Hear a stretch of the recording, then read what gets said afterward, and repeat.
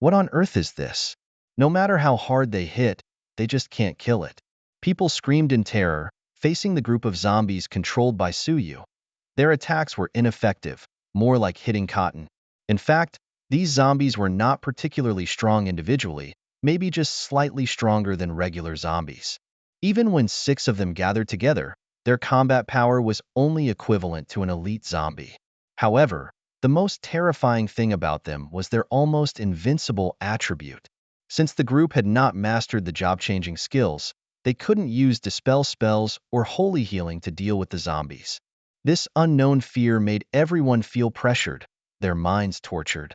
Being able to control zombies and now controlling the dead. Is this lone wolf still human?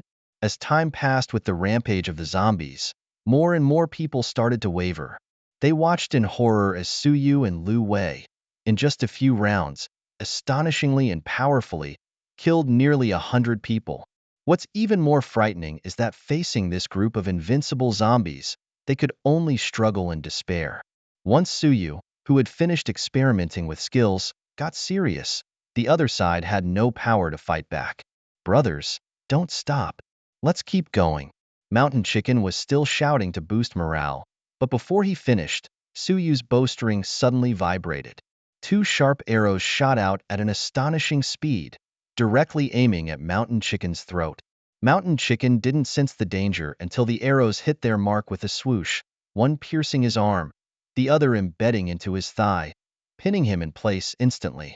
Overwhelmed by the sudden, intense pain, Mountain Chicken cried out in disbelief. The arrow's power was too strong. Blood gushed from the wounds, quickly staining his clothes red. His arm and thigh almost shattered from the impact. Mountain Chicken struggled in agony but couldn't resist the pain, blacked out and fainted. Ding! You used Plundering Hand on Survivor Mountain Chicken. Mountain Chicken's current breakdown level is 40%. Weakness level is 60%. Talent plundering successful. Remaining uses, 2. Ding! You obtained the S-level talent, Divine Eye. Divine Eye talent, S-level talent, level, S-level, Divine Eye. One of the so-called 5 eyes in Buddhism, capable of seeing through illusions, insight into reality, immune to mental skills like charm and hypnosis. By channeling mental power into both eyes, it can reveal the enemy's weaknesses, gaining a 50% bonus damage. Among S-level support talents, Divine Eye is indeed a top choice. Facing enemies with clones, no longer worry about finding the real body. What's even more rare is that it can expose the opponent's weaknesses, significantly increasing damage output. With these extraordinary talents, even though the newbie protection period is about to end, Suyu is full of confidence. In contrast, the crowd in front of him is not so lucky. After displaying all of Zhongbushun's skills and obtaining the desired talent, Suyu focused on assisting Lu Wei. With Mountain Chicken down in chaos among the crowd, people scattered and fled like headless flies, unable to stir up any waves. As long as someone started to run, others blindly followed. However, how could Suyu allow them to escape so easily? Although the music hall was spacious, the exits were few and far between. With the help of his innate talent and extraordinary skills, his eagle-like sharp eyes scanned every corner, leaving everyone in the room with nowhere to hide.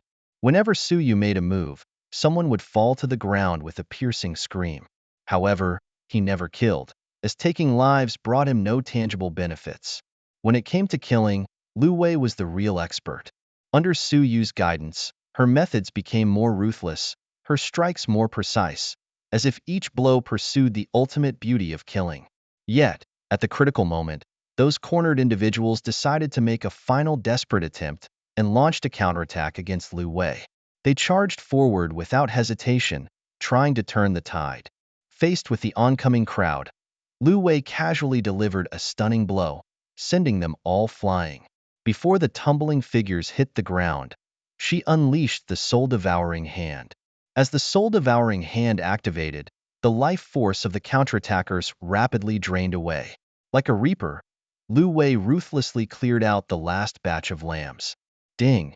Lu Wei killed survivor LV5, gaining 50 evolution points. Ding!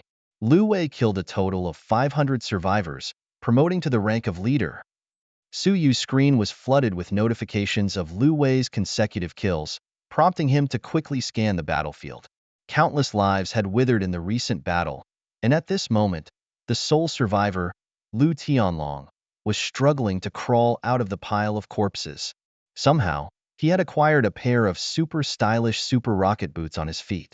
As the activation device was pressed, the propulsion force erupted instantly, propelling Lu Tianlong like a bolt of lightning, soaring into the sky in the blink of an eye, escaping the deathly air of the nocturnal city. His speed was so fast that even Suyu couldn't catch up.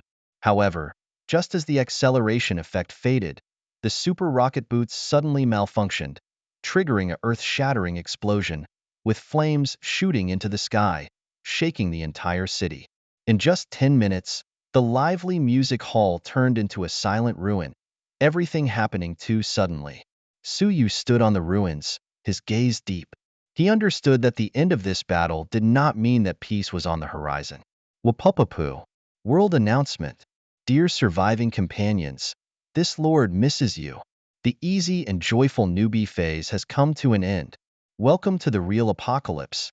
In the midst of the explosive chaos caused by Lu Tianlong, the announcement from the orderly world came a bit late.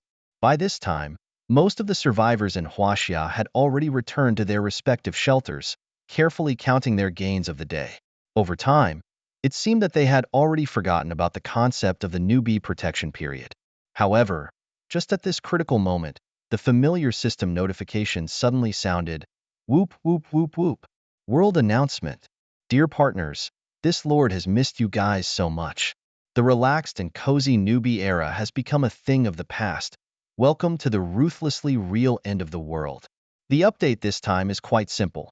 First, all zombie attributes will receive epic level enhancements, with increased activity, mutation, evolution speed, and nighttime attributes across the board. Second, every 7 days, a massive zombie army will launch a large-scale attack on human gathering places, the so-called zombie tide. Third, when the number of zombies in a certain area sharply decreases, the system will randomly release new zombies. Fourth, the level cap is raised to level 60.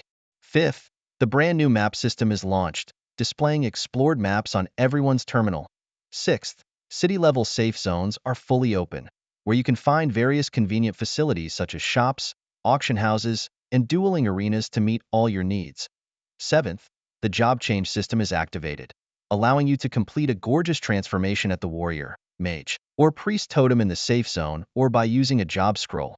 Eighth, the leaderboard system is online, based on countries/regions, opening up power rankings, reputation rankings, and divine weapon rankings, with those on the list receiving generous rewards. Ninth, new dungeons and battlefields are open, offering more unknown thrills and challenges for you to explore. Whether you understood or not, just do it. Welcome to the first season of the End of the World. The original light blue interface of the bracelet has now turned into a deep black. Rows of blood-red text, cold and merciless, sending shivers down the spine. Although the orderly's tone remained mocking, the cruel nature of the end of the world has gradually begun to reveal itself. Suyu knew full well that the information revealed by the orderly was just the tip of the iceberg of the rules of the first season of the End of the World. With the release of the world announcement, the entire Blue Star is undergoing earth-shaking changes. After a 7-day torment, the zombies have finally ushered in their own spring. The fate of these walking dead has undergone a drastic reversal, evolving at a visible speed. In the blink of an eye, all their attributes have surged by 50%. What's worse is that it is now nighttime in Huaxia, giving all zombies additional bonuses. The previous ordinary zombies, under the cover of night, have already reached the level of leaders in terms of combat power. And that's not all. A large number of ordinary zombies are starting to mutate. No longer the low-level monsters that only wave their claws, the dormant beasts within them are awakening. They seem to have broken free from restraints, shedding their shackles to become the new rulers of the Blue Star. Those with exceptional strength have solid limbs, transforming into ferocious berserk zombies. Those with outstanding mental abilities evolve into specialized zombies with toxins, curses, elements, and more. Those with extraordinary physique rapidly expand in size, their skin hardening, becoming armor-like zombies of steel. Those with exceptional agility shrink in size, turning into phantom zombies that kill invisibly. In the next second, all the zombies on the blue star simultaneously let out a terrifying howl, sending chills down everyone's spines. From that moment on, this planet was split into two worlds, one of light and one of darkness. Under the protection of the sunlight, the survivors transformed into hunters, battling against the ever-growing zombie horde. As night fell, the activity of the zombies increased sharply, turning the hunters into sitting ducks. What's even more terrifying are the horrifying zombies that only emerge after sunset. For survival, everyone must do their best until the first light of dawn once again covers the land. Not far from Star City Square, the ground violently shook, accompanied by thunderous rumbling, resembling an incoming earthquake. In an instant, a massive piece of ground rose up, transforming into a safe zone within Star City. In the terminals of everyone in the city, they received the map of the post-apocalyptic Star City and the coordinates of the safe zone, where at least temporarily, it was a sanctuary free from zombie disturbances. At the same time, the temperature dropped drastically, and the climate across the blue star turned extremely harsh. The daytime average temperature soared to over 40 degrees Celsius, while at night, it plummeted to below -20 degrees. With the passage of time, the climate would only become more treacherous. However, regular clothing would quickly deteriorate in the post-apocalyptic world. Only post-apocalyptic gear could withstand the extreme cold and heat. All signs indicated that to survive, one must hunt zombies and acquire essential supplies and equipment. Suyu carefully checked everything, confirming that it was no different from his past life, before closing the interface. In fact, he had already memorized these contents. Over the 10 years of the post-apocalypse, the environment deteriorated, and he had grown up step by step in such conditions. Lu Wei had already been promoted to a leader level. According to the rules of zombie mutation and evolution, she at least possessed the potential of a lord level. Suyu glanced back and saw the little girl happily munching on boneless chicken feet. Just a moment ago, Lu Wei successfully leveled up before the end of the novice period. Although all attributes increased by 10 points, she did not gain any special abilities besides that. Could it be that after becoming his slave, she lost the chance to continue evolving? Just as Suyu was pondering, Lu Wei's body suddenly shook violently, emitting the unique, gasping sound of a female zombie. What was even more surprising was that she did not cut off the connection with Suyu because of this. Suyu could clearly sense that the power of humanity within Lu Wei's body was engaged in a life-and-death struggle with the zombie virus. After a long time, Lu Wei gradually calmed down. She nonchalantly nibbled on the chicken feet as if nothing had happened. Suddenly, the system sounded, ding. Due to Lu Wei's promotion to a leader level, her strength exceeds the preset range, preventing further attribute enhancement, completion of mutation, and the enjoyment of nighttime bonuses. Following that, the system added, ding. As compensation, Lu Wei will receive the talent, Blood of the Berserker, and can choose to change to a warrior class profession. Suyu was not surprised by the system's words. In fact, when he changed professions himself, he noticed that there was no option for Lu Wei to do so in her status bar. Now, with the system providing compensation, allowing her to change professions, it was undoubtedly much better than random mutation and evolution. He could choose a profession that suited her better. With the Blood of the Berserker, Lu Wei could turn every bit of injury and pain she endured into an increase in her own strength. The more blood loss she suffered, the higher her attack speed and resistance would be. Upon seeing this talent, Suyu already had a plan in mind. Due to the innate nature of the talent of the Berserker's blood, it seemed destined to be a perfect match with his partner, Nuomibuo. The wild and savage growth power of Lu Wei perfectly matched her talents, sparking a bold idea in Suyue's mind, to have her change jobs to a berserker. It is said that those who choose to become berserkers are a group of madmen who are willing to make deals with demons and sell their souls in pursuit of ultimate power.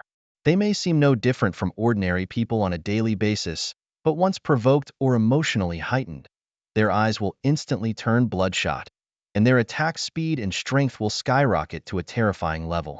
However, this kind of power is built upon an extremely fragile mental foundation. Once the berserkers will wavers, there is a high possibility of being consumed by the demonic nature within, plunging into madness where they cannot even distinguish between friend and foe. In later generations, a remarkable conclusion was drawn. In a state of madness, the combat power of a berserker reaches its peak among all warrior classes, unmatched by any other profession. However, Suyue was not worried about this at all. Even if Lu Wei were to fall into madness, with his absolute enslavement talent, completely controlling her body would be a piece of cake, as easy as manipulating a puppet on a string. The only downside is that, as Lu Wei is a zombie, her leveling process is greatly restricted and can only be completed through continuous killing or relying on automatic upgrades at night. At this rate, it may take several days to reach level 10. Just then, Suyue's attention was drawn to the new leaderboard system that appeared on the bracelet panel. However, as soon as he clicked on it, a series of notification sounds rang out. Congratulations to player Lone Wolf. With 9,527 combat power points, you have topped the leaderboard in the Huaxia region. Would you like to publicize your name? Congratulations to player Lu Wei. With 888 combat power points, you are ranked 4th in the Huaxia region leaderboard. Would you like to publicize your name? Congratulations to player Lone Wolf. Your fine-grade equipment, the Bao King, Ho Yi's Sun Shooting Bao, has won the championship in the Huaxia region Divine Weapon leaderboard. Would you like to publicize your name? Congratulations to player Lu Wei. Your legendary equipment, the Disguiser's Mask Plus 10, ranks 2nd in the Huaxia region Divine Weapon leaderboard. Would you like to publicize your name? In other words, Suyue not only dominated the leaderboard, but Lu Wei also held a strong position in 4th place. In the top 10 Divine Weapon leaderboard, besides the Sun-shooting Bao and Disguiser's Mask taking the 1st and 2nd spots, Suyue's Stalker's set also claimed the 3rd position. Overall, Suyue and Lu Wei firmly occupied the top 3 spots on the leaderboard. No hiding at all. Suyue decisively chose to make his name public. Just a mere leaderboard. Since they had already taken the lead, why bother hiding and not daring to let others know? Name publicized successfully. First place on the combat power leaderboard, Lone Wolf level 12 profession, Zhongbu God combat power points 9527, 2nd place, Wang Cheng level 8 profession, no combat power points yet, 985, 3rd place, Bai Wuming level 8 profession, no combat power points yet, 911, 4th place, Lu Wei level 8 profession, no combat power points yet, 888. Please note that combat power points are calculated by the system based on player level, attributes, profession, equipment, talents, skills, etc.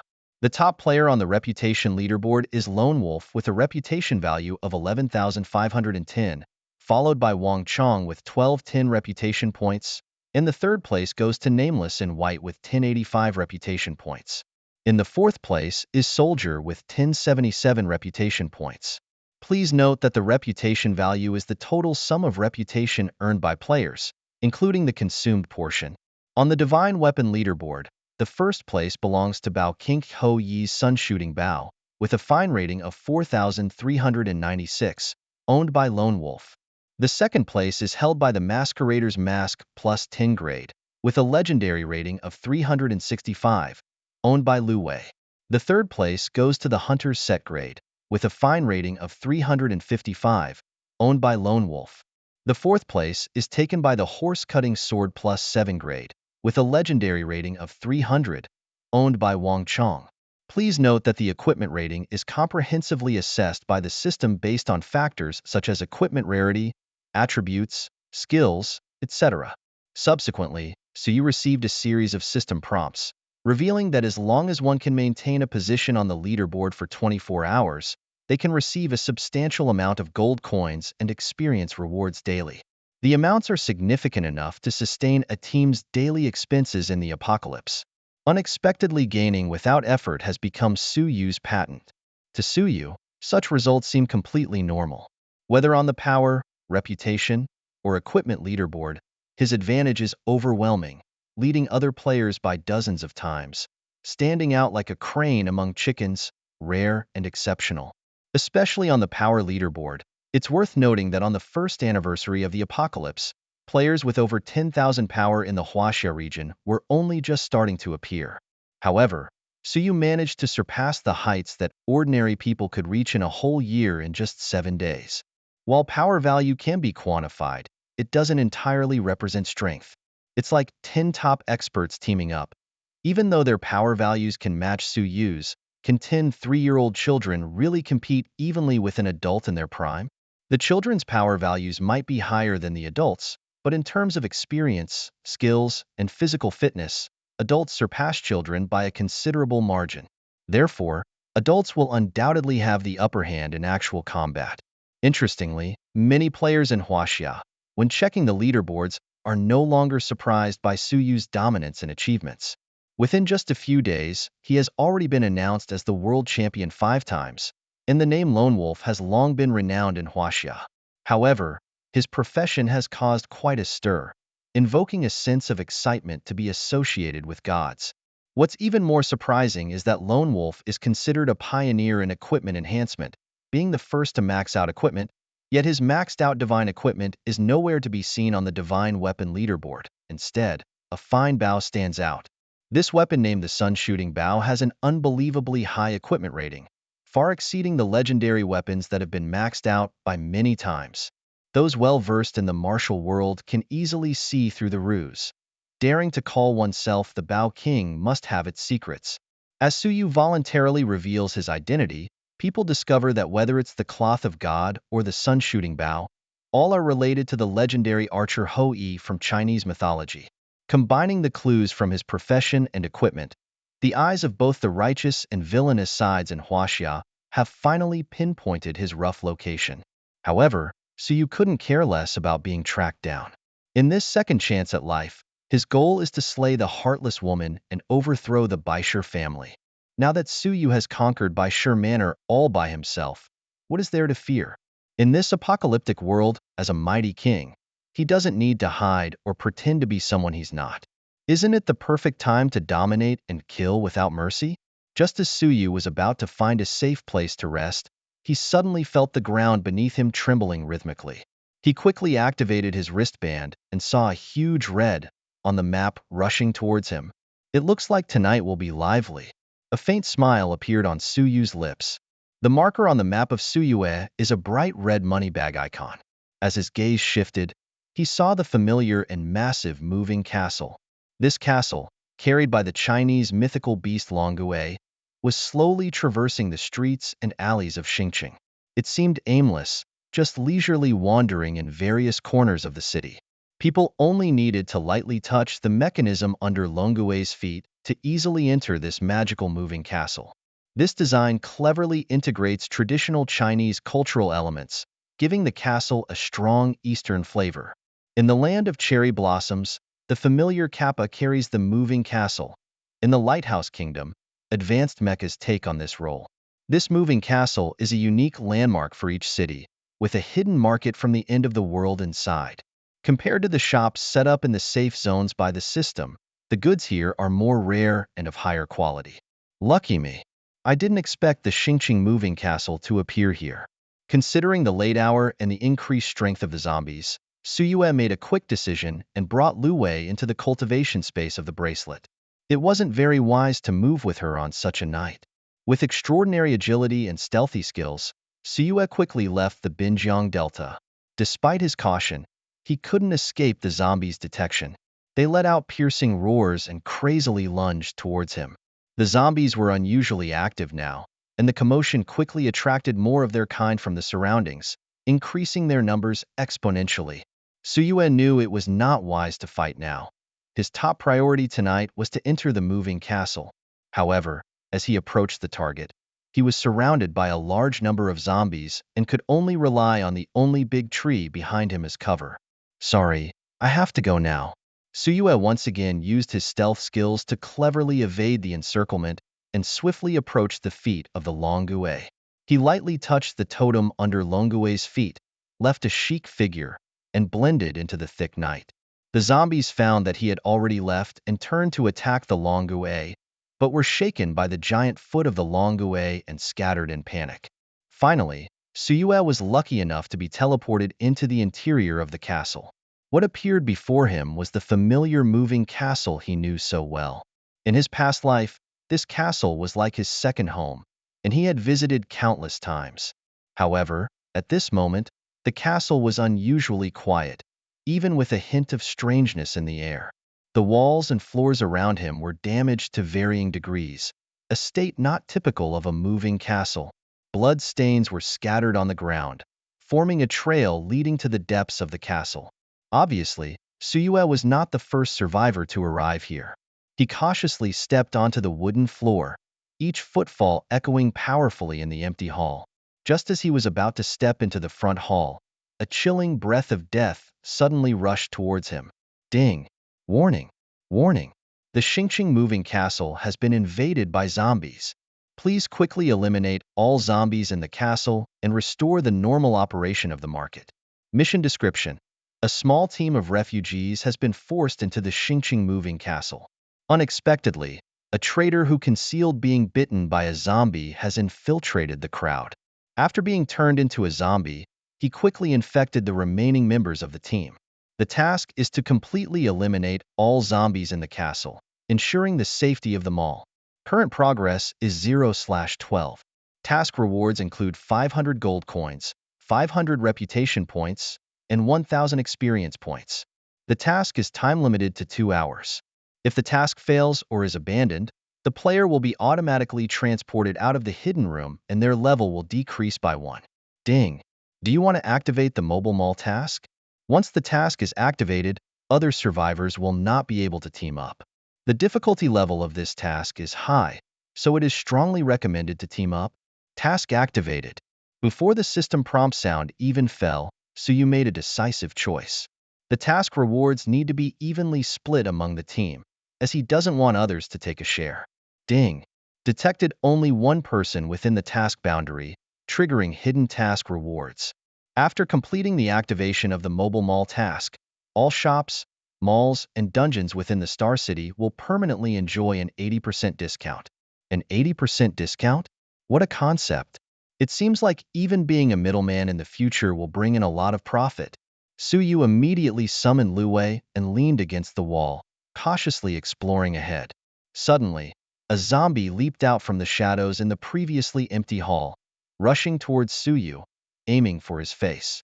Under the cover of the night, the evolved ordinary zombie was no longer to be underestimated, with strength comparable to a beginner-level boss zombie.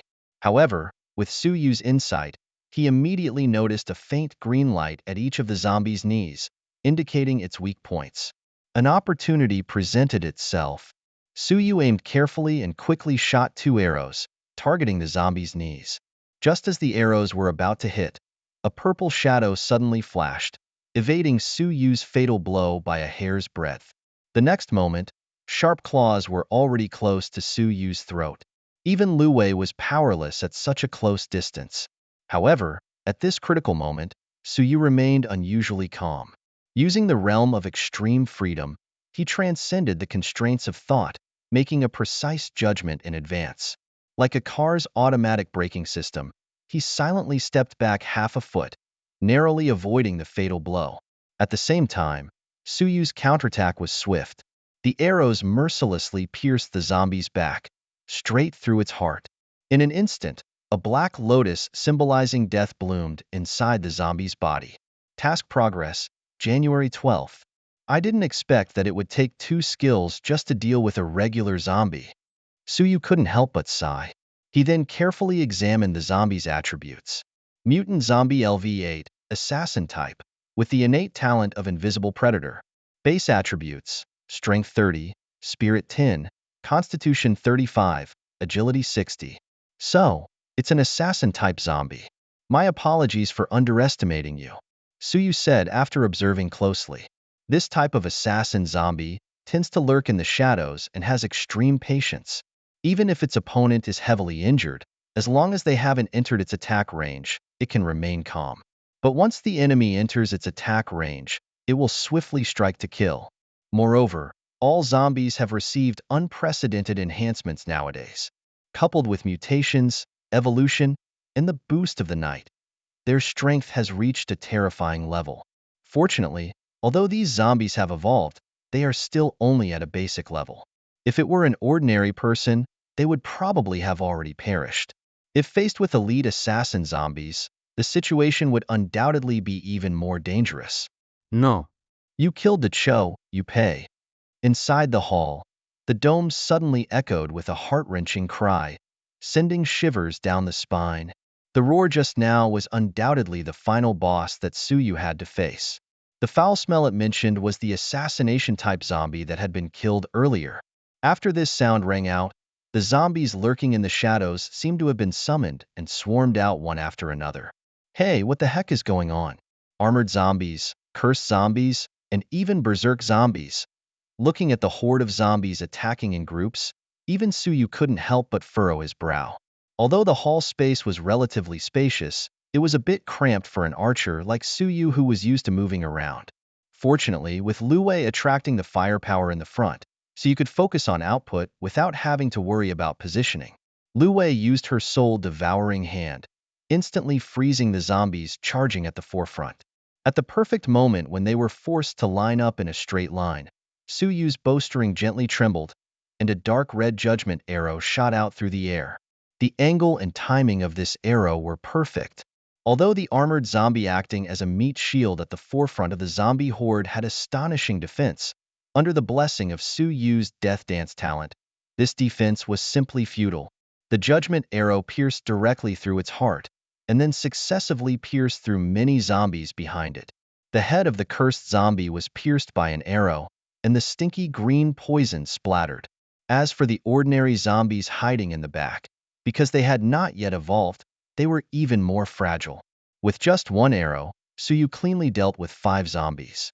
Just then, a hoarse low growl came from the shadows. Kill that human! Avenge Big Stink! As soon as the words fell, several thick green poisonous mists descended from the sky, enveloping the remaining zombies. Bathed in this poison mist, they became even more ferocious, as if they had received some kind of command, completely ignoring Lu Wei and charging straight at Suyu. Now we're talking. Suyu smiled slightly, and the provocation flask in his hand was also thrown out. The alluring power emitted by the provocation flask was more attractive to zombies than humans. The figures of those zombies visibly paused, involuntarily rushing towards the provocation flask, becoming live targets for Lu Wei instead. Several zombies were knocked away by Lu Wei's shock waves, and before they could land, Suyu swiftly killed them one by one. As for the elite berserk zombie, due to its higher rank, it was less affected by the provocation flask and only hesitated for a moment. However, Suyu seized this fleeting opportunity. He immediately unleashed the Holy Spear Baptism, combining it with the true earth-shattering strike and paralyzing bite dual talents, successfully adding slow and stun effects, rendering the berserk zombie completely powerless to resist, ultimately killing it with one blow. Mission progress, November 12th. In just a minute, Suyu had already eliminated 11 zombies. And the one remaining, without a doubt, was the leader who had been giving orders from the shadows earlier. In terms of strength, it was clearly much stronger than the elite zombies just now.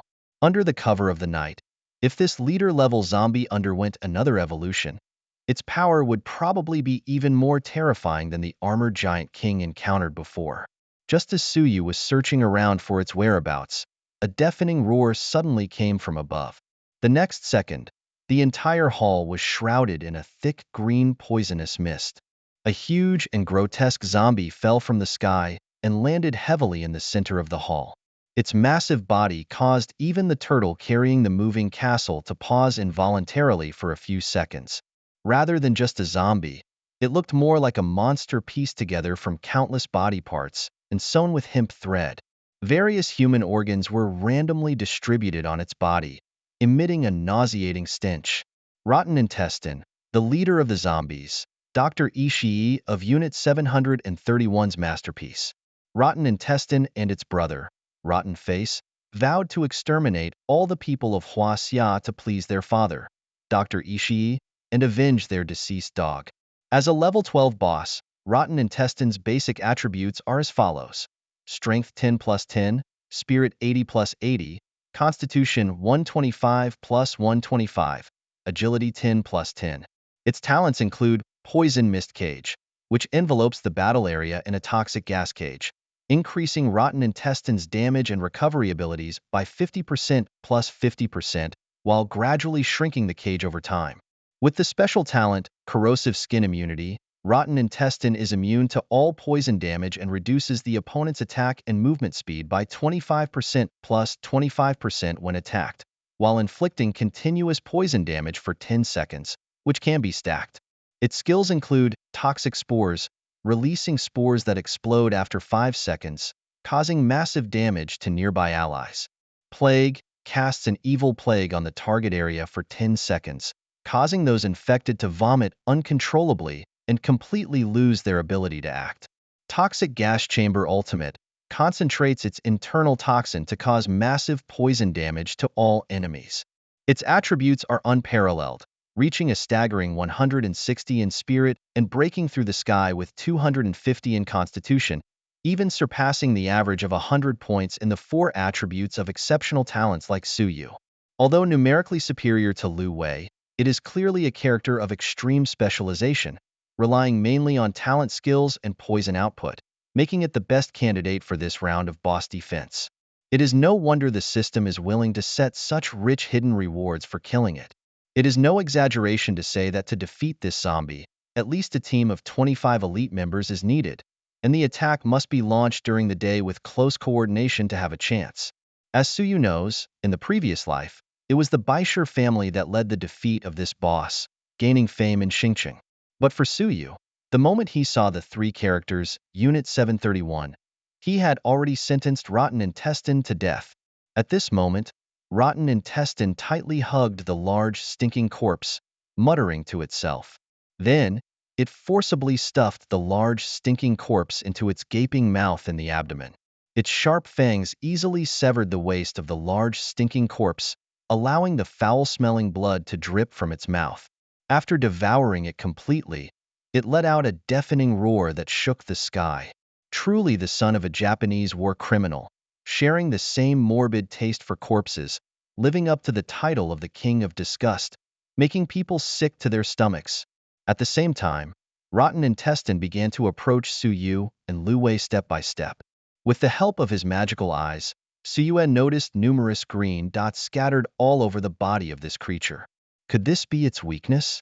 No. Upon closer inspection, Suyu was astonished to find out that this patched-up monster actually had 5 brains and 7 hearts.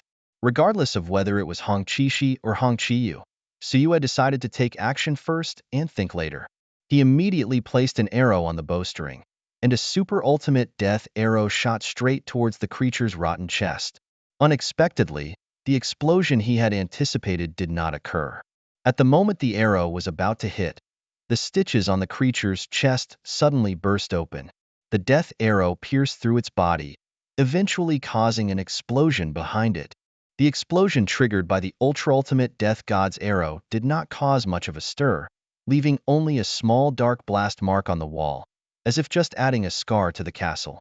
Faced with this result, Suyu was not particularly surprised. After all, in the end of the world, anything is possible. Seeing this, Lu Wei rushed forward without hesitation, raising her heavy hammer high and smashing it down on the Rotten Intestine's knee. However, the Rotten Intestine's body was not made of ordinary bones. With the hammer strike, its knee instantly caved in like cotton, but then rapidly returned to its original state like memory metal in the next second. Just as Lu Wei was attacking with all her might, a poisonous spore quietly appeared above her head. Obviously, the Rotten Intestines needed some chanting time before releasing the skill, and Suyu was waiting for this opportunity. The next moment, Suyu tightly gripped the sunshot bow, concentrating on the target. As the red bowstring was pulled to the limit, a white-hot arrow took shape. It shot straight into the constantly flowing heart of the Rotten Intestines like a fired cannonball. Because the Rotten Intestine's skin was a complete hole, even if it wanted to split its body to avoid the attack, it was futile. Moreover, its agility attribute was not outstanding. Faced with the swiftly incoming arrow, there was no way to dodge it. Instinctively, the Rotten Intestines raised its arm to try to block it. However, the arrow pierced straight through its fingers, fiercely stabbing into its body. The arrowhead penetrated the body, leaving only a cluster of arrow feathers swaying outside the body. Despite the opponent's formidable strength, Su Yu's extraordinary talent was not to be underestimated. With a swift arrow, Su Yu pierced the heart of the rotten intestines, instantly depleting a large portion of its health, showing remarkable skill. What gushed out of the wound was not bright red blood but viscous green liquid, accompanied by a slowly spreading foul green gas. Without a doubt, these were toxic components. Although the heart in the rotten intestines body wandered irregularly, Su Yu still discerned the mystery within it. However, at the moment the arrow hit, Su Yu felt a trace of a dangerous poisoning sign. Under the effect of the boss rotten intestines corroding skin talent, Su Yu's movement speed began to decrease significantly, each step feeling like sinking into a quagmire, making it difficult to move. At the same time, the poisoning effect was continuously eroding his vitality. What's worse, under the influence of the corroding skin, Su Yu's proud talent of paralyzing bite was completely immune to the rotten intestines. This talent was indeed too overpowered. The rotten intestines roared to the sky, summoning several clusters of green light balls the size of basketballs. They exploded upon landing, and the plague mist quickly spread, compressing the space where Su Yu and Lu Wei were located. Su Yu agilely dodged, roaming in the areas not yet affected by the plague. However, Lu Wei, who was close by, was not so lucky. The poisonous spore above her head suddenly exploded, causing her to lose vitality continuously. Her vision was obscured by the poison mist in front of her, and she inadvertently stepped into the plague. In an instant, Lu Wei was tainted green with poison, blood and energy pouring out uncontrollably. Her body uncontrollably vomited, clearly needing some time to recover. The biological weapons of Unit 731 are truly disgusting. Su Yu couldn't help but curse in his heart. However, he was not worried about Lu Wei's safety. The little girl has a rare talent of possessing the blood of a berserker. The lower her health, the higher her resistance, making her perfectly suited for extreme combat. Su Yu tightly gripped the bowstring, every pull turning the arrows into shadows. He unleashed a rapid volley of shots, with 10 sharp arrows pouring down on Rotten Gut like a storm. Despite hastily grabbing nearby armored zombie corpses to use as shields, Rotten Gut couldn't escape. Several arrows hit its vital points, piercing through its brain and heart, causing excruciating pain. Rotten Gut's current breakdown level is at 5%, weakness at 30%. It's not yet time to recklessly use the talent-stealing move, as the success rate is too low. However, Su Yu's own situation is far from optimistic. The corrosive backlash from harming the enemy at the cost of self-damage visibly weakened his vitality. Luckily, the effects of this potent poison have a limited duration. Su Yu quickly consumed a bottle of red potion to barely halt the decline in his vitality. Lu Wei, activate Bloodlust mode and go all out. Seeing Lu Wei recovering from her vomiting episode, Su Yu immediately issued attack commands. Only by keeping the enemy on the defensive can one effectively limit their skill releases. The little girl detests having to vomit up her food, and the sight of the culprit before her makes her itch with hatred. Driven by raging fury, Lu Wei's body trembled violently, and the power of bloodlust erupted in an instant, boosting her attack power to its peak. While her attacks inflicted limited substantial damage on Rotten Gut, the ferocity of her assault left it struggling to defend itself. Wow! Under the fury, Lu Wei was both vomiting and attacking, truly resembling a jet fighter. Physical output combined with magical damage, Rotten Gut was nearly turned into a sieve.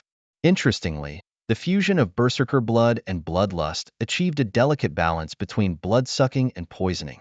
The duration of bloodlust is 40 seconds. After 40 seconds, Lu Wei will enter a state of hunger. Su Yu only has 40 precious seconds. He immediately enveloped himself in the void shield, rendering him impervious to any harm until the shield shattered. Meanwhile, his arrows shot out with pinpoint accuracy, targeting the fatal weak spots on Rotten Gut's body. As time passed, the weak spots on Rotten Gut diminished, and Su Yu's success rate in stealing talents soared. Shameless Huaxia pig. Rotten Gut roared in anger, suddenly opening 2 large mouths on its chest and back, devouring all the surrounding toxic gas and plague. At the same time, the toxic mist cage enveloping the battlefield continued to shrink, forcing Suyu to move closer to Rotten Gut. He knew full well that beyond the cage lay a perilous forbidden zone. Undoubtedly, Rotten Gut's next move would be its ultimate skill, the poison gas chamber. At this moment, regardless of Suyu and Lu Wei's attacks, Rotten Gut remained indifferent, focusing solely on gathering power. Finally, let me add some codes for you. Suyu had been waiting for this moment. He immediately unleashed the divine skill of controlling the undead. Ding!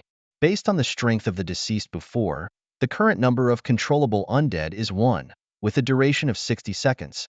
At this critical moment, Rotten Gut's movements abruptly halted. Its abdomen violently churned, and a figure within it was savagely tearing apart. Although the rotten intestine couldn't feel pain, the sudden ambush still interrupted its skill release. With a harsh tearing sound, the abdomen of the rotten intestine was forcefully torn open, and its massive body collapsed to the ground. The gushing green poison gathered into a puddle, and the once unbreakable poison fog cage instantly shattered. The rotten intestine looked in disbelief as a foul smell gushed out from the wound, with a still beating heart clenched tightly in the assailant's hand, which was then crushed with force. Suyu then realized that the foul smell he was controlling had already been melted by the poison in the rotten intestine's belly. At the same time, the duration of the bloodthirsty state had come to an end, so Suyu hurriedly recalled Lu Wei back into the cultivation space. The rotten intestine was now on its last legs, with only one heart and one brain left, both under Suyu's control, and he could take its life at any moment. The current breakdown rate is 30%, weakness rate is 90%, and successful looting rate is 100%. It was finally time to reap the harvest. Suyu immediately activated the talent of looting. Due to the special talent of Poison Fog Cage, it cannot be looted. The second talent looting was successful. Remaining times, 1. A victorious smile appeared on Suyu's lips. Your life has come to an end. Just as Suyu tightly gripped the sun's shooting bow, preparing for a fatal blow. Ding! Detected an additional person within the mission boundary, canceling hidden mission rewards. Look, the poisonous mist has dissipated. We can go in now. A young man with a middle part whispered excitedly to his companion. Right. And the mission progress is already at November 12th. The one lying on the ground should be the boss, right? Hurry. It's on its last breath. With that, the one in overalls followed closely behind, stepping into the hall. Damn. Once we take down this boss, we can make an area announcement and let the Ikuin family take this glory. The third rapper also followed suit. In addition to these 3 members of the Ikuin family, outside the hall, a group of people stood in a neat line. It seems that they entered this mobile castle only after the battle between Suyue and Lanchong. However, at the moment the battle started, the entrance to the hall was tightly sealed by a thick, poisonous mist. It was both the unique talent of the boss and the boundary of the mission. Earlier, a bold person tried to touch the mist barehanded, losing almost half of their life instantly, which made others not dare to act recklessly. It wasn't until Suyue defeated Lanchong that the dangerous mist barrier disappeared, allowing others to enter safely. Among this group of people, the leader was a burly man with a large beard stubble, evidently their boss. He glanced around the situation in the hall, then waved to stop his restless subordinates. If anyone doesn't want to die, they better stay put and not move. Boss, isn't this a team task? The boss is almost done for. Can't we go in and get a piece of the action? One of the henchmen found the boss's caution puzzling. Right, boss, look at that fully armed guy. How about we go rob him in a while? Another eager henchman stepped forward, followed by a few others, all with a gleam in their eyes, eager to try their luck. You old fools are just like old ladies wrapping themselves in quilts. Ridiculous. Go rob who? The lone wolf boss? The boss scolded angrily, delivering a slap to the unlucky guy who spoke out of turn. Little did he know, this slap actually saved the guy's life. The crisp sound of the slap echoed in the hall, and a bright red handprint immediately appeared on the henchman's cheek. The lone wolf boss? He's the lone wolf boss I've long admired? The henchman was shocked and delighted. as if the previous slap didn't hurt at all. Didn't you all notice? That boss is a genuine leader-level character. Who in the entire Huaxia, no, in the entire Blue Star, could single-handedly defeat a leader in the dark and emerge victorious? The boss said solemnly. Since he chose that ID, it means he prefers to be alone. Not only can we not go in and cause trouble, we have to help him fend off others. Believe me, those few idiots won't last a minute. The boss is wise. The henchmen all praised in unison, standing guard to block the passage. Being able to watch their idols battle up close was a different kind of enjoyment. It must be said, as we walk the path of life, some people's paths widen while others narrow. Just as Suyue was about to deliver the final blow to Lanchong, the system notification sound suddenly rang out continuously, spitting out 3 messages in one breath. This is not good. Not only did the hidden mission reward go down the drain, but even more annoyingly, we have to share the mission reward with 3 other people. Suyue furrowed his brow, turned abruptly, and saw several young people sneaking around. Summon the warlord, Suyue shouted, and a majestic figure appeared instantly. The warlord brandished his long sword, standing aggressively in front of Rancid Intestine, ensuring that it would not be robbed of the credit by those sneaky youngsters. With Rancid Intestine now stripped of its skin-corroding ability, Suyue was no longer afraid. At that moment, Suyue, with a face as dark as the bottom of a pot, gripped the sunshot bow tightly and strode towards the clueless guys with a fierce aura. The leader of the group, a young man with a middle part, had just overheard the conversation behind him.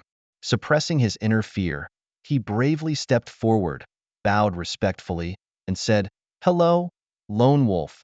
We are the Ikuan family who just arrived in Star City. Please rest assured, we have no intention of competing with you for the boss." Exactly. The Ikuan family has always been prudent. Overalls and the rapper chimed in quickly. Ikuan family? Suyue coldly questioned.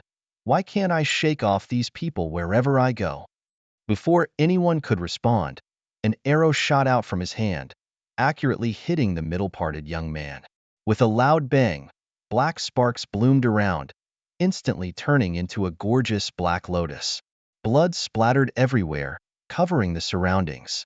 The 2 companions behind him were dumbfounded, never expecting Suyue to act so ruthlessly. In an instant, they were covered in the bloody remains of their companion. After the explosion, a skull rolled a few times and stopped at the feet of the 2. Even though life had faded, the iconic middle-parted hairstyle remained intact. Ding! Detected a decrease in the number of people within the mission boundary. Mission rewards will be correspondingly increased. The rules of the post-apocalyptic game were so brutal. If you didn't invite yourself to the feast, you had to be prepared to pay the price. Conversely, killing a companion in a team mission allowed you to claim all the rewards. As long as you claimed the other person died in the dungeon, no one could investigate.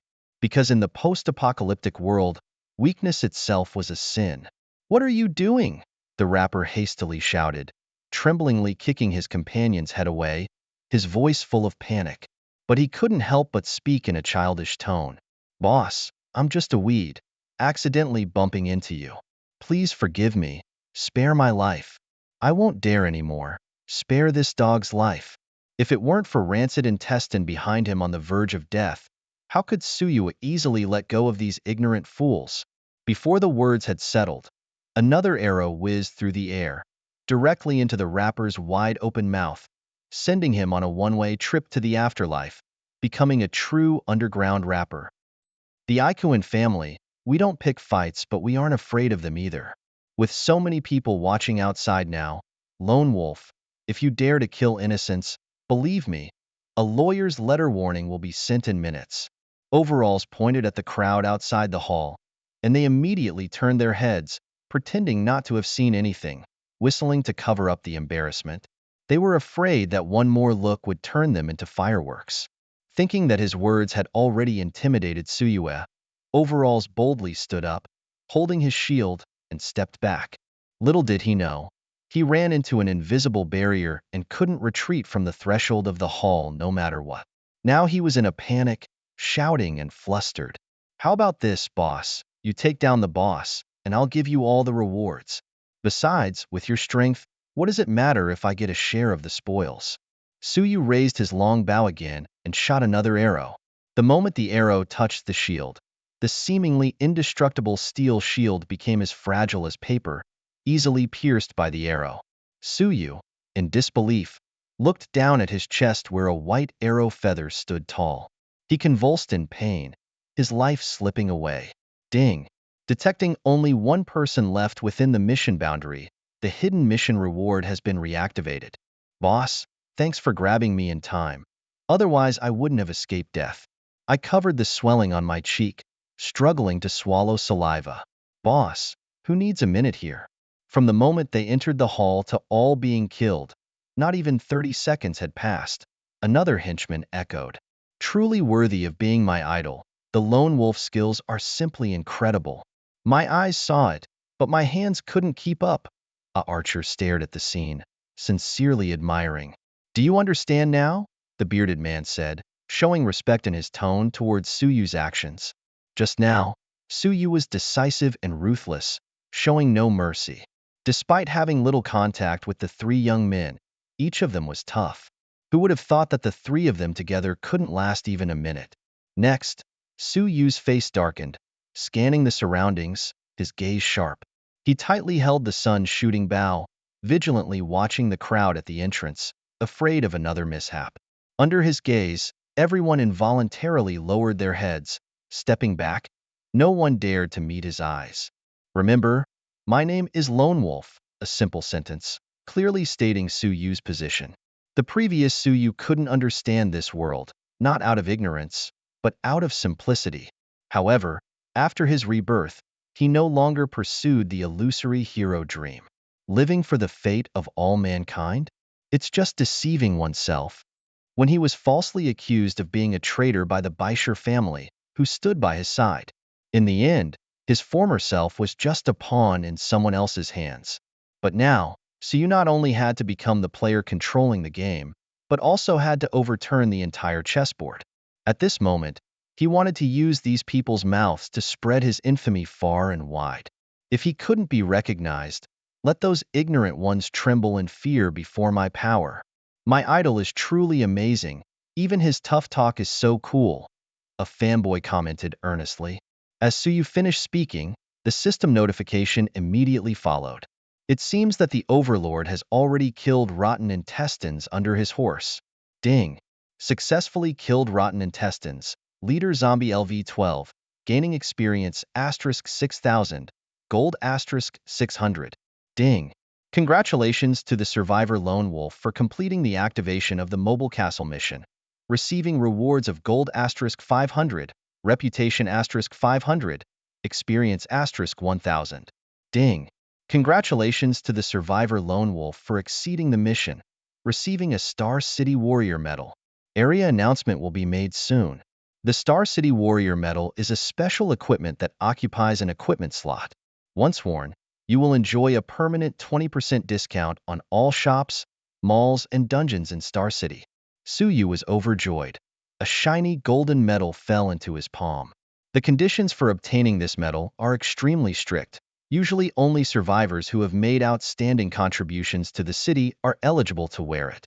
In the past life, the player with the most medals was a player known as the Medal Master, with his chest full of dazzling medals, blinding onlookers. Wearing the medal is simple, like wearing a brooch. A gentle attachment brings the attribute bonus it brings. Suyu immediately attached the medal to his lapel. At this moment, all survivors in Huaxia Star City received a regional announcement. At first, everyone thought it was another world shout from Lone Wolf, feeling a bit numb. Soon, they were surprised to find that this was not a global announcement, but only a regional announcement within the Star City area. Ding! Regional announcement. The lone survivor killed the boss guarding the Star City mobile castle, successfully activating the mobile market. All survivors in the Star City area will receive a collective reward, an end-of-the-world survival kit *1. Ding! As the Star City mobile market is the first market activated in China, within 24 hours, the profits from killing zombies in the Star City area will increase by 50%.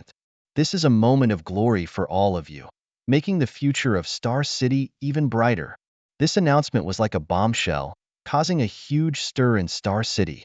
People were extremely surprised, never expecting that the lone wolf, who was famous in China and even the entire Blue Star, had been hiding in some corner of Star City all along. Following that, in places like the Star City Hospital and mansions, those who had direct or indirect contact with Suyu suddenly seemed to have an epiphany, showing expressions of realization as if waking from a dream. At that moment, their terminals lit up simultaneously, receiving generous gifts from Suyu.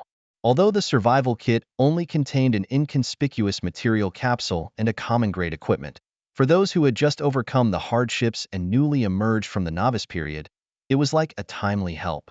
At this moment, everyone sincerely and deeply admired the lone wolf.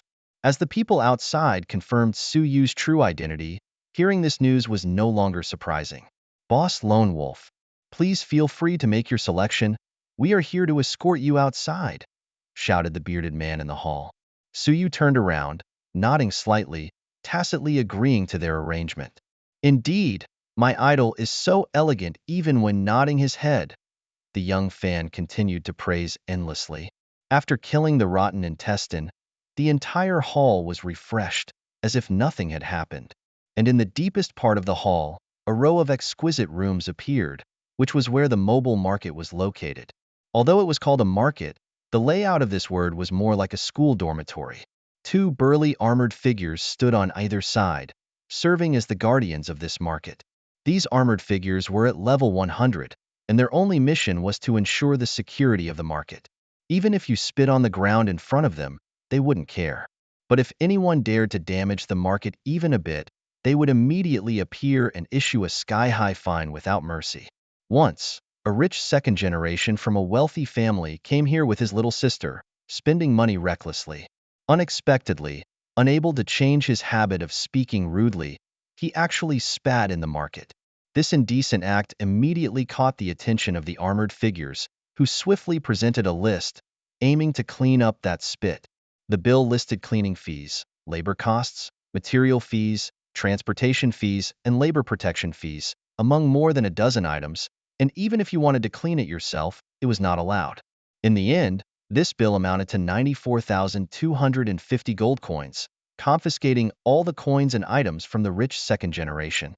It was said that the rich second generation was eventually thrown out wearing only his underwear. Even if you want to argue logically, do you really expect the system to reason with you? You refuse to pay the fine, right? Well, easy solution, just delete it. Even Suyu changed into clean clothes on purpose, and after a careful inspection, she cautiously stepped in. She truly lives up to being my idol. Even her cleanliness obsession is so charming. Ding. Esteemed VIP customer, welcome to Star City Mobile Mall. Ding. Dear VIP customer, your exclusive shopping time has begun, and you have 60 minutes to enjoy selecting. As the first distinguished guest of this mall, you will enjoy the privilege of a free purchase, so indulge in your shopping journey. When Suyue entered the mall, the doors behind him thunderously closed, isolating him from the outside world, creating an absolutely safe space. However, at this moment, Suyue was not in a hurry to make a selection. He had not yet had the chance to inspect the spoils of the recent battle. Taking a deep breath, he began to carefully examine his newly acquired talents.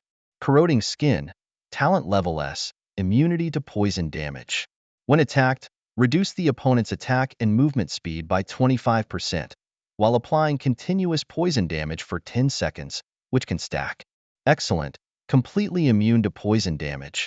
Moreover, whenever Suyue is attacked, whether melee or ranged, the attacker will be slowed down and poisoned, making it a quite practical defensive talent. However, Suyue chose this talent not to go down the defensive path, but because it is closely related to his next plan. Next, in the legendary chest burst open by rancid intestines, Suyue carefully searched through it. Conqueror's chestplate, Conqueror's leggings, rare-grade equipment. Although plain in appearance and seemingly ordinary, they once belonged to a legendary warrior who conquered the world.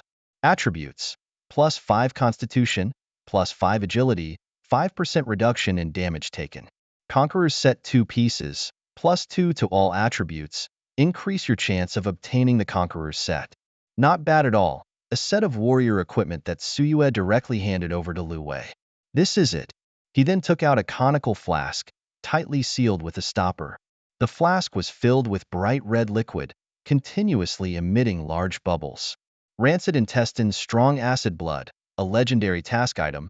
This is the relic left by Rancid Intestines after his death. It is said that its use may be found in the safe zone. True to its name, this is not a consumable, but a task item. However, one bottle is not enough. The other bottle is still in the body of its brother, Rotten Face. Only when the two bottles are combined can a myth-level task be unlocked. Suyue put away the strong acid blood of Rancid Intestines. He already had nearly 30,000 gold coins in hand, and with the reward for slaying Rancid Intestines and completing the task, the total number of gold coins had risen to 30,535. Originally, Suyue wanted to try his luck and see if he could upgrade his ring. After all, as his constitution and spirit attributes approached the 100-point mark, the recovery abilities provided by the excellent grade rings of vitality and energy were starting to fall behind. But now with the free purchase event, of course, he had to choose the most expensive one. The mall panel displayed 4 categories: material capsules, equipment, props, and others. The goods here are randomly refreshed based on the items dropped by survivors in the city.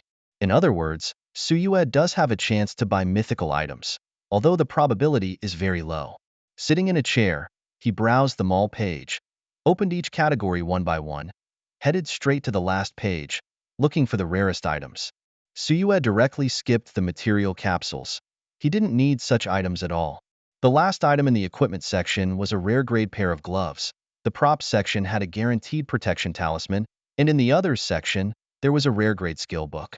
Oh, what a disappointment. None of these items catch my eye at all. Suyue closed the panel with a heart full of disappointment, the joy of shopping evaporating. Ding! Dear VIP customer, if you are not satisfied with the items on this floor, you can spend 10,000 reputation points to unlock access to the second floor store. Would you like to unlock the access? It will cost 8,000 reputation points, or you can use the free pass. What's going on here? There's a second floor? Is this the VIP treatment? In his past life as a seasoned driver of a mobile store, Suyue had never heard of the existence of a second floor. Unlock access. Use 8,000 reputation points. Suyue made the decision without hesitation. When it comes to using the free pass, it should be put to good use, as there aren't many places to use reputation points now. Following the staircase that appeared out of nowhere, Suyue ascended to the stairs leading to the second floor. It's like taking a cow to Antarctica. Extraordinary. The first floor's decor was light and simple, with black, white, and gray as the main colors, resembling a dish of wood-ear fungus with tofu. But as soon as he stepped onto the second floor, a strong sense of luxury hit him, as if he was in the scene of cooking Buddha jumps over the wall. Even the product selection counter had transformed into a comfortable and enjoyable massage chair and foot bath. Looking around, there were bathtubs, waterbeds, and other facilities. The wall was filled with various small toys, each marked with a price tag. Awesome! The treatment for the wealthy is indeed different. Ding! Dear VIP customer, all facilities on the second floor are open for you to enjoy for 1 hour for free. If you wish to continue this pleasant experience, simply touch your bracelet at the clock-in point at the door. It will be 100 gold coins per hour to continue your VIP journey. At this moment, Suyue could no longer contain his excitement. He sat on the massage chair, not for the massage, but to eagerly explore the rare treasures of the second-floor store. With a light touch, the page slowly unfolded without the need to flip, revealing only a few items, not even enough to fill a page. However, the prices of each item were exorbitant. If it weren't for the privilege of the first free purchase, Suyue would probably have to work hard for half a year before daring to make a purchase. Job change fragments, legendary items, job-specific fragment overlord. Collect 4 pieces to synthesize a job change scroll. It can also be used directly, but the obtained ability will be weakened. Price: 200,000 gold coins. Current stock: 1. Must succeed symbol, a mythical consumable item for equipment enhancement. After use, the equipment enhancement is guaranteed to succeed. The must succeed symbol disappears after use. Price: 500,000 gold coins. Current stock, 10. Top 10 famous bows. Divine Arm Bow, mythical equipment, ranked 8th among the top 10 famous bows in China, the only equipment. The continuous crossbow created by Zhuge Liang, the prime minister of Shu during the Three Kingdoms era, is said to have been used by Yu Fei. Price, 1 million gold coins. Current stock, 1. Do you still hesitate? When Su Yu's gaze caught the words, top 10 famous bows, he was practically drooling. Would you like to purchase the top 10 famous bow, Divine Arm Bow? Would you like to spend 1 million gold coins, or use the free pass? Purchase. Use the free pass. Su Yu decisively gave the order. Ding. Dear VIP customer, with your total spending reaching 1 million gold coins in our store, the second floor will be permanently open to you for free. In the next moment, on Su Yu's terminal, appeared the top 10 famous bow that he had been yearning for. The Divine Arm Bow, a myth-level equipment, with the attributes of plus 20 constitution and a passive skill of rapid shooting, capable of firing 10 arrows continuously without the need for reloading. The active skill, Divine Arm, summons a divine crossbow turret to assist in battle. The turret cannot move, inheriting 100% of the host's strength and constitution values, lasting for 10 minutes with a cooldown of 12 hours. Su Yu decided to take a rest for the night in the mobile mall, guarded by armored guards, ensuring absolute safety. Although killing zombies could bring an additional 50% income, it was undoubtedly a huge temptation for ordinary people. But for Su Yu now, the ordinary level 7 to 8 zombies could no longer bring him any substantial benefits. Besides, at this moment, his powerful skills were still on cooldown, and his energy was already depleted. So the idea of challenging the outdoor boss was dispelled. Looking around the well-equipped room, he couldn't help but admire the designer's ingenuity, truly knowing how to enjoy life. When Su Yu woke up from a sweet dream, the brilliant morning sun had already illuminated the room. Time quietly crossed the long night and came to a brand new day.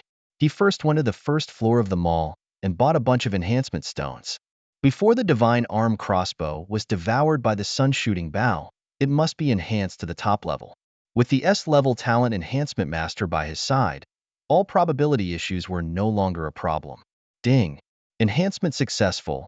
Congratulations on obtaining the Divine Arm Crossbow plus 10. The top 10 famous bow, Divine Arm Crossbow plus 10, Physique plus 20, Passive Skill Double Crossbow, able to continuously shoot 10 plus 10 arrows without reloading. The active skill, Divine Arm, summons a divine crossbow turret for assistance in battle. The turret cannot move, inheriting 100% plus 100% of the host's strength and physique values, lasting for 10 minutes, with a cooldown of 12 hours. Ding. Do you want to use the Divine Arm Crossbow to enhance the sun-shooting bow? After enhancement, the Divine Arm Crossbow will disappear. Confirm. The Divine Arm Crossbow in his hand burst into a dazzling golden light, turning into a dazzling light ball that entered the sun-shooting bow. In an instant, the 8th slot of the sun-shooting bow was perfectly filled, shining with golden brilliance. Ding. The sun-shooting bow successfully devoured the top 10 famous bow, Divine Arm Crossbow. The current evolution progress is 50%. Su Yu admired the evolved Hui bow, not only unlocking a new skill but also adding a shining star after the equipment name, Bao King, Hui Sun-shooting bow. Gifted by the heavens, inherits all attributes and skills under the state of Divine Arm Crossbow plus 10, and can switch the sun-shooting bow to the form of Divine Arm Crossbow. Hearing the system prompt, Su Yu muttered to himself, it seems that to further enhance the sun-shooting bow to legendary level, he must find another top 10 famous bow. However, the upcoming first martial arts tournament would be a perfect opportunity for him to win another top 10 famous bow. Switch to the form of Divine Arm Crossbow. Just as Su Yu's voice fell, the all-red sun-shooting bow began to slowly transform, eventually condensing into a unique giant crossbow. Although named Divine Arm Crossbow, it looked more like a heavy weapon that fired projectiles. This artifact was created by Zhuge Liang during the Three Kingdoms period and was once a heavenly weapon in the hands of Yu Fei. With a bow length of 3 feet 3 inches and a string length of 2 feet 5 inches, its range exceeded that of ordinary bows by more than twice. In the era of cold weapons, This was undoubtedly a pinnacle masterpiece among individual weapons. Suyue carefully raised the divine arm crossbow, lightly touching the string groove with his fingers, and in an instant, an arrow was poised on the string, ready to be released. However, in a place like the mall, he dared not easily try the power of such a divine weapon. If any damage occurred, it would attract the armored guards, and he probably wouldn't be able to afford the consequences. As he walked out of the mall gate, what caught his eye was a scene of dead silence, with no one in sight. On the 8th day of the apocalypse, the entire Star City was engulfed in an unprecedented frenzy. On this day, all profits obtained by killing zombies were increased by 50%. Gold coins, experience points, and even equipment drop rates all saw an increase without exception. Such benefits, compared to the 12% discount on member days at those convenience stores, who knows how many times more advantageous it is? Although the zombies had received epic-level enhancements, they were ultimately just walking corpses. How could their wisdom match that of humans? Will battles, tunnel battles, guerrilla warfare, all kinds of tactics emerged endlessly. When it comes to combat, the people of China are known worldwide for their prowess in battle, always having a strategy suitable for everyone. In this life, the rise of Suyu undoubtedly disrupted the original course of history, causing the three major leaderboards to change hands.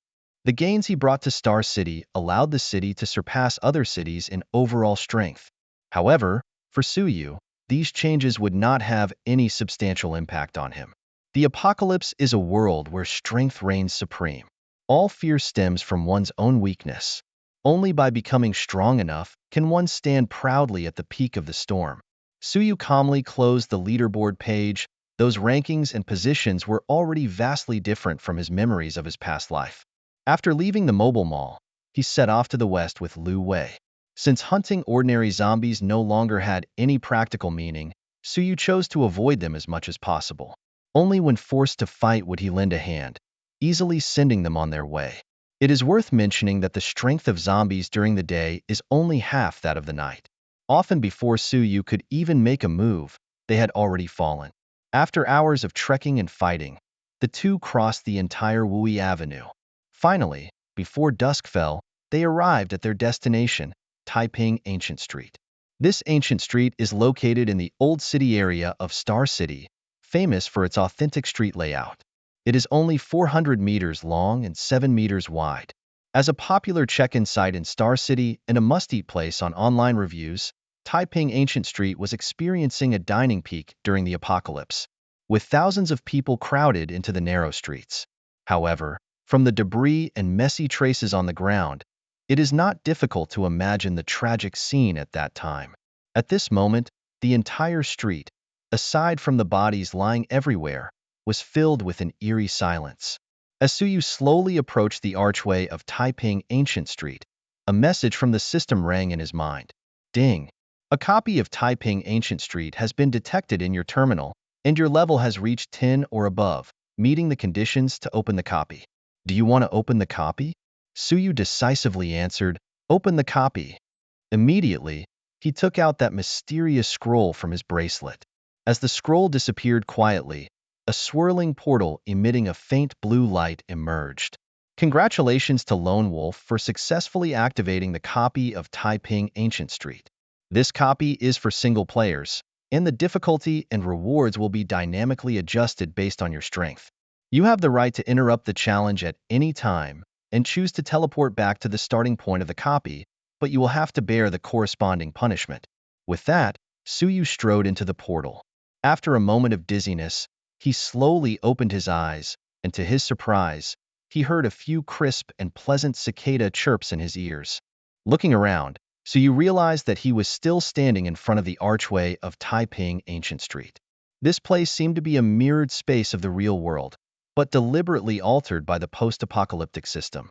Looking up, the sky was pitch black, shrouded in a thick mist of war, giving off a sense of oppression and mystery. Looking ahead, a straight street stretched into the distance. There was no one on the street, and the dim lights flickered in the mist, adding a touch of eerie desolation to the area. The air was filled with a pungent smell of gunpowder, and Suyu's visibility was less than 30 meters. Announcement. The replica mission of Taiping Ancient Street is now available. Taiping Ancient Street, a legendary level replica. The mission description requires you to delve into the ruins of Xingqing during the World War II period. It is said that during those dark years, Unit 731 conducted a horrifying experiment here, turning countless innocent beings into zombies. The mission requires you to thoroughly eliminate these zombie creatures and bring long-awaited peace and tranquility to the ancient street. The mission rewards include 5,000 gold coins, 1,000 reputation points, 5,000 experience points, and a legendary level treasure chest. The mission is time-limited to 60 hours. Suyu turned around to look, expecting to see Lu Wei fighting alongside him, but she had already returned to the training space without him noticing. He tried to summon Lu Wei, only to receive a cold response from the system unexpectedly. Ding! This replica is a single-player replica and cannot have additional people added. This system is quite interesting, Suyu muttered to himself. According to the rules of the apocalypse, Lu Wei should belong to the zombie camp, not the human camp. However, the setup of this replica seems to be different from usual, as it treats her as a human. Just like before, Lu Wei's name also appeared on the leaderboard. It seems that this little girl will also be eligible to participate in the martial arts competition later on. Well, that suits me just fine. After all, the rewards for second place are equally tempting. But all of this is for later. For now, it's crucial to take down the replica. With a duration of 2.5 days for the mission, plus adaptive difficulty, it seems that the challenge of this replica should not be underestimated. Suyu quietly transformed the sunshot bow in his hand into the form of the divine arm bow, stepping firmly and decisively on the weathered bluestone road. All around was deathly silent, with only the sound of his footsteps echoing on the empty street. As he passed the first shop, his footsteps suddenly paused. The innate intuition of extreme ease silently conveyed a signal of danger ahead to him. Looking up, he saw the 4 characters Taiping Granary boldly written on the shop's plaque. Though the handwriting was bold, it exuded an indescribable sense of solemn killing intent. Suddenly, the tightly closed shop door was hit by a violent impact, as if something was trying to break free from its restraints. Strangely, these creatures did not emit the typical zombie roar, but rather sounded more like some kind of animal. Following that, all the wooden doors and windows of the Taiping Granary began to shake violently. Suyu realized that this time, he might have to deal with multiple enemies at once. Just then, several loud noises rang out, and all the doors and windows shattered, with piercing squeaks coming from behind the doors. Subsequently, 15 creatures the size of house cats rushed out. Their crimson eyes widened, flickering with ghostly flames.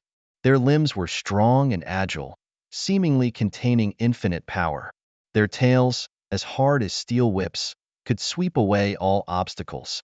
Most notably, their mouths shimmered with metallic gleam, showcasing large, sharp teeth that seemed capable of tearing through anything. These were the starving zombie rats, LV12, with the innate talent of sharp teeth. Their base attributes included strength, 30 plus 30, spirit, 10 plus 10, constitution, 30 plus 30, agility, 60 plus 60. Although their attributes were nothing compared to Suyu's, it didn't diminish their hunting capabilities in the darkness. In fact, the chances of animals turning into zombies were extremely low. In terms of the number of creatures on Blue Star, they are not even in the same league as humans. It is estimated that there are approximately 20 billion chickens, 20 billion mice, 2 billion pigs, and 2 billion sheep globally. Not to mention mosquitoes, ants, and other tiny insects. If the proportion of animal zombies were equivalent to that of humans, humanity would have been wiped out long ago.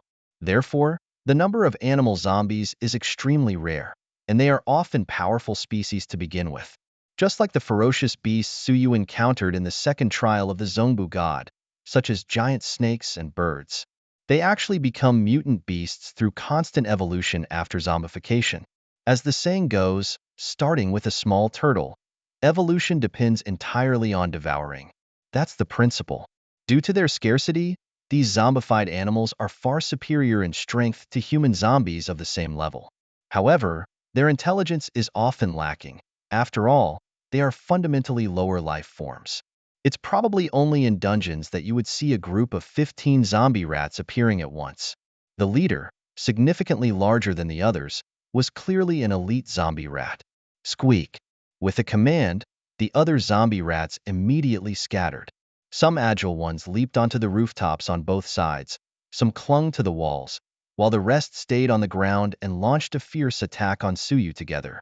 Even without Lu Wei's assistance, Suyu now knew very well that he was not someone these ordinary zombie rats could mess with.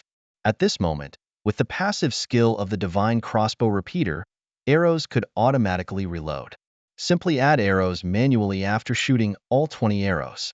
However, for Suyu, in a normal-sized battle, he wouldn't even need 20 arrows. In other words, his left hand was completely liberated. He could even shoot with his right hand while fooling around with his left hand. Suyu launched an attack without hesitation as soon as the group of zombie rats appeared.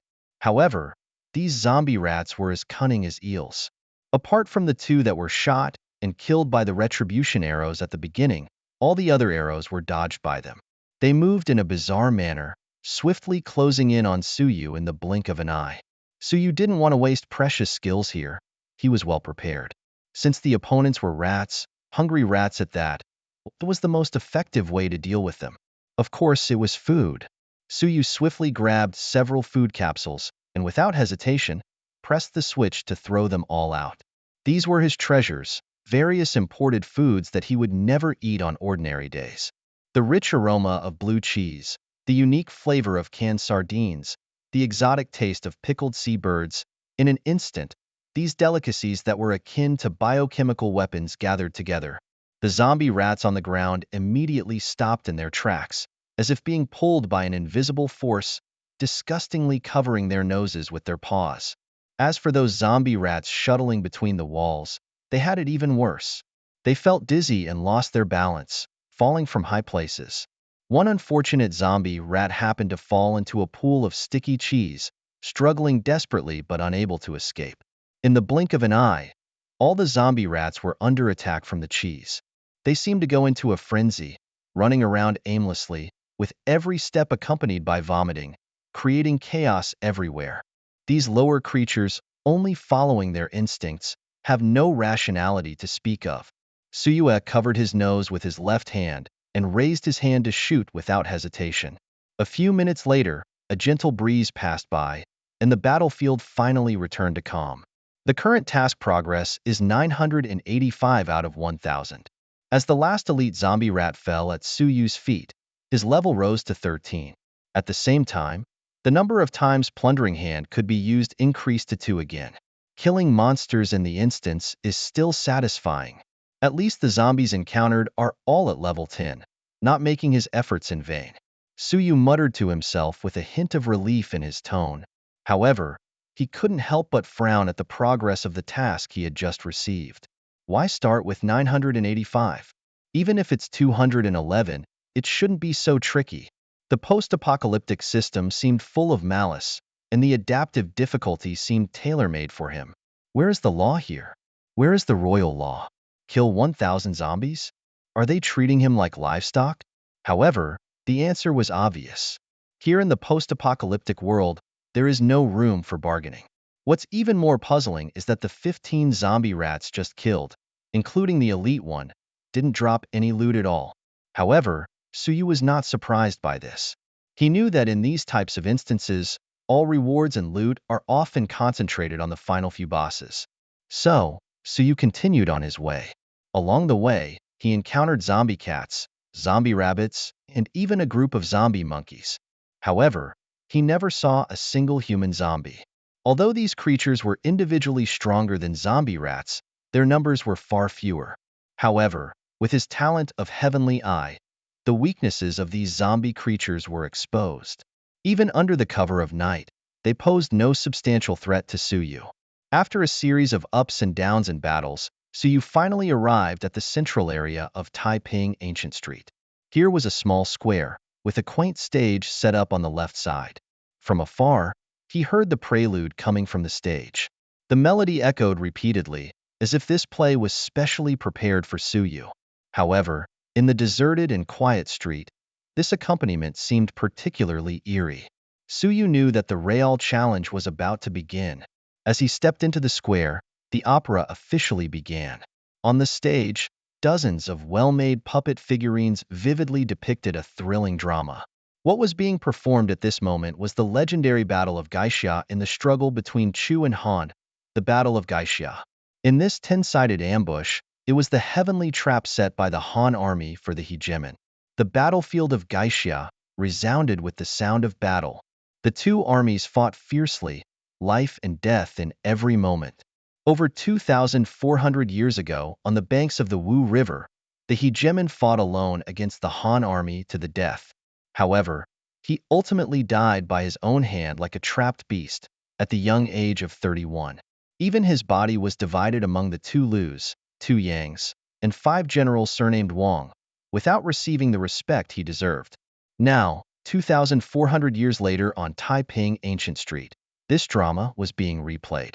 Although it was unspoken, the audience understood who this play was targeting. However, Suyu decided to bring a new ending to the hegemon, allowing him to be reborn in the long river of history. As the opera reached its climax, countless pairs of crimson eyes began to flicker in Suyu's field of vision. They surged from all directions like an irresistible flood. Above the sky, a huge spider web quietly unfolded, echoing with the terrifying creatures on the ground. Suyu finally saw their true faces: thousands of zombies, spiders, scorpions, centipedes, and snakes, all covered every corner. Despite the astonishing number of these zombie creatures, Suyu discovered that their basic attributes were not high, especially their physique, with only 10 points, as fragile as paper. However, without exception, they all possessed a special talent, poison attribute. Being compared to me and the Overlord really surprises me. Suyu's tone was calm, but his eyes were fixed on the approaching poisonous creatures, teasing, "But, Overlord, are you also hungry for a fight?" As he spoke, a dazzling golden light burst out of Suyu's divine arm bow, transforming into the legendary weapon of the Overlord, the Overlord's bow. He raised the Overlord's bow high, calling out boldly, "Overlord, show yourself." With his call, the figure of the Overlord instantly appeared. Majestic and holding a long knife, he seemed to have crossed through time and space. Next, Suyu took out a capsule from his bracelet, containing a bottle of 1982 Feiyan Maodai. He immediately drank half the bottle, feeling a fiery sensation in his throat. Although he seemed a bit tipsy in his movements, his mind was unusually clear. Although the Overlord, as a summoned being, could not drink, Suyu still poured the remaining half bottle of wine from left to right onto the ground. "Come on, Overlord. Let's settle this together and set things right in this chaotic era. If the heavens won't allow me, I will defy them." As soon as he finished speaking, the tune on the stage happened to finish its last note. Those poisonous creatures seemed to be responding to some kind of call, suddenly becoming stiff and mechanical in their movements. Then, like manipulated puppets, they crazily rushed towards the two of them. The Overlord's attributes were all 1.2 times that of Suyu's, and although he was a tank class, his attack power was equally astonishing. He unleashed a fearless charge, rushing like lightning towards a giant snake in the distance, instantly knocking down all enemies in a straight line. Then, he successively used the break the cauldrons and sink the boats, and Overlord slash moves, both of which were tremendously powerful, leaving no enemy spared in their path. In just a few seconds, more than 60 zombie creatures were slain by the Overlord. On the other hand, Suyu almost turned slaughter into an art form. The dark red judgment arrows shot out, instantly stringing 10 zombie creatures together like candied haws. In the next moment, a death black lotus bloomed in the midst of the zombie horde. Dozens of zombie creatures lay down peacefully with their faces to the sky. Suyu's figure moved like a ghost, freely navigating through the zombie horde. The arrows in his hand poured down like a storm, with judgment arrows and explosive sparks alternating, creating deadly waves of attacks. This millennium-spanning showdown was momentarily inconclusive. Suddenly, dozens of spiders emerged in the sky. Their abdomens shimmered with eerie red light as they launched suicide attacks on Suyu in the chaos. With quick reflexes, Suyu raised his hand and shot an arrow, hitting a spider right in the abdomen. The spider did not die immediately but froze in midair. Then, a deafening explosion echoed through the sky, causing the entire sky to tremble. The pungent red acid splattered everywhere, corroding countless tiny holes in the thousand-year-old flagstones. Ding! You have been hit by the venom of the red-bellied spider, but thanks to the S-level talent corrosive skin, you are immune to poison damage. Suyu felt relieved, realizing that without looting the corrosive skin talent in last night's battle, today's fight would have been quite tricky. With the talent-free flowing mind, Suyu deftly dodged and cleverly defused the red-bellied spider's suicidal attack. However, Ba Wang was not so lucky. He did not possess Suyu's talents, and when the venom reached him, the surrounding toxins surged like a tide, tightly enclosing him. In the end, Ba Wang's figure was engulfed in the endless swarm of insects. 2,400 years ago, the Hegemon once committed suicide by the Wu River in despair. But Suyue would never allow such a tragedy to happen again. In a critical moment, he made a decisive move and unleashed the Shield of Light. A faint light enveloped the Hegemon, miraculously halting his plummeting health points. The next moment, Suyue tightly gripped the Hegemon bow in his hand and unleashed his ultimate move, the super ultimate Death God Arrow. Death energy quickly condensed on the bow, forming a jet black, fiercely sharp arrow exuding a deadly intent. The arrow flew, carrying destructive power, and rushed towards the horde of zombies. A deafening explosion resounded through the sky, instantly annihilating the zombies within a 10-meter radius. Even the seemingly indestructible spider web in the air teetered under the powerful impact. With this arrow, Suyue successfully eliminated over 200 zombie creatures. With the protection of the Shield of Light, the Hegemon narrowly escaped death and fought even more valiantly. These zombie creatures, originally relying on toxins, were precisely countered by Suyue. Even with their numbers, they couldn't withstand the continuous area damage skills of the two. Every strike could kill dozens of zombies. As the last venomous snake fell, the Hegemon's duration also ran out. He had completed his mission, holding his long knife, standing in the ancient city, his figure gradually fading away. Looking at the bodies of zombies all over the ground, Suyue felt 1,000 emotions in his heart. Without lingering, he stepped on the remnants of the zombies, creaking, and continued forward. At this point, the mission progress had reached 915 out of 1,000. It seemed that victory was within reach. The only regret he had was that these zombie creatures were weak, providing minimal experience points. Each one only gave a little experience, barely better than nothing. After a fierce battle, Suyue finally arrived at the periphery of an old building. On the plaque hanging outside the wall, the four characters, Prime Minister's former residence, were prominently carved, witnessing the former nobility and glory of this place. Suddenly, a dog's bark came from deep within the former residence, mixed with the low, hoarse roar unique to zombies. In this desolate and quiet street, this sound seemed particularly abrupt, sending chills down one's spine. No wonder I didn't see any zombie dogs along the way. Turns out they were all gathered here. Suyue chuckled self-deprecatingly a few times, striding into the Prime Minister's former residence. As he stepped into the residence, dozens of zombies suddenly rushed out from the pitch-black mist. They were dressed in samurai attire, but with a prominent red wound on their abdomen, as if telling the story of their past sins. These evolved zombies were formidable, but in Suyue's eyes, they were no different from the creatures outside. This was his first encounter with humanoid creatures in this instance. Although they all mutated from humans, Suyue preferred to call them humanoid creatures. He didn't want to insult the term creature. They surrounded Suyue and launched an attack, seemingly intending to overwhelm him with numbers. Suyue didn't retreat but instead advanced, switching back to his divine arm bow and continuously pulling the trigger. Each arrow shot down a zombie. After 20 arrows of bombardment, the ground was littered with the bodies of zombies. Suyue kicked over one of the bodies, revealing the characters 731, embroidered on the kimono's chest. As Suyu loaded the arrows into his divine arm crossbow, he muttered to himself, "Well, This is unexpected, encountering such filth here. Seemingly unprepared for the imminent danger, his inner tension was already taut. Suddenly, a small yet muscular zombie, like a ghost, sprang out from a corpse behind Suyu. It extended its pitch-black claws, filled with a chilling intent, aiming straight for Suyu's neck. However, the zombie was astonished to find that the man in front of it had disappeared in the blink of an eye. In fact, Suyu had long sensed the clues with his divine eye. A fallen zombie with a sudden green weak spot in its body, obviously concealed with some skill. Just as the zombie launched its attack, Suyu silently moved behind it. The zombie before him, much like the one named Decho from last night, had a striking resemblance. Suyu checked the zombie's attributes. Mutant Elite Zombie, LV12, Berserk type, with the talent, Rend Wounds. It turned out to be a Berserk Elite Zombie. However, it had no chance.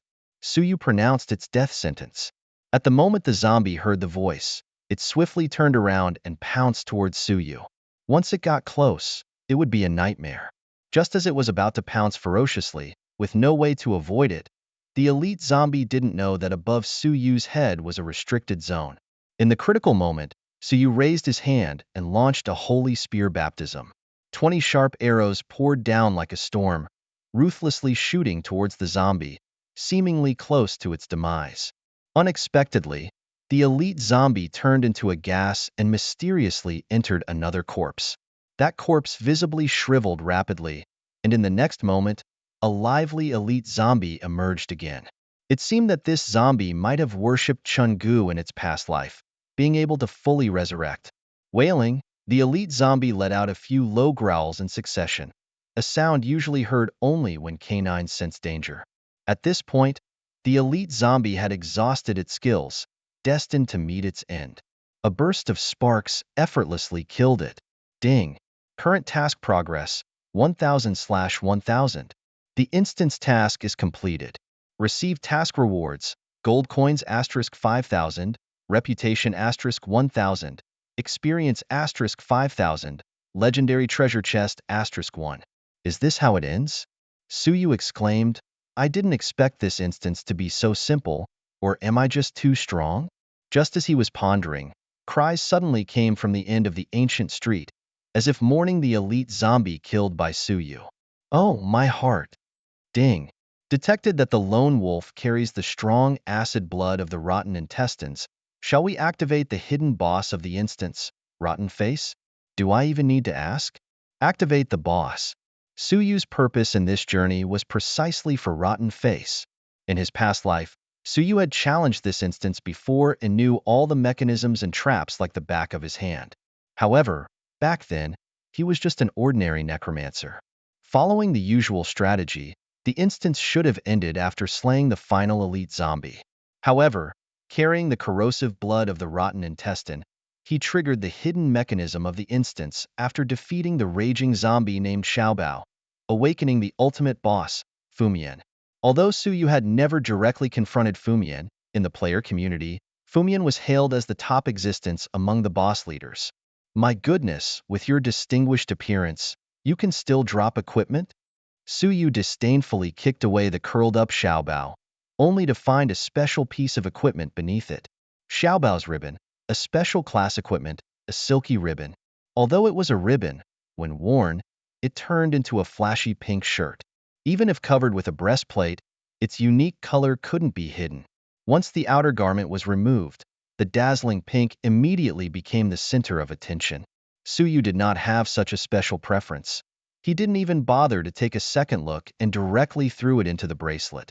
Although the drop rate of this item was extremely low, in the eyes of some with unique tastes, it could be sold for a sky-high price. Saying goodbye to the former residence of the Grand Tutor, he looked to the left. A stitched monster that looked like a rotten intestine, made up of rotting bones, was wandering at the end of Taiping Ancient Street. It was called Fumian, covered in maggots, surrounded by flies and mosquitoes.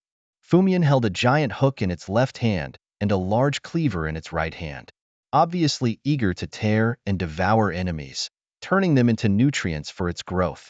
Fumian, the zombie leader, Dr. Ishii of Unit 731's proud creation. Fumian and its brother Rotten Intestine swore to kill all the Chinese people to please their father, Dr. Ishii, and also to avenge their deceased pet dog. Level 13 Boss Basic Attributes: Strength 125 plus 125, Spirit 10 plus 10, Constitution 125 plus 125, Agility 10 plus 10, Talent, Rotten Flesh Accumulation, permanently increases its own strength by killing a survivor, with additional toughness bonus. Special Talent, Split Attack Immunity. When Fumian performs a normal attack, it causes split damage to other enemies within a 3-meter conical range behind the target. Skills: Flesh Hook. Fumian throws a bloody flesh hook at the target. Once hooked, Fumian will use the hook's force to pull it in front and deal damage. Rottenness. Fumian releases a plague from within, forming a toxic mist that damages both allies and enemies. The poison mist not only causes continuous damage, but also slows down the movement speed of enemies. Ultimate Dissection. Fumian bites a unit, immobilizing it and continuously inflicting damage.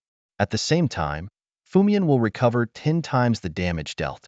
Unlike its brother Rotten Intestine, Fumian possesses astonishing strength attributes and excels in physical output. Its Rotten Flesh Accumulation talent gives it unlimited growth potential, given time. When Fumian slaughters enough survivors, it even has the chance to evolve into the legendary Omnipotent Fumian. Although Suyu was drooling over Fumian's potential, he knew that such novel-like talents were not easy to plunder.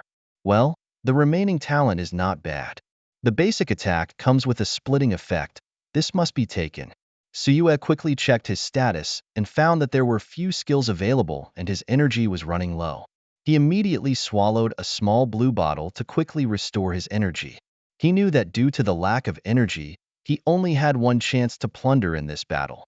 Fumian had already noticed Suyue's arrival, and as soon as he stepped into the alert range, Fumian made a move. Although it was not known for its agility, its attacks were clean and neat. It threw a blood-stained meat hook straight at Suyue. However, just as the hook was about to hit in the blink of an eye, Suyue quietly disappeared. He vanished like a ghost from the attack.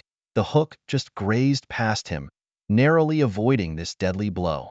However, Suyue also launched an attack at the same time. While dodging Fumian's attacks, he quickly pulled the trigger. Arrows streaked across the sky like meteors, accurately shooting towards Fumian. The huge body couldn't avoid it, and dozens of sharp arrows hit the target. Roaring, Fumian let out a deafening roar. Surprisingly, this guy actually smiled. In an instant, Suyue felt a sudden surge of killing intent behind him. He turned around and saw that the hook that should have missed was now suspended in midair. Like a venomous cobra, it stared fixedly at his neck. In the next moment, the hook suddenly attacked at an extraordinary speed. Suyue was stunned. The hook that had clearly been dodged, how could it suddenly react like this? With Fumian's terrifying power of 250, if this attack hit, Suyue would undoubtedly be seriously injured. However, as his brain hesitated, everything was already too late. But his talent of freedom of mind allowed his body to react before his consciousness. He suddenly kicked and dodged lightly. The hook once again grazed past him. Missing the target, the hook locked in midair again. Suyue realized that unlike the anchor of the armored giant, this meat hook was obviously a locking skill. The next second, he activated the dark shield, standing still, allowing the hook to hit him. At the moment of being hit by the hook, the dark shield violently trembled, barely withstanding the blow. Then, like riding a roller coaster out of control, Suyue was instantly dragged across dozens of meters. However, just before he was about to hit Fumian, Fumian released the plague from within in advance. Within a radius of 5 meters centered on it, a deep green mist instantly enveloped the area. The attack of the toxic mist did not distinguish between friend or foe, reducing the life of both sides at the same time. This is the proud skill combination of Fumian, Meat Hook, and Decay. This set of seamless combos, once your name is mentioned, you are destined to die. Watching the enemy being engulfed by the toxic mist in an instant, a brilliant smile appeared on Fumian's face. Under its toxic mist, no one could last for 10 seconds. It seems that this time, it will be able to harvest some power attributes again. 10 seconds later, the grim expression on Fumian's face began to look ugly. He stared disbelievingly at the enemy in front of him, filled with confusion and shock. Even with his decaying flesh piling up, he could only barely hold on in the toxic mist for 30 seconds with enhanced resilience. However, when 30 seconds passed, the Jina man was still jumping around in the mist, showing no signs of poisoning. Fumian's face turned from red to green, with a glint of anger and unwillingness in his eyes. Who on earth is this despicable Jina dog? Isn't his health too thick? Little did Fumian know, at this moment, a voice was echoing the same system prompt in Suyue's ear. Ding! You have been hit by Fumian's decay skill, immune to poison damage under the effect of the S-level talent, corrosive skin. For Suyue, the high-temperature toxic mist felt somewhat like a sauna, warm and comfortable. Of course, he wasn't here to enjoy it. He had only one goal, to torture Fumian to the point of breakdown and take down his talent in one go. As time passed, Fumian's health points kept decreasing, eventually dropping to the caution line. It could no longer hold on and had to retract the toxic mist.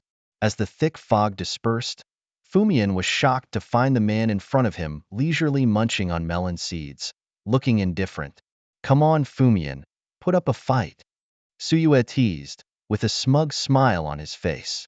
It had to be said, in messing with people's minds, Suyue was truly professional. Watching the lively man in front of him, Fumian regretted deeply. It let out a low roar, as if summoning something. In the next moment, dozens of zombies suddenly rushed out from the edge of the black fog, neatly blocking in front of Fumian, forming a solid line of defense. Just then, Suyue quietly used the skill of Plunder. A string of data appeared in his mind: current breakdown rate 40%, weakness rate 70%, current plunder success rate 110%. Talent Plunder successful. Due to the special talent of flesh accumulation, it cannot be plundered. Second talent Plunder successful. Remaining times, 1. The system prompt sounded again. A hint of excitement flashed in Suyue's eyes. He had acquired an S-level talent called Split Attack. This talent was divided into two parts, Mad War Axe and Split Arrow. Mad War Axe, when attacking with a melee weapon, the attack would cause half of the original damage to other enemies within a 3-meter range behind the target in a conical area. Split Arrow, when attacking with a ranged weapon, could split the arrow into several arrow shafts, up to 10, like scattering flowers. The more arrow shafts, the lower the damage caused by each arrow. Note: the talent has now been deactivated, but the host can choose to activate or deactivate it according to their needs. The system added. Suyue felt extremely excited, as if he had turned a somersault like chew urine, thrilling. With this talent, he could flexibly switch attack modes according to different battle situations. Faced with dense enemies, he could quickly switch to split arrow mode, shoot out an arrow, turning into multiple damage streams, and clear the battlefield. And once encountering a single strong enemy, he could swiftly switch to single target killing mode, maximizing damage output. For cunning and agile enemies, the splitting arrow can also be extremely effective. Releasing the splitting arrow unexpectedly not only causes damage but also effectively blocks the enemy's movement paths. This talent is simply tailor-made for Suyue. He was instantly impressed. Faced with a surging horde of zombies, Suyue took a deep breath and decided to try out the new talent he had just acquired. Switch to splitting mode. Release 5 arrows, he shouted loudly. At his command, the ordinary gray arrows in the crossbow's groove instantly turned blue and white. Suyue raised his hand and shot. The blue and white arrows, upon leaving the groove, magically multiplied into 5, forming a fan-shaped attack area in front of Suyue. However, due to lack of proficiency, only 2 of the 5 arrows hit the zombies. One zombie was hit fatally and died on the spot. The other zombie was shot in the chest, struggled for a few moments, and then got up again. Watching this scene, Suyue realized that the power and accuracy of 5 arrows could not be compared to a single arrow. 5 won't do. Then 10, Suyue said, and immediately shot arrows continuously again. Although the power of the arrows was slightly reduced, the density doubled, making it impossible for the zombies to escape. Under such an intense firepower net, The zombies had no room to maneuver and quickly fell. As the ancestors said, all fears stem from insufficient firepower. Suyue sighed. The ancestors were right. However, to truly master the splitting arrow, more practice is needed. While Suyue was practicing, the mortally wounded Rotten Face suddenly reached out and grabbed a zombie. Without hesitation, it stuffed the zombie into its huge mouth and began to feast. As Rotten Face continued to chew, the sound of muscles tearing and bones breaking could be heard from its mouth. This was its ultimate move, dissection. This move was not only effective against enemies, but also applicable to allies. Rotten Face's wounds visibly healed at a rapid pace, quickly returning to its peak state, full of vitality and vigor. Now that he had acquired the talent, Suyue had no intention of engaging with Rotten Face anymore. Close the splitting mode. Summon the Divine Ballista Tower. He gave a new command. This was the active skill on the Divine Crossbow, and it was the first time he had used it. When facing agile and low-level zombies like Rotten Face, this skill proved to be particularly useful. Instantly, a huge ballista tower of similar height to Suyue appeared beside him out of thin air. In its fully upgraded state, the ballista tower inherited 200% of Suyue's strength and constitution values. Ballista Tower, LV13, Strength 284, Constitution 252. Attributes: the Ballista Tower cannot move and deals 200% damage to buildings. Skills: Armor-piercing arrow, flame arrow, ice arrow, poison arrow. Reload time: 30 seconds. Suyue gasped, "Wow, such a powerful skill." However, each arrow has a reload time of 30 seconds. This means that within a 10-minute duration, Suyue can only shoot a maximum of 20 times. Although the Ballista Tower's duration and cooldown time are the same as the Overlord's, considering its ability to deal additional damage to buildings, its potential in siege warfare cannot be ignored. However, these were not the issues Suyue needed to consider at the moment. Flame Arrow. Suyue decisively ordered the crossbow to launch. Flame Arrow. Fire a shot of Flame Arrow, causing additional fire damage to the target, the system prompted. On top of the crossbow, an arrow began to slowly condense, surrounded by purple flames, like a fire dragon about to soar. Fumian sensed the powerful threat and rushed towards the crossbow, trying to destroy it. However, Suyue kept suppressing Fumian's movements, ensuring it couldn't get close to the crossbow. 30 seconds may not seem long, but it's enough time for what needs to be done. Ding! The crossbow has locked onto the target. As the crossbow successfully targeted, the flame arrow, like an angry dragon, whistled out with spinning force, heading straight for Fumian. Its speed was so fast that Suyue could hardly follow its trajectory. Following closely, the flame arrow tore through the night sky like a meteor, accurately piercing Fumian's abdomen. From the front, only a fist-sized hole could be seen. However, from the back, the wound had already expanded to the size of a basketball. The area around the wound was blackened by flames, and several purple flames spread along the wound like blooming devil flowers. With this speed, perhaps even the freedom of movement technique couldn't dodge it. Suyue sighed. He had planned to try out a few more skills, but after 3 arrows, Fumian finally couldn't bear it any longer, let out a deafening roar, and fell heavily to the ground. Ding! Suyue successfully defeated the level 13 Fumian leader zombie, receiving generous rewards of 6,500 experience points and 650 gold coins. The massive body of the Fumian leader was pierced by several giant arrows, hanging on the archway of Taiping Old Street like a tattered kite. A faint ray of sunlight seeped through the cracks of the black fog, sprinkling on this land that had been through hardships, as if bidding farewell to the fallen soul. As time passed, under the sunlight, the body of Fumian gradually disintegrated, turning into ashes and dissipating in the wind.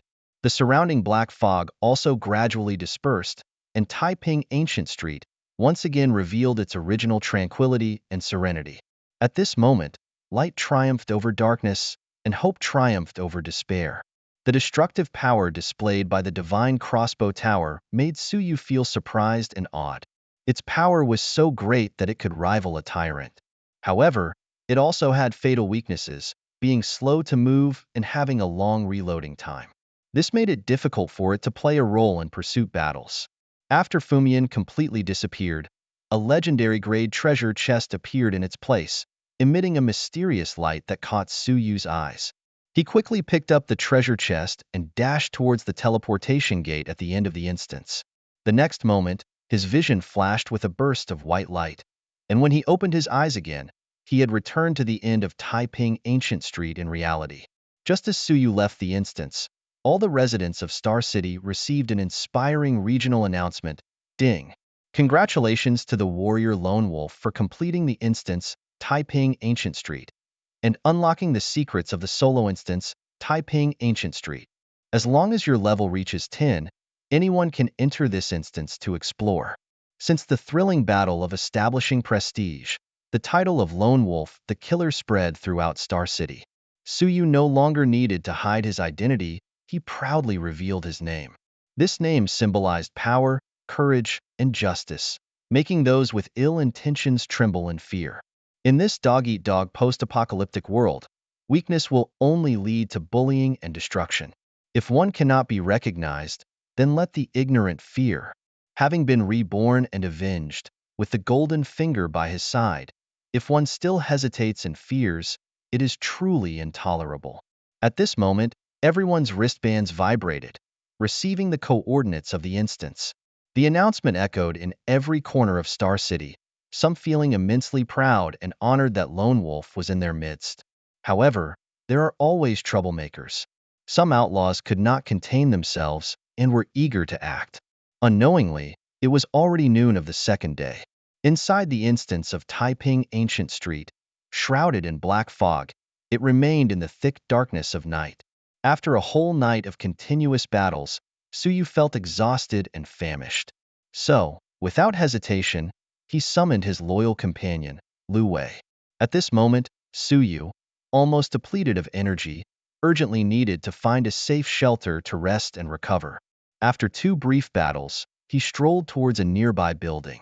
Climbing to the second floor, to his surprise, he discovered a bar hidden there, named G-Spot Bar. Judging by the name, it's unclear whether this bar is operating legitimately. However, Suyu didn't dwell on it too much, effortlessly breaking the door lock and striding inside. The air was filled with a strong smell of alcohol and a hint of smoke, while various intriguing paintings and photos hung on the walls, each telling a story of the crazy events that once took place here. This place used to be a paradise for escaping reality, a playground for indulging desires. When the apocalypse struck, it was during the lunch break, and this bar happened to be closing at that moment, narrowly escaping the baptism of doomsday and remaining intact. Now, like a silent survivor, it quietly narrates the beautiful scenery of Star City before the apocalypse. So you quickly walk towards the private room at the back of the bar, leaving a supply capsule for Lu Wei and instructing her to keep watch outside. Unexpectedly, he checked several private rooms in a row, all filled with the decadent atmosphere after lovemaking. Suyu couldn't help but exclaim, "Wow, the way rich people entertain themselves really broadens one's horizons." Finally, he stopped in a relatively clean private room and took out the 2 legendary treasure chests he had just obtained. After careful examination, he found 2 elite pieces inside, as well as a conqueror's gauntlet, all rare and precious equipment. Suyu immediately decided to place them in Lu Wei's cultivation space. However, Suyu's attributes were too high at the moment, and those 2 excellent rings could only restore 30% of his vitality and mana overnight. They became tasteless, and it was a pity to discard them. "System, give me a ring," Suyu said, and a ring he was all too familiar with appeared before him. This ring had accompanied Suyu, a necromancer, for 6 years, witnessing his growth and transformation. The Linglong Ring, a legendary item. It is said to be a treasure scattered in the mortal world, only perceivable by those with extraordinary abilities. Attributes: Spirit +10, Constitution +5. Passive skill: Linglong Heart, reduces the cooldown time of all skills and items by 25% when worn. Each person can only wear 1 Linglong Ring. Yes, this Linglong Ring is a top-tier ring that can be universally used for all talents. It possesses a rare passive attribute in all equipment, reducing cooldown time for skills. A fully upgraded Linglong Ring's value can even rival that of mythical-grade equipment. I couldn't strengthen you to the max back then, but today, you will be reborn, Suyu said, taking out a bunch of enhancement stones from his bracelet. Ding! Enhancement successful. Congratulations on obtaining Linglong Ring plus 10. Linglong Ring plus 10, Spirit plus 10 plus 10, Constitution plus 5 plus 5. Passive skill, Linglong Heart, reduces cooldown time of all skills and items by 25% plus 25%. Perfect.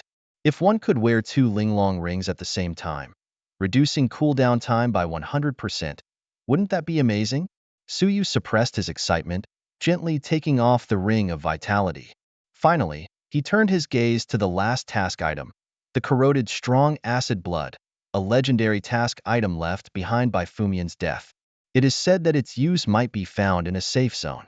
Suddenly, the system prompt sounded. Ding! Detected that the lone wolf carries both the corrosive blood of the rotten face and the corrosive blood of the rotten intestine. Shall we activate the mission, justice or evil? Activate the mission. Suyu nodded without hesitation. Justice or evil? Mission description: Dr. Ishii, the mastermind of Unit 731, conducted research on bacteria and carried out inhumane experiments, committing atrocious crimes. However, after the war, he escaped trial as a war criminal under the protection of the Lighthouse Country. Mission requirement: bring back the corrosive blood of the rotten face and the corrosive blood of the rotten intestine to the Star City safe zone, uncovering this hidden historical truth. Mission rewards: gold coins *1000, reputation *1000, experience *1000, Shadow Edge Blade. The Shadow Edge Blade is a legendary two-handed weapon. After completing a series of tasks, it can evolve gradually, ultimately transforming into the most powerful mythical two-handed weapon in the first season of the Apocalypse, the Sorrow of Shadows. Suyu's purpose for this journey is to obtain this weapon. Before the first martial arts tournament begins, he wants to find a suitable weapon for Lu Wei. After getting everything organized, the exhausted Suyu ate something quickly and fell into a deep sleep. It was unknown how long had passed when Suyu suddenly woke up, hearing a fierce sound of battle outside the door. Suyu was already used to this kind of situation. After all, it wasn't his first time encountering such a scene. With Lu Wei's strength, she should be able to easily handle these enemies. However, this time the battle seemed to be taking longer than usual. Something was off. A shocking realization suddenly pierced through Suyu's consciousness, leaving him utterly astonished. Lu Wei had actually activated her bloodthirsty mode. What kind of opponent could push Lu Wei to such extremes? Suyu had invested a lot of effort and resources into nurturing Lu Wei. If she were to fall in this battle, all his efforts would be in vain. Moreover, how could he ever find another outstanding young girl like her again? It turned out that Lu Wei was facing a team composed of 1 man and 4 women. The man, named Agao, was short in stature but exuded a cunning and sleazy aura. The 4 beautiful women surrounding him were all stunning in looks and had voluptuous figures. Agao seemed like the male protagonist in a post-apocalyptic novel, exuding an aura of dominance and majesty. He lazily sat on the sofa in the booth, being pampered by 2 women massaging him gently and applying facial cleanser, looking extremely content. Meanwhile, the remaining 2 women engaged in fierce combat with Lu Wei. Who would have thought that just 2 individuals could trap Lu Wei? With Lu Wei's strength, she was comparable to a boss-level entity. Dealing with these humans should have been a piece of cake. However, reality turned out to be quite different from expectations. With the bloodthirsty mode activated, Lu Wei's abilities were enhanced, finally breaking free from the passive beating. She charged forward, unleashing consecutive shock strikes and soul-devouring hands. These were techniques meticulously taught to her by Suyu. Despite the opponent's swift reactions and attempts to dodge, escaping the fate of having their throat tightly gripped by the soul-devouring hand was difficult. Normally, if an ordinary person were to allocate all their attribute points into physique, along with a full set of equipment, reaching 100 points would already be the limit. Faced with the fatal blow of Lu Wei's soul-devouring hand, logically speaking, any opponent would inevitably suffer severe injuries or even death. However, to everyone's surprise, the woman caught by Lu Wei was not crushed. It wasn't because of her extraordinary defense, but at that decisive moment, with a light snap, she burst like a fragile bubble, vanishing into thin air. The next moment, she reappeared not far away, her body replaced by a small bear plush toy, causing the soul-devouring hand to miss its target. Little sister, no matter how many times you try, it's all in vain. Agao widened his eyes, watching the rise and fall of Lu Wei's chest, teasingly saying. He licked his lips, revealing a hint of greed and malice, while the women beside him began to chime in. Being chosen by the master is a great honor, so you shouldn't resist. That's right, that's right. Hurry up and join us. The master is very powerful. From their tone of conversation, it was clear that in their confrontation with Lu Wei, they had not truly exerted their full strength. Just as they attempted to brainwash Lu Wei through words, Agao's gaze sharpened like that of a hawk, staring intensely at Lu Wei. Suddenly, he burst into a deep and eerie laughter, with a glint of gold in his eyes. It seemed that his harem team was about to welcome a powerful new member. This little girl, both charming and adorable, shouldn't we develop her properly? The next moment, Lu Wei's body suddenly trembled. It turned out that the dwarf tiger was using a hypnotic talent. Even Suyu could feel the chaotic information coming from Lu Wei, indicating that she had been affected. Wake up, Lu Wei. Suyu ordered Lu Wei to return to the training space, but there was no response. Lu Wei, come back, Suyu shouted, releasing a strong killing intent that instantly filled the entire hall of the bar. The sudden release of killing intent caused the people around to visibly pause. Suyu quickly scanned the men in front of him and immediately sensed the information. Dwarf Tiger, LV9, no occupation, B-level talent, mind control. This type of talent often required destroying the opponent psychologically, firmly controlling them, and then repeatedly torturing them physically to turn them into slaves. However, in Suyu's eyes, these women in front of him were not as attractive as rotten intestines. The dwarf tiger, who was casting a spell, was interrupted. He held a purple bow and arrow, saw Suyu, and without hesitation, raised his hand to shoot. Ah, I thought you were someone impressive. Just a fine blue bow and arrow. Can it compare to my legendary purple bow and arrow? The dwarf tiger's words were full of disdain and mockery towards Suyu. This bow and arrow were extremely precious to him, and he sacrificed 30 female slaves to obtain it. At this moment, he was planning to find new female slaves to replenish his team, and Lu Wei was his first target. Suyu never backed down from a challenge. No matter how powerful you are, can you outshoot Fengming? In the next instant, Suyu also took action. The arrow in his hand cut through the air like lightning. Although Suyu shot later, his archery skills were astonishing. The arrow he shot was like a dimensional strike, directly splitting the arrow shot by the dwarf tiger in half. The arrow did not stop there, but like a meteor, accurately hit the bow arm in the dwarf tiger's hand.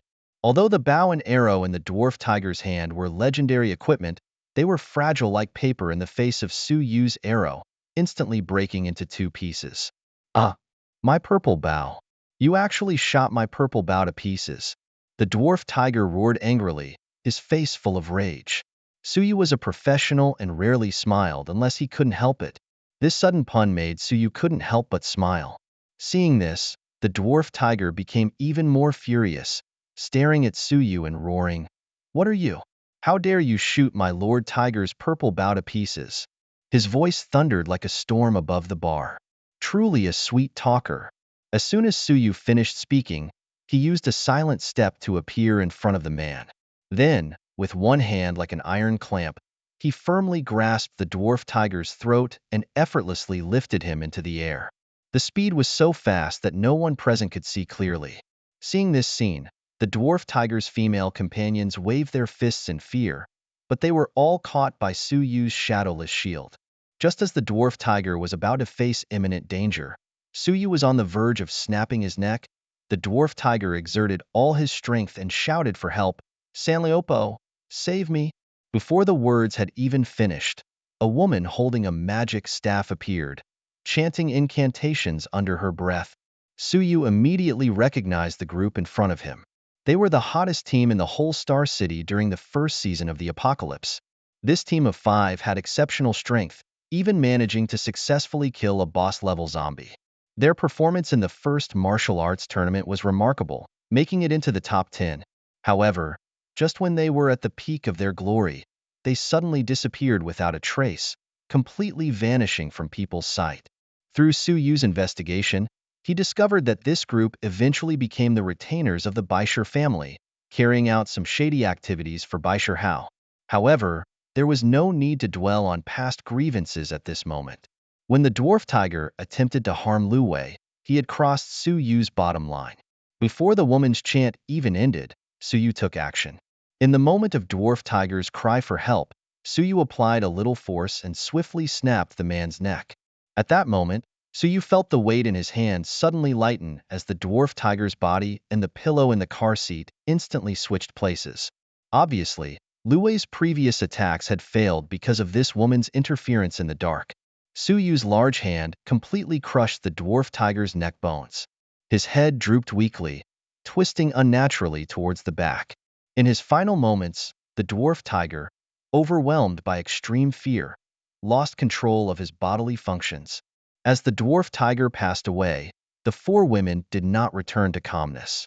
Their eyes turned bloodshot, losing rationality and becoming extremely frenzied. Suyu knew deeply that their minds had long been manipulated by the dwarf tiger, instilled with the most malicious commands. Even though the master had passed away, they could not break free from this control. Instead, like moths to a flame, they recklessly sought revenge for the dwarf tiger.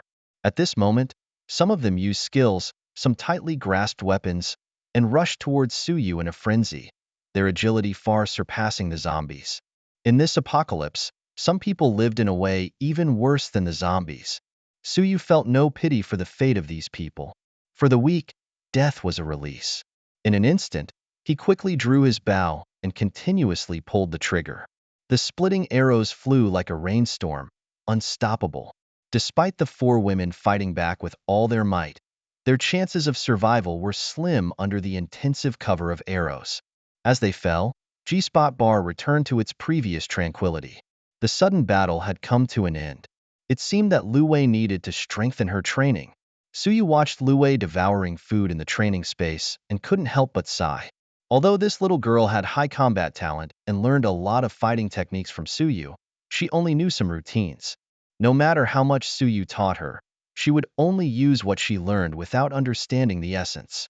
Although Lu Wei could easily handle ordinary zombies with her high attributes and decent skill talents, she easily fell into the trap when facing tactical and cunning opponents.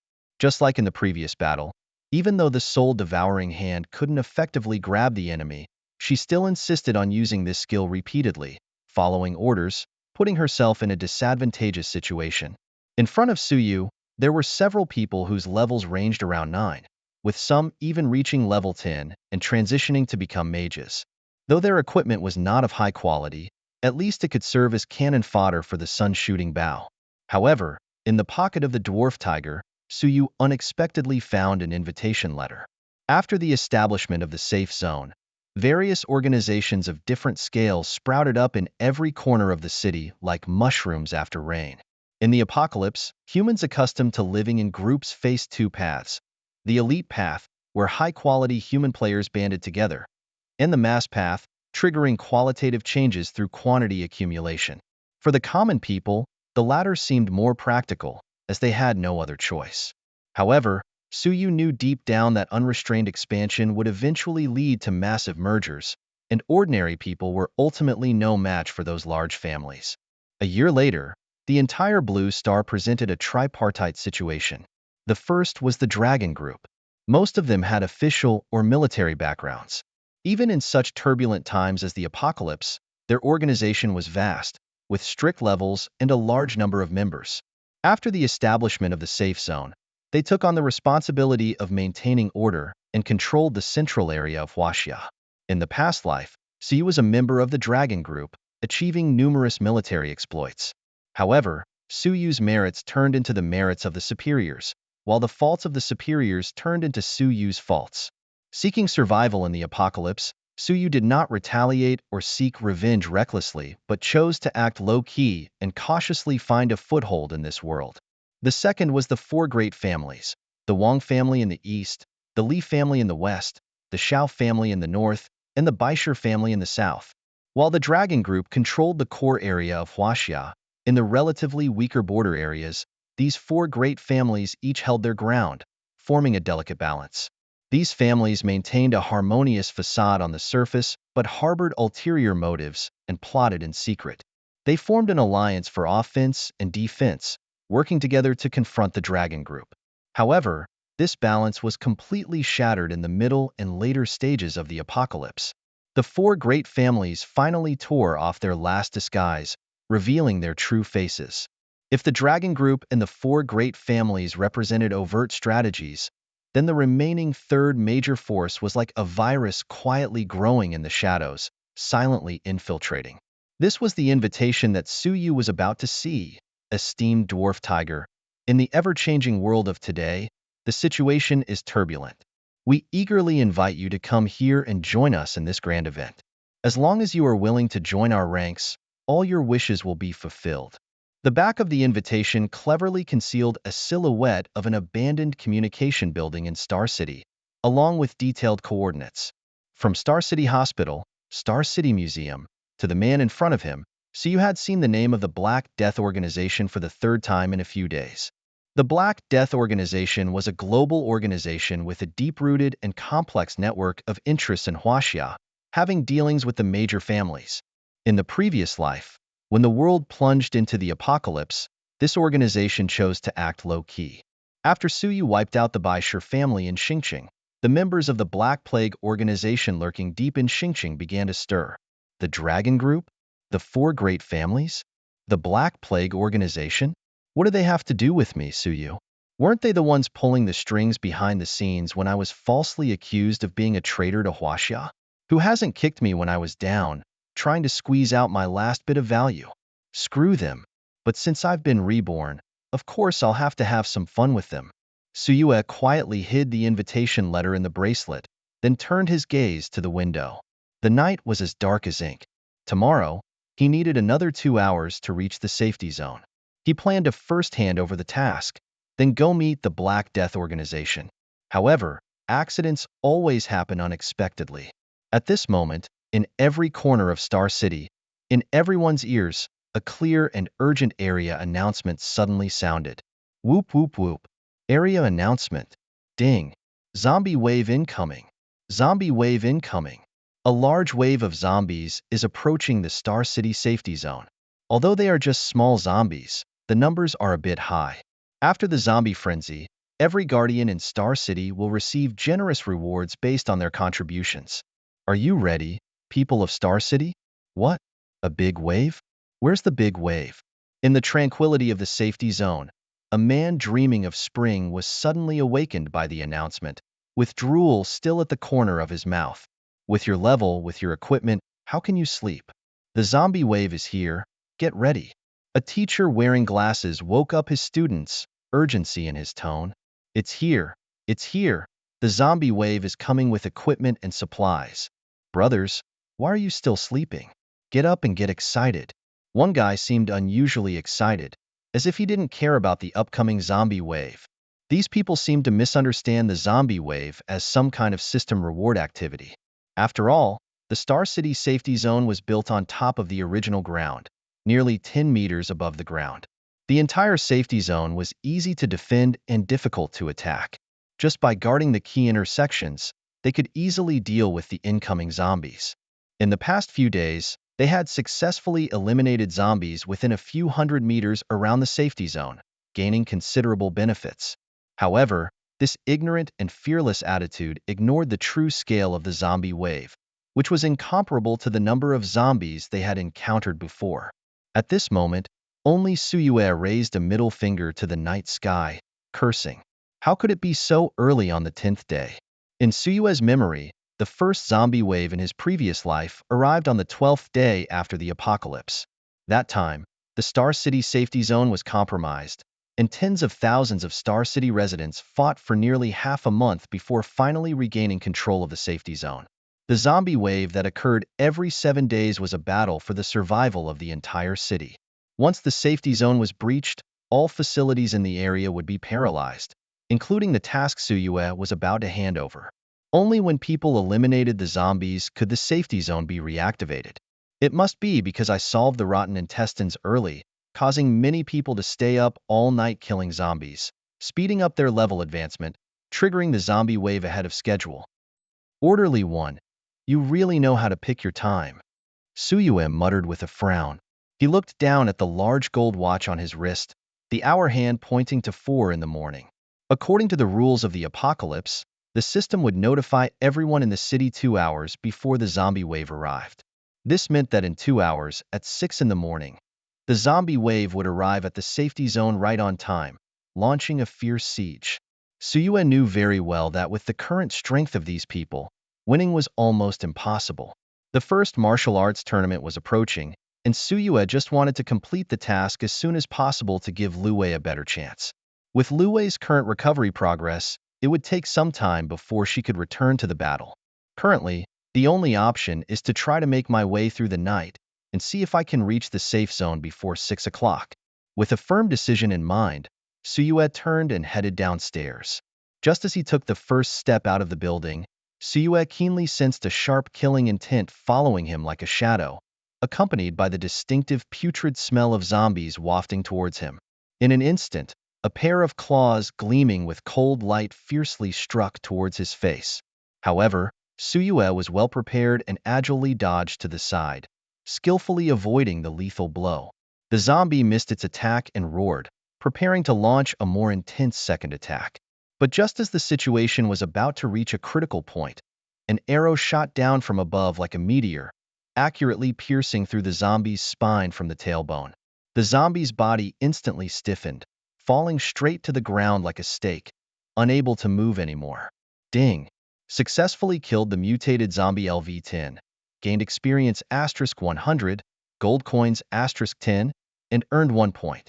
The current number of zombies in the wave is 4999/5000. At this moment, Suyue's wristband received the leaderboard for this wave of zombies. Damn it, did this wave of zombies just come for me? He couldn't help but curse under his breath. He thought it was just a small wave of 1,000 zombies, but it turned out to be a big wave of 5,000 zombies. Looking up, Suyue saw a huge black portal suddenly appear on the open street ahead. Black light flickered, and zombies continued to pour out from the portal one after another. Normally, a zombie wave is formed by local zombies spontaneously gathering. Suyue never expected that, due to the sharp decrease in the number of zombies in Xingqing, this wave of zombies was actually wild zombies coming through the portal. Coincidentally, this portal appeared right in front of Suyue. It seems that this orderly person has some personal grievances against him. The swarming group of zombies obviously also noticed Suyue's presence. Having roamed the outskirts during the apocalypse and not seen any traces of living people for a long time, they were extremely excited at this moment and just wanted to thank the heavens for their gift. Helplessly, there was only one battle to fight. Suyue shook his head helplessly, shooting while advancing to the center of the street. Most of these zombies were ordinary level, with a level of around 10.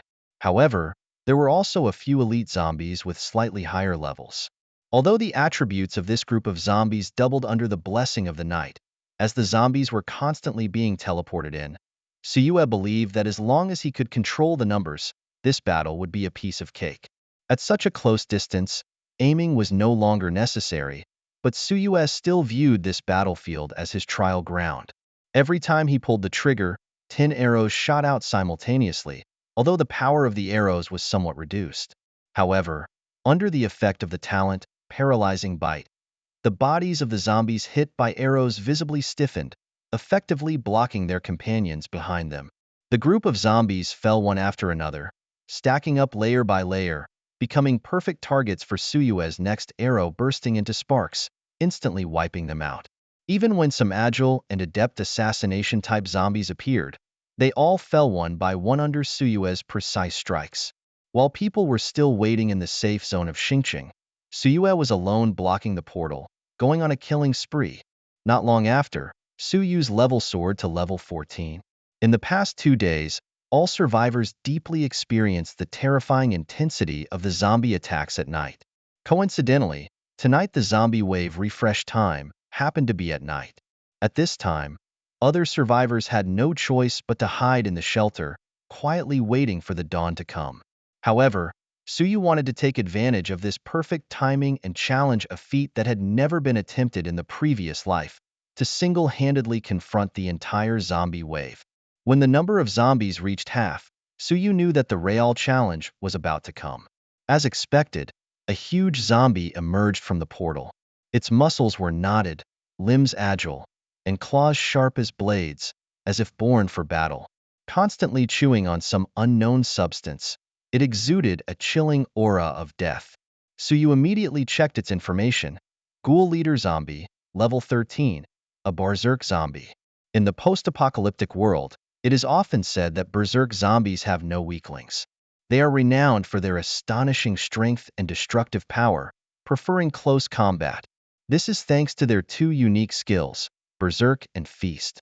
In a berserk state, they are immune to skills for a short period of time, and their attack and defense are greatly enhanced. Feast gives them the ability to deal percentage-based damage to enemies and absorb life from it. As the top existence among berserk zombies, the Ghoul Leader zombie's strength is by no means ordinary.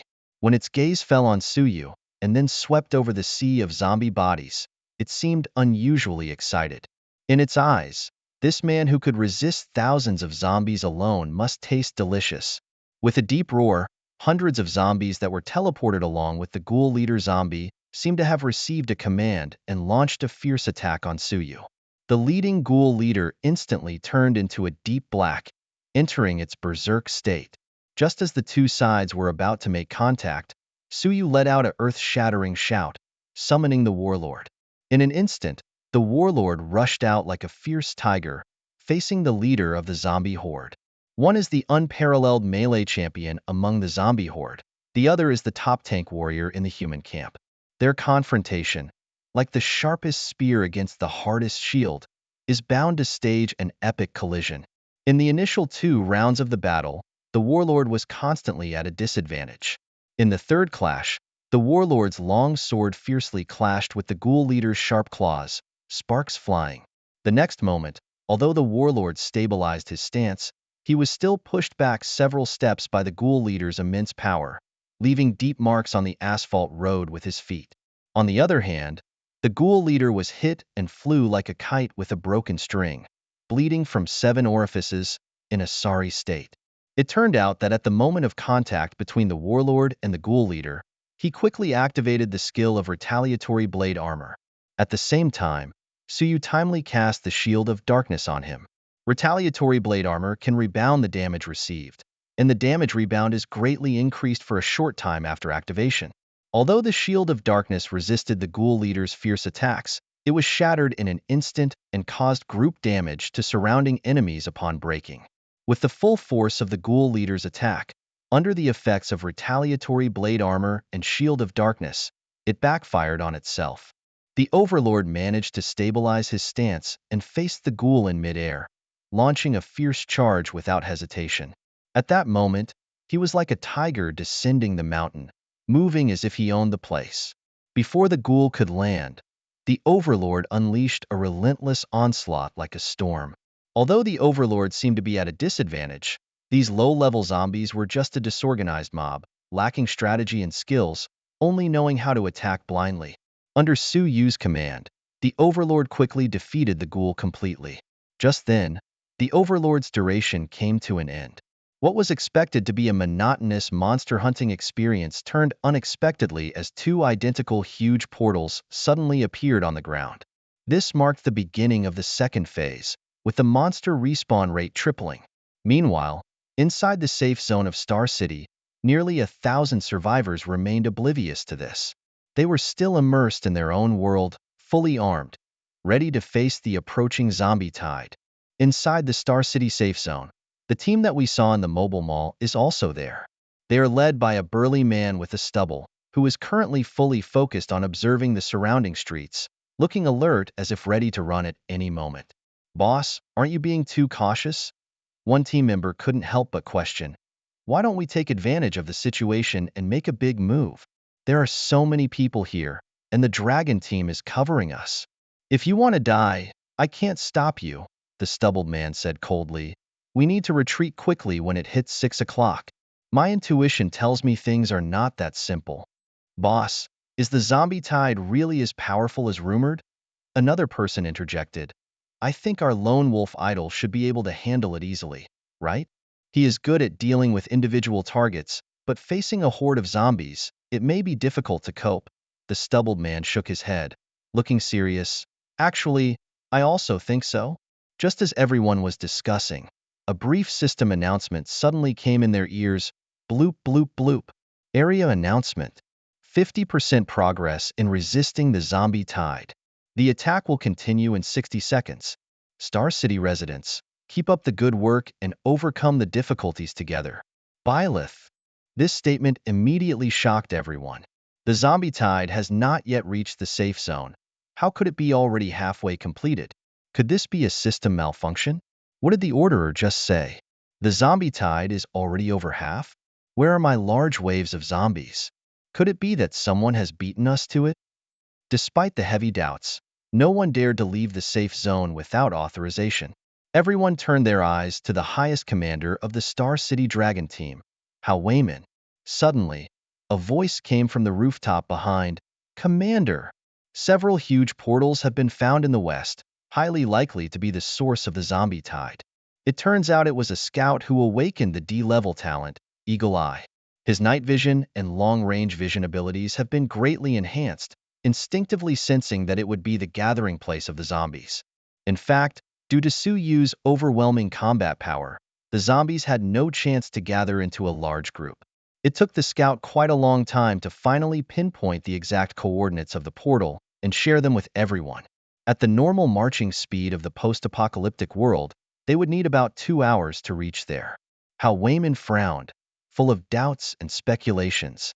Who could be intercepting the zombies? Could it be the lone wolf again? He stared ahead, a series of questions flashing through his mind, looking pensive. After much thought, Hao Wayman made a decisive decision. He waved his hand and ordered loudly, First team, stay to protect the safe zone. Second team, third team, get ready to move out in 1 minute. Most survivors chose to stay still, but some people, after seeing the Dragon team's actions, decisively decided to follow them towards the portal. After the Overlord disappeared, Suyu immediately summoned Lu Wei. The little girl quickly devoured 10 capsules in one breath, with a garlic Boston lobster still in her mouth when she appeared. Eating garlic again? Suyue smiled helplessly. Recently, Lu Wei has developed a fondness for garlic. Regardless of the dish, as long as it contains garlic, she will not refuse it.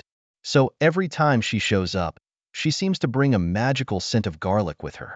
The current wave of zombies is far superior in level and strength compared to before, but for Suyue, this means more experience points. Despite their best efforts, the refresh rate of the zombies still poses a challenge for them. Suyue had to fight and retreat with Lu Wei, and the situation was momentarily difficult. Fortunately, Suyue has the innate talent of free-flowing mind, allowing him to flexibly dodge attacks. In contrast, Lu Wei struggled a bit. Her dual-wielding actions were clumsier compared to those of the assassination-type zombies, and she would occasionally sustain scratches and bites from close combat. Luckily, she was equipped with a pair of blood-sucking rings, a shield necklace, and Suyue's shadowless shield for protection. With the activation of the Blood Berserker talent, she cleverly found a delicate balance. After an unknown amount of time fighting, Suyue noticed that his experience points were about to max out. As he released the final arrow that pierced through the last zombie, the system prompt sounded, ding. Successfully killed the mutated elite zombie LV-12, gained 240 experience points, 24 gold coins, and 10 points. The current number of zombies in the wave is 4999/5000. Looking around at the bodies and the pool of blood, there was only one zombie left on the battlefield. Although the hammer in Lu Wei's hand had reached a fine level, it was inevitably worn down during the continuous intense battle. In contrast, The bow and arrows used by Suyue were still intact. Logically, the final boss should also be a leader-level zombie. However, as the sky was about to brighten, it still didn't show up. Suyue kept staring at the direction of the portal, but to no avail. Meanwhile, Lu Wei took out a few supply capsules from her pocket and unceremoniously enjoyed a self-service meal. Unexpectedly, she even handed one to Suyue.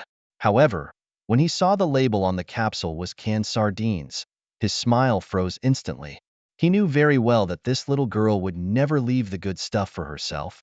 Just then, the zombie body behind Lu Wei suddenly moved as if being trampled by something heavy. Instantly, a strong sense of unease enveloped Suyue. "Recall Lu Wei," he shouted loudly, realizing in an instant that the final boss must be of the assassination type. However, it was too late. Just as Lu Wei was about to disappear, two crimson short blades pierced through her shoulder, narrowly missing the fatal blow to her heart. This sudden attack caused the supply capsules in Lu Wei's hands to drop, and the next moment, she was forcibly pulled back into the bracelet. Although she, as a zombie, possessed strong regenerative abilities, the firepower contained in the blades would undoubtedly greatly extend her recovery time. Death mark. In the instant the enemy appeared, Suyue quickly marked him. His face turned frighteningly dark, his eyes flashing with icy killing intent, and his tone was unquestionable. "A mere Lord-level zombie dared to hurt my people? You, D." The zombie lord missed his strike and once again concealed his figure. However, the death mark hung over his head like a beacon, rendering his stealth skill useless. Despite the opponent's incredible speed, even Suyu found it quite challenging to track their movements. Yet, he keenly noticed that this ambusher bore a striking resemblance to the succubus he had encountered in the library before, turning out to be a mutated zombie with a mantis-like appearance. Although it had reached Lord level, unlike the massive armored giant king, its size was rather similar to Lu Wei. Its two arms were specialized into two iconic red short blades, moving agilely like a red and white intertwined lightning bolt. The short wings hidden behind its back granted it the ability to fly short distances, as if adding wings to a tiger. The Orchid Mantis King, Zombie Lord, level 15. Base attributes: Strength 130 plus 130, Spirit 50 plus 50, Constitution 130 plus 130, Agility 150 plus 150. Talents: Natural Camouflage, remain invisible when not attacking, reduce damage taken, gain additional life recovery, special talents cannot be stolen. Aesthetic Violence, superb hunting skills, instill fear in enemies when hitting, reduce 50% attack damage. Skills: Blood Sacrifice, weave a crimson barrier with blood sacrifice ritual, silencing enemies within range and causing continuous damage. Phantom Army, summon 3 phantoms inheriting some attribute skills but taking additional damage, remove all negative statuses upon release. Ghostly Descent, the ultimate move, form a covenant with phantoms, increase life limit and recovery speed by 50%, ignore 50% armor with splash damage. Mantis are naturally adept at camouflage and hunting. This Orchid Mantis King, as a stealth assassination type zombie lord, not only excels in survival agility, but also possesses powerful burst and endurance in battles. Suyu closed his eyes tightly, sensing the Orchid Mantis King swiftly moving around him, with a chilling aura following like a shadow. Under the cover of night, its attributes seemed to surpass Suyu's. Normally, Suyu would avoid clashing with it in the dark, preferring to wait until dawn to level the playing field. However, when the Orchid Mantis King wounded Lu Wei with its sharp claws, a sudden blaze of anger ignited in Suyu's heart. Although this skirmish did not cause substantial harm to him, it was his first setback since his rebirth, which he would not tolerate. In the darkness, the Orchid Mantis King licked its blades, its zombified mouth stretching to the roots of its ears, terrifyingly grim. Under its cold and merciless gaze, the man before it seemed to have given up resistance, like a lamb awaiting slaughter. It is said that the mantis catches the cicada quicker than the blink of an eye, launching an attack to capture its prey in just 0.05 seconds. In the silent night, the Orchid Mantis King's speed was like a thunderbolt, instantly cleaving through the air. The assassination-type zombie loved to ambush and backstab, seizing any opportunity without hesitation or creating one if necessary. Just as the orchid mantis king frowned slightly and its eyes flickered, it had silently arrived behind Suyu. However, at the moment it struck, Suyu suddenly opened his eyes wide. A blur passed by, evading the fatal blow. The mantis king's short blade viciously plunged into the concrete floor. If hit, it would either kill or maim. Missing the strike, the mantis king would re-stealth in a few seconds, seeking the next ambush opportunity. But now, it was Suyu's turn to strike. He did not rush to attack, knowing well that the mantis king's agility far surpassed his own, making it easy for it to evade attacks. The key is to lock it firmly, making it unavoidable. Undead summoning. In an instant, behind the orchid mantis king, an elite zombie body moved in response. With red eyes and a black-red aura engulfing its body, it entered an invincible state. The mantis king seemed completely unaware, blindly believing in its natural camouflage talent, mistakenly thinking it could remain hidden without actively attacking. Little did it know that the death mark above its head had already exposed its every move. Suddenly, the elite zombie reached out with its withered arm and grabbed the mantis king's slender leg. Then, with the strength of steel in its limbs, it firmly locked down its body. With the help of the talented Eye of Heaven, the mantis king's weak spot at the neck was exposed. This move, called the 7-day lock, meant that for the next 60 seconds, the mantis king would be immobilized, vulnerable to attacks. The mantis king brandished its sharp blade and launched a fierce attack on the elite zombie, only to hear the crisp sound of the blade bouncing off. The iron-cutting blades were useless at this moment. In an instant, it realized the severity of the situation, its pupils shrinking. A dense rain of arrows came pouring down, baptism of the holy spear. 20 arrows precisely locked onto the mantis king's neck. The next second, the sound of intense metal collision echoed in the air. It turned out that the mantis king had used its short blade to resist Suyu's arrow barrage. Even with its strength, it couldn't withstand the attacks that ignored armor granted by the Dance of Death talent. After blocking 20 arrows with its left blade, it snapped off. At the same time, the mantis king's body was tainted with a strange color. It had been paralyzed by Suyu's bite, slowing down significantly and reducing its hit rate. However, the attacks did not stop there. Suyu released a fully charged punishment arrow. Unlike the holy spear baptism, the punishment arrow had powerful penetration. Even if using the blade to resist, it would inevitably be injured. Of course, the mantis king would not sit idly by. Just as the attack was about to hit, its body suddenly trembled and split into 3 clones. This not only broke free from the elite zombie's restraint, but also erased the death mark above its head. Then, the mantis clones quickly activated the Phantom Army skill, multiplying exponentially. In the blink of an eye, the entire street became the mantis king's cloning factory, with countless clones spread out in every corner. And the original body had long disappeared within. To others, the clones and main body of the mantis king seemed almost identical in their movements. The depth of the water was unfathomable. However, under the scrutiny of Suyu's Dharma eye, nothing could escape. Even before the mantis king disappeared, Suyu, with his unique gift, had already seen through the slightly darker and distinctive main body among the zombie horde, marking it for death. Suyu was aware that this cloning ability was not entirely inherited from the main body's attributes. Each clone could only inherit half of the attributes of the previous individual. Although the number of mantis kings had risen to hundreds, the subsequent clones' attributes remained in the single digits, mainly focusing on their imposing presence. Fortunately, these clones did not inherit the main body's talent for natural camouflage. Otherwise, they would have been even more challenging to deal with in stealth mode. Suyu decisively pulled the trigger, and an arrow with explosive sparks headed straight for the last split mantis king. As expected, after the arrow hit, there was immediately a noticeable gap in the mantis horde.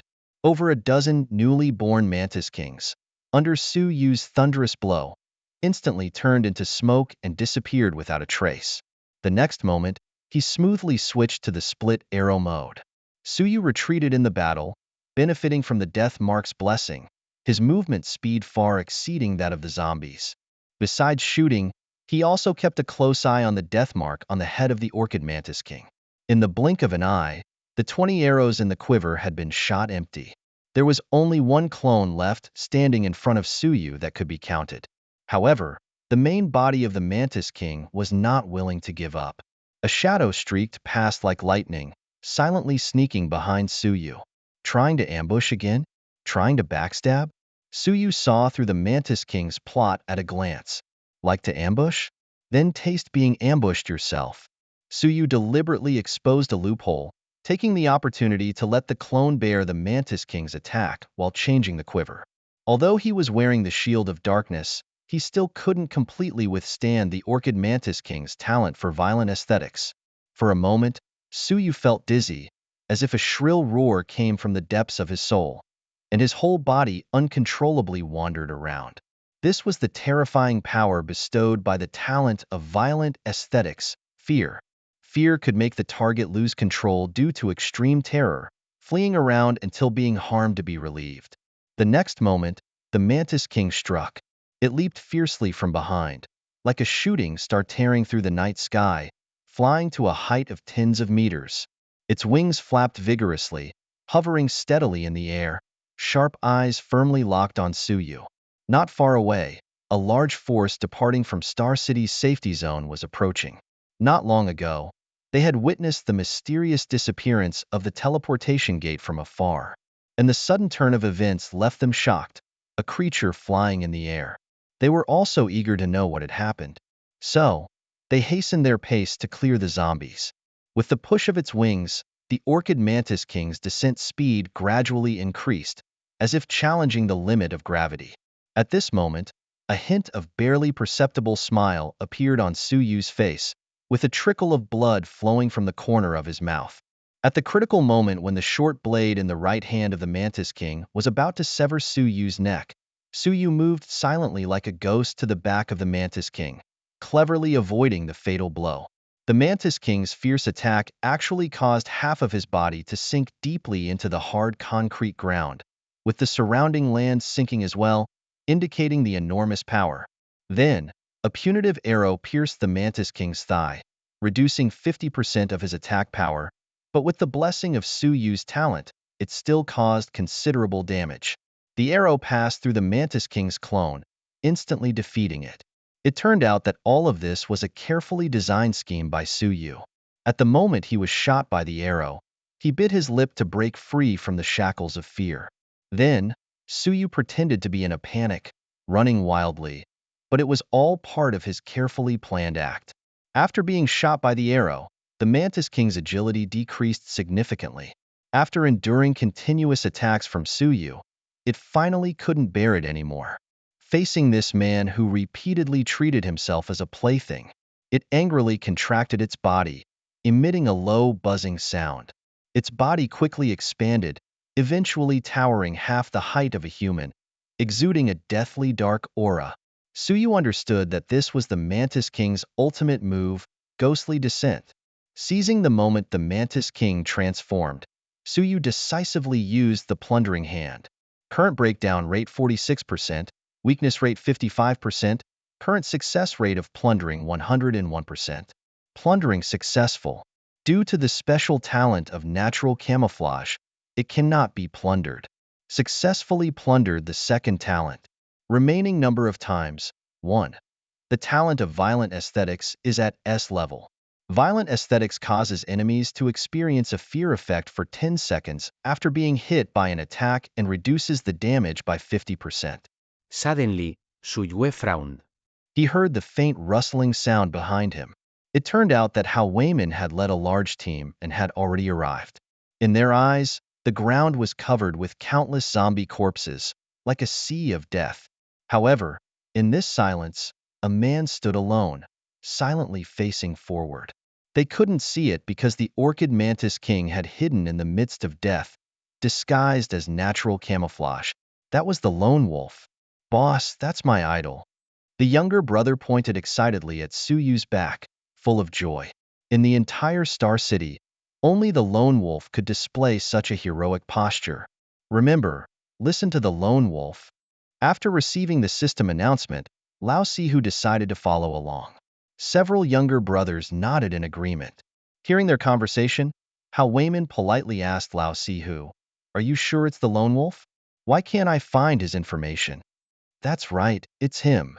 We've met once before." Lao Siu replied calmly. Looking at him, Hao Weiman, though smiling, always felt that there was some hidden mystery in it. With a bow and arrow in his hand, capable of taking the lives of thousands of zombies, how many people in the world can match this strong warrior? Not to mention the lone wolf, a figure not easily approached by the likes of you. How Weiman exudes such confidence, as if he is an unbeatable force in the world. With his firm gaze and decisive actions, he displays a fearless demeanor. "All right, thank you," Hao Weiman said, striding forward with determination. His voice was loud and firm. "Lone Wolf, I am Hao Weiman, the leader of the Dragon Team in Huaxia Star City. Faced with the rampage of zombies, we have a duty to fulfill and are willing to fight alongside you."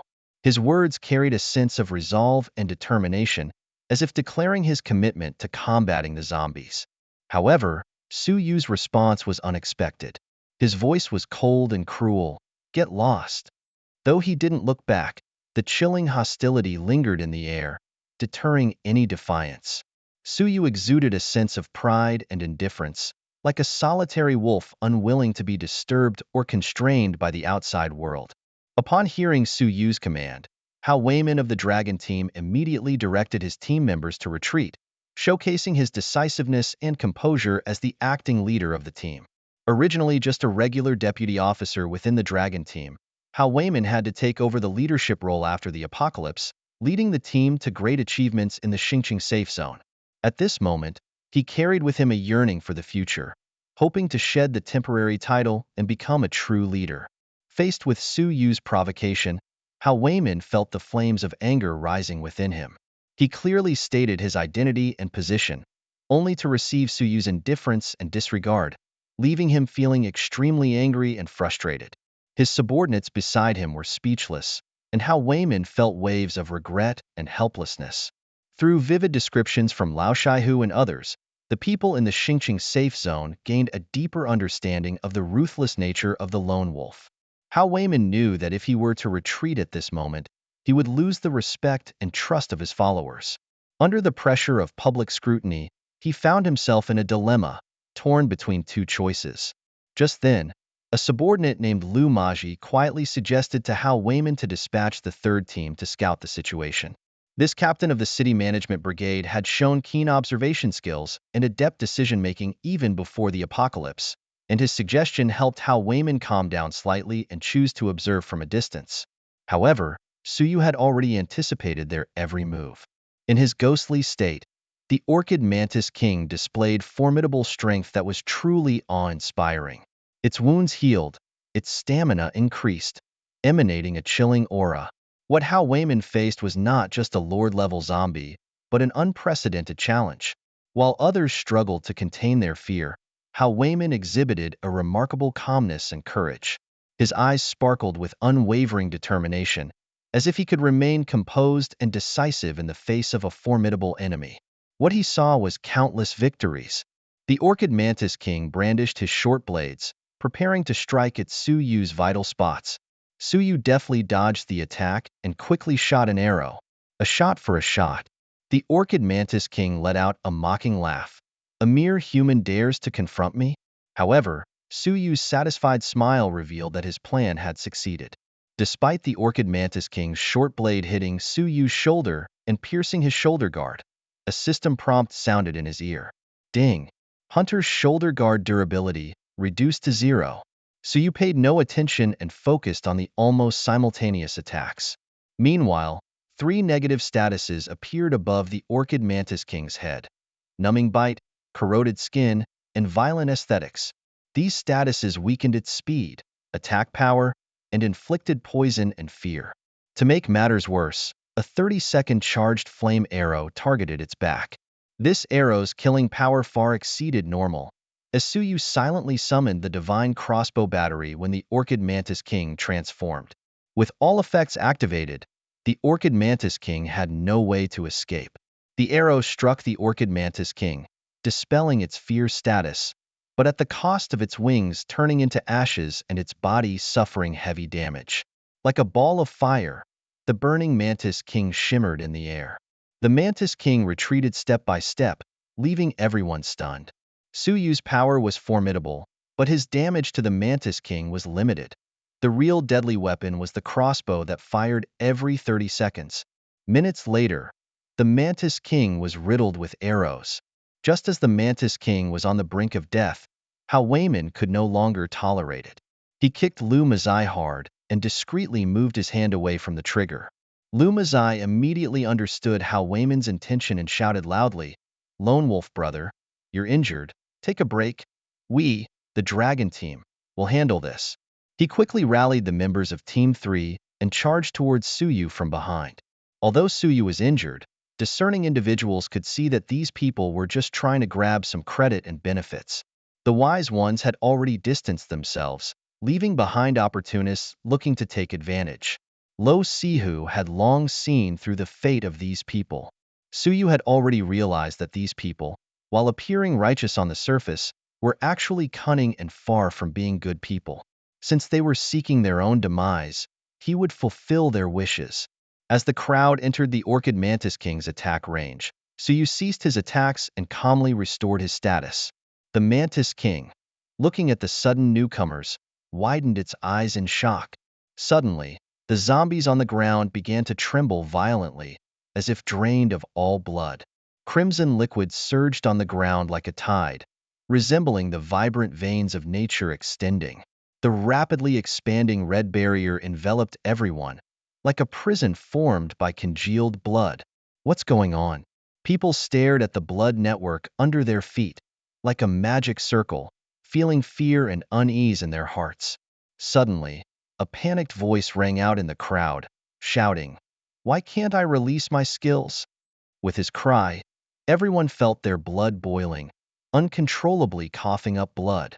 This crimson barrier is a blood sacrifice, woven by the praying Mantis King with blood as the offering. Within this blood-red barrier, all enemies will be silenced and continuously endure damage. The blood sacrifice, a skill that terrifies the mages, is something Suyu had encountered in his past life. The Orchid Mantis King will not release this skill if only a few people attack. It will only activate when the number of people on the battlefield exceeds 10. The size of the skill's range is closely related to the total amount of blood that can be gathered on the battlefield. The damage is not high for Suyu now, but it may not be the case for others. After Suyu slayed thousands of zombies, the Orchid Mantis King used the blood in their bodies to finally expand the range of this skill large enough. People began to panic and retreat, trying to escape from this blood-like cage. However, once they touched the edge of the cage like a line of blood, their bodies were instantly cut into pieces, blood splattering everywhere. Soon, their blood merged into the bloodline, making it even more dazzling. The Orchid Mantis King finally got a chance to breathe, quietly hiding its figure, recovering its lost vitality in the dark. At the same time, it ruthlessly harvested the remaining life force within the boundary under the effect of the blood sacrifice skill, using the continuous flow of blood. Those with higher physical attributes and carrying potions could barely hold on longer. However, those who planned to switch to mages or Taoists, with lower physical attributes and no potions to use, were as good as sitting ducks. They surrounded the dragon team, their eyes filled with deep fear and despair. "Captain, say something. What should we do now?" Head of Team Hao, you promised that the dragon team would ensure our safety. Come up with a solution quickly. How for the people? It's all your fault. Lone Wolf clearly warned you not to go, but you insisted on fighting for that boss.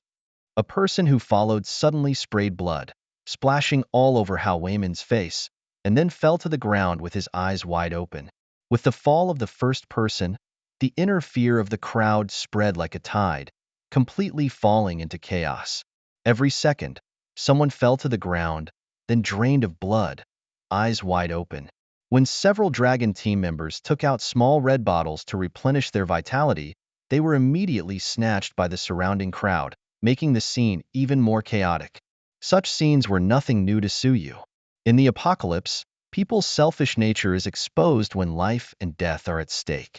However, Suyu was unscathed under the protection of the Shield of Darkness. Instead, under the corrosive effect on his skin, he continuously caused poison-type backlash to the Orchid Mantis King. Unexpectedly, it was Lu Maji who broke the silence first and spoke to Suyu. Besides Suyu, their three-person team was closest to the boss, so they became the first wave of victims to suffer from the blood sacrifice. Lone Wolf, please make a move quickly. The members of the three-person team echoed one after another, starting to blame Hao Weiman. Lone Wolf, we were wrong. It's not our fault. Blame it on Hao Weiman for forcing us to come over. They all pointed to Hao Weiman in the distance. Others soon realized that finding Hao Weiman would not solve the problem. Now only Lone Wolf taking action to eliminate the boss can naturally lift the barrier. They were extremely anxious, watching as Suyue remained unmoved by Lu Maji's threats and began to frantically interrogate him. They believed that as the hero of Xingqing, Suyue should protect those in need. They urged Suyue not to drink the potion, to act quickly and help them, as they were in a dire situation. They reminded Suyue that there were countless eyes watching from outside, and if they died here, Suyue's hero image would be ruined. However, the last person to speak did not die in the blood sacrifice, but was pierced through the mouth by an arrow shot by Suyue. A hero image? Suyue never cared. In the apocalypse, true strength is never swayed by the opinions of others. Suyue never sought the title of a hero. Suddenly, the noisy crowd fell into silence. The legendary Lone Wolf was so ruthless. Suyue stood firm. What was once a force of hundreds now reduced to just a few dozen. Haoyaman finally gathered the courage to step forward. At this critical moment of life and death, he felt he had been quite submissive and said in a low voice, "Even though I was the one who started this, I have apologized. What more do you want? Are you refusing to help us just because I made a mistake? Isn't it everyone's duty to help others?" Haoyaman, in his past life, was one of the superiors that Suyue despised the most in the dragon group. His hypocritical attitude hadn't changed a bit. "Do you know what my name represents?" Suyue coldly smiled and said, "I live only for myself. Anyone who challenges my bottom line will undoubtedly die." Suyue's lips curved with a cold smile, calmly expressing himself. As for where the bottom line is, it is entirely up to Suyue to decide. The next moment, the long-prepared crossbow fired a lightning-fast explosive arrow at Haoyaman. The arrow cut through the air, sparking as it headed straight for Haoyaman, clearing the area within 10 meters. "Now it's your turn." Suyue's gaze turned to the Orchid Mantis King in the corner. Affected by the corrosive skin and the continuously backfiring poison damage, its condition was worrying. Before long, due to the interruption of blood supply, the cage constructed by the blood sacrifice gradually disappeared. After the barrier dissipated, Liasehu and others finally saw the tragic scene before them. All the hundreds of people who entered the barrier were lying on the ground and couldn't get up. Only Suyue remained on the field, pulling back his Hoi bow, ready to shoot. The crossbow had disabled the limbs of the Mantis King, leaving it like white meat on a cutting board. Then, a super-ultimate arrow of the Grim Reaper whistled out, hitting the Mantis King and causing a violent explosion. The Mantis King finally couldn't hold on and shattered into pieces. Its life ended at that moment, and its sinful life came to an end. As the battle ended, the mist dispersed, the dawn broke, and it was exactly 6 o'clock in the morning. Suyue's wristband beeped with a message, "Ding!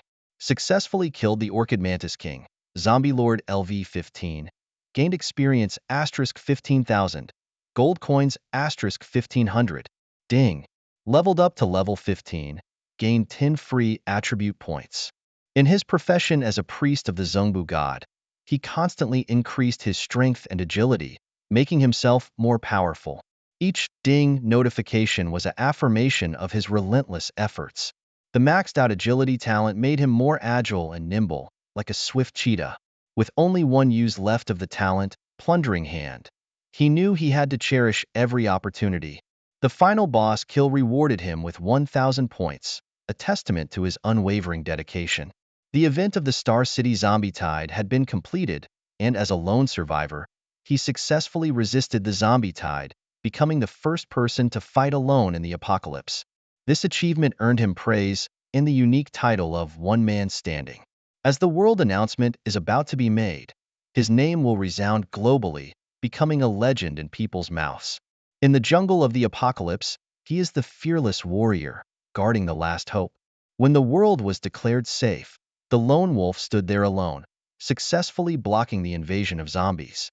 He achieved the unique title of One-Man Army and received generous rewards. For those struggling to survive in the apocalypse, their survival is not for others, but for themselves. Those who are not willing to persevere had better give up early and not affect other survivors. This news spread worldwide, and people expressed their opinions, but it had become commonplace. Sometimes, the gap between people is even greater than that between humans and dogs. In China, the lone wolf has long been revered as YYDS, and his success has become commonplace. However, in the so-called democratic Western world, there are two different voices. Some admire the strength of the strong and see the lone wolf as a role model, constantly pursuing personal strength improvement. Others see the lone wolf's power as a threat to China's rise, eagerly spreading various conspiracy theories to exploit the ignorant public for personal gain. But the most excited are the survivors in Xinjiang. Not only did they receive the world announcement, they also received a regional announcement. All survivors in Xinjiang were commended for successfully repelling the zombie tide.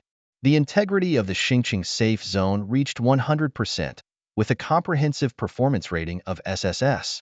As a reward, each resident of Xinjiang will receive a survival pack and an additional 10 points. As this exciting news spread, everyone's backpacks once again contained a survival pack. For the survivors still struggling with hunger and harsh conditions, this is not only material aid but also courage and hope to overcome adversity and fight the zombies. After defeating the Orchid Mantis Queen, Suyu finally breathed a sigh of relief. Fortunately, during the zombie tide, the zombies did not drop any items or chests other than experience and coins. Only the hundreds of zombies personally defeated by Suyu could yield some equipment. Otherwise, picking up the loot from thousands of zombies would probably take Suyu hours. In fact, the real value lies in the points we obtained in the battle just now. Suyu decided to claim the achievement rewards first. By successfully claiming the One-Man Army achievement, his reputation increased by 1,000, gold coins increased by 1,000, and the bracelet storage space expanded to 5.5 cubic meters. He obtained the title, One-Man Army, Invincible, the only title in the world permanently effective, as the first survivor to successfully resist the zombie tide alone in the apocalypse. All attributes permanently increased by 5 points, and with this title, damage received is reduced by 20%. Now, Suyu's perspective has broadened, and he is no longer excited about this slight improvement. He decided to invest all available attribute points into strength. Despite the hunter's shoulder guards being damaged and losing the original 6-piece attribute bonus, his strength value still exceeded 160 points. Wow! Suyu's power attribute has reached 160 points, unlocking a new skill, Gale Rises. This skill shoots arrows imbued with the power of a hurricane, creating a huge storm eye in front that continuously damages enemies. Although the cooldown time is as long as 1 hour, since he obtained the ring of Linglong Heart plus 10, the cooldown time for all skills has been halved. This allows him to have more strategies available in battle, which is really fantastic. Suyu thought to himself that he must make good use of this skill. However, the most shocking were those who had been retreating, such as Luo Sihua and others. They escaped the range of the blood sacrifice, luckily saving their lives. But their eyes were fixed on everything happening within the barrier. They knew the value of Lone Wolf's battle because Lone Wolf unexpectedly fought a Lord-level zombie solo in the dark, which was simply an unimaginable feat for them. Apart from the Luo Sihua team, others found it hard to believe that Lone Wolf would resort to killing. But when the blood sacrifice dissipated, they realized the brutal reality. Hundreds of people led by Hao Weimin were all gone. Their deaths were gruesome, with blood drained from their bodies, skin shriveled, eyes bulging, mouths gaping, as if cursing this unfair world. The words Suyu said before ending how Wayman's life became a permanent nightmare in people's hearts, making those who dared to challenge him deeply regretful. Suyu paid no attention to these people, heading straight towards the Star City safe zone. As he walked further away, the group began to scramble for the equipment he left behind, looking disheveled. The road to the Star City safe zone was unobstructed thanks to Hao Weiman's clearance. Suyu effortlessly arrived in this area, which was already like a second home to him, familiar to the core. The Star City safe zone was located in the once prosperous commercial center, vast in size and well-equipped. Here, there were class change totems where one could switch to become a warrior, mage, or priest. There were various shops like wineries, restaurants, clothing stores, weapon shops, and specialty stores. There was even a large open space for survivors to develop and utilize freely. Although facilities like the auction house, post station, and synthesis table were not yet open, this place was called a safe zone, absolutely secure for survivors. They could settle personal grievances in the training grounds, but any violence within the safe zone would have serious consequences. Those fully geared and armed to the teeth were not to be messed with. When Suyu and Lu Wei stepped in, people around them fearfully made way, as Suyu's massacre within the barrier had already spread among the crowd. Since he had resorted to killing, Suyu had no intention of hiding this fact. All eyes were focused on the two as they finally arrived at the entrance of a mysterious cabin. Suddenly, the captain of the first team of the Dragon team, who was stationed in the Star City safe zone, rushed over upon hearing the news. With firm steps, he called out to Suyu. Suyu was a brave and calm young man, his eyes revealing curiosity for the unknown and eagerness for challenges. At this moment, standing in front of the cabin door, his heart was filled with anticipation and nervousness. Just as he was about to push open the door, the captain of the Dragon team's first team appeared, his serious expression and firm tone imposing an invisible pressure. Suyu, this place is extremely dangerous. You must be careful. The captain's voice was deep and firm, showing his concern and worry for Suyu. Suyu nodded, knowing that he had a heavy responsibility and could not take it lightly. Under the leadership of the captain, they entered the mysterious cabin together, and an ancient aura hit them. Suyu's heart couldn't help but beat faster, but he forced himself to stay calm. This was their mission and also his opportunity to grow. After some exploration, they finally found the secret files hidden deep in the cabin.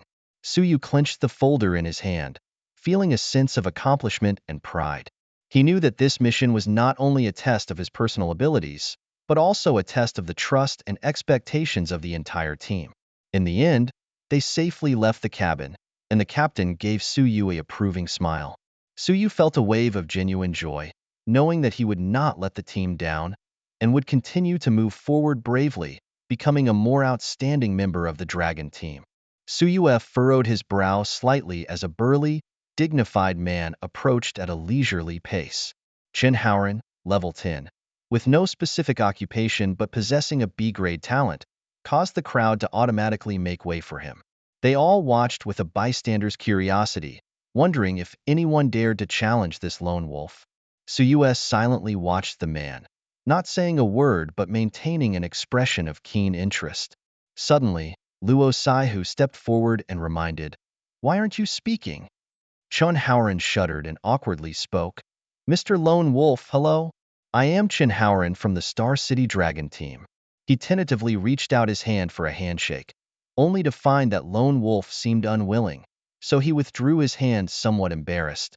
He continued, "Thank you very much for all you have done for the safety of Star City. Thank you for eliminating the scum in the Dragon team, those who claim to be the protectors of Star City, but secretly plot evil deeds. Rest assured, I will carefully document and report the actions of these scum to ensure you do not get into unnecessary trouble." Chen Haoran's gaze was firm and sincere, showing his intelligence and decisiveness. He understood that provoking the highly respected Lone Wolf in the land of Huaxia could lead to dire consequences. The strength of Lone Wolf was enough to make moves that the Dragon team could not bear, which was an unknown factor. Although the influence of the Dragon team in Star City had waned, Chen Haoran had just taken office and dared not take risks. So, after seeking help from his elder brother Luo Saihu, he deliberately put on a foolish and ignorant appearance. In fact, the accusations against Hao Weimin were a mix of truth and falsehood. However, in order to gain a higher position, he chose to maliciously defame his predecessor. With Hao Weimin already deceased, Chon Haoran's accusations could not be substantiated. Blaming the dead was a common tactic used by those in power. Only in this way could they get the answers they wanted. People around started to realize their bias towards Lone Wolf. As a hero of Huaxia and Star City, would he randomly kill people? Those he eliminated were all bad people. So, they began to condemn Hao Weimin, causing a huge uproar. But what Suyue saw was just a poor performance. From Chan Haoran's subtle expression, Suyue had long seen through his true motives. Suyue remained silent, simply turning his head gently. As all the members of the dragon team disappeared, to the astonishment of the crowd, Suyue pushed open the door and walked into that mysterious room. In just a few minutes, Suyue brought surprises and shocks to everyone.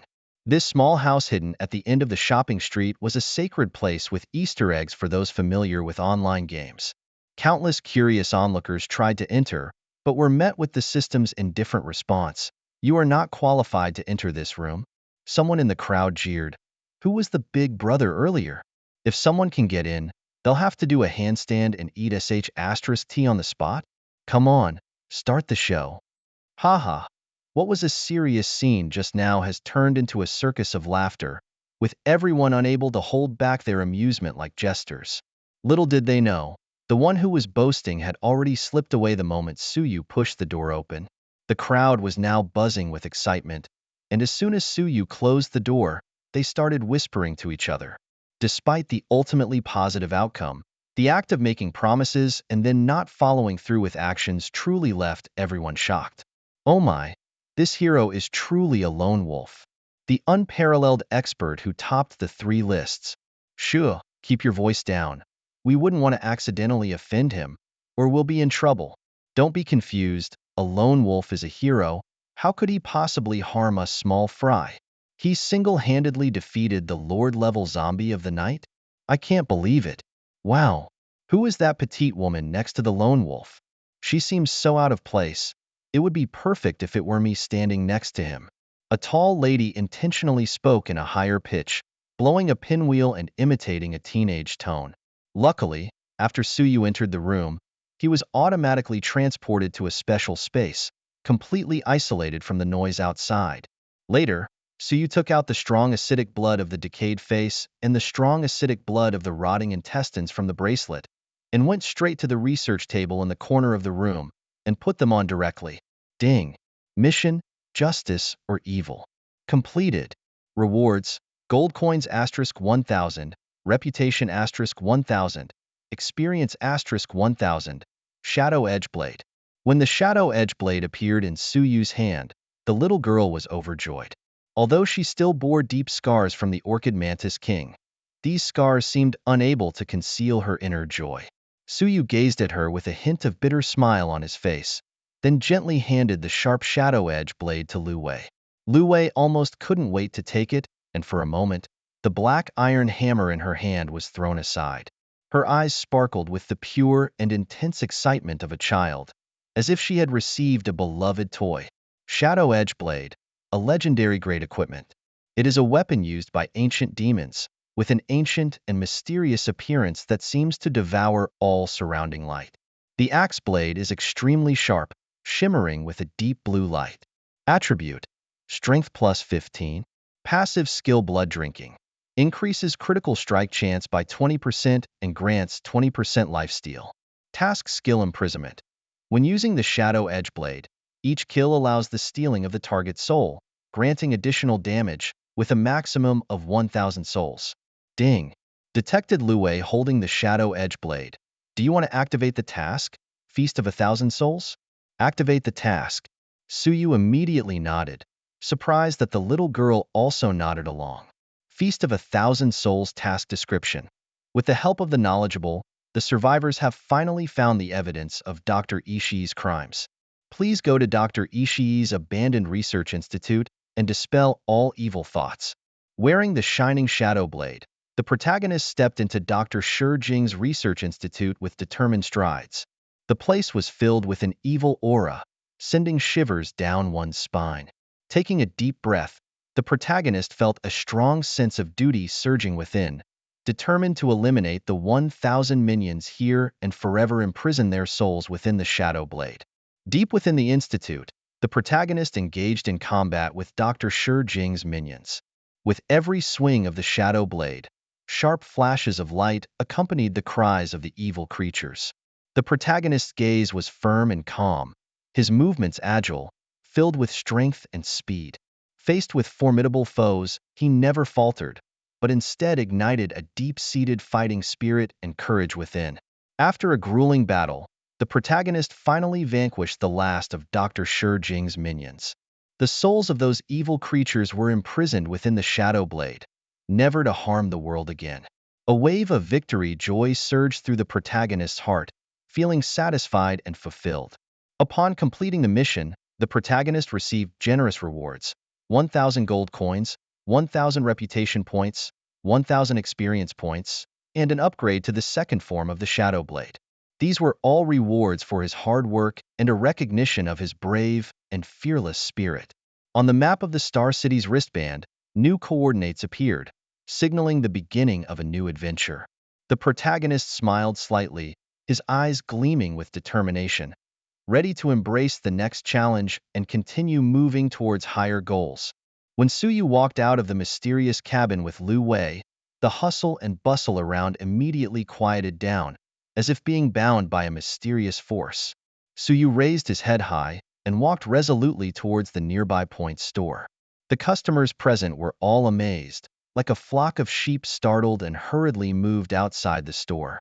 At this moment, all eyes were focused on Suyu, filled with awe and fear. However, Suyu remained indifferent, enjoying this rare tranquility. The points obtained from resisting the zombie tide in the apocalypse were undoubtedly a valuable resource. With enough points, one could even purchase an entire city. These points could be used at the point stores in various safe zones to exchange for various local specialty products. Suyu opened the shopping list and first saw the items: supplies capsule, classic black stinky tofu, priced at 2 points, stock 966, tea color and taste bubble tea, priced at 5 points, stock 978, spicy shrimp, priced at 10 points, stock 999.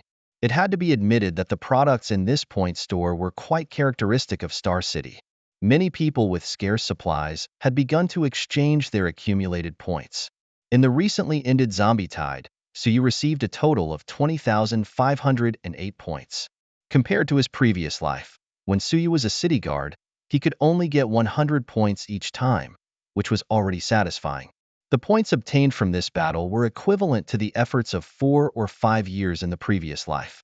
The only regret was that it was still early in the apocalypse, and the variety of products in the point store was somewhat monotonous. All products would be replenished and updated after the next wave of zombie tide. With the passage of time, new products would emerge endlessly. Obviously, those ordinary items could not interest Suyu. So, he turned his attention to the special items at the end of the list. Stone of Mirroring, priced at 20,000 points, stock 5, sold out when gone. Star City Warrior, priced at 50,000 points, stock 3, sold out when gone. Lord of Star City, priced at 100,000 points, stock 1, sold out when gone. These few items were the treasures of the points store. Once sold out, they would never reappear. The shining Star City Warrior badge was obtained by Suyu before. Wearing it would enjoy an 8% discount on every purchase in Star City. The badge of Lord of Star City symbolized power and glory, meaning becoming the leader of Star City, forming one's own team. From the expansion of safe zones, entry and exit management to task assignments, wanted orders, nothing was impossible.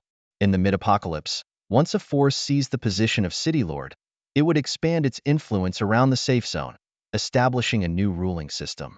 Suyu was not interested in the position of Lord of Star City. Even with an 8% discount, it required 160,000 points, a sky-high price not easily obtained. Although Suyu possesses formidable strength, it is still quite challenging to deal with the zombie tide within a month and accumulate enough points. Therefore, Suyu wisely chose to purchase the mirror image stone, which is also an indispensable part of his plan. With this decision recorded in his notebook, Suyu was full of anticipation. Distinguished Mr. Lone Wolf, are you sure you want to purchase the mirror image stone? Curious and excited about the unknown, Suyu wore the Star City Warrior badge, enjoying a 20% discount, and only needed to pay 16,000 points. The system emitted a cold prompt, but Suyu answered without hesitation. Confirmed purchase. Immediately, the system sounded again, confirming the successful purchase of the mirror image stone, actually paying 16,000 points, with 4,508 points remaining. In the blink of an eye, Suyu's palm held a strange stone the size of a goose egg, shimmering with brilliant light, as if telling a mysterious origin. The luster revealed an extraordinary aura, making people moved. This is the legendary mirror image stone, a mythical special class item. It is said that only those warriors who show extraordinary courage in the apocalypse can obtain it. This stone can perfectly replicate mythical grade or lower equipment, with the new equipment inheriting 100% of the original attributes, but it cannot be traded or worn separately. Although it ranks among the treasures in the city's points mall, obtaining the mirror image stone is not as difficult as other items. Most people choose to replicate rings and one-handed weapons, as only these two parts can wear two identical pieces of equipment at the same time. Smart Suyu saw this point and decided to replicate his Linglong ring plus 10. After successful replication, he would receive an additional Linglong ring, which would directly reduce the skill cooldown time by 100% when worn, greatly enhancing his combat power. However, Suyu had only heard of the mirror image stone before and had never used it personally. Just as he was feeling proud, the system's voice suddenly broke the silence, asking if he wanted to continue replicating, as the Linglong ring had a unique attribute and would not be able to be worn simultaneously after replication. This unexpected question caught Suyu off guard, and he roared in anger, causing a commotion with his back to the outside. After some contemplation, Suyu turned his gaze to the side where Lu Wei was, showing a loving smile. He reached out and took Lu Wei's shadow blade. Lu Wei widened her eyes, silently conveying her grievances. The system prompted again, stating that the shadow blade was a two-handed weapon, and most people would not be able to wear it simultaneously after replication. Suyu couldn't help but laugh at the unexpected yet amusing reminder from the system. Confirm replication. Suyu made the decision without hesitation, demonstrating his courage and optimism towards unknown challenges. For most people, wielding two-handed weapons simultaneously seems like an impossible task. However, for Lu Wei, who was born with the Titan's grip talent, is she really just an ordinary person? This is the wonder that the limitations of our minds cannot imagine. Originally, Suyu was still struggling to find a suitable two-handed weapon for Lu Wei, but the problem seemed to be solved. When the mirror stone in Suyue's hand began to expand and elongate like a balloon, it eventually transformed into a blade shimmering with shadow edges. However, before Suyu could carefully examine the attributes of this weapon, an excited Lu Wei snatched it away. Suyu arrived at the ordinary shopping mall and purchased a batch of enhancement stones. He couldn't wait to use these enhancement stones to strengthen Lu Wei's Shadow Blade weapon to the maximum level. Now, Shadow Blade is at plus 10 with a strength increase of 15 points.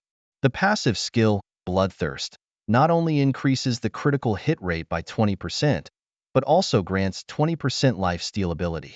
In addition, the mission skill Imprisonment allows him to steal the enemy's soul when using Shadow Blade, causing additional damage, with a soul limit of 1,000. As the main hand weapon is enhanced to the maximum level, the offhand weapon duplicated from the Mirror Stone also reaches plus 10.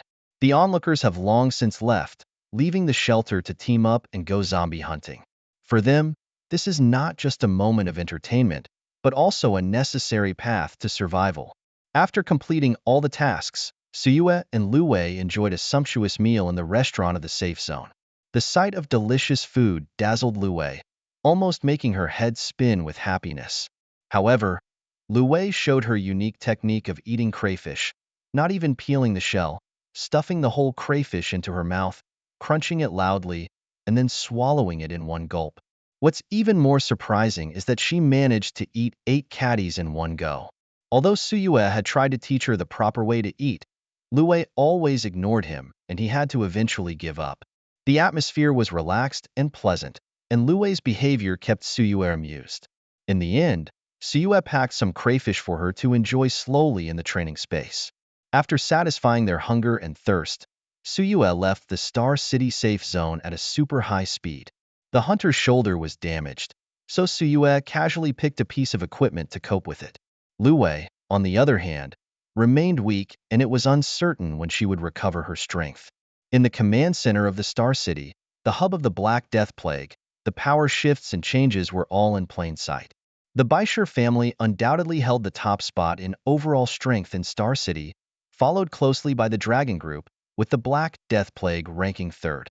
However, fate played a trick on the Baisher family, leading them to their demise even before the start of the first season. Their vassal organizations no longer posed a threat. The Dragon Group, on the other hand, suffered severe losses due to the leader's selfish desires, putting their position in jeopardy, and was swiftly replaced. The Star City Black Death Plague also found itself in a predicament, with 2 core members losing their lives at the hands of Suyue. One was the director of Star City Hospital, now turned into a zombie. The other was defeated at Star City Museum. With weak strength, scattered members, and several top leaders missing, the only one left is the leader Chuan Zhangwo. He is a representative sent by the headquarters of the Lighthouse Country, with a prestigious background. Despite his youth, his rise to this position was no coincidence. At this moment, he sat in the center of the conference room, with the flag of the Lighthouse Country flying high behind him. Today, Chuan Zhangwo successfully recruited a group of new members from prisons and bars into the organization, and the team has grown to hundreds of people. This team is undoubtedly a powerful force in Xing City. However, Chuan Zhangwo was shocked to hear about the Lone Wolf's feats. The Lone Wolf not only single-handedly defeated a Lord-level zombie, but also brutally slaughtered 2 teams from the Dragon Group. Chuan Zhangwo has always considered Hao Weimin as his biggest rival, but he never expected Hao Weimin to die at the hands of the Lone Wolf.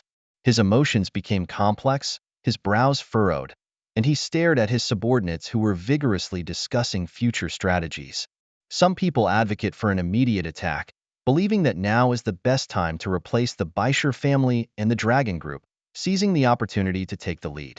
Others suggest caution, believing that the time is not ripe yet, and that they should wait for the right moment to deliver a fatal blow to the enemy. However, during the discussion, the topic unconsciously shifted to one person: the Lone Wolf. Chuan Zhangwo couldn't help but tap the table, instantly quieting the entire meeting room. He solemnly warned his subordinates not to underestimate the Lone Wolf's strength, as he is a time bomb. Can we withstand him? He suggested recruiting the Lone Wolf into the organization instead of being in a hostile relationship. He emphasized that they must not offend the Lone Wolf and, if necessary, endure humiliation. Chuan Zhangwo's words were full of decisiveness and firmness. Suddenly, someone came to visit Chuan Zhangwo. His subordinates outside quietly reported that it was Agao who had arrived. Chuan Zhangwo frowned slightly and asked if he should be allowed in. His subordinates reminded him that they had previously sent an invitation to Agao, so Chuan Zhangwo decided to personally greet him. Surrounded by organization members, Chuan Zhangwo led Suyu into the study. Suyu had activated his C-level disguise talent, transforming into the appearance of Agao. Chuan Zhangwo warmly welcomed Agao to join the organization, stating that the world would eventually belong to them. However, Suyu proposed his own suggestion, piquing Chuan Zhangwo's curiosity. Chuan Zhangwo scrutinized Suyu, feeling a surge of curiosity in his heart. Brothers of the Ijiao Tigers, please feel free to share. If you successfully challenge the new team instance, perhaps I will consider joining your ranks. Chuan Zhangwo said without hesitation, of course. Conquering the instance has always been our goal. I'll be waiting for you at the instance gate tomorrow morning at 9 o'clock. As he watched Suyu gradually walk away, Chuan Zhangwo's expression became increasingly gloomy. He muttered softly, "Humph. Although I know nothing about your identity, I can be certain that you are definitely not a true Ijiao tiger." Chuan Zhangwo was able to realize that Suyu was not Weijiahu purely by coincidence. He did not have the innate ability to perceive the essence of things. Nor did he have a deep friendship with Weijiahu. The reason is actually quite simple. Although Suyu tried to mimic Weijiahu in actions and tone, Weijiahu himself was a very lecherous person, always accompanied by beautiful women wherever he went. His desires were very strong, indulging in what he had, eyeing what he didn't have, longing for what was on the stove, and glancing at the neighboring table. He loved one when one came, forgot one when one left. Although the invitation in Suyu's hand had a unique mark of the organization, ruling out any possibility of forgery, the fact that this person was attending the meeting alone today was completely contrary to Weijiahu's usual style. Upon careful consideration, it was terrifying. The only reasonable explanation was that this man in front of him had the ability to kill all of Weijiahu's group. Mimicking his appearance was just to join their team. Chuan Zhangwo had personally witnessed Weijiahu's strength before. Not long ago, he led a group of female soldiers to successfully defeat a leader-level zombie. Although they suffered heavy losses during the process, all 4 main members survived. If this man in front of him wanted to silently kill Weijiahu and his group, then who else could it be in the entire Star City? Could it be Lone Wolf? Chuan Zhangwo swallowed hard, the name almost slipping out of his mouth. The reason he didn't confirm it immediately was that according to the intelligence he had, when Lone Wolf arrived at the Star City safe zone, he was accompanied by a female partner. However, by the time he realized this, it was already too late. Call back all the trackers immediately. Chuan Zhangwo hurriedly shouted to his subordinates. But it seemed like everything was already too late. Not far from the instance dungeon, in an abandoned building, several cold bodies were added. Suyu stood there, with a hint of a cold smile on his face, but his heart was full of helplessness. It seems that my identity has been exposed, he muttered to himself. All of this could only be blamed on the system, setting this instance as a team dungeon. He had originally planned to enter the dungeon in the name of the Black Death Organization to achieve his own goals. Whether he would be discovered or trigger a conflict, Suyu had never really cared. But now, he could only wait and see how things would unfold tomorrow. The next morning, Suyu arrived at the entrance of the instance dungeon. The square was filled with thousands of people, all gathered at the entrance of Star City University. In front of them, the university campus was shrouded in a thick, black fog. Besides the members of the organization, Suyu also saw the figures of the Dragon Group, the alliances of major families in Star City, and even some scattered adventurers who wanted to try their luck. Among the crowd, Chuan Zhangwo had already led hundreds of his men and was waiting there early. Both Suyu and Chuan Zhangwo tacitly chose to remain silent about the tracking incident from the previous night. "Brother, finally, I've been waiting for you," Chuan Zhangwo said respectfully. He had figured everything out yesterday, realizing that this instance required a team to enter, and Lone Wolf did not have a team. If he hadn't agreed yesterday, the organization might have been wiped out by Lone Wolf. Wasn't it supposed to be at 9? We're only 5 minutes late.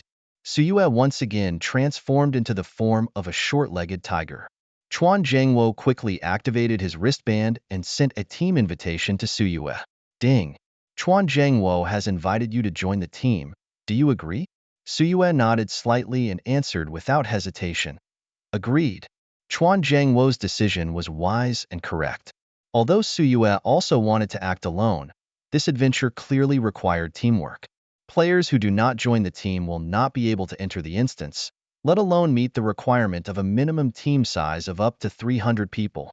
When all parties were ready, Chuan Zhangwo from the Black Plague Organization, Chen Haoran from the Dragon Group, and Jia Junpeng from the Small Family Alliance walked towards the entrance of the instance to register.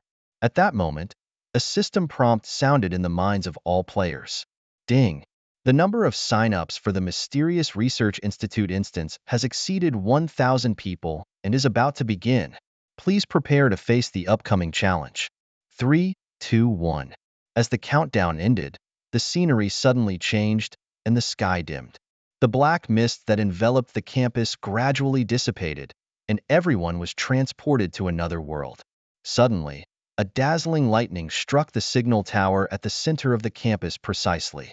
The holographic projection on the top of the tower appeared, clearly displaying a countdown of 48 hours. At the same time, the school's broadcast system repeatedly announced, "Wapupapu," Instance announcement. Welcome, survivors, to the Mysterious Research Institute. Now, I personally announce the rules of the instance. In this challenge, you will be divided into 3 major camps for confrontation, with an initial number of 350 for each camp. But remember, this is not set in stone. After the start of the instance, you can freely choose to join or leave a camp, but each departure will have a 6-hour cooldown. In this challenge, your previous equipment, skills, titles, and items will all be invalidated, starting from scratch. However, each survivor will receive 10,000 gold coins as initial capital to use at designated trading points. The remaining gold coins will be brought out of the instance as a reward. 48 hours later, the camp with the most members will win and receive Dr. Ishii's generous reward. The camp that does not win will be directly eliminated without mercy. The team instance of the Mysterious Research Institute is now open, and everyone has 5 minutes to prepare. Wishing you all can hold on till the end. When the chilling announcement of direct elimination came through the broadcast, the over 1,000 people present couldn't help but gasp in shock. Despite the fear and panic, the orderlies appeared indifferent and ruthless. Murmurs began to spread among the crowd, as everyone tried to understand the true meaning of these cruel rules and find a way to survive. Especially the moles hidden in the hostile camps were now torn in their hearts. Only Suyue calmly took out an energy capsule from his wristband and replenished his energy. Seeing this, others followed suit. In that moment, they realized that once the instance started, they would no longer be able to get food. In an instant, a spectacular scene unfolded in the square as thousands of people came together to enjoy breakfast while squatting on the ground. Within just 5 minutes, everyone was randomly transported to different corners of the campus by a mysterious force, as if they had just experienced a marvelous journey through time and space. At this moment, the bracelets on everyone's wrists vibrated simultaneously, catching their attention. Upon activation, a vivid campus map immediately appeared before them. Each person saw an area centered around themselves, with colorful dots scattered within a radius of 100 meters. Blue dots represented allies, red dots symbolized opposing enemies, and white dots indicated neutral survivors. In one corner of the map, a number 10,000 quietly displayed, marking the gold coin balance of individuals in the instance. Suyu quickly scanned the map and was surprised to find himself surrounded by a group of red dots. However, he was already accustomed to such chaotic beginnings. Without hesitation, he left the team. The system's cold warning sounded, "Ding! Your equipment, talents, titles, skills, and items will expire in 10 seconds. Suyu glanced at his own status. Lone Wolf, LV15, transformed into Zongbushan, title expired, Strength 60, Spirit 55, Constitution 10, Agility 35. Although appearing to be back on the same starting line as everyone else, after transforming into Zongbushan, he gained an additional 25 points in strength and 25 points in agility, making him much stronger than an ordinary person. A box of supplies lay quietly at his feet, containing a set of common-grade armor and weapons randomly thrown out by the system. White suspenders pants, idle style. Put them on, dance the chicken, you're so beautiful. Have you learned it? The tetanus blade, 1 slash for tetanus, 2 slashes to meet your ancestors, 3 slashes to make Yama smile, 4 slashes for heaven to call. Suyu looked at the equipment in the supply box with a hint of pain on his face. Despite some reluctance, he calmly put them on. At this moment, the red dots on the map began to move restlessly, but Suyu ignored them and walked towards the outdoor shop, holding the tetanus blade. This so-called shop was actually just a rudimentary enclosed phone booth. Suyu directly opened the product list and saw the supply capsule, Rebi, priced at 10,000 gold coins, stock 10. Supply capsule, Helilu, priced at 10,000 gold coins, stock 10. Supply capsule, Linlang Manmu, priced at 10,000 gold coins, stock 10. Suyu couldn't help but sigh, 10,000 gold coins? Are these supply capsules made of gold? After belching, he felt a bit speechless. Fortunately, he had eaten a lot just now, saving quite a bit of gold coins. Flipping to the last page, Suyu's face lit up with joy. He found that he could redeem his talents, equipment, and skills with gold coins. However, this joy was short-lived. When he saw the high redemption price of 10 million gold coins for the Hui shooting sun bow, he thought the tetanus blade in his hand was not bad. Upon closer inspection, he found that only a few non-combat talents could be redeemed with gold coins. Suyu decided, "It's you. Once I gather 100,000 gold coins, I can redeem Lu Wei." He decisively chose the S-level talent, full level luck, costing 10,000 gold coins. After the transaction was completed, Suyu's gaze turned to outside the phone booth, where he saw a clumsy couple of zombies blocking the door, looking clueless on how to open it. In this scenario, in addition to the three factions at odds, there is also a large influx of zombies. The difference between these zombies and those from the outside world is that they do not have hierarchical divisions, and eliminating them does not yield experience points. The basic attributes of the ordinary zombie minions include Strength 40, Spirit 10, Constitution 50, and Agility 20. Those seemingly ordinary attributes, they are enough to make ordinary people tremble in fear, only able to hide in phone booths, waiting for rescue. However, fate smiles upon them as they encounter Suyu. Suyu tightly grips the tetanus blade in his hand and forcefully kicks open the door of the phone booth. The door is extremely sturdy and cannot be kicked down, but Suyu's immense strength is enough to kick the zombies at the door away. One male zombie is kicked more than 10 meters away, while another is hit in the vital spot by the door handle and falls to the ground. Suyu quickly approaches, wielding the tetanus blade, taking precise aim at the male zombie's neck from behind, the blade gleaming as it swiftly strikes down. However, he is worried about the durability of the blade, so he does not exert all his strength. The male zombie's spine is directly broken and the head falls off. Suyu is somewhat disappointed, thinking that one strike would sever the zombie's body, but it only pauses at the spine. The next moment, Suyu lifts the tetanus blade, this time putting all his strength into chopping at the zombie, silently praying that the blade won't break. When the blade contacts the spine of the zombie's neck, it makes a cracking sound, and Suyu feels his arm go numb as he successfully severs the zombie's spine, causing the head to detach from the body. The zombie's head rolls on the ground and is stomped on by Suyu. He quickly turns around, kicking the head towards the female zombie seeking revenge. The female zombie, caught off guard, meets the head kicked by Suyu, and the two skull collide, emitting a cracking sound. Suyu lands and swiftly charges forward, wielding the tetanus blade once again. Even a blunt blade in his hands displays deadly power. The blade traces a deadly arc, blood gushing out. All actions are completed in an instant, without delay.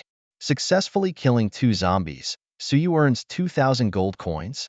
With his agile operation, Suyu earns a considerable amount of gold. Although prices here are high, luck is on his side as a black hooded windbreaker slips off the zombie's body as it falls. The coat worn by Subject 826 may look a bit worn out, as if it was picked up from a garbage dump, but it conceals extraordinary power. Despite its shabby appearance, this coat can play a significant role at crucial moments. Equipping this coat has enhanced Subject 820's IXS attributes, increasing their constitution by 5 points and effectively reducing the desire of zombies to attack him. Suyu, wearing a black cloak and a hat, was getting ready to leave. He said somewhat self-deprecatingly, "This coat looks cool, but it's covering up my suspenders." Suddenly, mocking laughter came from behind. "Little brother, your outfit is quite unique." Suyu turned around to find himself surrounded by a group of 10 people, their eyes gleaming with malice, enclosing him in a circle. The leader, with eyes bloodshot and a face full of fierce muscles, had bloodstains on him from both zombies and humans. This group of people seemed fearless, as if they were accustomed to such a brutal environment. The leader was burly, with layers of fat on his body, making it difficult for him to sustain fatal injuries even if he was slashed a few times. Their demeanor was akin to that of a pack of wolves, completely blocking Suyu's way out. Suyu was focused on observing, and suddenly recognized the leader, the chubby guy, as an acquaintance, Qian Hailong. They had met in the school cafeteria before, where Qian Hailong's ingredient procurement was opportunistic, his cooking skills superb yet mysterious. His kitchen hygiene was worrying, clearly driven by profit. Suyue remembered finding steel wool, hair, and bugs in the food. The poor hygiene was appalling. But due to the tolerance of the higher-ups, Qian Hailong became more arrogant and eventually led to serious consequences. Suyue's roommate even found a rat head in the braised duck. When questioned, Qian Hailong insisted it was just the duck neck. To cover up the truth, he even bribed officials, issued ridiculous statements, trying to confuse the public. However, the truth will eventually come to light, and Qian Hailong got caught in the whirlwind of public opinion. When Doomsday arrived, everything became chaotic. Qian Hailong had been obsessed with Doomsday movies, but reality cruelly made him realize the situation. He understood that this world is not a game, and only the strong can survive.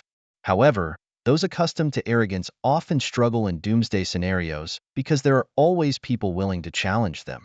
In the real world, laws and rules constrain everyone's actions, and even self-defense could lead to punishment.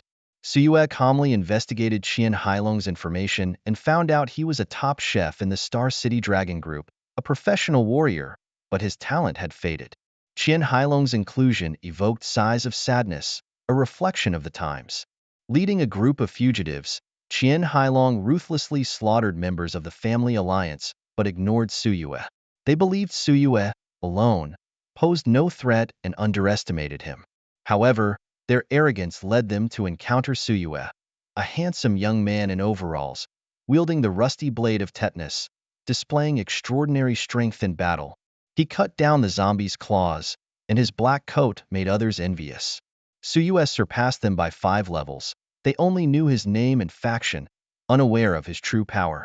Qian Hailong was meticulous in his thoughts, quick in his reactions, unflinching, and willing to face challenges head-on. He held the Zhuge crossbow in his hand, aiming accurately at Suyue's head, with a hint of cunning in his tone. Hee. Qian, the fat guy, let out a typical villainous smile, his eyes flashing with a hint of coldness.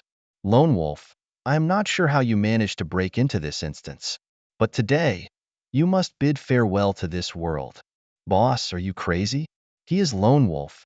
Single-handedly killed the Lord-level zombie and ranked first on the Tianbang by killing hundreds of people. If you want to die, don't drag us into it. The subordinates immediately changed their faces, immediately distancing themselves from Qian, as if avoiding the plague, eager to clear their relationship. It has to be said that the name Lone Wolf has long been renowned in Xingqing, known to all. However, when Qian slowly revealed his plan, the originally noisy crowd fell into silence. Want to die? Think carefully. Is it now to compete with Lone Wolf? Or wait until he becomes stronger to slaughter us? Have you forgotten the rules of the instance? 48 hours later, only the camp with the most people can survive. Now, all equipment talents are disabled. Everyone is on the same starting line. 10 against 1, the advantage is mine. He is just an archer, now only holding a broken knife. What's there to be afraid of? Get rid of him? Suyu did not sit idly by. During the conversation among the crowd, he had already carefully planned the perfect way to attack. Before Qian finished speaking, he strode quickly towards Qian. Although agility of 35 points is not considered high, it is enough to deal with the group of people before him. Quick strike. Although Qian was mentally prepared, when Suyu attacked expressionlessly, he couldn't help but feel a little flustered. What Qian said was not false, and that was the truth.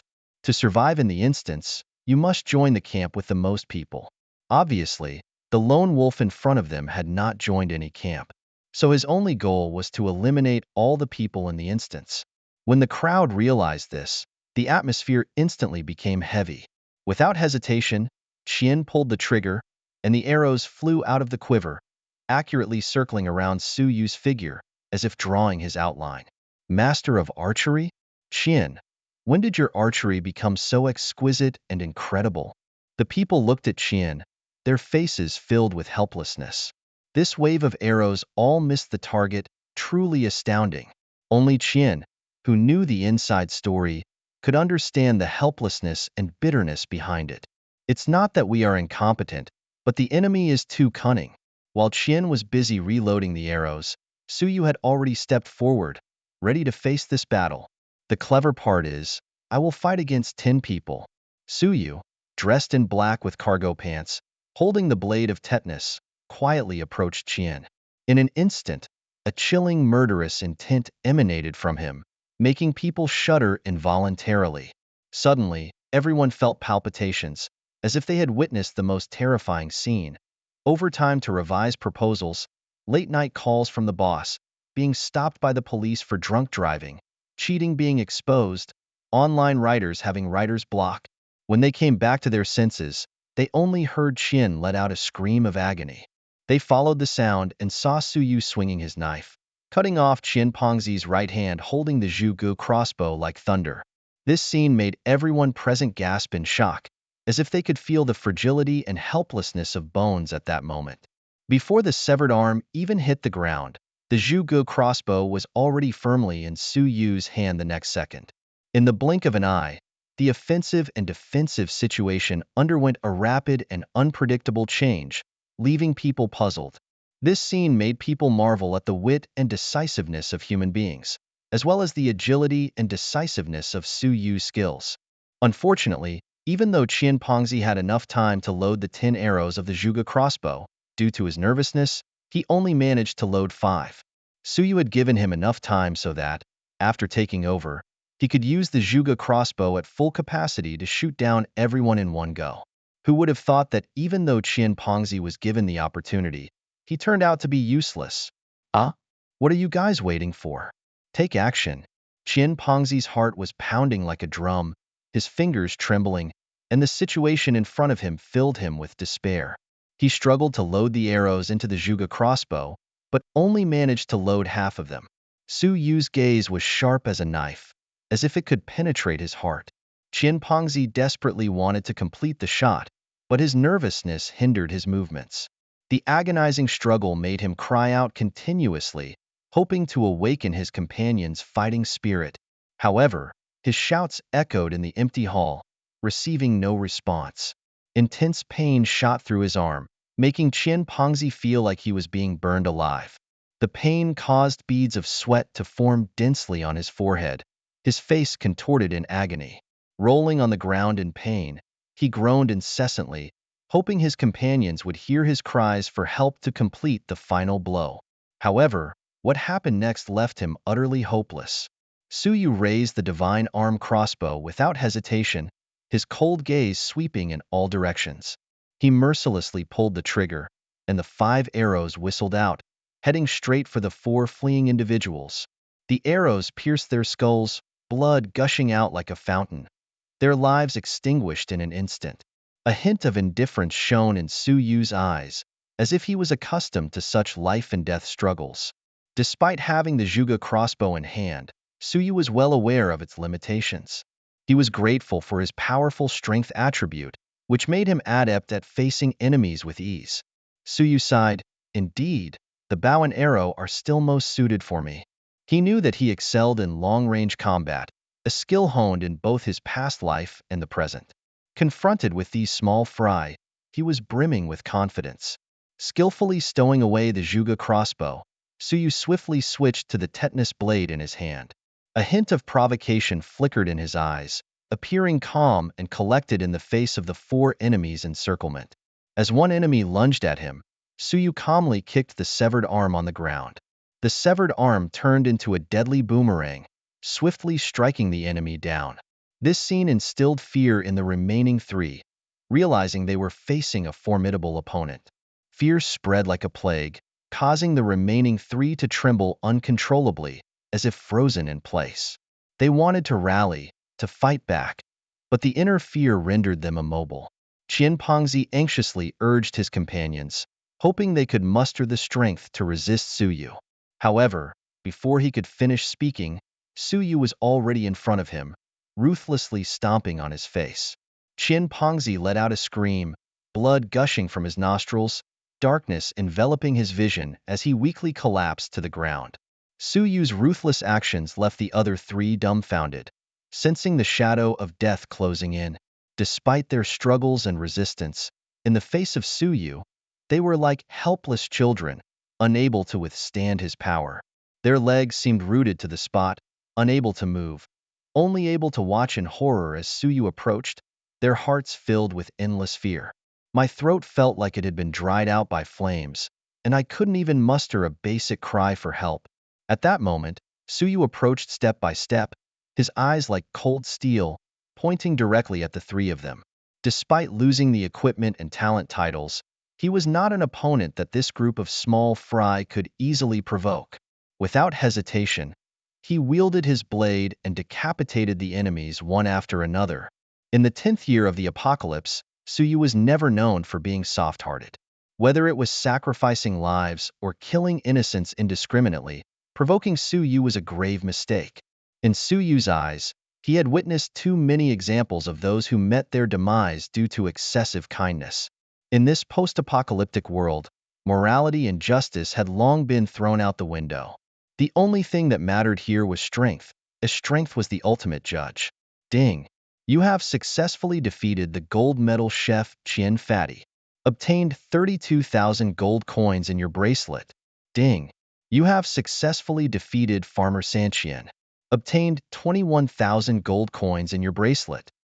Killing enemies to earn points, continuously defeating opponents 10 times in a row. The message screen kept refreshing. The number of gold coins in Suyu's bracelet had accumulated to 156,000. It seemed that before these enemies came knocking, they had already wantonly slaughtered many zombies and survivors. To avoid leaving any trouble behind, Suyu quickly returned to the phone booth for a resupply. Ding! You have successfully spent 100,000 gold coins to unlock the S-rank talent, Absolute Enslavement. Ding! You have successfully spent 15,000 gold coins to purchase 30 bronze arrows. Although there was a chance to retrieve arrows by using the Zhuge crossbow to defeat zombies, the quiver was now empty, making it impossible to use the crossbow in combat. Each arrow was priced at a whopping 500 gold coins, truly expensive.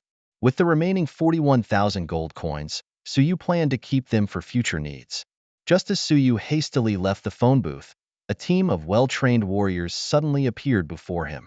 If Suyu were to truly clash with them, he would be in a predicament. Huh? Qian Fatty was actually defeated? Wasn't he the one who attacked us just now? So, who actually had the strength to defeat him? Could it be that dark forces have intervened? Could it be that the white dot on the map just now was the person who left the team? Could it be that he is the one who defeated Qian Fatty? Impossible. I don't believe it. I know Qian Fatty's strength. Unless that person is... Everyone looked at each other, their eyes filled with extreme surprise and nervousness. If it really was a lone traveler passing through, the consequences would be unimaginable. Quickly find companions. Do not act alone. Report to the clan leader immediately and follow the clan leader's commands.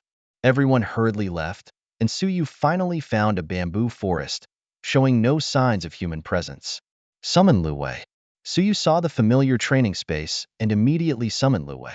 According to the rules of the instance, all equipment, skills, and talents should be disabled. However, the scene before him surprised him greatly. Lu Wei held two sharp shadow blades, and her skills remained unrestricted. Was there a bug? Or was Lu Wei herself a special existence? Originally, Suyu planned that once he obtained the shadow blades, he would personally complete the task of killing 1,000 zombies for the Feast of 1,000 Souls. However, the system's response was cold and firm. Ding. The weapon cannot be changed holders at the moment. This was the last straw for Suyu. Lu Wei was already weak from her injuries, with her attributes reduced by 80%, making her even more fragile than an ordinary survivor.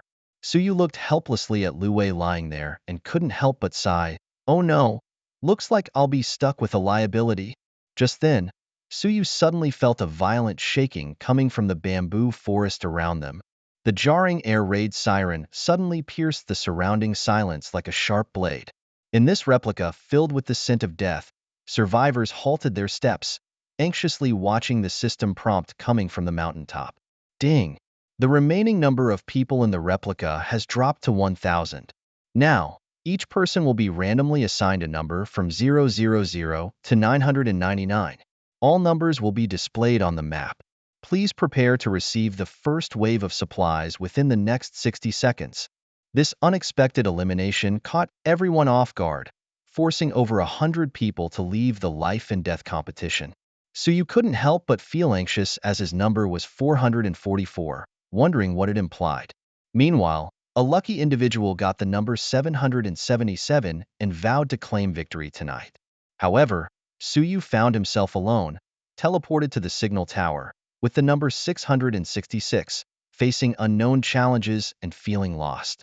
At the start of the replica, the total number of people from the three major factions was as high as 1120, but many were quickly eliminated.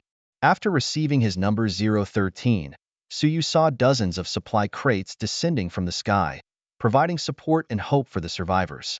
These crates not only contained essential supplies and equipment for survival, but also skill books and talents specially designed for the replica, offering a lifeline for the weaker ones. However, Suyu was now surrounded by zombies, gripping his weapon tightly, ready to engage in fierce combat with these peculiar undead creatures. One particularly abnormal zombie cat caught his attention, with a shriveled body and abnormally enlarged head, possessing control abilities and mental resonance talents. Suyu realized that this opponent was far from ordinary, and a life-and-death battle was about to unfold. Meanwhile, Lu Wei behind him continued to enjoy the taste of shrimp, seemingly unconcerned about the dangers around her. In this replica full of unknowns and challenges, Suyu must protect himself and his companions, fighting for survival. Facing this special zombie cat, Suyu couldn't help but feel a sense of caution. This zombie cat had invested all its attributes in its mental abilities, becoming a controlling type zombie.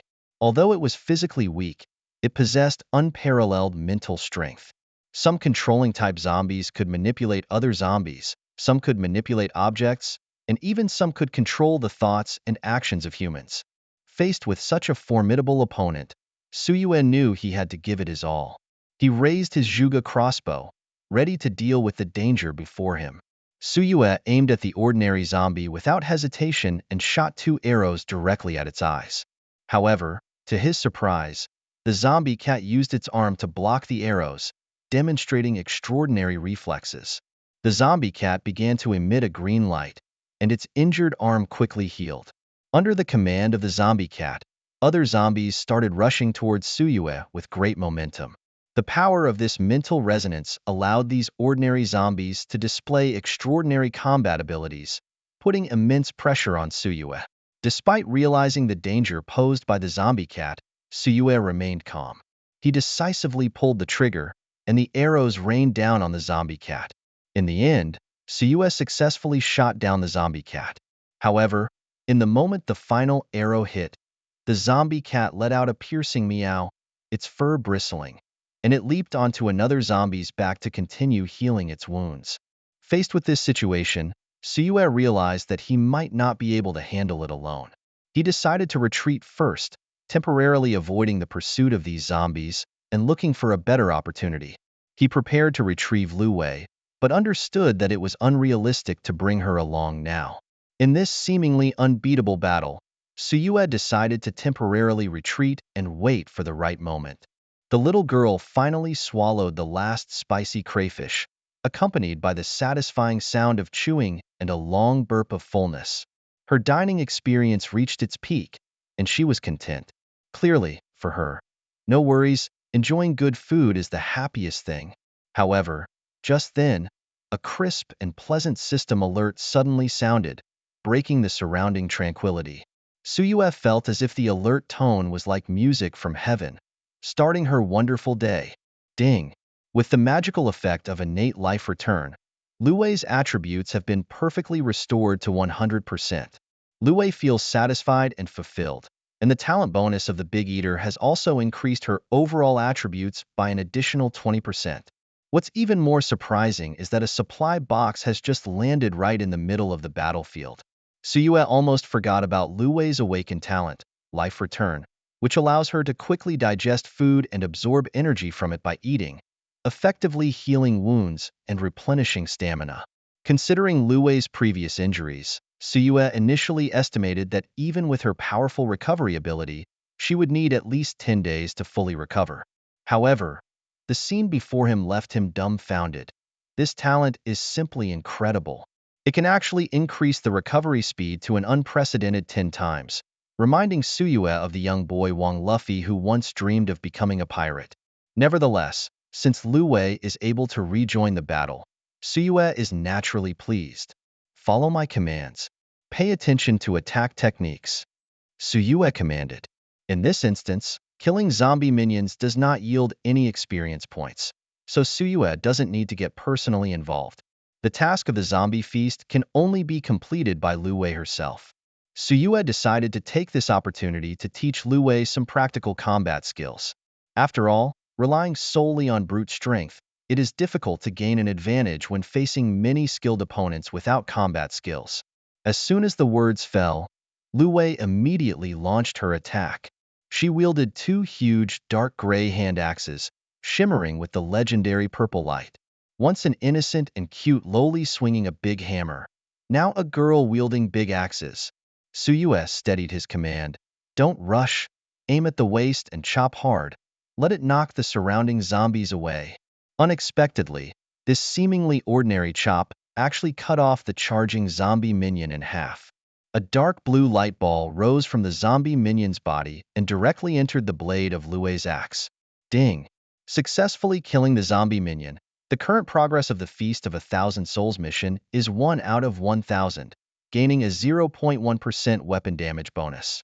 This power is too amazing, isn't it? Suyue widened his eyes in amazement. Come on, use the hand of soul consumption. Control those zombies. Take it slow, killing too fast is boring. In the instant his words fell, Lu Wei gently waved her hand and firmly controlled all the zombies. Then, she calmly swung her axe, and the remaining dozen zombies were instantly killed. The resulting impact even overturned the zombie cat and its climbing frame mercilessly. Faced with Lu Wei's astonishing destructive power, Suyue was speechless.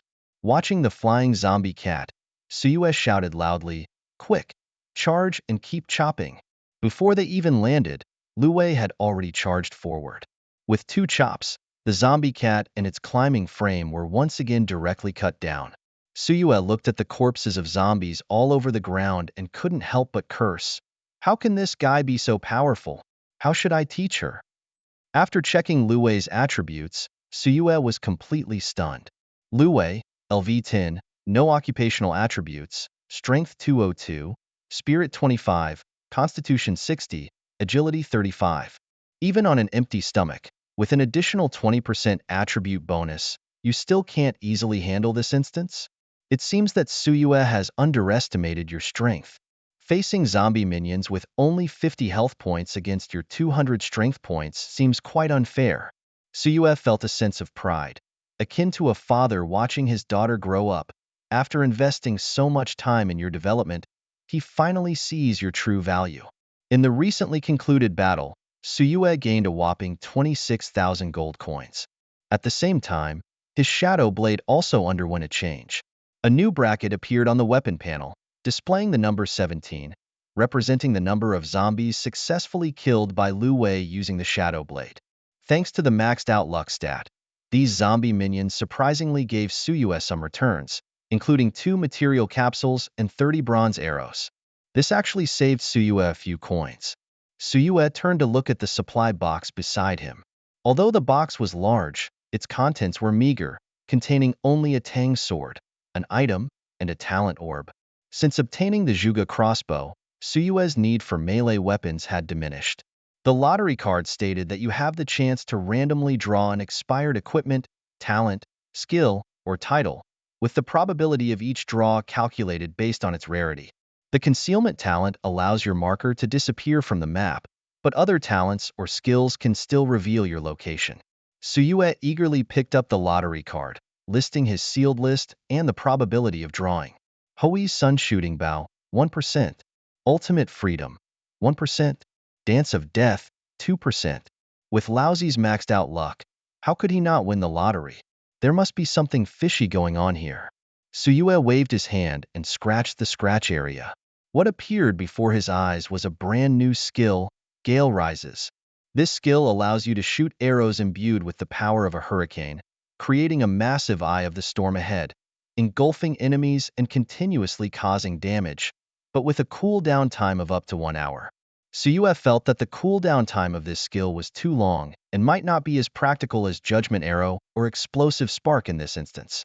Suddenly, Suyue noticed a large group of conspicuous red dots surging on the map, rapidly approaching his location. Obviously, these guys were attracted by the treasure chests here. Suyue had a sudden inspiration, pretending to see through their intentions, deliberately speeding off in the opposite direction, getting away 100 meters. Then, he quickly activated the newly acquired concealment talent, disappearing from the marks on everyone's wristband map, and cautiously returned to the original spot. Did you see that? A guy without a camp. As soon as he saw us, he ran away in a panic. We have over 60 people here. If he had any brains, he wouldn't dare challenge our bottom line. The other camps in the comprehensive building area have all been wiped out by us, and all the treasure chests belong to us. What does he think he can use to contend with us? Captain, look. The treasure chest is right there. That guy definitely hasn't had a chance to take it yet. However, as they cautiously approached, they were met with a chilling sight. The ground was littered with zombie remains, a scene of devastation. They looked around, their eyes revealing a hint of fear, their hearts filled with unease and apprehension. After waiting for a full 10 minutes, they finally approached the mysterious treasure chest cautiously. Just then, out of nowhere, a fierce wind suddenly rose in the depths of the bamboo forest, chilling to the bone. Suyue, hidden in the darkness, shot a sharp arrow at the unsuspecting group. In an instant, a huge eye of the storm formed above their heads out of thin air. The bamboo shoots shot up, zombie bodies, and even people weighing less than 100 pounds were swept up into the air. In the vortex of the storm eye, they seemed to be trapped in an inescapable meat grinder, helplessly spinning. The originally clear blue storm eye, under the infiltration of evil forces, gradually turned into a blood-red color that was terrifying and horrifying. Stay low. Hold onto the bamboo tightly. The squad leader shouted loudly in the crowd, his voice filled with urgency and anxiety.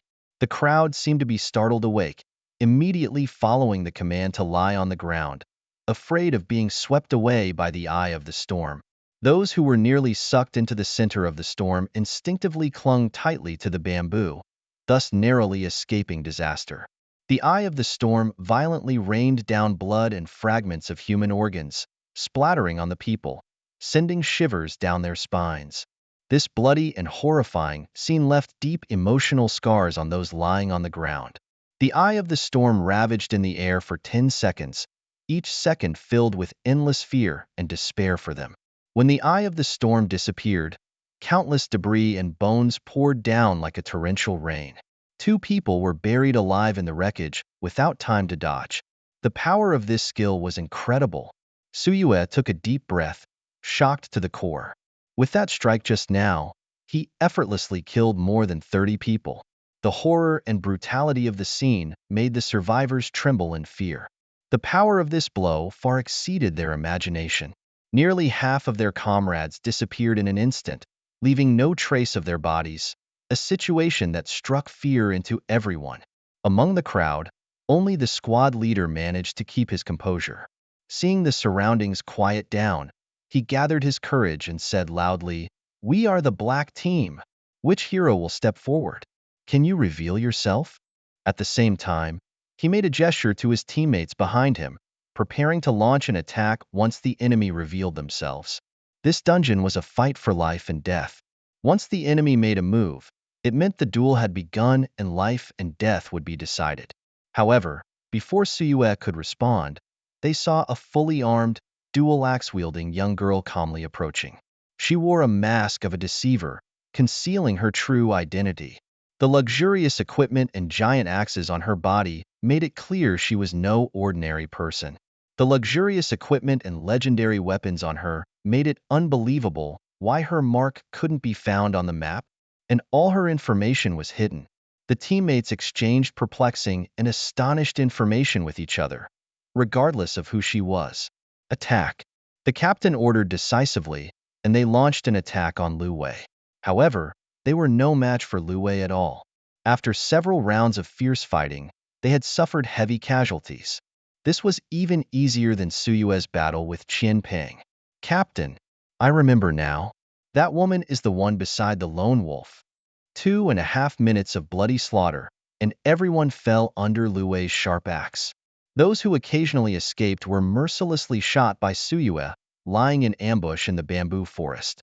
The constant stream of killing information showed that these people were all covered in blood.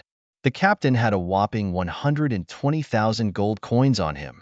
This team of over 60 people ultimately contributed 900,000 gold coins to Suyue. In this challenging instance, Suyu didn't rush to seek out other survivors to avoid trouble. He knew that relying solely on his strong combat power was not enough. He needed to have the talent to conceal his tracks, just like him, lurking quietly in the shadows.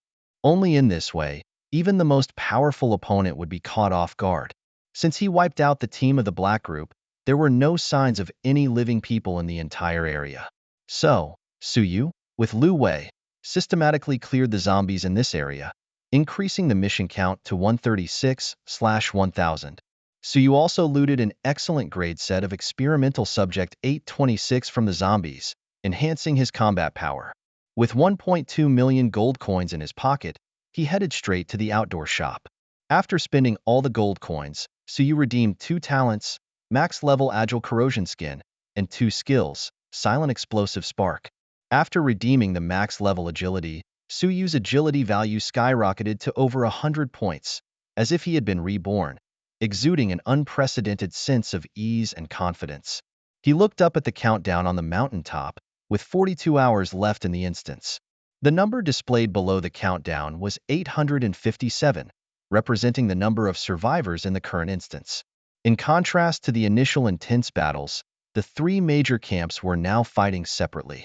Apart from the occasional unfortunate targets among the lost teenagers, the overall situation had stabilized, with almost no large-scale conflicts occurring.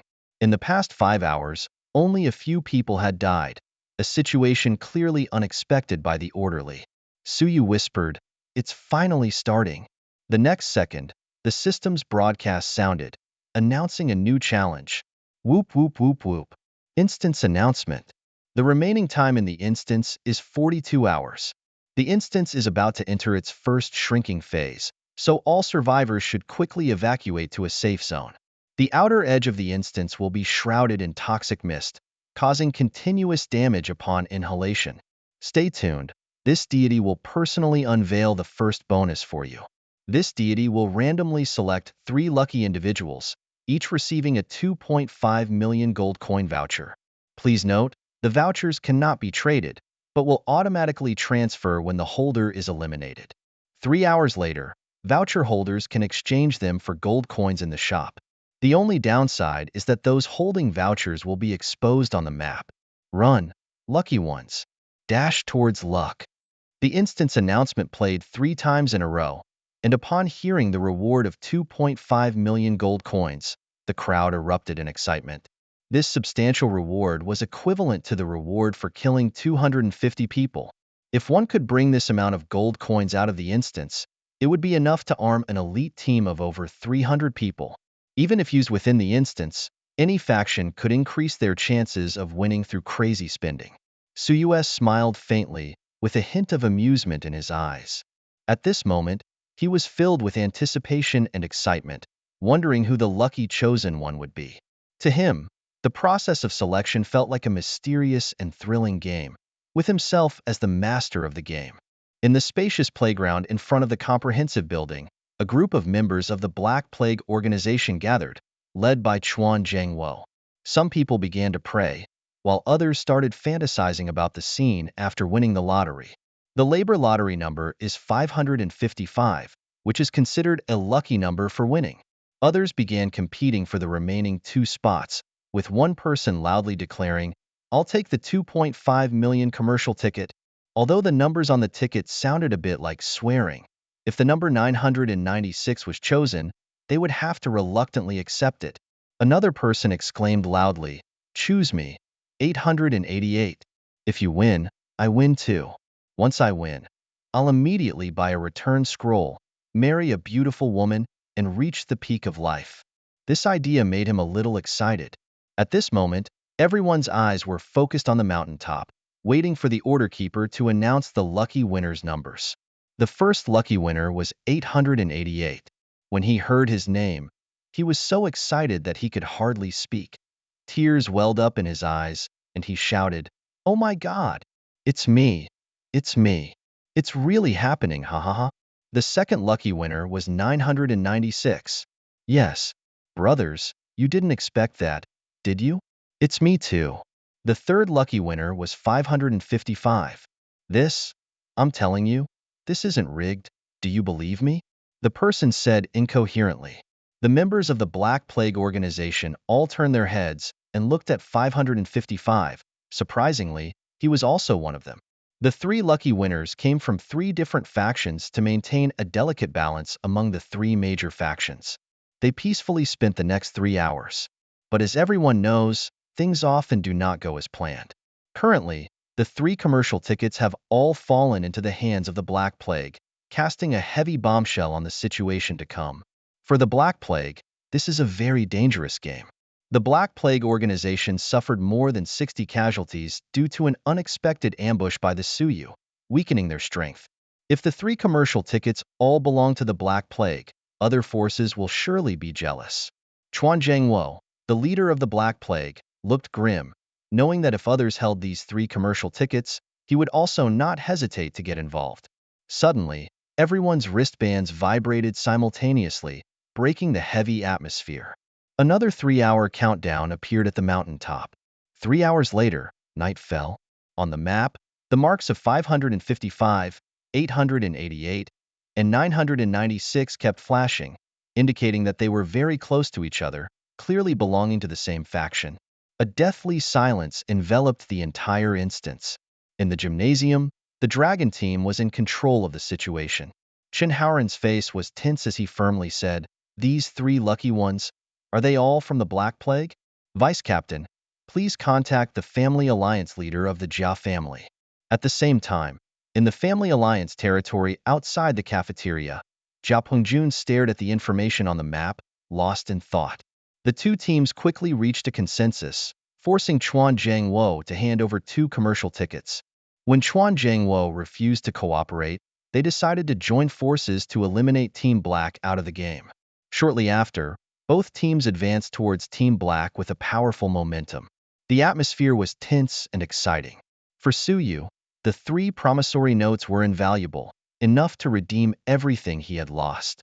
When the checkpoint appeared, Suyu quickly hid Lu Wei and silently followed the other team.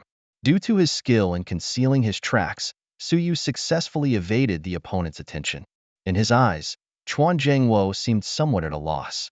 They were not in a hurry to act because it was difficult to conceal the conspicuous package. Chuan Zhangwo first ordered to surround the 3 lucky ones in the middle to ensure their safety. Then, he gathered with several loyal subordinates to discuss countermeasures. Chuan Zhangwo had long anticipated that the other 2 forces might join forces against him. But as an experienced businessman, he knew that every decision must be carefully considered for his own interests. So, when Chen Haoran and Jia Pengjun appeared, the 3 of them began a fierce negotiation. At that moment, Suyu suddenly took action. With extraordinary agility and wearing the black experimental 826 battle suit, he launched a lightning-fast assault like a flash in the night. On the open playground, Suyu had to demonstrate extreme speed to complete the task in front of everyone.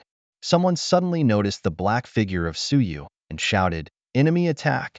The crowd panicked and drew their weapons to counterattack. Suyu used his silent skills to swiftly approach the target. The guards realized the threat and raised their shields to protect the 3 people, but it was too late. Suyu quickly shot out 10 arrows, and the last one exploded, causing a violent shockwave. This series of actions allowed Suyu to successfully eliminate number 555, and he gained gold coins and promissory notes. All of this was thanks to the wise arrangement by Team Black, bringing the 3 people together and creating an opportunity for Suyu.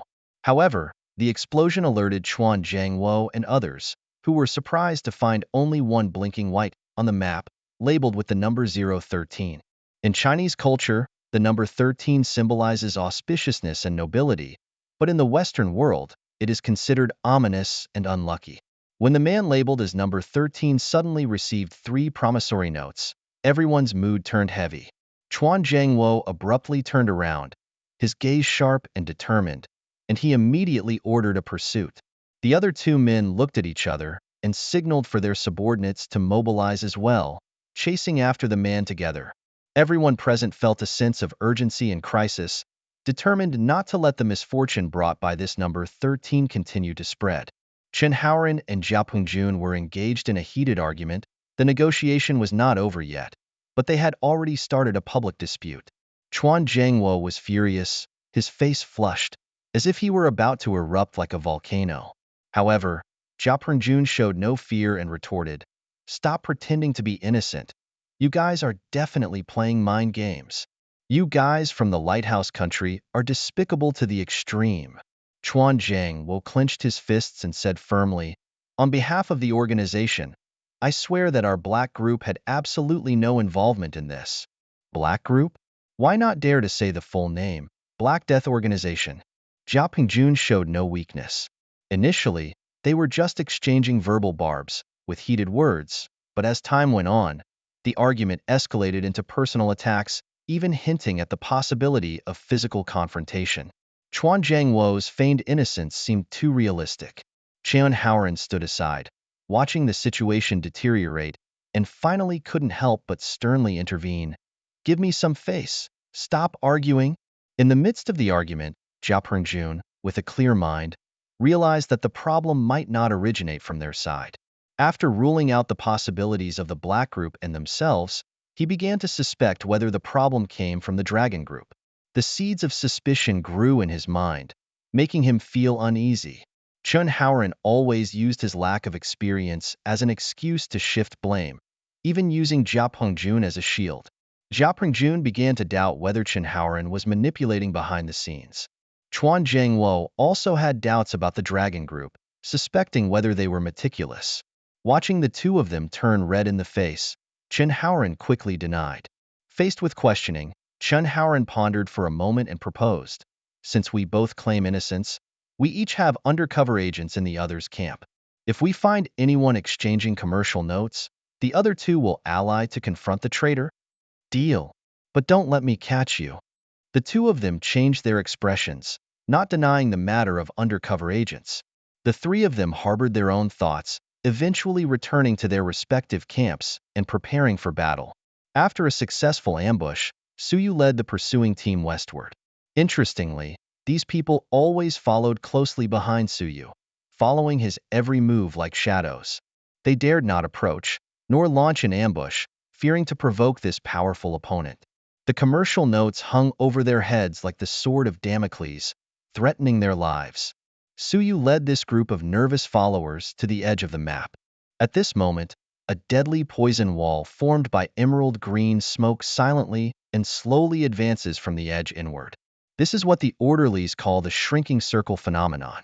The poison wall contains highly toxic substances, and once someone inadvertently steps into it, they will perish within a few seconds, without any chance of survival. The true purpose of this instance is to constantly reduce the player's living space, deliberately creating tension and conflict. 013. You have been tightly surrounded by our family alliance. Where do you think you can escape to? 013. The poison fog is behind you. You'd better think twice before acting. Our black group advises you to surrender quickly and give up resistance. 013. If you dare to take another step, I will not show any mercy. My archery skills are among the best in the entire dragon team. Despite the harsh words spoken by the crowd, they act timidly and suddenly find themselves in a stalemate. Afraid that Suyu might be forced into desperation and jump into the poison fog, who will ultimately prevail in this situation? Faced with the encirclement and poison fog, Suyu remains steadfast, as firm as a rock, allowing the poison fog to slowly approach. Suddenly, Suyu is completely engulfed by the poison fog. Warning! Warning! You are currently in the poison fog and will continue to suffer poison damage. Please return to a safe area immediately. The sharp warning sound of the system rings in Suyu's ears, reminding him. However, unexpectedly, Suyu does not continue to lose health. Bathed in the poison fog, Suyu feels relaxed, as if every cell in his body is happily jumping. Indeed. The next moment, the system's prompt continues to sound in Suyu's ears. Ding. With the help of the S-level talent, corrosive skin, immune to poison damage. It is well known that the poison fog belongs to the poison attribute. Therefore, Suyu chose the corrosive skin talent that is immune to poison damage. At this moment, the people outside are dumbfounded as Suyu's figure disappears from the map. Faced with the approaching poison fog, they retreat in confusion, replaying the scene in their minds. These people are at a loss, all eyes focused on the archer. Go and see. Isn't the poison fog harmless? Someone said. This is unfair. Why me? I still have a family to take care of. The archer shook his head. Who said 013 couldn't move? Besides, didn't you say your family all turned into zombies? After the impassioned speech, the archer cautiously probed the surrounding poison fog. It seemed to be harmless, so he decided to stick his head in. However, as soon as he inhaled the first breath of poison gas, he suddenly felt dizzy and uncomfortable, causing him to faint. If it weren't for his teammates pulling him out in time, he would have likely perished long ago. The crowd gathered together, watching this heart-pounding scene, speechless with astonishment. 013 had clearly obtained the commercial ticket, so why did he suddenly enter the poison fog without warning? What is he plotting? Of course, it's for slaughter. The next moment, an arrow shot out like lightning. The arrowhead carried the power of a fierce wind, cutting through the surrounding poison fog like a sharp blade through chaos. A fierce storm is brewing. The crowd looked up in horror as a massive storm ice suddenly appeared in the sky, as if the anger of heaven and earth had materialized, mercilessly engulfing them. With the next arrow shot, sparks flew and explosions deafened the ears. Those caught in the storm were torn to pieces in the explosion, and blood rained down like a shower. The once azure storm eye turned blood red in the interweaving of blood and flames. Only a few spectators who were far from the battlefield survived. 3 teams, totaling over 100 people, all perished, with no one spared. This brutal battle will forever be etched in people's minds. Not long after, those onlookers quickly reported everything they saw to their respective clan leaders. Jia Pengjuan's face changed drastically upon hearing the panicked voices of his subordinates. Something big was not right. The more than 40 warriors we had just sent out on a pursuit have all been wiped out. At the same time, Chen Haoran also received news. Official Chun. The situation is urgent. The men and horses we sent out have all lost contact. How should we respond? On the other side, Chuan Zhengwo also heard the bad news. Lord Chuan Zhengwo. The dozens of people we went to pursue have all disappeared from the map. Upon receiving this terrible news, the gazes of the 3 leaders instantly turned extremely cold. They pondered, staring intently in the direction where the other 2 major camps had disappeared. Shocked and speechless after hearing the reports from their subordinates, they found the situation too unbelievable. It seemed as if this was a meticulously planned act by the orderers. The strength of 013 was too outrageous. Could it be an individual, perhaps? After all, the entire event sounded too incredible and unbelievable. However, only Chuan Zhengwo was filled with unease and anxiety deep inside, feeling like sitting on pins and needles. Just the thought of the number 013 made Chuan Zhengwo feel an inexplicable oppression weighing on his heart. This number held a kind of intimidating power in the blood of Westerners, especially devout believers like him. According to the intelligence provided by the undercover agents in the major camps, the survivor with the code 013 seemed to not belong to any of the factions. After careful consideration, a name that made him shudder in fear emerged in his mind. Perhaps, no one understands you better than I do. 013, you are the lone wolf. Since Suyu disappeared into the poisonous fog, he has vanished from everyone's sight, disappearing from the map. The task of the Banquet of Thousand Souls has not been completed yet, so there is no need to trigger a large-scale conflict. Therefore, Suyu deliberately evaded the pursuit of the others, releasing Lu Wei to complete the task of the Banquet of Thousand Souls on her own. Since this little girl won't be shown on the map and with Suyu's protection, her safety is naturally guaranteed. 3 hours may seem long or short. As night fell quietly, Suyu immediately retrieved Lu Wei back into the bracelet. The task of the Banquet of Thousand Souls had reached 435 out of 1,000 by now. Plop, plop, plop. Dungeon announcement. Such a glorious moment.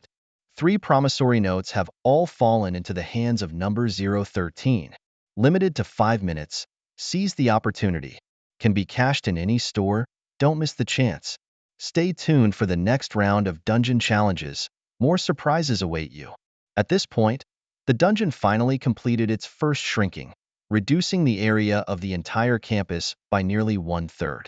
And at this moment, there were only 702 survivors left. Suyu had removed the displayed status and sneaked into the clock tower under the cover of night.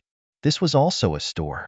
Suyu exchanged the promissory notes here, adding to his previous gains from killing enemies and defeating monsters. He finally accumulated 10 million gold coins. However, Suyu did not redeem the sun-shooting bow of Hoi because this store not only offered regular redeemable items, but also a range of highly targeted props, skills, and talents for selection. Experiment 820 SIXS work badge was originally priced at 1,000 gold coins, with 756 remaining. The escape scroll is selling for 1,000 gold coins, with 561 copies left. The town return scroll is priced at a whopping 100,000 gold coins, with only 97 left in stock. The tracking skill book is priced at 200,000 gold coins, with only 5 copies remaining. Similarly, the disguise skill book is also priced at 200,000 gold coins, with 5 copies left in stock. As for the concealment talent, it's priced at 300,000 gold coins, and only 3 are left. Ding! Without hesitation, Suyu spent 1,000 gold coins to purchase Experiment 820 SIXS work badge. This badge is a common class item. By wearing Experiment 820 SIXS uniform and displaying this badge, you become Experiment 826. This is an essential item for the Orange Axe mission, and surprisingly, 244 players have also chosen to acquire it. Perhaps they are just doing it for fun. After all, investing 1,000 gold coins. No loss in investment, no deception. Can you believe that some people are still buying town return scrolls? And not just one, but 3 people. Suyu sneered. Stepping into this instance, how could the orderlies let you leave easily? If you try to use the town return scroll, it will directly send you back to the bell tower. Isn't that annoying? Suyu flipped to the last page without hesitation and purchased the last talent without hesitation. Ding! Suyu spent 10 million gold coins to acquire the temporary talent, Omniscient and Omnipotent. Omniscient and Omnipotent, the only temporary talent. After obtaining this talent, all the marks of people will be displayed on the map, unable to disguise or hide. At the same time, the scouting skill will be enhanced. Suyu opened the map, and the entire campus was in his sight. No matter how the other party disguises or hides, they cannot escape his gaze. However, 10 million gold coins. The price paid is quite high. At this moment, 3 teams are scattered in various corners of the campus. One team is in the library, one team is in the gymnasium, and another team is hiding in the main teaching building. Apart from Suyu being alone, he was surprised to find that number 666 was out there in such cold weather. Still daring to stay by the signal tower? How brave. After arranging for Lu Wei to stand guard, Suyu decided to take a short rest. In the midnight hour, the clock hands quietly crossed midnight. Suddenly, a solemn and loud bugle call rang out from the broadcast, breaking the silence of the night. Poo poo poo poo. Emergency notice. The survival game begins. In the crowd, several wolves will suddenly appear. If you want to survive, you must eliminate other survivors. The more people you eliminate, the more rewards you will receive. Remember, the game will end at sunrise. At that time, each survivor will receive an additional 10,000 gold coins. In the next moment, those carefully selected individuals received a new task. It must be said that the methods of the orderlies are undoubtedly extremely ruthless. If the last task created suspicion and conflict among the 3 major camps, this time, his goal is to start from within the camps and gradually weaken their power. Among these 3 major camps are the leaders, Chuan Jiangwo, Chen Haoran, and Jia Pangjun. When Suyu received the mission known as Wolf, he felt a wave of excitement. The news of receiving that mission made him extremely thrilled. Ding! Congratulations, survivor. You have been chosen to play the role of the wolf. This message made him feel incredibly honored. He had the right to choose his own attributes, talents, and skills to help him complete the mission. Before the break of dawn, he needed to hunt down at least 10 survivors. For each successful hunt, he would earn an additional reward of 50,000 gold coins. Suyu yawned, stretched lazily, feeling a sense of resignation. He thought he could have a peaceful sleep today, but now he had to take action. It was the order that made him do it. His heart was filled with resignation, yet tinged with a hint of excitement and challenge. When it comes to selecting a leader or an orderer, precision is key. Among the 4 wolves, 3 leaders represent different factions, while there is one lone wolf who walks his own path, Suyu, also known as the Wolf King. Blessed by the goddess of luck, the lone wolf was chosen to be the Wolf King. As the Wolf King, he lost the freedom to choose attributes and talents. As compensation, he gained a unique skill, the thrill of sin. However, in order to survive, before dawn breaks, he needs to hunt down at least 100 survivors. The thrill of sin allows the Wolf King to feel a rush of pleasure after killing a survivor. Upon killing an enemy, his vitality will immediately recover by 10%, while his attack power, movement speed, and attack speed will all increase by 100%. Although these bonuses will gradually fade away after 10 seconds, they can be accumulated through continuous killing. As night falls, the threat of zombies becomes more severe, and the outdoors are filled with danger. However, Suyu was well prepared, wearing a full set of experimental gear 826. This equipment can reduce the threat level of zombies, making him relatively safe. Suyu possesses extremely high luck and drop rates, allowing him to quickly reach the vicinity of the gym under the omniscient and omnipotent talents. The gym falls within the territory of the Family Alliance, where the zombies have already been cleared out. However, the situation inside the gym is somewhat worrisome. Jia Pengjun was chosen as a wolf, and he began to contemplate the internal situation within the faction. Despite having the largest number of members, they lack unity. Ever since the downfall of the Baishir family, many new emerging families have appeared in Xingqing, leading to ongoing competition and conflicts. Jia Pengjun started with selling seafood products and gradually expanded his business, eventually becoming a member of the Xingqing underworld. Through forceful means, he absorbed other families, giving them the strength to contend with the Dragon Group and the Black Group. Though his methods may be brutal, they are effective. Therefore, he unhesitatingly admitted his identity and treated the weak as strong. He assured other families that fair distribution would take place the next day. When Suyu arrived at the gym, he found a small group of people surrounded, with the signal source of the werewolves launching continuous attacks. As the red dots disappeared, he saw Jia Pengjun enjoying the thrill of slaughter. The last person let out a desperate roar, creating a scene that was truly terrifying. Jia Pengjun, this despicable scoundrel. The gods only asked for the death of 10 people, but you want to wipe out all 13 members of our Qi family. In this post-apocalyptic massacre, why bother looking for reasons? Just call me daddy, and maybe I'll consider sparing you. Jia Pengjun smirked with an evil grin, coldly responding. He held 2 short swords, pressing them closely together, creating a sharp metallic friction sound, as if it was an accompaniment to the other's anger. That familiar voice. It wasn't anyone else speaking, but Suyu's former junior high school friend and now turned enemy because of Lin Rufei, the voice of Qi. Thinking back to his past life, Suyu's deepest guilt was towards Qi. If it weren't for Qi-Ichi's timely help, Suyu would probably have long been dead on campus. Qi-Ichi had led Suyu to grow up together, treating him like a brother. At this moment, seeing his old friend in trouble, how could Suyu just stand by and watch? He raised his hand and shot 2 arrows, accurately piercing the bodies of the guards at the door, killing them all. Ding! Successfully killed the survivors, gaining a sense of wicked pleasure for 10 seconds. The system prompt continued to sound, increasing Suyu's sense of wicked pleasure to 20 seconds. Clad in black, like lightning in the night, he quietly sneaked into the gymnasium. While the others were still in ignorance, the guards at the door had silently fallen. Chi, I'm here to reap the lives of your Chi family's 13 members. Jia Pengjun roared softly, the swords in his hands exuding a murderous aura. Chi knew in his heart that his fate was sealed. He looked around, sighed in despair. Jia Pengjun today is killing me. Tomorrow it might be all of you. People avoided his gaze, but a seed of suspicion had already taken root in their hearts.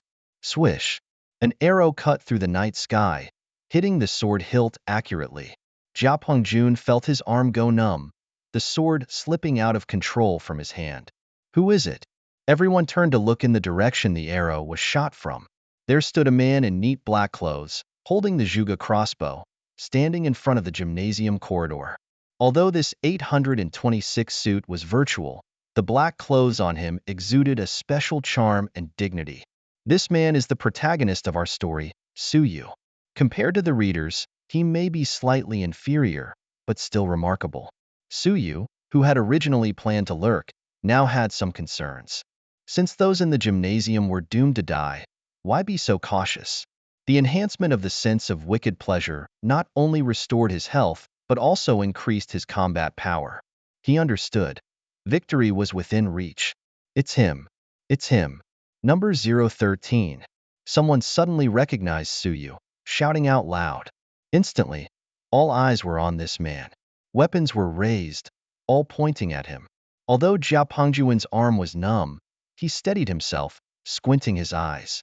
Despite the difference between the Suyu in front of him and the lone wolf image he had seen in the Star City safe zone, the aura of seeing through life and death, and the air of dominance made him certain.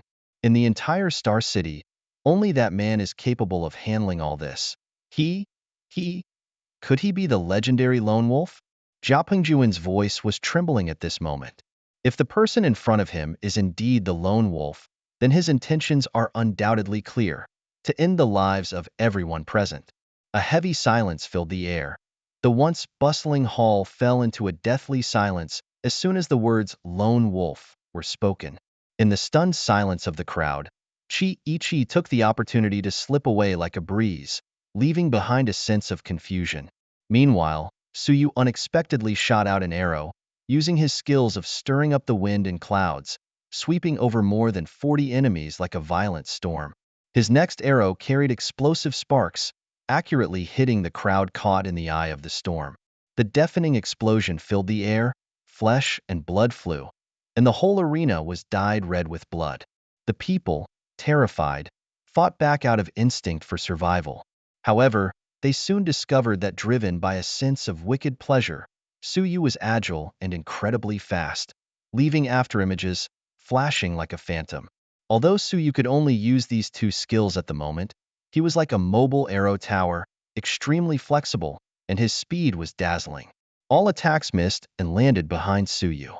After successfully dodging a round of attacks, Suyu displayed superb positioning skills, shooting 10 arrows in a row, each striking down an enemy mercilessly. Then, with the speed boost from his wicked pleasure, he quickly distanced himself from the enemies, preparing for the next wave of attacks. Empowered by the wicked pleasure, Suyu effortlessly controlled the battlefield like a fish in water. In the vast arena, facing numerous enemies, they were helpless against Suyu. In the apocalypse, there are no eternal enemies, only eternal interests. People who once suspected each other quickly united under Suyu's continuous strikes, forming a powerful force. All eyes were on Suyu, waiting for his command. Jia Pengjun shouted loudly, "Old cow and old horse, attack from the left. Big yellow and little white, strike from the right. The rest, follow me. Assault from the center." A strategist hurriedly added, "Maintain a dispersed formation, with a distance of no less than 3 meters between individuals." Jia Pengjun commanded again, "Even the strongest lone wolf is just one person." These words organized the previously chaotic and demoralized team, boosting their morale. Despite some casualties, Suyu's explosive spark skill couldn't be effective due to the enemy's dispersed formation. After a fierce battle, they finally cornered Suyu in a wall. Surrounded tightly by the crowd, Suyu faced great difficulty in breaking through. He leisurely filled his arrows, luckily having prepared enough in the afternoon. Without that, each arrow cost 500 gold. Even if he had a fortune, it would be squandered. Seeing Su Yu in trouble, Jia Pernjun felt an unprecedented joy. It seemed that with just one command, Su Yu could be dealt with. He coldly ordered, "Lone Wolf, you are surrounded. Surrender now." However, to everyone's surprise, out of fear of death, no one dared to approach recklessly. Everyone speculated whether Su Yu still held any trump cards. Would they face a deadly counterattack if they got closer? Therefore, they could only watch from afar, avoiding eye contact, hesitant to make any move. Everyone is waiting for a brave adventurer. Mr. Jia has been leading us into battle, but your team always remains intact. Could it be your turn this time? Suddenly, a voice of inquiry came from the crowd. With a determined gleam in his eyes, Jia Pernjun shouted without hesitation, "All right, everyone, charge forward. Whoever can slay that lone wolf, I, Jia Pernjun, will reward them with 50,000 gold coins." His gaze firmly locked onto the person who had just spoken. With a resolve in his heart, once this task was completed, that person would definitely not escape death. Suppress with long-range attacks, get close in melee combat. Once there's a chance, retreat immediately, do not take risks. Jia Pernjun decisively issued commands, leading his soldiers to charge towards Su Yu like hungry wolves. Did they mistake Su Yu for a boss? A contemptuous smile played on Su Yu's lips as he faced the siege of hundreds of people, wielding the Zhuge crossbow in his hands, seemingly ready to battle them to the end of time. Su Yu agilely dodged long-range attacks while continuously pulling the trigger, shooting down any enemies attempting to get close. It's time to showcase true killing skills now. Lu Wei. Su Yu called out loudly. Lu Wei had been waiting at the door, and upon hearing the command, she quickly gripped her two giant axes and hurried over. Her firm and resolute steps echoed crisply in the gymnasium. Onlookers turned their heads, astonished gazes fixed on this brave young girl. Though she wore a mask, people couldn't know her true identity, but they immediately recognized her as the mysterious woman who appeared with Su Yu in the Star City safe zone. Don't stop. He only has 10 arrows left. This is our chance. Jia Pernjun was about to remind his teammates when suddenly a shrill cry of agony came from the back of the crowd. With sounds of impact, bone fractures, and falling, like a symphony of hell. Lu Wei rushed to Su Yu's side without hesitation, aiding him in dealing with the enemies. Train soldiers for 1,000 days, use them for a moment. With Lu Wei's support, Su Yu felt grateful and watched her killing skills with admiration. 30 minutes later, the gymnasium was littered with bodies, limbs scattered, blood and flesh everywhere. Su Yu opened the map, and all-knowing was indeed powerful. Now there were only a dozen red dots left, all the enemies who had narrowly escaped. Many survivors disguised as various things could not escape the detection of all-knowing. Brothers, have you read too many brainless novels? Still lying here pretending to be dead? Su Yu shot an analyst playing dead with an arrow. With that, almost the entire camp of the Family Alliance was wiped out by Su Yu. Ding. Successfully hunted survivors. Current kill count, 248 people. Lao Chi, you're safe now. Su Yu found Chi in the locker room. Chi, still fearful and trembling, said, "Lone Wolf boss, please spare me." Hearing Su Yu call him Lao Chi finally realized.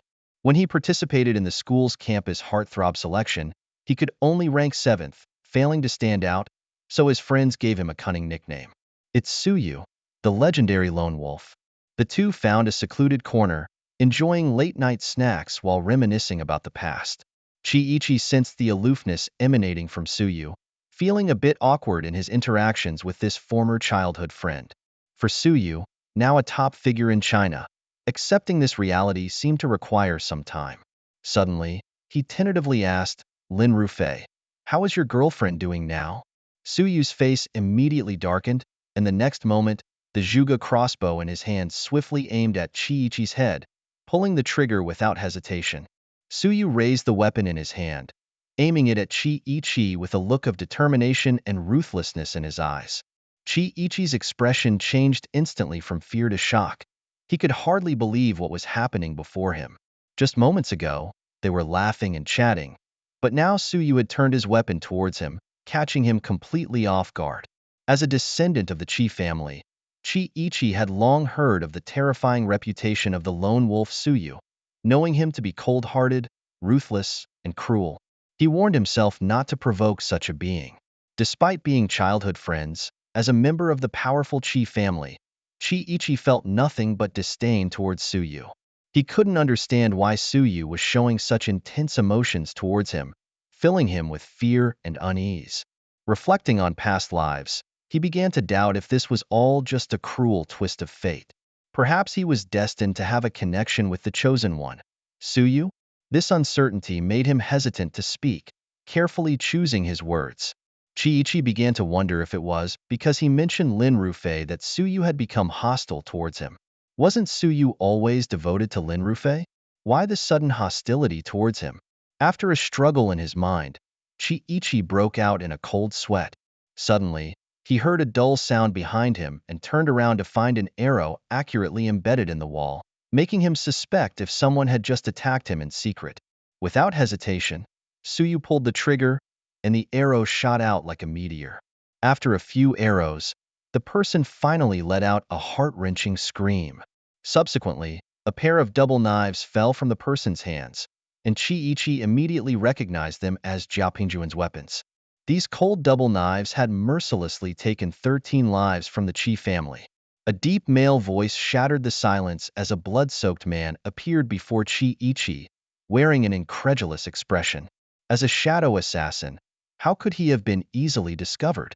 Suyu silently watched the man without saying a word. Jiao Pengjun was pinned to the wall, blood flowing continuously, presenting a tragic scene. When Jiao Pengjun realized what had happened, his face turned as pale as a sheet. Suyu snorted disdainfully, checked the opponent's attributes, and couldn't help but be shocked. Number 233, Jiao Pengjun, LV12, Shadow Assassin, with talents including the S-level temporary talent, Gift of Liberation, and the A-level talent, Heart of an Assassin, skills in stealth, sacrificial strike, and blade dance, with attributes of strength 45, spirit 22, constitution 30, and agility 45.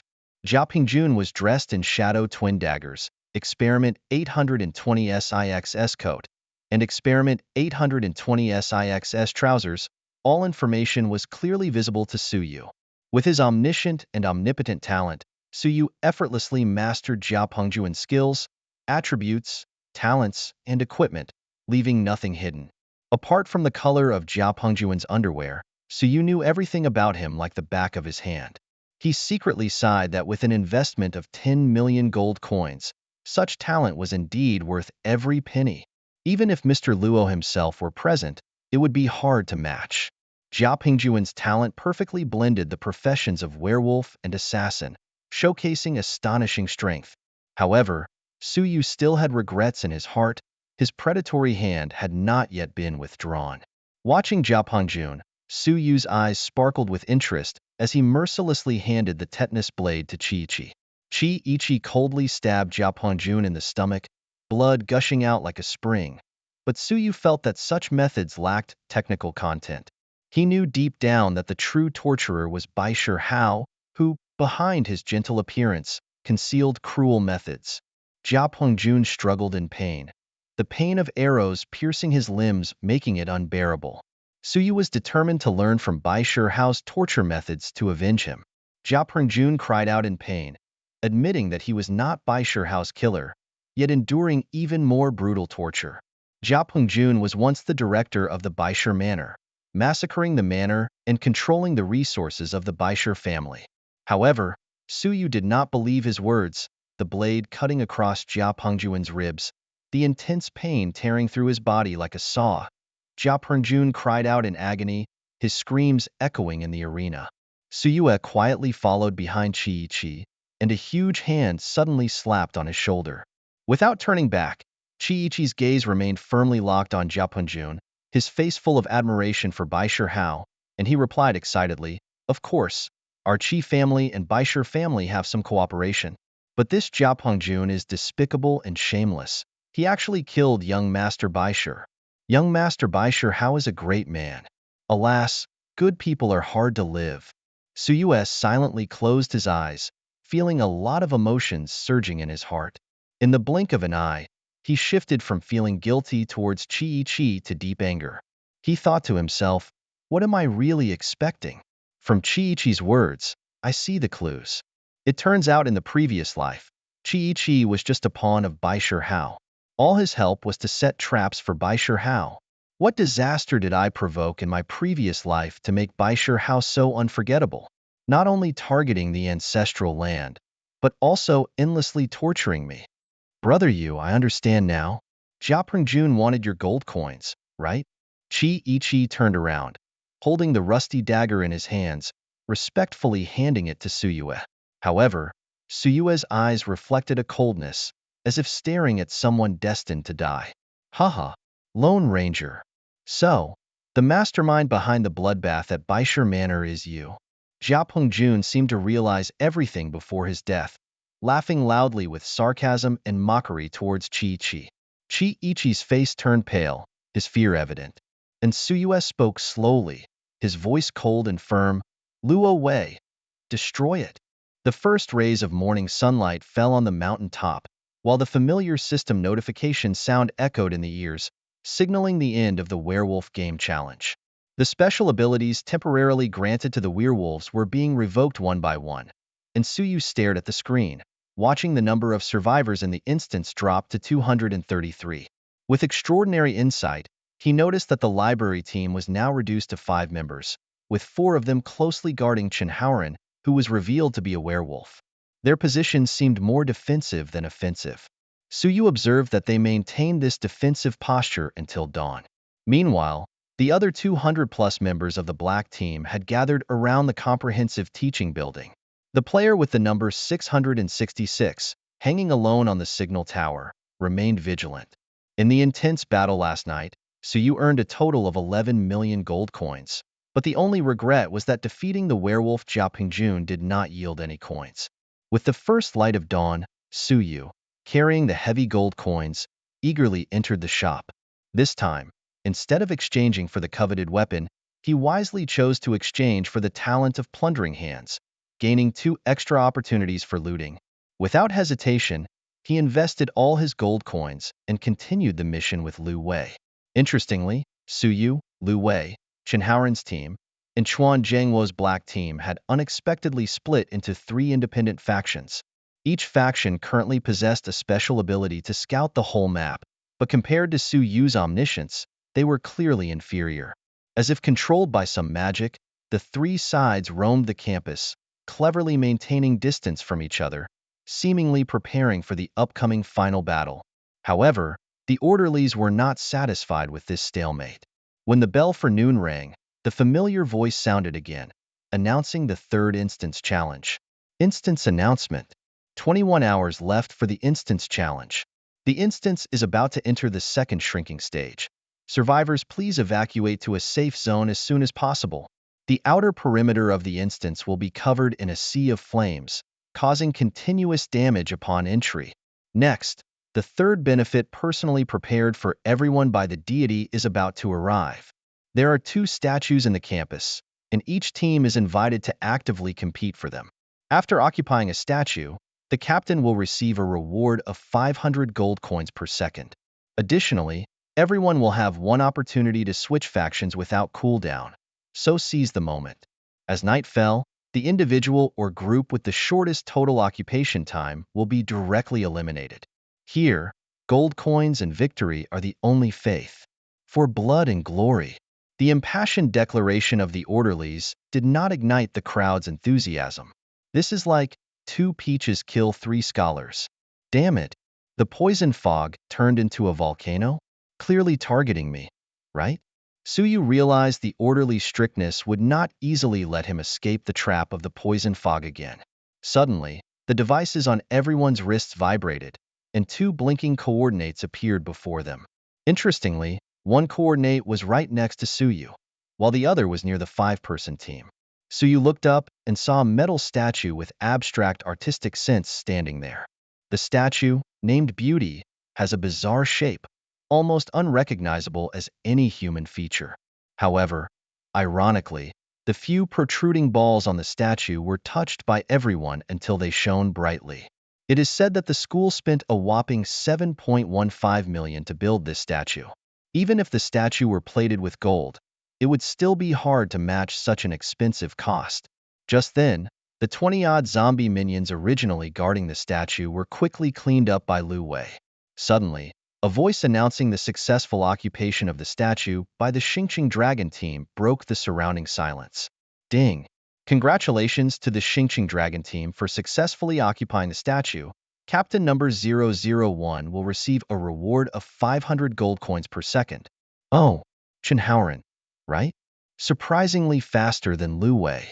However, the task belongs to Lu Wei, and Su Yue has been observing the dynamics on the map without lending a helping hand. However, the He group led by Chuan Zhangwo had already set off towards the Dragon Team's statue. Sensing Su Yue's solitary identity, Chuan Zhangwo may personally come looking for trouble with Su Yue. Considering the absolute numerical advantage of the He group, they are likely to seize the Dragon Team statue. After clearing the zombies, Su Yue stood quietly beside the statue. After waiting for 30 seconds, the system finally sent a prompt. As the team leader, as long as Su Yue does not fall or leave the statue, he can maintain the occupation of the statue. Watching the increasing number of gold coins in the bracelet, Su Yue secretly sighed, wishing reality could be like this too. Half an hour later, Chuan Zhangwo led a team of nearly 200 people appearing in front of Su Yue. Friends, you are a neutral person without a camp. Why not join us? We split the profits 50-50. How about it? However, they gained nothing in the confrontation with the Dragon Team, instead suffering a severe setback. They not only left behind more than 30 bodies, but also had several traitors appear.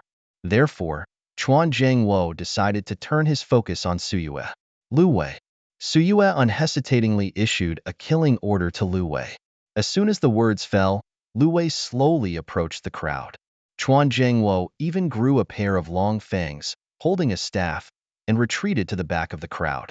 Number 007, let the He group be great again.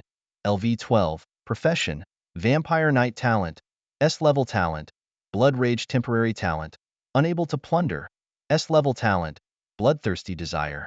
Skills, absolute servant temporary skill, blood conversion, blood burial, blood mist. Attributes, strength, 6, spirit, 70, constitution, 51, agility, 7. Equipment. The originally clear eyes of the crowd now all shimmered with a red light. They were obviously under some kind of brainwashing influence, like puppets being controlled, quickly surrounding Su Yue and Lu Wei. His words carried a mysterious charm. Children, attack together. Those 5 monsters may be difficult to deal with, but these 2 young people, we might still be able to handle them. Swish. An arrow shot like a shooting star through the night sky, aiming directly at Chuan Zhangwo's neck. The arrow hit the mark. However, although Chuan Zhangwo's face turned pale, he did not fall. He suddenly grabbed a companion and bit towards his neck. In an instant, the hot blood surged and boiled in Chuan Zhangwo's body. Then, he felt a new power emerging, radiating with vitality and vigor. However, Su Yue, through extraordinary insight, saw through everything about Chuan Zhangwo. A vampire knight? This title sounds quite mysterious. The hidden profession seems to be quite impressive. Despite being called a knight, this profession unusually abandons strength and agility, instead, elevating mental power to its peak. This profession does not originate from the native land. Only those with Western blood like Chuan Zhangwo can unlock the hidden profession of their own country in a foreign land. Since Su Yue was reborn, Chuan Zhangwo is the first opponent he has encountered who relies on spell skills as the main means of attack. Indeed, the temporary talents obtained within the instance cannot be taken away. However, the S-level talent, Bloodthirsty Desire, on Chuan Zhangwo has aroused Su Yue's keen interest. He carefully studied this skill, looking at Chuan Zhangwo with a hint of a sneer in his heart. Su Yue has countless ways to make Chuan Zhangwo fall into disgrace. Children, attack for me. Chuan Zhangwo felt a stabbing pain in his heart as if pierced by an ice pillar. He dared not meet Su Yue's gaze again, and had to give the order decisively. With the temporary acquired skill of Absolute Servant, Chuan Zhangwo demonstrated powerful controllability. In his camp, all members with lower mental values than him were manipulated by him. These manipulated people include both the old members of the Black Group and the newly joined forces. However, in Chuan Zhangwo's eyes, they are just puppets in his hands, to be manipulated at will. Just last night, he effortlessly completed the task of the werewolves using this skill. And those unfortunate souls whose lives were taken by him never understood what happened until the very end. In the apocalypse, ordinary people are just a kind of exploitable resource in the eyes of the strong. Just as Suyue was about to make a move, Lu Wei suddenly stood in front of him. She was petite, holding two huge axes, looking like a resilient little penguin. Although wearing a disguise mask on her face, her determined eyes revealed a hint of anger. Suyue immediately understood Lu Wei's intentions. These people are members of the Black Plague organization in Star City, and Lu Wei is the one Suyue rescued from that organization. Obviously, that experience left a deep impression on this young girl. Surprisingly, besides food and weapons, something could also trigger emotional fluctuations in this little girl. Suyue found her emotional display both amusing and helpless, and could only admonish, "Go, but don't go overboard. Leave some face for that amazing guy." Lu Wei, rejuvenated by Suyue's words, rushed into the crowd. Chuan Zhangwo in the rear clearly heard everything. Can't even defeat a woman? Even if she is the partner of a lone wolf? Lu Wei did not conceal her identity, so Chuan Zhangwo quickly obtained her information. Lu Wei, level 10, has not yet undergone job change, seems to be a novice. Apart from the legendary divine axe in her hand, there doesn't seem to be anything terrifying about her. However, in Chuan Zhangwo's blurred memory, it seems that he had heard the name Lu Wei somewhere before.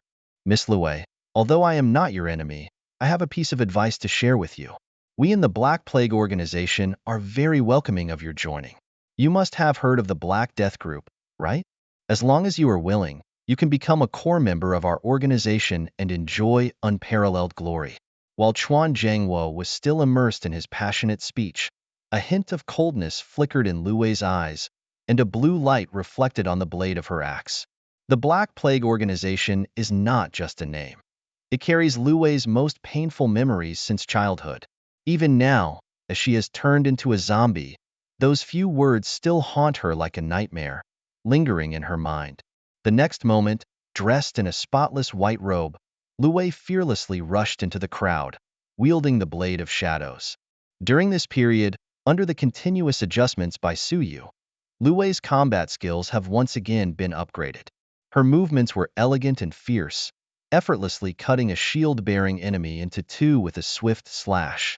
Then, like a fierce tiger descending a mountain, she pounced directly into the densest part of the crowd, unleashing a shockwave. Within the radius, not a blade of grass could grow. With over 200 points in strength attribute, Lu Wei overwhelmingly crushed the enemies from all directions. For this group of average level 10 individuals, she was simply unbeatable. Whenever she made a move, someone would be knocked away by her immense power or cut in half by the sharp axe blade. She was like a sharp sickle in the crowd, ruthlessly harvesting the enemy's lives, effortlessly and freely. Despite the unfavorable situation, Chuan Zhangwo continued to crazily command the crowd to charge at Lu Wei.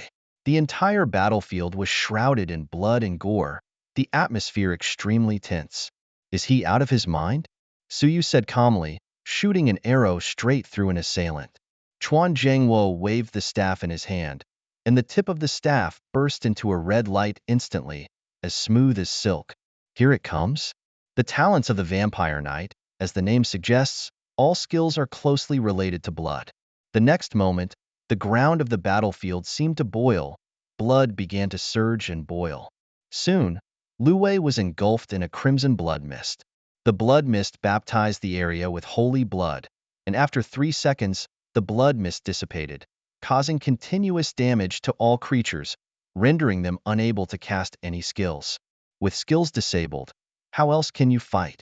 Chuan Zhangwo sneered.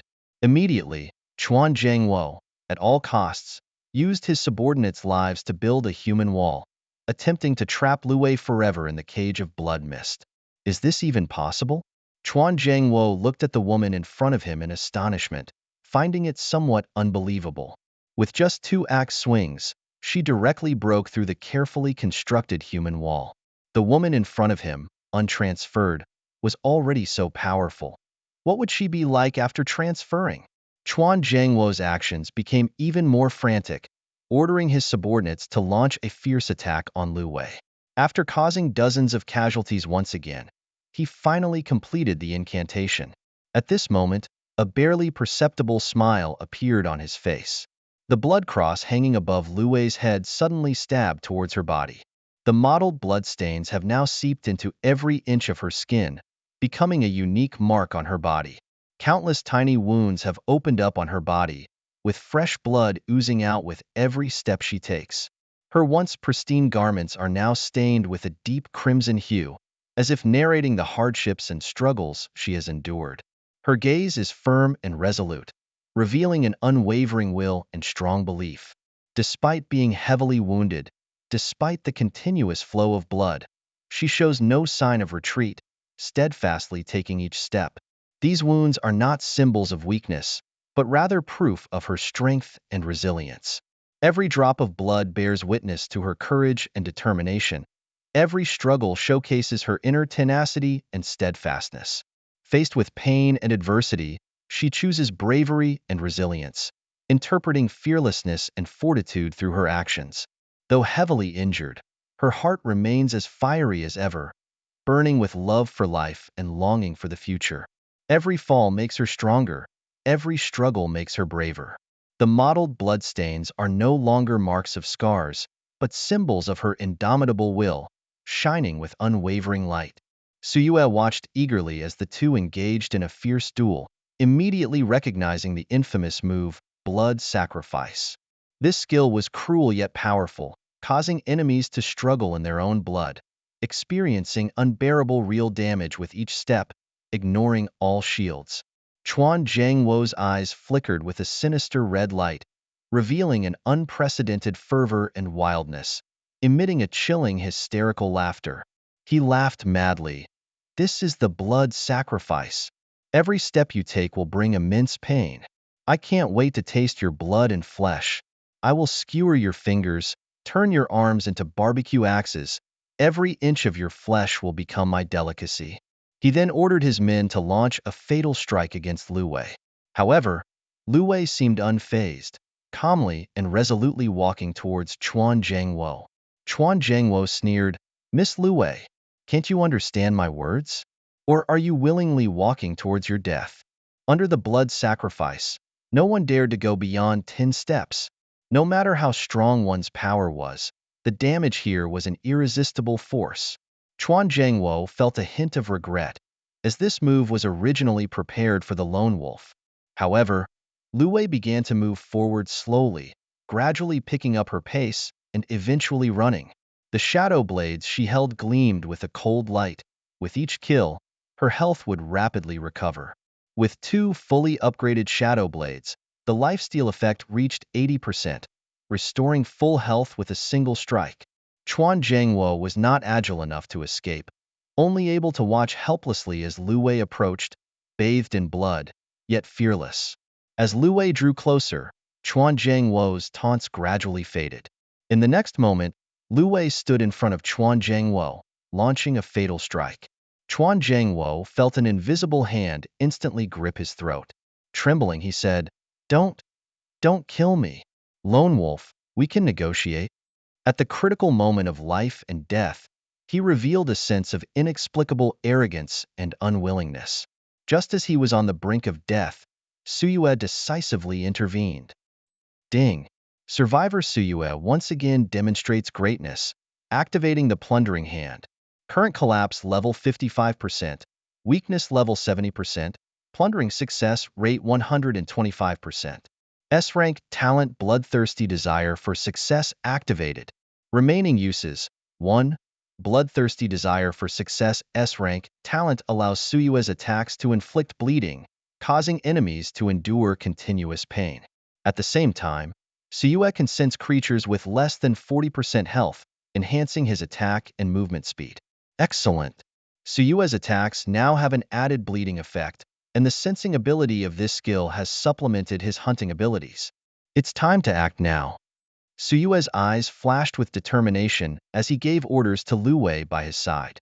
Lu Wei? It's you. I finally recognize you. Haha. I have no complaints about ending my life in your hands. Chuan Zhengwo laughed loudly. Stop. Luo Wei's axe was stopped in time by Suyu, with only 0.01 millimeters away from Chuan Zhengwo's scalp. Although it didn't cause substantial harm, the axe grazed the center of Chuan Zhengwo's head, leaving a mark on his golden hair, forming a unique hairstyle, a middle parting. Chuan Zhengwo kept coughing and eventually recovered. Lone Wolf, I know what you want to ask me, but before I reveal it, you must meet one of my conditions. He paused for a moment, took a deep breath, and continued, that is to join our black group. We have enough strength to conquer the entire Blue Star. Although you are powerful, you are just one person, while our black group is global and full of talents. As the recommender, I can guarantee that as long as you join us and act according to our rules, it will bring you a brighter future. Chuan Zhengwo openly revealed, using Luo Wei's secret as a threat to force Suyu and him to join. He was full of arrogance and showed extreme self-confidence. People from the Lighthouse Country, you are not qualified to speak in front of me. You do not have enough power to confront me. Suyue responded firmly. The next moment, the axe in Luo Wei's hand fell like lightning, cutting Chuan Zhengwo into two pieces. In fact, Suyu was not overly curious about Luo Wei's secret, because this little girl had long turned into a zombie. Even if he knew her secret, he could not provide substantial help, so Suyu preferred to let nature take its course. The previous intervention was just a moment of impulse. Unexpectedly, Chuan Zhengwo used her as a shield and threatened Suyu. The aggrieved can endure, but Suyu could not tolerate it. However, he was surprised by the strength shown by Chuan Zhengwo. After all, the opponent was not weak. Such a powerful Chuan Zhengwo could not gain the upper hand in front of the dragon team, which was truly unexpected. It seems that the final battle with the dragon team tomorrow will be a tough one. On the last night, due to the scarcity of people, the order did not issue new tasks, and everyone spent the night with uneasiness. At 6 o'clock in the morning, Suyu got up. With the efforts of yesterday, he successfully redeemed all items, including the precious Ho Yi's sun-shooting bow. Pu-pu-pu-pu. Dungeon announcement. From now on, the final shrinking circle will begin until the end. Before the countdown ends, the camp with the most remaining people will be the ultimate winner. Suyu saw the mountaintop close at hand, and the final battle was about to take place in the continuously shrinking area. There were only 6 people left on the mountaintop, besides himself. The remaining 5 were undoubtedly the dragon team. The two teams rushed to the center of the basketball court in sync, where they would have their final showdown. When Suyu stepped onto the basketball court, he found that the dragon team was already prepared, standing in formation, and as soon as they saw him, they immediately switched to defense mode. Chun Haoran smiled slightly, revealing his sparkling white teeth, with a hint of mischief in his eyes. He murmured softly, "Lone Wolf, we meet again." This aloof figure seemed to carry a touch of recklessness and loneliness, but there was also a hint of provocation and confidence in his gaze. Time is running out in half an hour, at 9 o'clock in the morning, which is the end time of this instance dungeon. In this life-and-death battle, the victor will stand out. Chun Haoran's talent skills were showcased in front of Suyu without reservation. Number 001. Haoran's Righteousness, Level 11, Identity as Legion Commander. He possesses extraordinary talents, with SSS level temporary talent of Grim Reaper's Arrival, which cannot be taken away. S-level temporary talent of Counter Damage Skin, equally untouchable. B-level talent of Steel Bones, giving him an indomitable physique. So you couldn't help but take a cold breath. He must re-evaluate the opponent in front of him. In this instance dungeon, Chun Haoran actually possesses one of the strongest SSS level talents in the end times, Grim Reaper's Arrival. This talent allows him to have the power of the Grim Reaper when damaging enemies, with a 2% chance to directly kill the opponent, ignoring shields, defense, and unable to be evaded. Coupled with the A-level counter damage skin, which can rebound 30% of the damage when attacked. The combination of these two talents is simply perfect. The 2% chance of Grim Reaper's arrival is both high and low. Every encounter is like a Grim Reaper's scythe hanging over one's head, making it hard to breathe. No one can predict whether the next attack will bring a fatal blow. And paired with the A-level talent of counter damage skin, it is even more dangerously. Whether actively attacking or passively being hit, one may become a sacrifice under the Grim Reaper's scythe.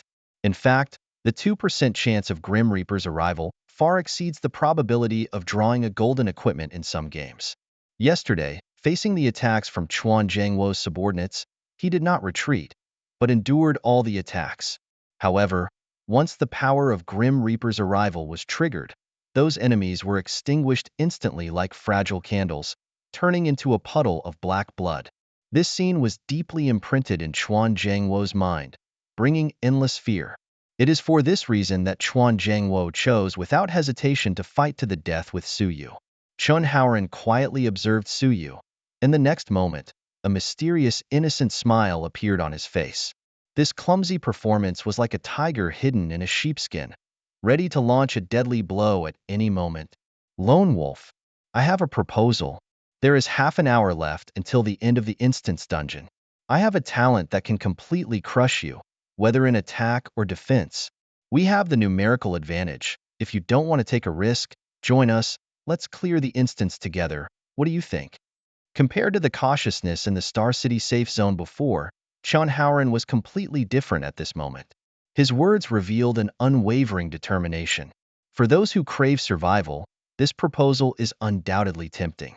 But Su Yu knows deeply that the 5 people in front of him are not ordinary. The Dragon Team claims to be the champions of justice, but in the werewolf-killing instance challenge, they must be prepared for the most resolute actions. 5 people, for some reason, eliminated more than 200 people from the camp. Even the few who joined them yesterday have disappeared without a trace. The mastermind behind all of this is undoubtedly these 5 individuals. In order to win the dungeon, they stop at nothing. This is completely different from Su Yu's usual style of dealing with the Dragon Team. What is the price?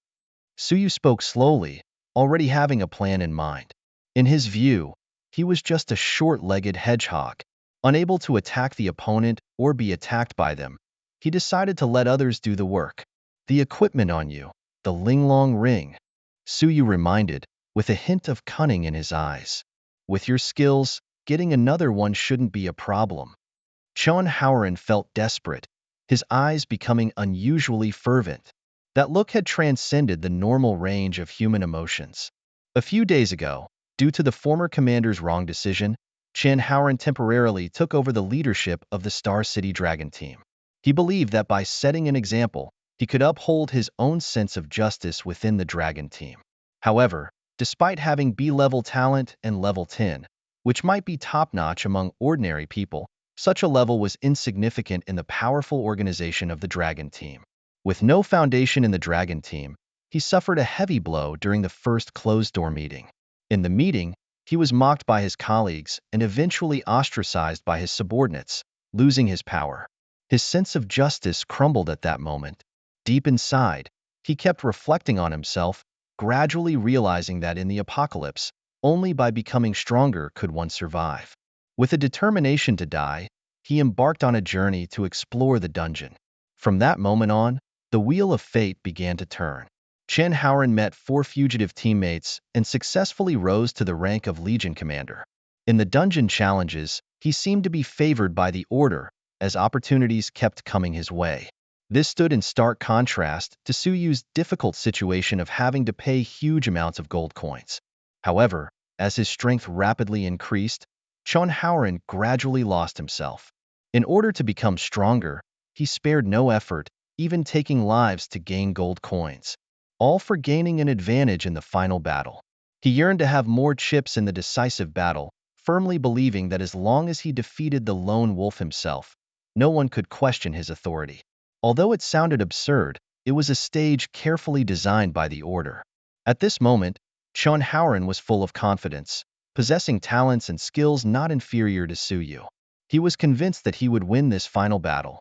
The lone wolf may be powerful, but would he dare to bet on that 2% chance of being instantly killed? Another person played by this world. Another person manipulated by the order. Another person played in the palm of his own hand. Chun Howren's expression instantly turned cold, his tone filled with killing intent. Suyu remained silent, only converting the bow and arrow in his hand into a tyrant's bow, the bowstring stretched to its limit. When the Overlord was summoned, he charged towards Chun Howren without hesitation, facing him resolutely. At the same time, Suyu's judgment arrow, accompanied by several regular attacks, swiftly shot towards the remaining 4 people. Faced with Suyu's sudden attack, Chun Howren seemed to be well prepared. At the moment Suyu made a move, he activated the skill Guardian Angel. The 5 people were immediately enveloped in a golden holy light, as if they were being protected by the gods, filled with a sense of inexplicable peace and strength. Chun Howren possesses the skill of a Guardian Angel, a temporary ability that allows his teammates to be immune to any physical attacks for the next 30 seconds. Despite this, when facing the fierce attacks of the Warlord, Chun Howren remains calm and fearless. Even though he is immune to all physical damage, when the Warlord's overwhelming power comes crashing down, Chun Howren is still sent flying. Suyu immediately notices that the counterattack effect has significantly reduced the Warlord's health. At the same time, the other 4 teammates are dodging Suyu's arrows with all their might, even though they are under the protection of the Guardian Angel. Unfortunately, they fall into Suyu's trap. The battlefield quickly divides into 2 camps, with Chun Howren facing off against the Warlord, while Suyu firmly suppresses the other 4. Suyu had previously discovered that these 4 were healers and support professionals who had come to protect Chun Howren. Suyu's tactics keep the Warlord constantly between Chun Howren and Suyu, preventing Chun Howren from getting closer to Suyu. As time passes, Chun Howren starts to feel anxious, unsure of Suyu's intentions. However, he knows that if Suyu eliminates these 4 companions, his chances of winning will significantly decrease. Seizing the opportunity, Suyu shoots an arrow at the 4, creating a storm that engulfs them. Despite the protection of the Guardian Angel, the holy light on them suddenly disappears in the last second of the storm.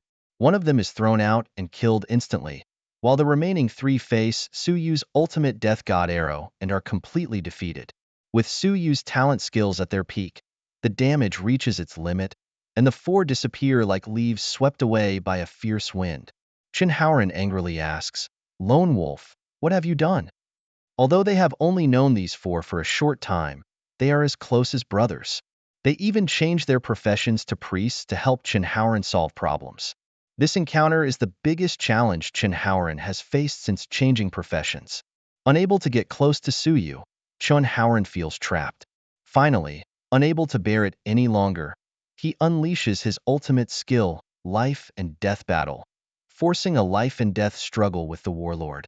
The 2 then engage in a desperate battle, launching a brutal and ruthless fight. A showdown between true men with no suspense, just a cruel and unforgiving battle. After an intense battle, the showdown between Chun Howren and Suyu became more fierce. After several fierce clashes, a huge sickle suddenly fell from the sky, heading straight for the Overlord's head. This scene was terrifying, as if the god of death had descended. However, the Overlord did not fall like a normal creature, but scattered like a broken mosaic. Suyu keenly observed that Chun Howren's physique had once again increased by 10 points, which meant that he had accumulated over 300 points of additional physique attributes through the life and death combat skill. Faced with such a powerful opponent, even with full-level luck blessing, it was not easy to defeat him. Suyu decided not to take the risk, as a failure would mean a complete defeat. As the walls of fire around them continued to shrink, the basketball court was in crisis. Chun Howren looked up at Suyu, realizing that once he launched an attack, there would be no turning back. He understood that once he left the instance, all talents, skills, and even attributes would disappear, returning to his initial self. Faced with such a nightmare, Chun Howren could not accept it. So, in the cramped basketball court, he began to desperately chase, while Suyu dodged effortlessly. Suyu's agility reached its peak, leaving Chun Howren far behind. Chun Howren felt extremely embarrassed, realizing that his targeted skill had been figured out by Suyu in the previous battles. Every time he approached Suyu to use other skills, The latter could easily widen the distance. Why was Suyu always stalling for time? With only 2.5 minutes left, the wall of fire was closing in. In the end, Chen Haoran gave up. He didn't understand Suyu's intention, but relying on his own physique attributes, even if the wall of fire shrank to the limit, he could hold on for a few more seconds than Suyu. Suddenly, Chen Haoran realized that Suyu was trying to push him towards the wall of fire, which was absolutely not allowed. He quickly moved closer to the middle and stood beside his companion's body. Utilized the power of the dead body. The next moment, a large hand tightly grabbed Chen Haoran's ankle, dragging him towards the blazing wall of fire. He turned around and saw that his companion, who had been blown away by the storm's eye, had actually been resurrected. That black and red figure, exuding the aura of death, seemed like an evil spirit emerging from hell. Chen Haoran attacked with all his might, but could not harm the opponent, as the dead body was in an invincible state. In the end, Chen Haoran let out a heart-wrenching scream as the flames engulfed him, his screams fading away in the sea of fire.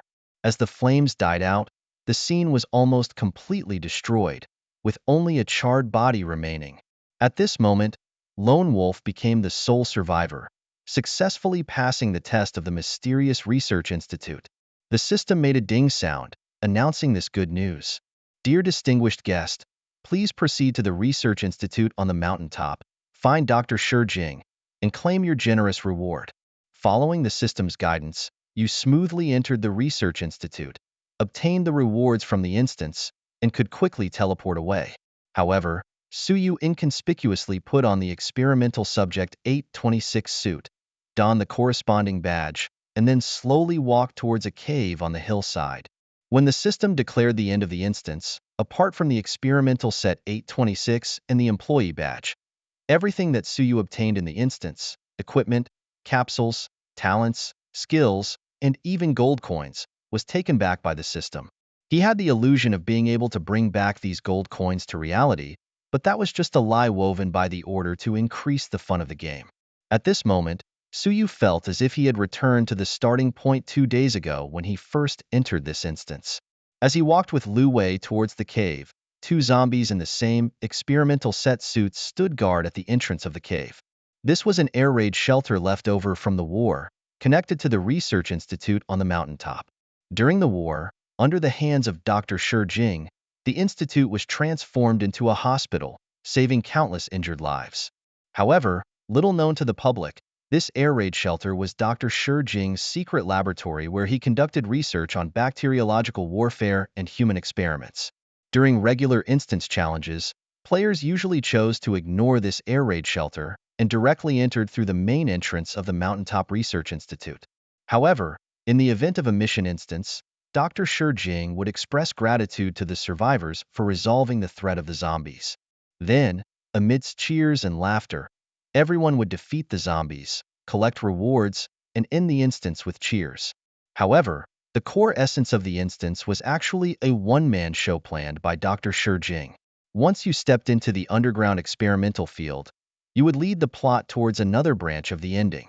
The choice of this path entirely depended on personal will and decision-making. For Suyu, his choice to enter the underground experimental field was to kill through the entire institute. There was no communication between Suyu and the 2 guarding zombies. The 2 zombies inspected Suyu meticulously, checking his clothing and employee badge. The mechanism at the entrance of the cave was activated. The zombies showed no interest in the little girl who was enjoying a chicken leg on the side. With a thunderous sound, the massive door made of heavy reinforced concrete, like a dormant beast waking up after many years, slowly began to move. Suyu nodded slightly, indicating that everything was ready. Lu Wei, without hesitation, rushed out from behind and wielded 2 axes with the force of thunder to instantly knock down the 2 zombies in front of her, creating a brutal scene. Ding! Successfully killed the guarding zombies. Progress of the Feast of Souls mission.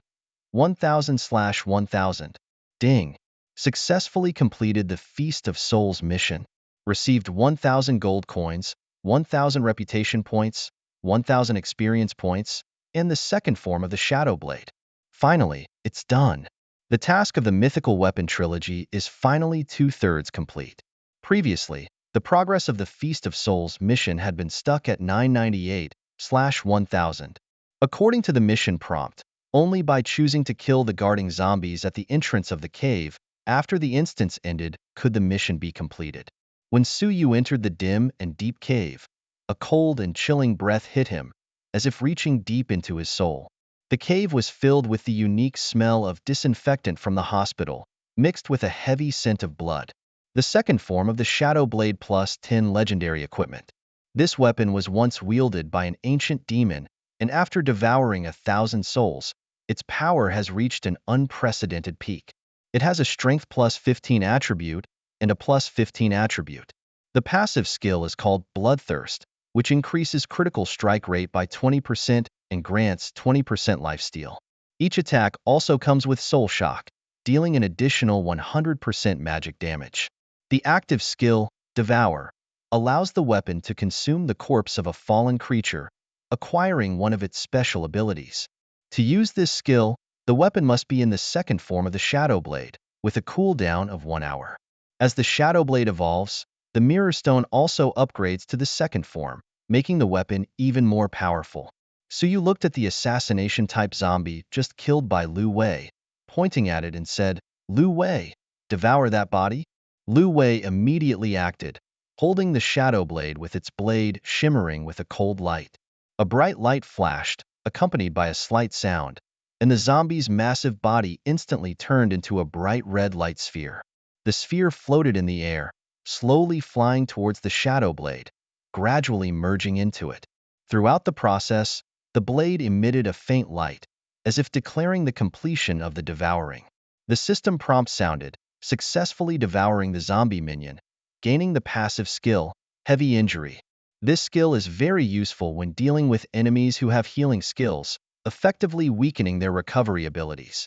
Subsequently, the system detected that Lu Wei had equipped the second form of the Shadow Blade, automatically accepting the legendary quest, Dr. Ishii's Doomsday. The quest description stated that Dr. Ishii conducted bacteriological warfare and human experiments in an underground air raid shelter during the war, creating a biochemical army. After the war, Dr. Ishii became a Class A war criminal, but was not prosecuted under the protection of the Lighthouse Country.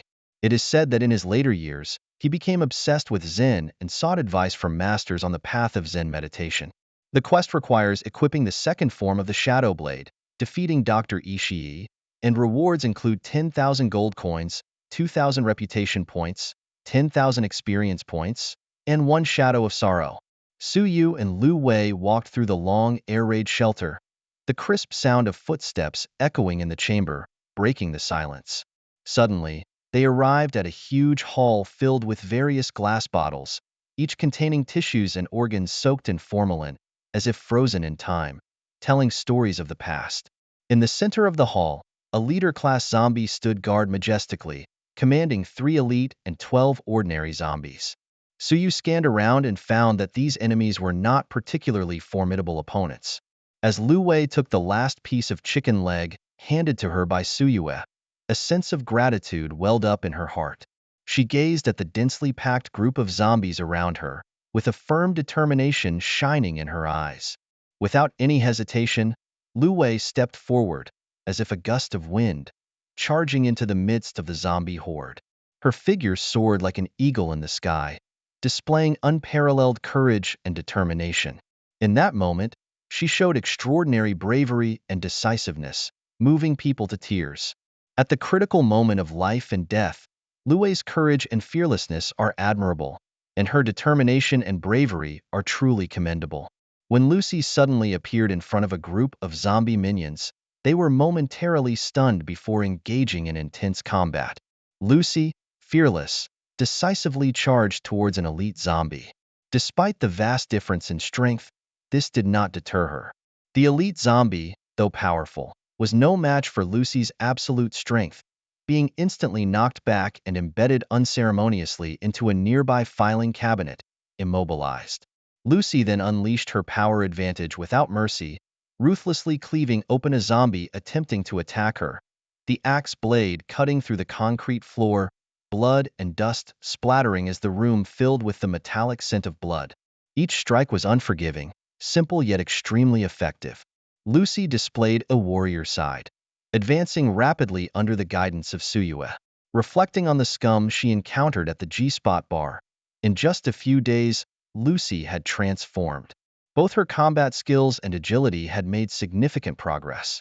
She even deliberately maintained half-health status to gain more Berserker's blood bonus, converting every bit of pain into strength.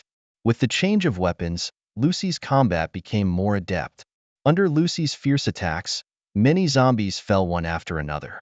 Only the leader-level zombie remained calm, seemingly contemplating something. This peculiar-looking zombie was dressed in the military uniform of the Sakura country's wartime, exuding a sense of dignity. Despite its massive size, bulging muscles, and limbs covered in black armor, its round head, pointed snout, and black nose resembled more of a dog. After exterminating the other zombies, Lucy fixed her gaze on this particular zombie. Suyue checked its attributes and found it to be a berserk-type leader zombie named Doghead Strategist Koinaru, with talent skills and level attributes comparable to Lucy, the only difference being in strength. Nevertheless, its close combat capabilities were still not to be underestimated. For Suyue, such an opponent was not challenging. In the dance of death, this leader zombie succumbed instantly under Suyue's hand. But as Lucy's training target, it was perfect. Use your skills and give it your all, Suyue ordered, as Lucy boldly charged towards the doghead zombie. The purpose of disabling skills was to allow her to better utilize her own attributes. The doghead zombie felt provoked and swiftly charged towards Lucy, both relishing in this violent close combat. They engaged in a fierce collision in the hall.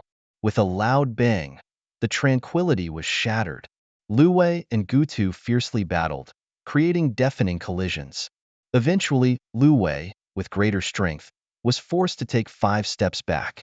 Gutu, on the other hand, suffered even more, being thrown several dozen meters away, crashing into a row of bookshelves with a thunderous roar. Suddenly, an alarm sounded in the bunker, accompanied by flashing red lights. Ding! Intrusion alert. Suyue quickly shot down the alarm, slightly calming the tense atmosphere. The intense battle triggered the alarm, spreading the message throughout the bunker. Footsteps could be heard, and the personnel rushing to support quickly arrived. Suyue squinted, realizing the need to resolve the battle quickly. Upon receiving the command, Luwei wielded her shadow blade, aiming directly at Gutu's vital points. The giant axe displayed formidable power, its blade gleaming with a cold light, indicating its undeniable strength. At a critical moment, Gutu instinctively blocked Luwei's attack. The axe fiercely struck Gutu's arm, sparking off. Subsequently, the 2 specialized reinforced arms were cut off by the shadow blade. Blood gushed out from the neat and orderly wounds. Although zombies cannot feel pain, Gutu, as a leader-level zombie, did not expect his specialized arms to be unable to withstand human attacks. Dozens of zombies rushed to protect Gutu and launched an attack on Luwei. The outcome was foreseeable. Gutu bathed in a pale green light, and the injured severed arms quickly grew white filamentous substances, resembling human capillaries. White flesh spread from the filamentous substances, rapidly restoring the original state. The regeneration skill consumed energy and vitality, quickly healing the wounds. Gutu rubbed his arms and noticed that this healing process consumed more energy this time. Within 5 seconds of the severed arm, he was in a severely injured state, with a 40% reduction in healing effect, leading to a doubling of the energy consumption of the regeneration skill. Despite the healing of both arms, Gutu felt mentally sluggish. As the number of zombies increased, this became Luwei's battlefield. Initially relying on skills, she later engaged in close combat. Under Suyue's guidance, Luwei became fearless and her combat power doubled. She understood the need to target the opponent's weaknesses and not give them a chance to catch their breath. Frequent attacks forced Gutu to dodge left and right, looking miserable. Eventually, Gutu was covered in wounds, and the regeneration skill was ineffective. Luo Wei seized an opportunity and found a loophole, decisively cutting it in half. Suyu watched her move and couldn't help but secretly admire her. This battle was absolutely devastating, turning the once tidy hall into a mess in an instant. The floor was littered with the remains of countless undead minions, each one shattered into pieces. On the road to the research institute, they encountered no significant resistance. In the lobby of the research institute, Dr. Ishii seemed to have been waiting for them. The usual gentleness on his face was replaced by anger and fanaticism. Suddenly, an alarm sounded, warning of intruders. All staff immediately gathered in the lobby of the research institute.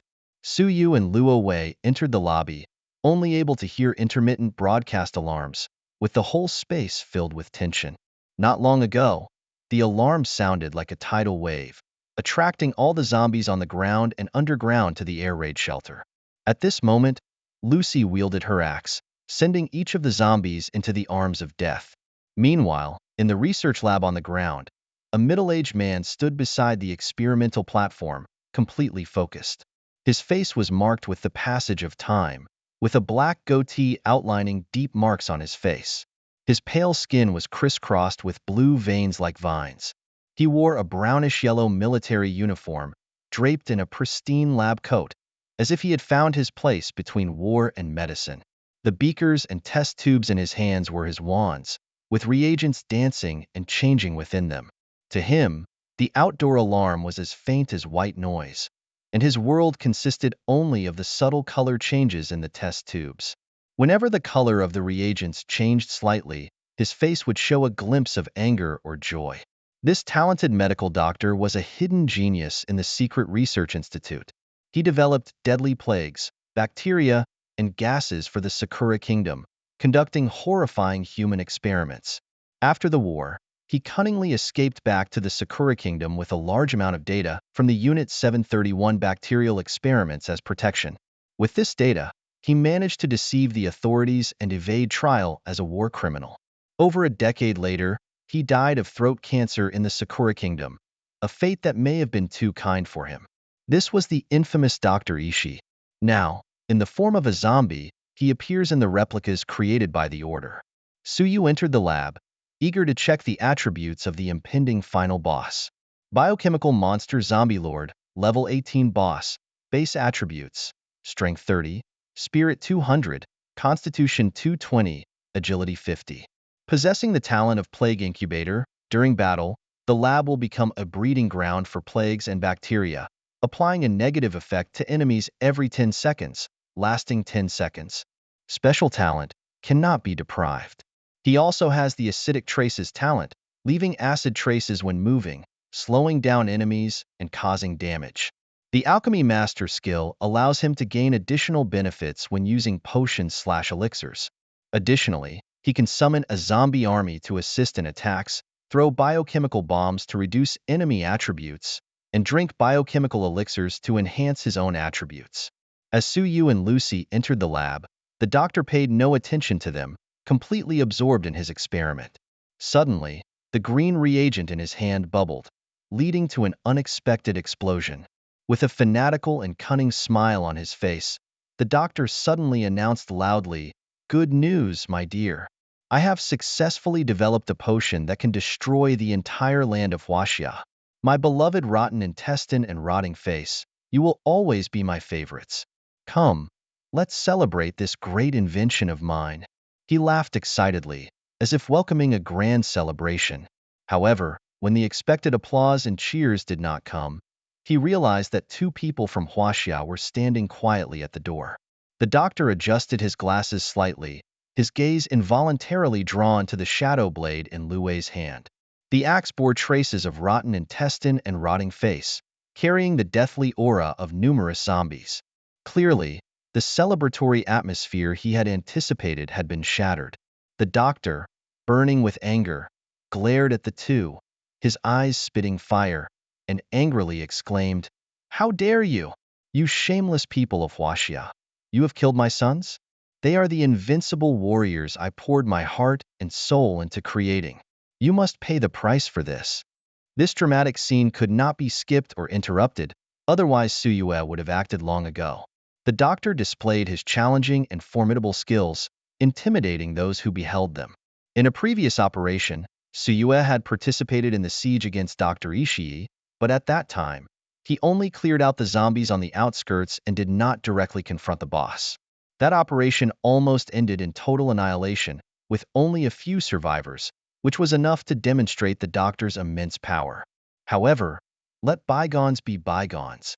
Suyue took a deep breath, focusing all his attention on checking his weapons and equipment, preparing for the impending battle.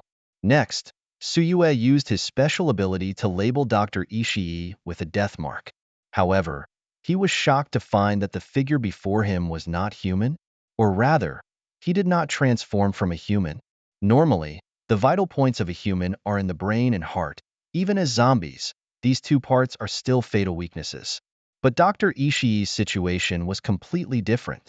His fatal weak points were actually two green orbs strangely appearing on his lower back. Suyue suddenly realized that the reason they had failed to defeat the doctor before was because of these two orbs. He quickly pulled the trigger, a series of arrows shooting towards Dr. Ishii's waist. However, just as he launched the attack, Dr. Ishii's talent, Plague Incubator, began to take effect. Warning: the curse effect of the Plague Hotbed has descended, with only a 1/3 success rate for attacks, lasting up to 10 seconds. Faced with the newly promoted Lord-level Armored Giant King and Orchid Mantis King, Dr. Ishii stands out. Against the backdrop of the apocalypse, he is an experienced old lord. Faced with Suyue's fierce attack, he remains calm and composed, simply extending one arm. 5 arrows fly towards him, one missing its mark, but the remaining 4 are easily blocked by his arm. Even the deadly effect of the Dance of Death seems to be powerless. Suyue stares in astonishment, realizing that when the arrows collide with Dr. Ishii's arm, sparks fly, reflecting a metallic silver-white light. The metallic sheen? No wonder he looks somewhat half-mechanical. This sensation makes everything seem reasonable, but defeating Dr. Shijing is clearly not easy. Although the skills of Numbing Bite and Aesthetic Violence did not cause much damage, they did have an effect. The stacking of curses and attack reduction effects also made Dr. Shijing taste the bitterness of negative status. Although the first attack was unsuccessful, Suyue quickly changed tactics, drew out the Overlord Bow, ready to unleash the powerful penetrating punishment arrow. In the next moment, Suyue and Dr. Shijing launched their attacks almost simultaneously. Dr. Shijing gathered a green energy ball in his hand, indicating the arrival of the biochemical bomb. The green energy ball leaped in the air and quickly flew towards Suyue. Just before it touched Suyue, he used the S-level talent, Freedom in Extreme Intent. His figure instantly distorted, miraculously avoiding a fatal blow. The biochemical bomb did not hit Suyue, but exploded behind him, spreading a stench in an instant. With amazing agility, Suyue quickly charged forward, skillfully avoiding the splashing explosive fragments. At the same time, the punishment arrow in his hand shot out rapidly. Dr. Shijing was shocked by Suyue's extreme reaction ability. He did not expect Suyue to be so unpredictable. In his moment of bewilderment, a dark red punishment arrow flew towards his abdomen at an astonishing speed. The arrow's large size hinted at its powerful force. Just as Dr. Shijing was about to dodge, a figure wielding a large knife rushed in from the left, the overlord summoned by Suyue. And coming from the right was a little girl with 2 hatchets. Suyue continuously shot arrows, blocking Dr. Shijing's airspace. At this moment, Dr. Shijing found himself in a dangerous situation with enemies all around. He wanted to retreat, but found that Suyue's arrows were shooting straight. Whether moving forward or backward, he was bound to be hit. Faced with such a dilemma, Dr. Shijing's mind seemed to become an overheated CPU, unable to make a decision for a while. He felt trapped, watching helplessly as the punishment arrow pierced his abdomen, unable to fight back. This arrow not only carried the power of double attack and Dance of Death, but also, due to the high critical strike and high explosive damage attributes of the Overlord Bow, it directly caused maximum damage, becoming a deadly blow. This arrow is a fatal strike, easily hitting one of Dr. Shijing's weaknesses. In the short 10 seconds of their first confrontation, Suyue achieved a complete victory. Warning: affected by the disarm effect of the Plague Breeding Ground. Unable to use weapons for attack, lasting for 10 seconds, Spartacus, let's go together, my warriors. Dr. Shi Jing let out a deafening roar, shaking the entire research institute. At this moment, the three of them were in a stalemate and could no longer continue the battle. Although Su Yue could use his skills, the lack of coordination made him realize that fighting again would be futile. He had to dismiss the tyrant and Lu Wei. However, just as they were leaving Dr. Ishii's laboratory, a green corrosive liquid quickly gushed out from under Su Yue's feet. This liquid was non-toxic, but even Su Yue, who was immune to toxins, would be injured upon contact. The longer the exposure, the faster the decrease in health points. In the brutal battles of the previous life, countless people died from corrosion. In the next moment, Dr. Ishii suddenly raised his right hand, and in the darkness, numerous black lightning bolts burst out from his palm, striking the ground within a radius of 10 meters around him. The ground shook violently, and giant hands suddenly emerged from the depths, as if reaching out from the abyss of hell. These biomonsters were dressed in cherry military uniforms, emitting a nauseating smell, as if crawling out of sewage. This was Dr. Ishii's proud summoning skill, biomonsters. There were many of them, more than 50 in total, including normal and elite levels, as well as a leader. They formed a formidable army that inspired fear. Their appearance prompted Su Yue to release his prepared skill without hesitation. Storm Surge. Immediately, a huge eye of the storm formed in the sky, hanging directly above Dr. Ishii. This mysterious power quickly attracted the surrounding ordinary zombies. At the same time, Lu Wei charged forward directly. She activated the shield of her skill necklace to withstand the attacks of the elite zombie leader, launched a series of shock strikes, and sent the struggling elite zombies flying into the storm. Except for Dr. Ishii and the leader zombie who evaded, everyone else was swept up by the storm. Just as Su Yue drew his bow to shoot, he was hit by a new plague effect. Warning: you have been blinded by the plague incubator, with your field of vision reduced to within 1 meter, lasting for 10 seconds. At this critical moment, Su Yue sneered and taunted, "A little trick, and you dare to show off in front of me?" He activated his clairvoyant eye, and in the darkness, numerous green orbs gathered in midair. The eye of the storm was right there. He aimed at the center of the eye of the storm and shot out the ultimate death god's arrow. The arrow carried the breath of death and pierced the target. With a loud bang, the arrow exploded, nearly destroying all the biomonsters summoned by Dr. Ishii. The power of the explosion splattered everyone present with flesh and blood fragments. Only our protagonist opened the shield of darkness, keeping those filthy things at bay. Elegant, too elegant indeed. In less than a minute, Su Yue completely controlled the 2 rounds of battle. "You guys are doomed to perish." Dr. Ishii roared to the sky and rushed towards the experimental platform. The critically wounded leader zombie stubbornly resisted the attacks of the tyrant and Lu Wei. Dr. Ishii picked up a bottle of emerald green serum and injected it into his slender abdomen with unwavering belief. In an instant, a powerful force surged into his body, causing his figure to expand more than twice its original size in a brief moment, towering like a majestic mountain range. The 5-meter-high laboratory seemed insignificant in his eyes as his hand easily reached the top, as if he had transformed into the master of this world, an all-powerful giant. Dr. Ishii, enhanced by the biochemical potion, has gained comprehensive reinforcement. His body size increased without losing agility. The acidic traces under his feet have expanded several times along with his enlarged physique. While it may not pose a threat to Su Yue, it is a different story for the Overlord and Lu Wei, who must endure the damage caused by the acid in close combat. During the battle with the leader-level zombies, the Overlord accidentally stepped into the acid, sinking into it like a quagmire and unable to extricate himself. Even though the metal soles of his shoes reacted with the acid, releasing bubbles and heat, the Overlord's health rapidly dwindled in the acid.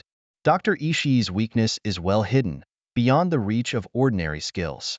Dr. Ishii took the initiative to attack, spreading the acid throughout the entire research institute, like a fierce tiger pouncing towards Su Yue, forcing him to adjust his position. Su Yue suffered from the armor reduction effect of the plague hotbed, lowering his defense. Once trapped in the acid traces, the damage would be significantly multiplied. Dr. Ishii's eyes gleamed with cunning, a sly smile playing on his lips as he closed in on Suyu. Surrounded by the acid, Suyu had nowhere to escape, while his trusted aides fiercely battled the leader zombies. However, Suyu used his silent skill to move behind Dr. Ishii, where a crossbow turret blocked his path. Dr. Ishii realized too late, as the arrow struck his abdomen, sending him flying and crashing to the ground, the feathers on the arrow trembling slightly. The arrowhead was just half an inch away from a vital spot, but Dr. Ishii coldly smirked, indicating that this move was ineffective against him. However, Suyu, though appearing calm on the surface, was already in turmoil inside. Oh yes, he tried to act composed but quickly covered his ears and shut his eyes tightly. In the next moment, the tip of the arrow suddenly exploded in a deafening blast. This arrow was the explosive arrow of the divine crossbow turret. It was like setting off fireworks in the icy wilderness, beautiful yet deadly. Dr. Ishii fell to the ground, smoke billowing from his 7 orifices, his face contorted in agonizing pain, breaking hearts. Ding! When the enemy's health dropped below 40%, the bloodthirst talent was triggered, boosting attack and movement speed. However, these 2 consecutive failures had dealt a heavy blow to Dr. Ishii's spirit. Why was this person so powerful? How could he summon such irresistible forces? Why were his attacks so devastating? Dr. Ishii felt despair, tears almost welling up in his eyes. Suyu, seizing the opportunity mercilessly, gave the order when the divine crossbow turret was preparing for the next attack. Lu Wei used the shadow blade to end him. At the same time, continue to suppress the enemy with arrows. However, fate played a trick on Suyu. Just as Lu Wei was about to strike, the power of the plague nest was activated, saving Dr. Ishii's life. Warning: imprisoned by the plague nest effect, immobilized for 10 seconds.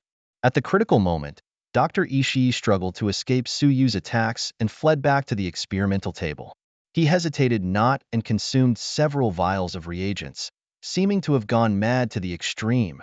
Suyu realized the danger and could not afford to let his guard down, or the consequences would be unimaginable. Dr. Ishii seemed to have turned into an unpredictable target, and if not taken down now, regret would come when he transformed into a zombie. Dr. Ishii's body began to undergo mutations, growing and shrinking, becoming thin and then fat, his expression alternating between ecstatic joy and furious anger, while turmoil raged within him. This battle had only just begun. After the immobilization state was lifted, Suyu quickly rushed forward without hesitation and pulled the trigger. Holy gun baptism. Lu Wei also fell within the attack range, releasing the soul-devouring hand, trapping Dr. Ishii in place. At this moment, the divine crossbow battery fired another explosive arrow. Dr. Ishii had no way to escape, only able to watch helplessly as disaster struck. Veins bulging on his forehead, his anger was evident. The next moment, all attacks mercilessly hit their target.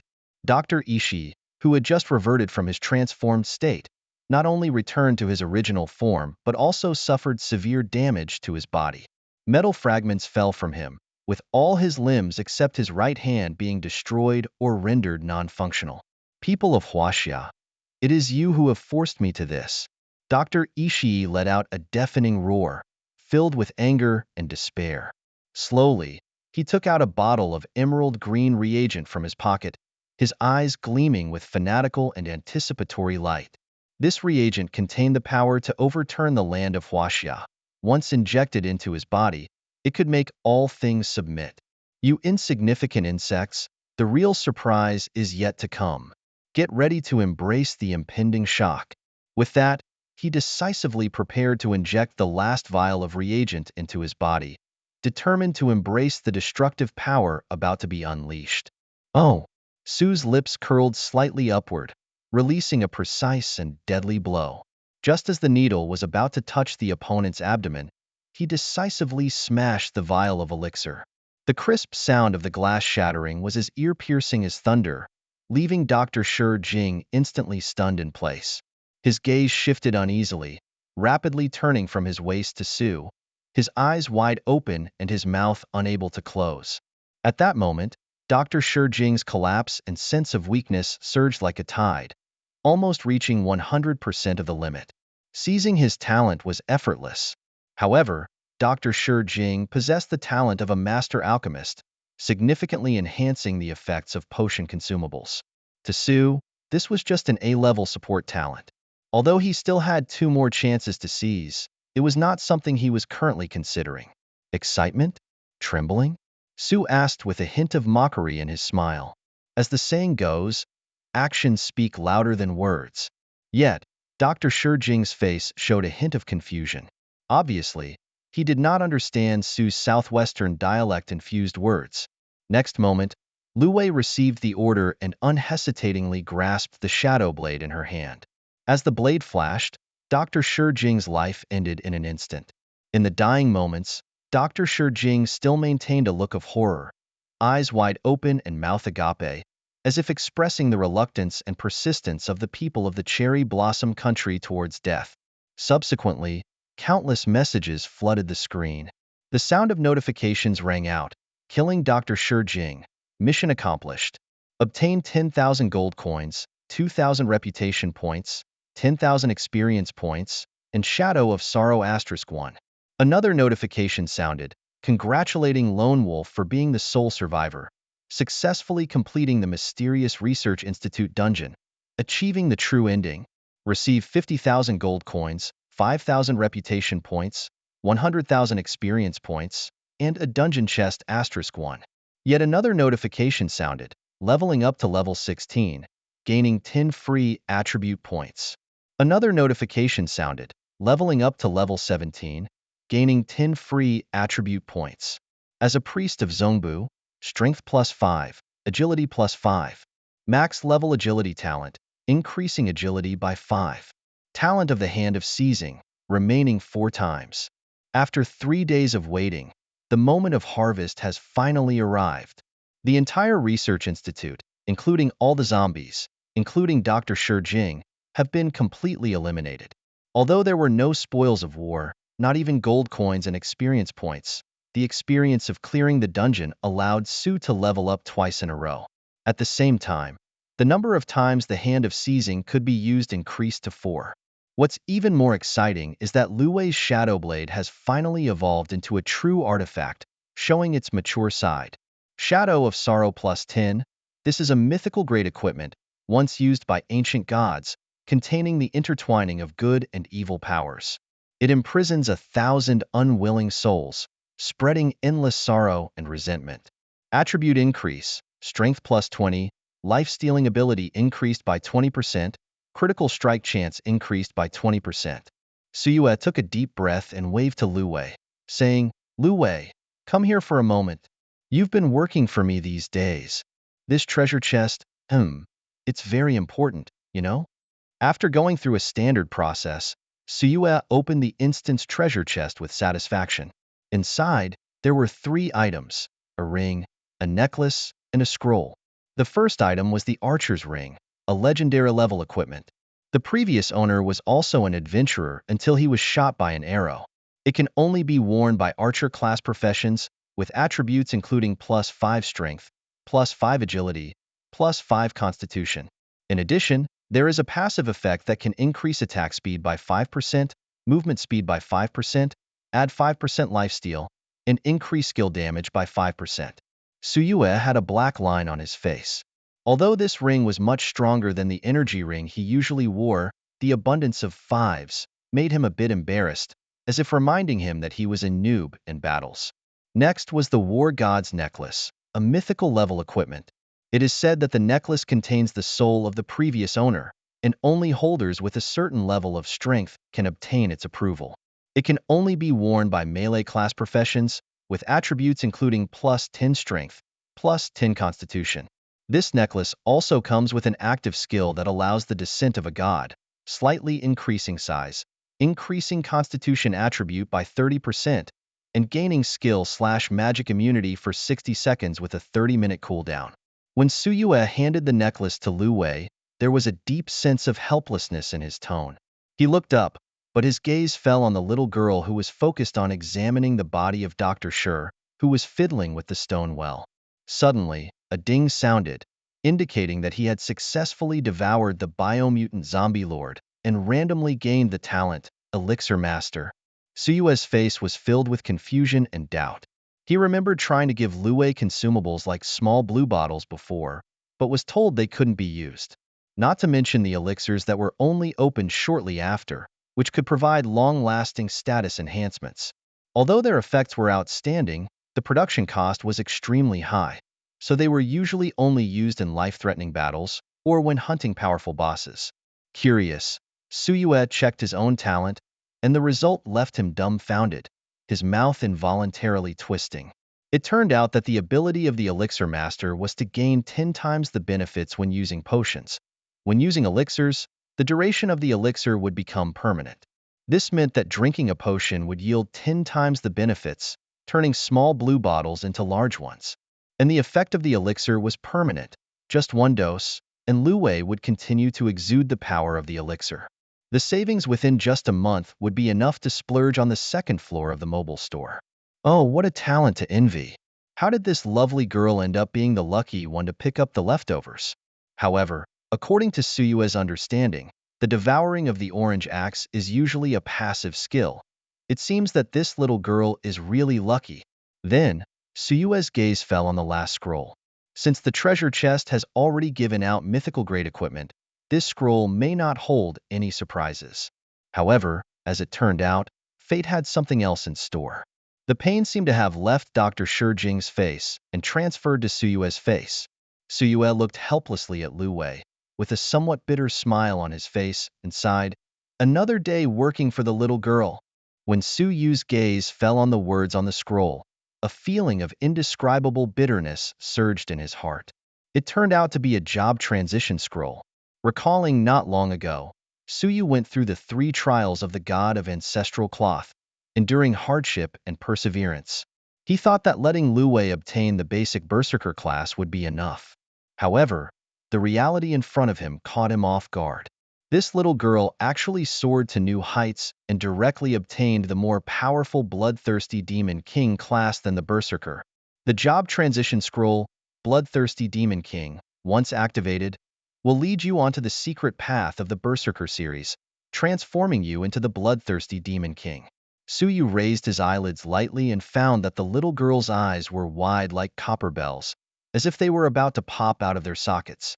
She reached out her slender fingers, pointing at the job transition scroll in Suyu's hand. The anxiety was evident, and her stomping feet were quite amusing. Suyu handed the job transition scroll to Lue. The little girl, under the baptism of the night, had quickly risen to level 13 in these 2 days.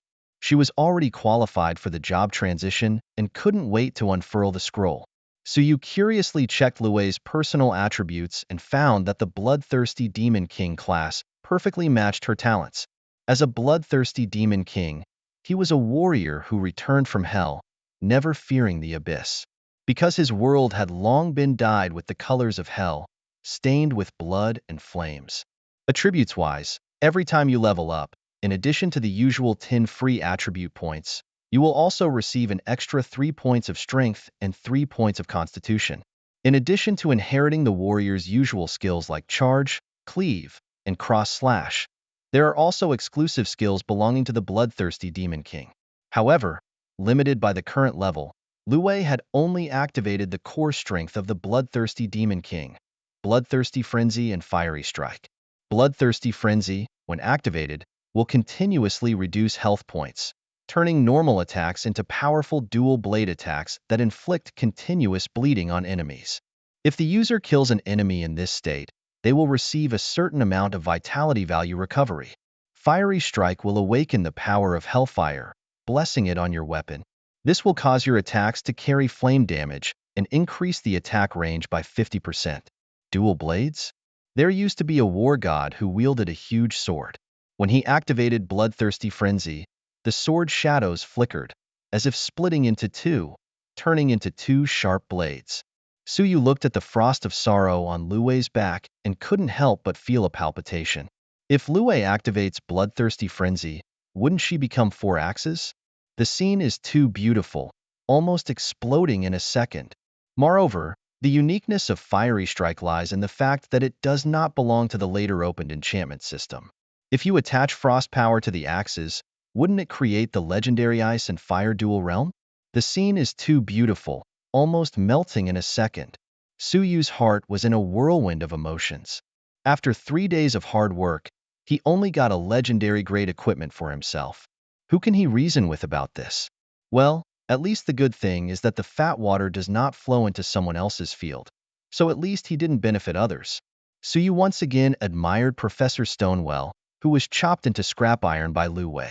It turned out that what seemed like a fatal weakness was actually two precise core components responsible for controlling the professor's entire body. As Suyu and Lu Wei were about to leave the instance, Suyu inadvertently noticed a manual underneath the broken body of Dr. Shi Jing and found a bacterial experiment report. This manual was the legendary task item, representing decades of research results by Dr. Shi Jing. Possessing this report would bring generous rewards at the fortress in the lighthouse country. However, due to the closed passages between countries and severe restrictions on city-to-city communication, people had to resort to the ancient way of messaging, carrier pigeons. Although this method was not very efficient and had a high chance of losing packages in the post-apocalyptic era, it was still the only way to deliver messages, thus being utilized by large families and organizations. So you gently placed the bacterial experiment report into his bracelet.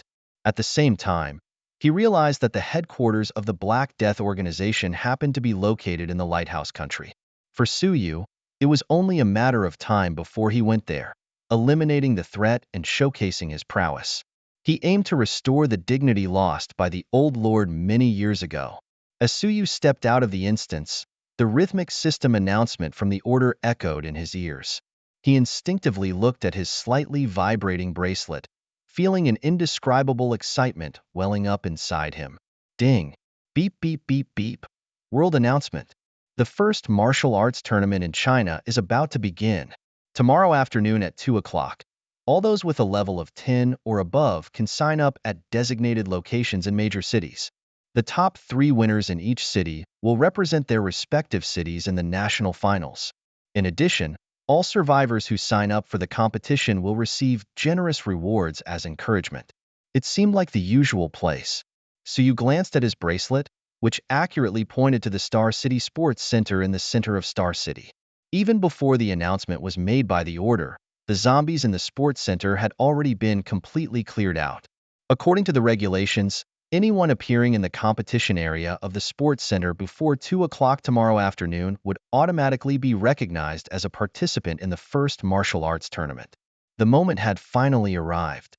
When more than 30% of people in China reached level 10 or above, the first martial arts tournament would open.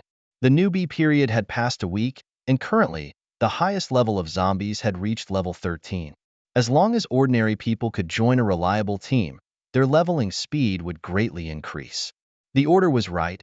All participants would receive decent rewards, material capsules, consumables, equipment, and even skill books. Everything was available, but these were all for ordinary people. As for Suyu, his goal was to become the champion of China, to exchange for the top 10 bows, and maybe snatch some talents that suited him. Thinking of this, Suyu couldn't help but smile. No, there are still things to do. Suyu and Lu Wei chose not to go to the nearest shelter, as it was crowded and chaotic. They randomly found an abandoned building as a temporary resting place. After a hearty meal, Suyu and Lu Wei began to prepare. That night, Suyu patiently taught Lu Wei new skills. Suyu shared his experiences with Lu Wei in a simple and understandable way. How much she could absorb depended entirely on her perceptiveness. The next day, Suyue and Lu Wei embarked on their adventure following the guidance of the bracelet, exploring and observing their surroundings along the way. They encountered some unfortunate zombies on the road, and Lu Wei put the theoretical knowledge she learned last night into practice, demonstrating extraordinary abilities. Suyue also gradually showed his exceptional qualities.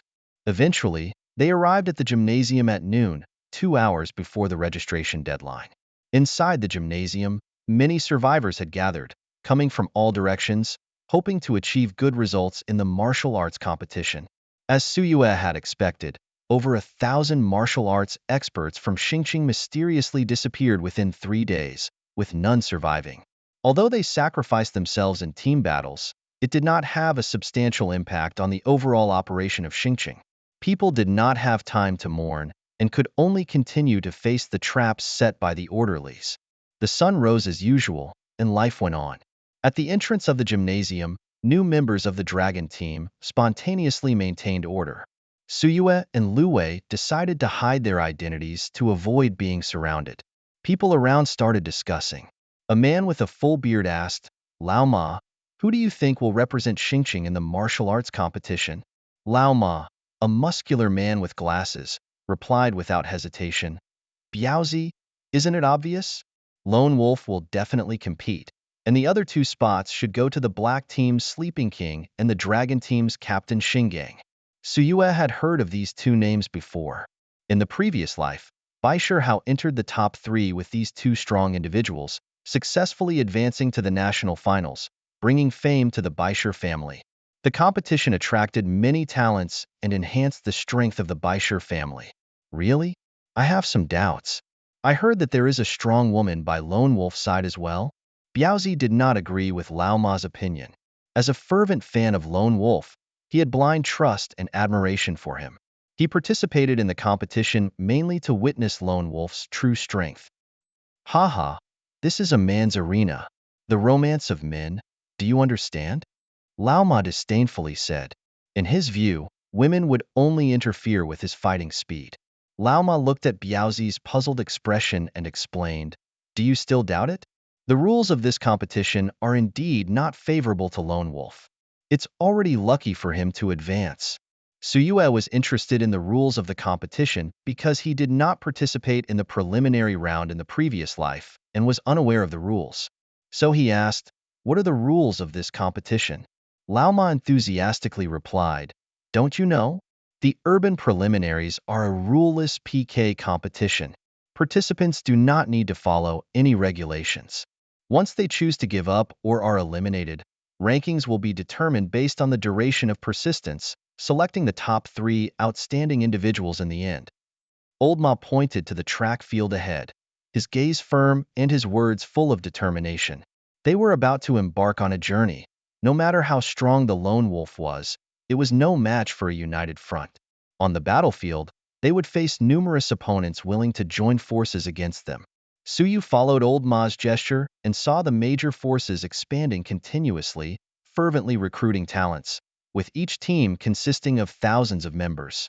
However, for Suyu, this was not the key. Welcome to the first martial arts tournament. Before the competition begins, fighting is strictly prohibited and violators will be severely punished. Suyu saw someone setting up a booth on the track and bid farewell to the others, leaving alone. As Suyu and Lu Wei gradually moved away, Biaozi turned to Old Ma and asked, Old Ma, why didn't we invite that brother and sister to join us as instructed by the higher-ups? They seem to have no affiliation. Have you investigated them? Despite their ordinary whiteboard equipment, they concealed all information. How could such people be ordinary passers-by? Old Ma waved his hand and walked straight towards the crowd. People always love to join in the fun no matter when or where. Once one stall opens, others will quickly follow suit. So you scanned around and found that the prices were slightly lower than the shops in the safe zone. Obviously, people had established a post-apocalyptic pricing system. Although he could profit from reselling due to his information advantage, Suyu refrained from doing so as a man of wealth. Suddenly, he felt a gentle tug on his clothes and turned to see a little girl. She pointed to a booth, signaling him to go over. Surprised by the items, Suyu wondered, could the little girl read his mind and know that he needed the hunter's shoulder guard, deliberately leading him here? How much for this equipment? Suyu squatted down and asked. The stall owner replied, This is the hunter's set, the same as the Star City hero Lone Wolf's, featured on the list of legendary weapons. His bald head glistened in the sunlight, attracting the attention of the crowd. It's priced at 5,000 gold coins. What do you think? Suyu evaluated the price, finding it acceptable but unwilling to accept it directly. After some haggling, he acquired the hunter's shoulder guard for 3,000 gold coins, only to discover a legendary skill book hidden underneath. He looked at Lu Wei in confusion. Upon hearing this news, Lu Wei was immediately filled with excitement, her eyes almost welling up with tears. She nodded eagerly as if she had just received a long-awaited gift. Su Yue, suppressing the emotions that had overwhelmed him moments ago, understood in an instant that this young girl was simply a child who pursued food and power with innocence. The skill book, Sacrifice, a legendary skill, required the use of weapons, especially melee weapons. When used, it carried the risk of losing one-third of the user's vitality, dealt equal damage to the enemy, and slowed their movement speed by 50% for 5 seconds. This skill was immune to immunity effects and had a cooldown of 5 minutes. Wow! This was truly a treasure, perfectly complementing Lu Wei's professional skills. She had always lacked powerful control skills, and her attacking style also had a healing effect, making it a seamless match with the abilities of this book. What's even more remarkable was that this skill could bypass immunity effects, making it undoubtedly valuable and powerful among all skills. Su Yue, suppressing his inner excitement, was determined to obtain this book no matter what. He asked, "How much for this book?" The bald guy, who always saw himself as a professional middleman, couldn't resist boasting at this moment. Su Yue impatiently interrupted him. "Cut the nonsense, how much?"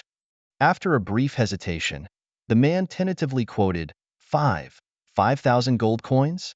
The skill book, which the bald guy had acquired at the cost of 4,000 gold coins, seemed to have no takers at the moment. Despite many showing interest, the bald guy had already made a deal with the black faction. If the book remained unsold before the match started, he would have to sell it to them at a lower price. Su Yue readily agreed, and the transaction went smoothly. Just then, a man's voice with a bubbly tone came from behind. "Oh, Brother Chong, my dear old buddy. As per our agreement, I've come to pick up my skill book." The man behind emitted a low, bubbling sound, immediately capturing the attention of numerous women, their eyes shimmering with admiration and curiosity. Suyu felt his heart racing, unable to help but wonder, why are modern women so fascinated by this kind of voice? Following the sound, he saw a Caucasian man slowly approaching him.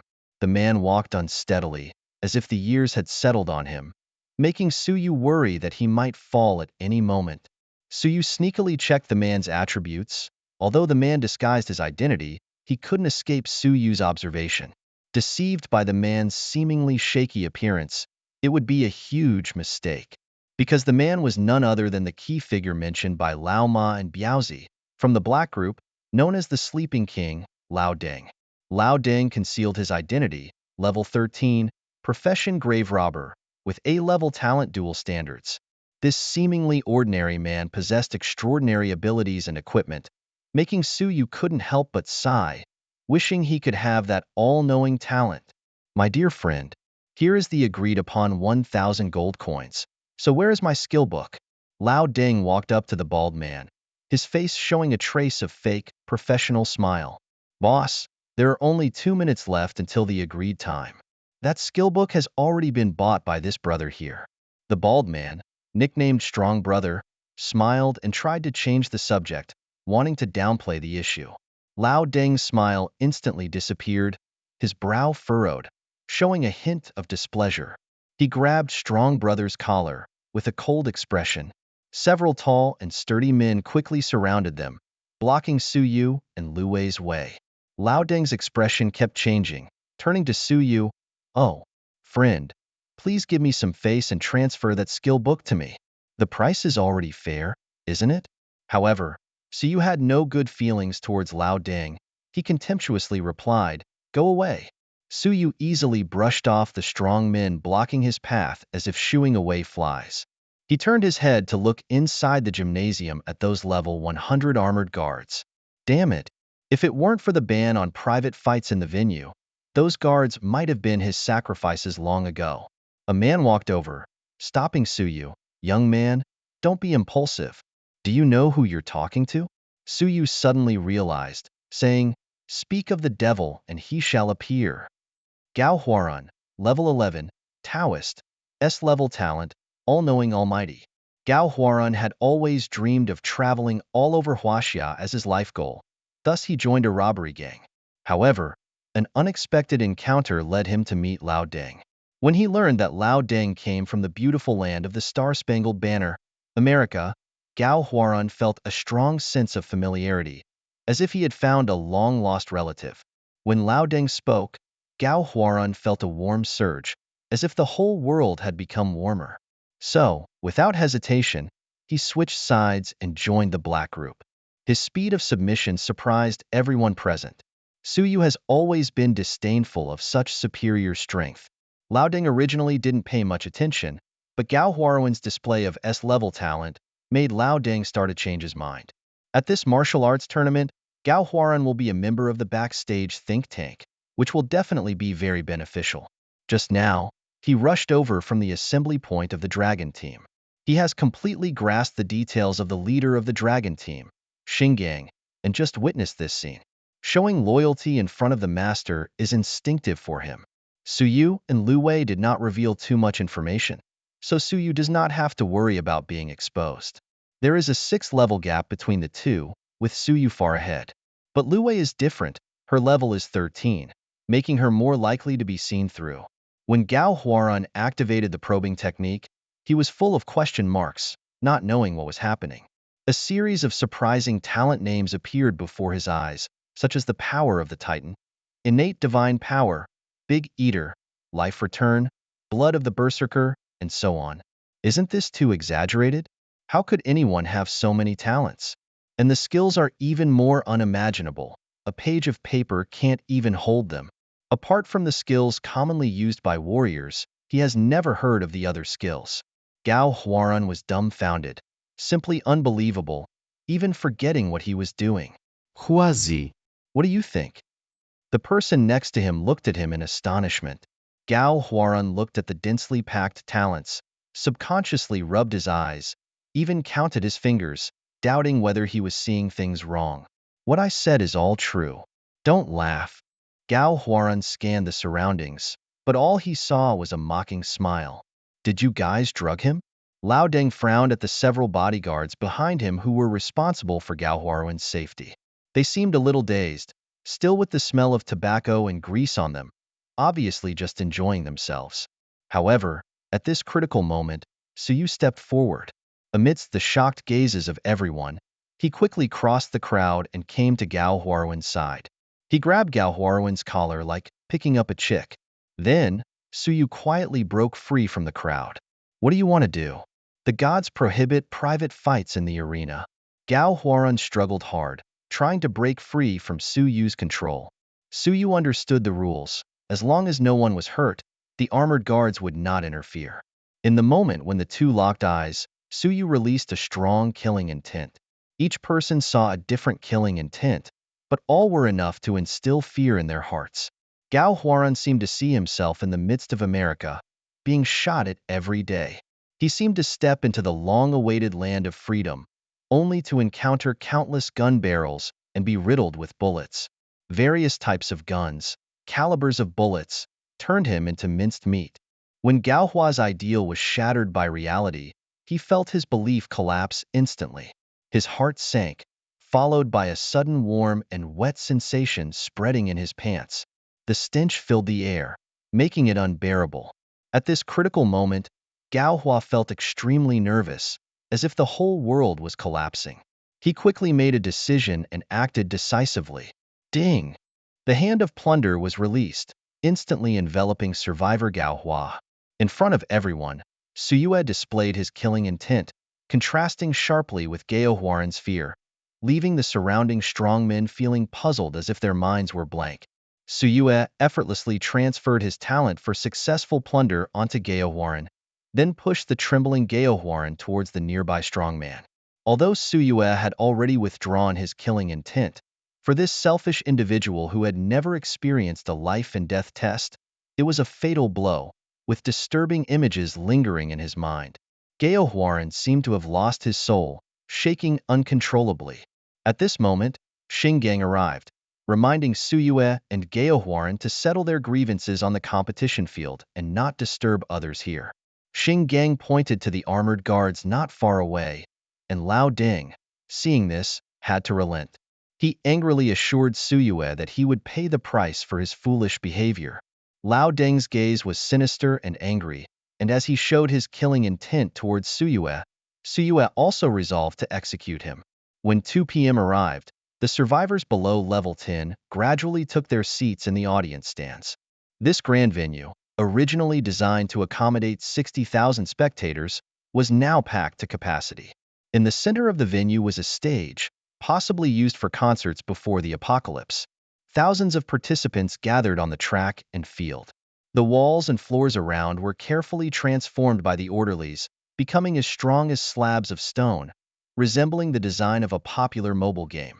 Not only fireproof, waterproof, shockproof, and resistant to electricity, but also equipped with antitoxin functions, leaving no trace even when hammered or cut. In such an environment, the preliminary round of the first martial arts tournament kicked off. Suyue entered the competition venue with Lu Wei, paying the entrance fee. This fee was not out of the greed of the orderlies, but to select true warriors. The participants were confident in their own abilities, understanding that unity is strength. They joined various organizations to face the fierce competition. They knew that even if they couldn't hold on until the last moment, staying a little longer on the field could accumulate experience and gains. However, there are lone heroes like Suyu, who deep down desire to showcase their worth on the stage of the martial arts tournament. In doing so, they can earn the recognition of those powerful organizations and secure a bright future for themselves. As the enthusiastic cheers of the audience filled the air, all participants were teleported to various corners of the map. So you looked around and saw the crowded scene, estimating roughly that there were probably 4,000 to 5,000 people. As he surveyed from afar, he noticed that many survivors were wearing equipment similar to the disguises worn by imposters. Although these gears were not inferior to what Lu Wei possessed, just having them was enough to demonstrate their strength. However, such equipment was no longer rare, as survivors began to use various props to conceal their personal information as their strength increased. In the crowd, 2 teams stood out. One of them was led by Xinggang, the new leader of the dragon team from Xingqing City.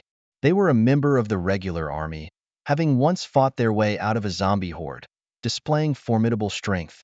Despite their different equipment, each of them had a conspicuous red ribbon tied around their arms, serving as their unique symbol. They stood in formation, sitting quietly with their eyes closed, radiating dignity and aura far beyond the previous chaotic image of the dragon team. This was no surprise, as one was a city management team and the other a regular army, not the same type of people at all. Suddenly, a burst of enthusiastic cheers erupted from the crowd. Suyu looked up and saw another force causing a stir on the field. The crowd parted like a tide, revealing a clear passage. Everyone was drawn to this sudden atmosphere, turning their heads to watch. Several mysterious figures emerged from the green channel, with the Sleepy King, Lao Deng, leading the way. Lao Deng, known for his iron-fisted methods, successfully integrated and conquered numerous family forces within Xingqing City, bringing them under his command. Although these forces appeared disorderly, like a motley crew, the undeniable fact was their large numbers. In such a vast venue, over a third of the people belonged to the black team.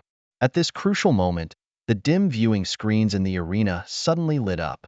Except for the orderlies, everyone fell into an unusual silence. Then, the wristbands on each person's wrist suddenly vibrated, seemingly indicating the important information about to be conveyed. Subsequently, the voice of the orderlies rang out clearly, and the corresponding subtitles began to appear on the screen simultaneously. The clock points to the moment when the competition begins, and the first martial arts tournament in Huaxia has arrived at the preliminary venue in Xingqing as scheduled. Are the participants already excited, ready to show their strength? Let us witness their courage and power together. The host once again emphasizes the rules of the competition. It will last for 4 hours, with no restrictions, only intense life and death struggles. In the end, 3 warriors will emerge victorious and bask in the glory. Now, let's kick off this intense battle and enjoy it to the fullest. As the countdown began, 10, 9, 8, the entire venue fell silent. Teams huddled closely together, preparing for the final showdown. Those who acted alone stood guard in place, ready to face any challenge. 3, 2, 1. The final moment was approaching, and the tension reached its peak. However, when the countdown ended, everyone seemed frozen in place, no one daring to take the first step. In the past, they had only fought against mindless zombies, swinging weapons without feeling much pressure.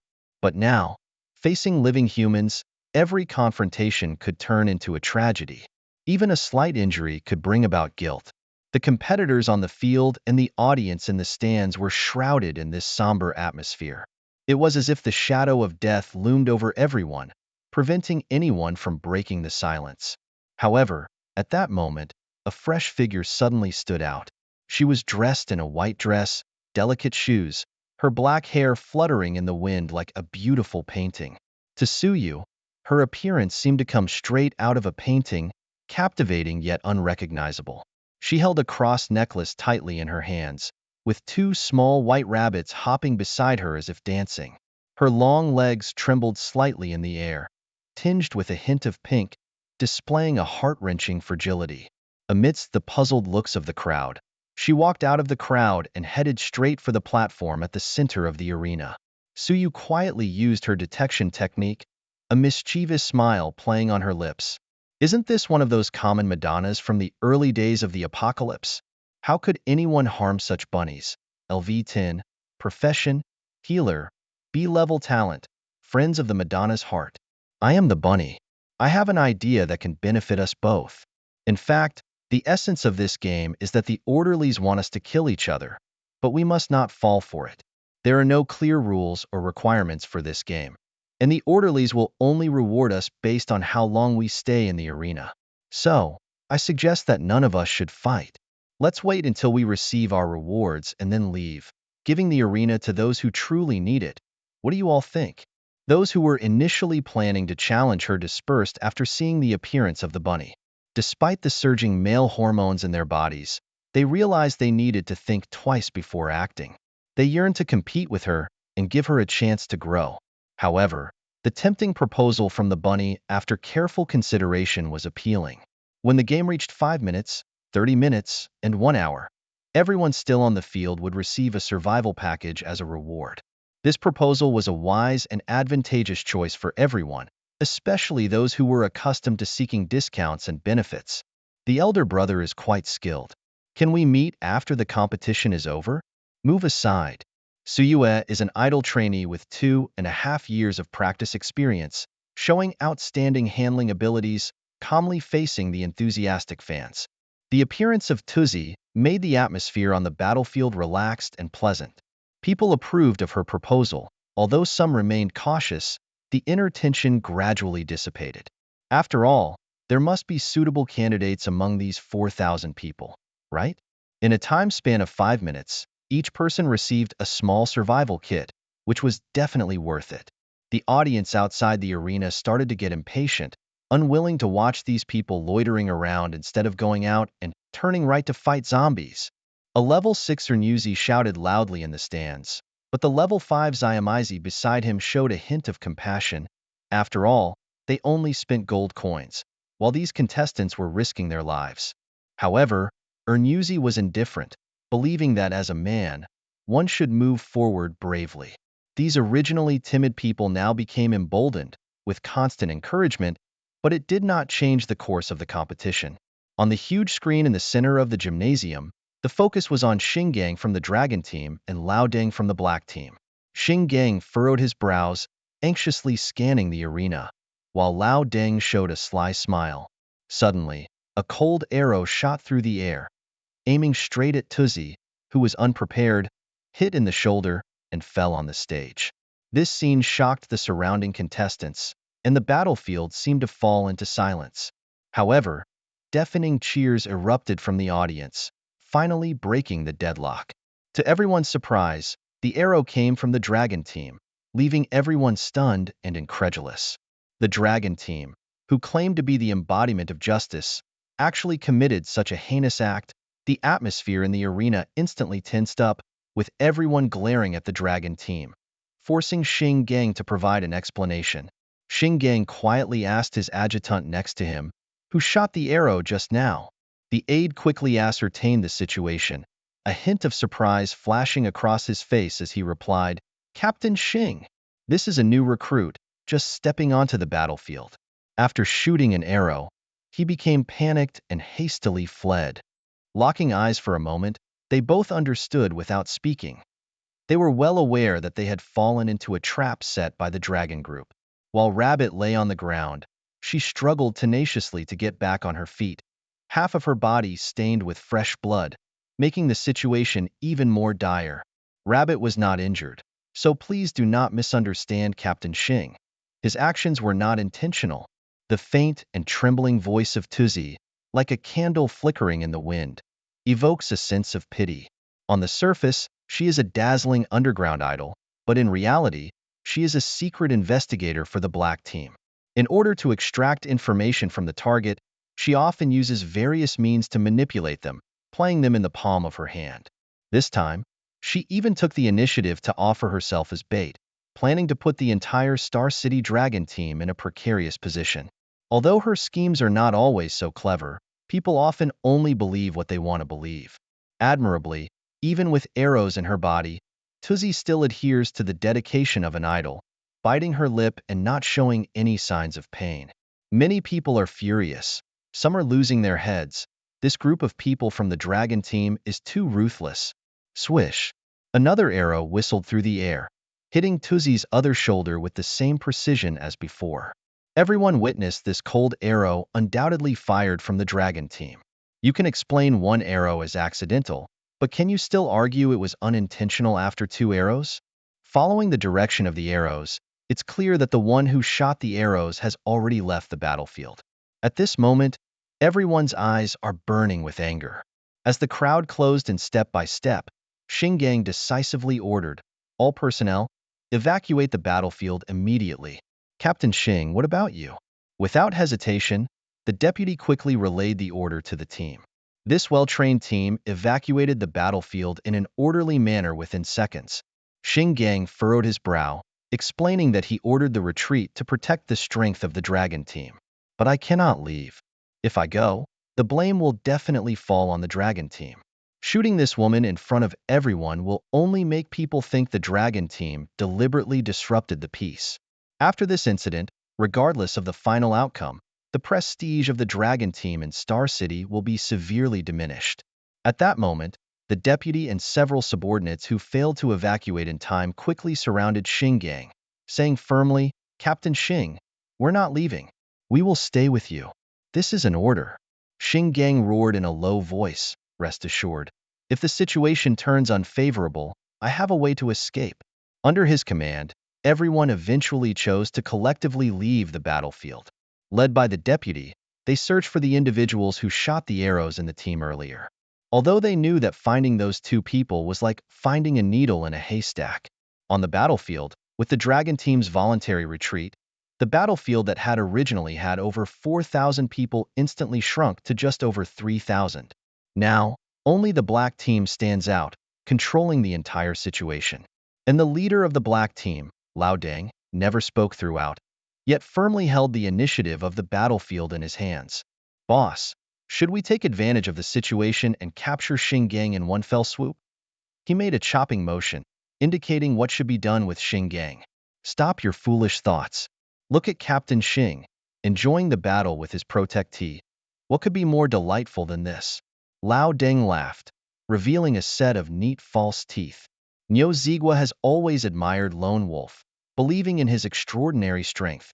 He was convinced that Lone Wolf would shine in the competition. However, ever since Lone Wolf disappeared from the safe zone in Xingqing, he had vanished without a trace, and no one had seen him since. Niu Zigua and Xiaomei were searching for Lone Wolf on the field when Xiaomei suddenly pointed to a corner where a handsome young man was gearing up with a little girl, and the camera focused on him. The whole place erupted in excitement as Lone Wolf finally appeared. Niu Zigua wondered if all the talents in Xingqing were attracted by Lone Wolf. Lone Wolf seemed a bit helpless, eager to end the battle as his equipment was not yet enhanced. People around gradually recognized Lone Wolf's identity, stepping back as if pushed by some invisible force. Lone Wolf cleared his throat, his voice not loud but commanding enough to silence the crowd. He coldly and firmly announced, "You have 10 seconds to leave." Those closer to him swiftly evacuated the battlefield without hesitation, while more people sought shelter near Laoding. Gao Huaran, upon seeing Lone Wolf, went into a frenzy, claiming Lone Wolf possessed super strength. Though initially skeptical, the crowd witnessed Lone Wolf's power 10 seconds later. Suyu decisively ordered that, except for Lao Ding and one other person, the rest could be dealt with as they pleased. Lone Wolf's reputation in Xingqing was illustrious, and anyone who dared to stay behind, for whatever reason, would become his enemy. Suyu decided to make the final move, as this group of people presented a perfect opportunity for Lu Wei to advance as a lord. Lu Wei immediately launched an attack, unleashing her bloodthirsty and fireblade skills. At that moment, her skin gradually flushed, each movement accompanied by illusory shadows, and her weapon became even more fierce under the influence of these shadows. With both hands gripping the axe, its blade ablaze with flames, emanating the powerful energy of hellfire. The Lone Wolf seemed unbeatable. Is there anyone daring enough to challenge this young woman? Possessing 120 constitution and a sea-level defense talent, the lone traveler exuded confidence and fearlessness. Holding a fine-grade stone shield in hand, he was determined to seize that mythical great axe, bringing a carefree life for himself and his team. His twin brother also wielded a fine-grade stone shield, standing beside his brother with full momentum. Onlookers couldn't help but shudder in awe. To the average person, having 120 constitution was already the limit, yet, in the next moment, Lu Wei revealed astonishing strength effortlessly. Swinging the axe, he effortlessly cleaved the two brothers and their shields into two pieces. This scene left everyone stunned and incredulous. In a fatal axe blow, blood gushed out, creating a shocking scene. The two brothers, on the brink of death, inexplicably found themselves so fragile, unable to resist the attack of a little girl. Their lives gradually faded away, condensing into a red blood ball, then slowly disappearing behind Lu Wei. Driven by bloodlust, Lu Wei emitted a red light, appearing exceptionally mysterious and powerful. On the big screen of the sports arena, Lu Wei's figure was captured, her clothes dyed fiery red with blood, and blood drops falling on her hair swayed like wax plum blossoms in the wind. She lifted her head, with a calm expression, yet her blood-red eyes emitted a chilling light, as if to devour everything. The audience, excited, cheered for this strong woman. Lu Wei's actions displayed the true demeanor of a strong individual, awe-inspiring. Fearlessly, she rushed into the crowd, causing chaos. Despite sustaining some injuries, with the support of recovery and blood-sucking skills, she remained standing firm. Under her leadership, many people fled in fear, but more chose to join the Black Alliance and cooperate with Laoding. The audience watched Lu Wei's cold-blooded killings, feeling exhilarated, with many idolizing her. They began to aspire to switch careers to become archers, inspired by Lu Wei's bravery and precise attacks that filled them with awe. This seemingly indifferent little girl had earned the respect and admiration of countless people. Amidst the astonishment of the crowd, Tuzi stepped forward, a bit weak but still facing the situation with determination. Her words were like a blazing fire, instantly igniting the whole scene, triggering a series of complaints and dissatisfaction. Miss Rabbit is absolutely right. We firmly stand by her side, unwavering. Lone Wolf, we just want to claim an hour's gift package and then leave. I warn you, with so many eyes watching you here, if you dare to act recklessly, chaos. Suyu suddenly opened his eyes, coldly uttered two words. His hand swiftly raised, pulled the bowstring, and the arrow shot out like lightning. The whole action smooth and unhindered, without any hesitation. The arrow flew swiftly, directly piercing through the person's mouth. With no fancy moves, just a regular attack, yet his head instantly exploded, the smell of blood filling the air. The body, now headless, seemed unaware of the impending fate, standing still for a moment before slowly falling. This time, reason triumphed over impulse, and the big picture prevailed over personal desires.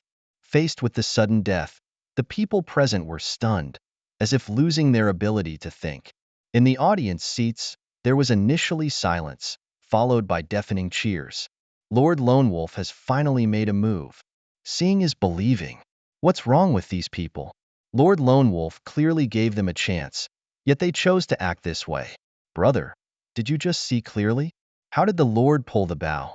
Someone asked excitedly. Another person smugly replied, of course, I saw clearly. He did this first, then that, and finally like that. To prove his observation, he picked up his bow and arrow, trying to imitate Lone Wolf's action of pulling the bowstring. However, at the moment he released, the bow arm broke. Obviously, he was unfamiliar with the use of the bow and arrow, as the bow should not be released without a target. My newly bought green arrow. Miss Rabbit never expected that Lone Wolf would behave so cold-bloodedly.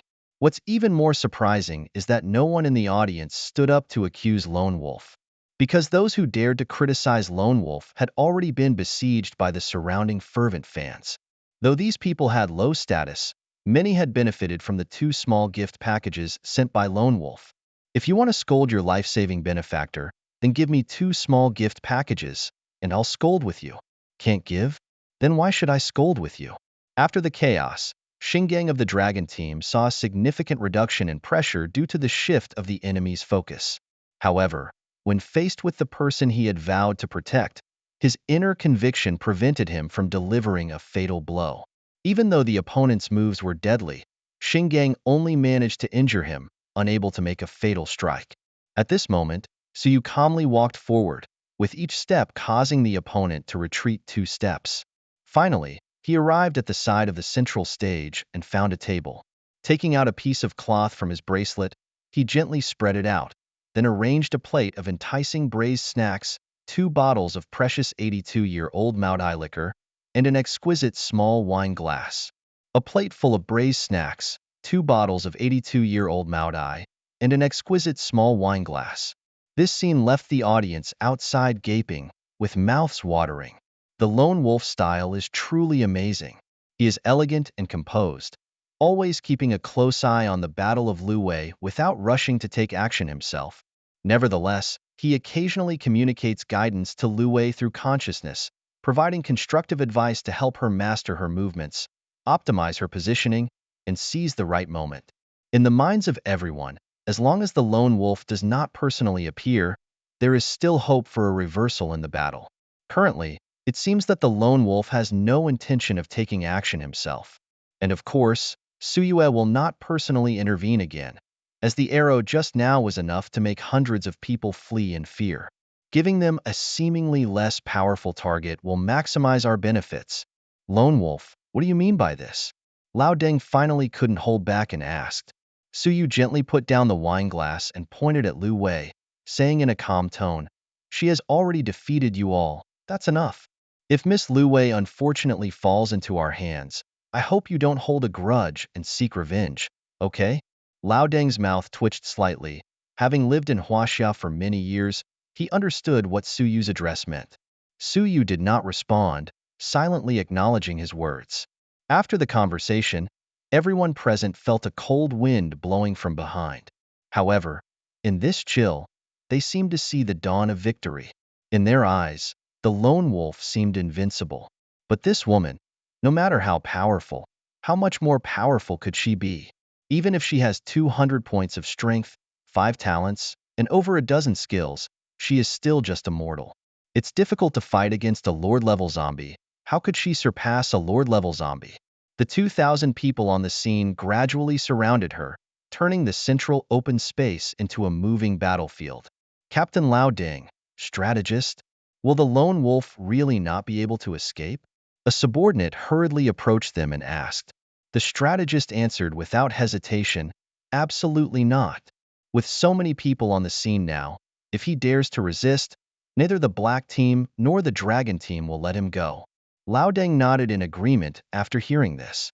Behind them, 3 200-pound strongmen took turns shaking Gao Huarun's body, shouting loudly at him, "Gao Huarun, wake up! Tell us the attributes and talents of this female demon. Then you can go mad." Since being intimidated by Su Yu's killing intent, Gao Huarun found that his proud talents were actually ineffective. This made him feel fearful. Once losing his proud talents, For the black team, he was like a useless pawn. Gao Huarun deeply understood how ruthless Lao Deng was towards enemies, so under tremendous pressure, his spirit gradually collapsed. Seeing Gao Huarun's pale face, constant vomiting, and restless demeanor, Lao Deng's patience had worn thin. A hint of icy killing intent flashed across his face, followed by a gesture of beheading. Just then, the newly arrived head of the Pan family stepped forward, bowing with his hands together. Captain Lao Deng, I observed that although this woman's tactical style is fierce, her agility seems to be lacking. Oh, my friend, do you have a good strategy? The head of the family nodded, his voice filled with confidence. I have General Panfeng, who is highly agile and fast-moving. He can definitely defeat this woman. Well done. Pour a drink for General Pan. Captain Lao Deng's eyes lit up with joy after hearing this, and the worry on his face vanished instantly. He recalled a story he had read in the ancient texts of Huaxia, which seemed quite similar to the situation before him. Someone was willing to step up, and he couldn't be happier. A chubby man squeezed out of the crowd. Panfeng, not Panfeng, LV100 Assassin, B-level talent, Cloud Ascension. Deng Zide shook his head and refused the glass of wine. Let me deal with this woman first, then I will enjoy this fine wine. Panfeng, despite his round figure, displayed astonishing agility. As an assassin, he excelled in assassinating thieves, a hidden profession known for its nimble skills. Panfeng, with his agile speed, deftly maneuvered around Lu Wei, searching for her fatal weaknesses. Enhanced by the flame-slash skill, the attack range of the Shadow of Sorrow expanded by a whopping 50%, making it difficult for Panfeng to continuously attack and inflict effective damage even at close range. Lu Wei tried multiple times to use the charge skill to close the distance with Panfeng and then control his position with area skills, but these efforts were in vain. As time passed, the wounds on Lu Wei's body increased, her restless and anxious emotions grew stronger, as if she was once again falling into a desperate situation. Panfeng had once used this pirate-style tactic to single-handedly defeat a boss-level zombie. Just learned a new skill? Suyu asked softly, with a hint of elusive flavor in his tone. Lu Wei seemed to instantly comprehend something and had a sudden realization. The next moment, she decisively launched an attack. She resolutely activated the sacrifice skill, transformed into an illusory figure, and headed straight for Panfeng. Assisted by the equipment, Panfeng quickly entered stealth mode.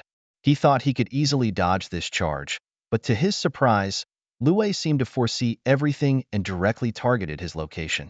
No matter how he dodged, the skill's attacks always followed him like a shadow, continuously locking onto him. This was the power of targeted skills. Once released, there was no escape. Lu Wei sacrificed a third of her life force, causing equal damage to Panfeng. With his fragile physique, this counterattack almost took his life. Subsequently, under the influence of the sacrifice skill, Panfeng's movement speed sharply decreased by 50% for the next 5 seconds, as if sinking into a heavy quagmire. Faced with the axe in Lu Wei's hand, a hint of fear flashed in Panfeng's eyes, but fate had been sealed, and Lu Wei's axe instantly fell, chopping Panfeng into countless pieces. The life force Lu Wei had consumed was also partially restored. Captain, the people from the Pan family are no match. Sun Patriarch squeezed into the crowd. In terms of tactics, we still rely on the wisdom of our old Sun family. I see this lady, able to recover health after attacking enemies, with strong endurance. Sun Patriarch said. Old Deng, after hearing this, was excited, feeling that this person's insights coincided with his own analysis.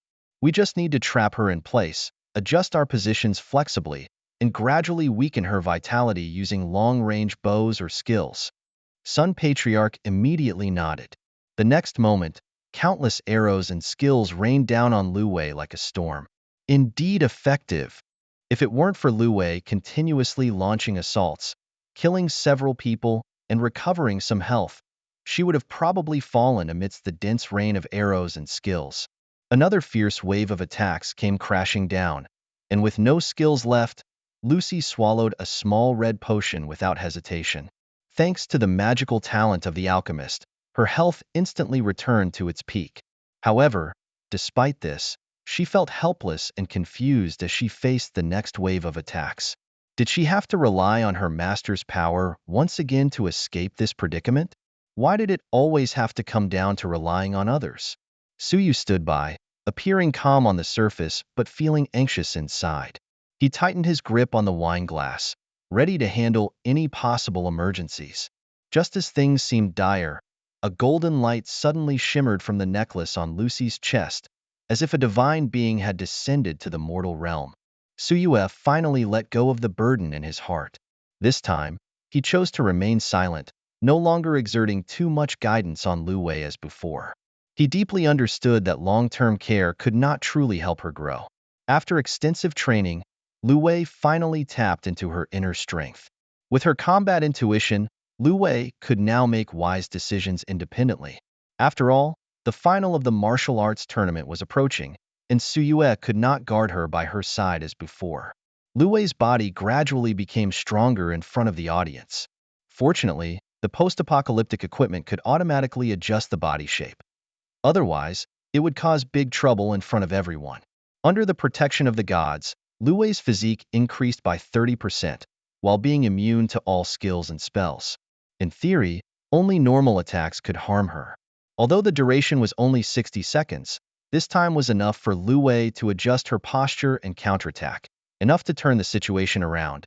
Like a demon descending to the mortal world, she was truly the goddess of luck on earth. In the state of being protected by the gods, Lu Wei seemed as if the Demon King had arrived, emitting a powerful aura that amazed everyone. Driven by the blood of a berserker, Lu Wei's resistance increased as her health decreased, and her attack speed became faster. Every strike she made was as swift as lightning, showing her sharpness. At first, the audience thought Lu Wei was just struggling in her dying moments, making a final counterattack. However, as time passed, they were horrified to find that all the skills and spells they used were ineffective against Lu Wei. This unknown fear brought unprecedented tremors to people. The strength of Lu Wei was so powerful that she could defeat any opponent in an instant. Once she approached, death was inevitable. Therefore, when Lu Wei charged into the crowd like a fierce tiger, her astonishing attack speed left people stunned. For a moment, the audience was overwhelmed by her power, with no means to fight back. Wherever she went, only cries and the sound of fleeing footsteps were left, leaving people helpless. Faced with such terrifying power, many people, out of survival instinct, had to surrender and give up. They disregarded everything and just wanted to escape the bloody battlefield as quickly as possible. In just 60 seconds, she killed 2,000 people. Hundreds were directly killed, and over 1,000 were intimidated by her strength and chose to retreat. At this moment, the emotions of the spectators outside the arena were high. Cheers, screams, and cheers were heard one after another, releasing the long-suppressed emotions. The arrival of the apocalypse caught everyone off guard. For over half a month, they had been fighting against increasingly powerful zombies every day. Not only were supplies scarce, even stable sleep became a luxury. Many people lived in constant fear. They had originally thought that the preliminaries organized by the Dragon team would be a simple competition, not too intense. However, to everyone's surprise, the Dragon team was eliminated early. Coupled with the rise of the new female demon king Lu Wei, the entire competition instantly turned into a slaughterhouse. Sitting in his chair, Siyue watched this one-sided massacre, couldn't help but yawn, feeling a bit dull and tasteless. Ever since Lucy began consciously showcasing her skills, the entire battlefield seemed to have lost its former passion. Defeating the opponents was just a matter of time. Suddenly, Xinggang successfully broke free from the enemy's siege and walked up to Suyu. Suyu carefully examined the attributes displayed by Xinggang, who almost unreservedly showcased everything about himself. From equipment to skills, and then to talent attributes, everything was clearly presented in front of Suyu. Xinggang, level 13, profession, Zen Martial Doctor, S-rank talent, Light of Spirituality special talent, limited profession as Taoist Light of Spirituality, can freely switch among meditation aura, retribution aura, devout aura, focused aura, etc. After activating the aura, Zen Martial Doctor and teammates within a 40-meter range can enjoy the attribute bonuses brought by the aura. Attributes: Strength 26, Spirit 80, Constitution 53, Agility 12.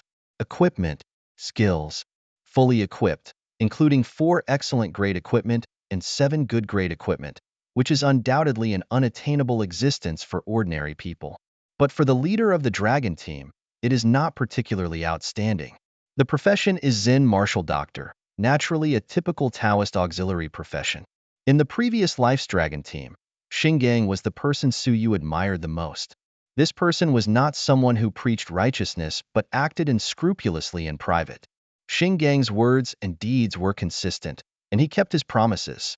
Even when faced with unfair treatment from superiors and even groundless accusations and blame-shifting, he always adhered to his original intentions without complaint.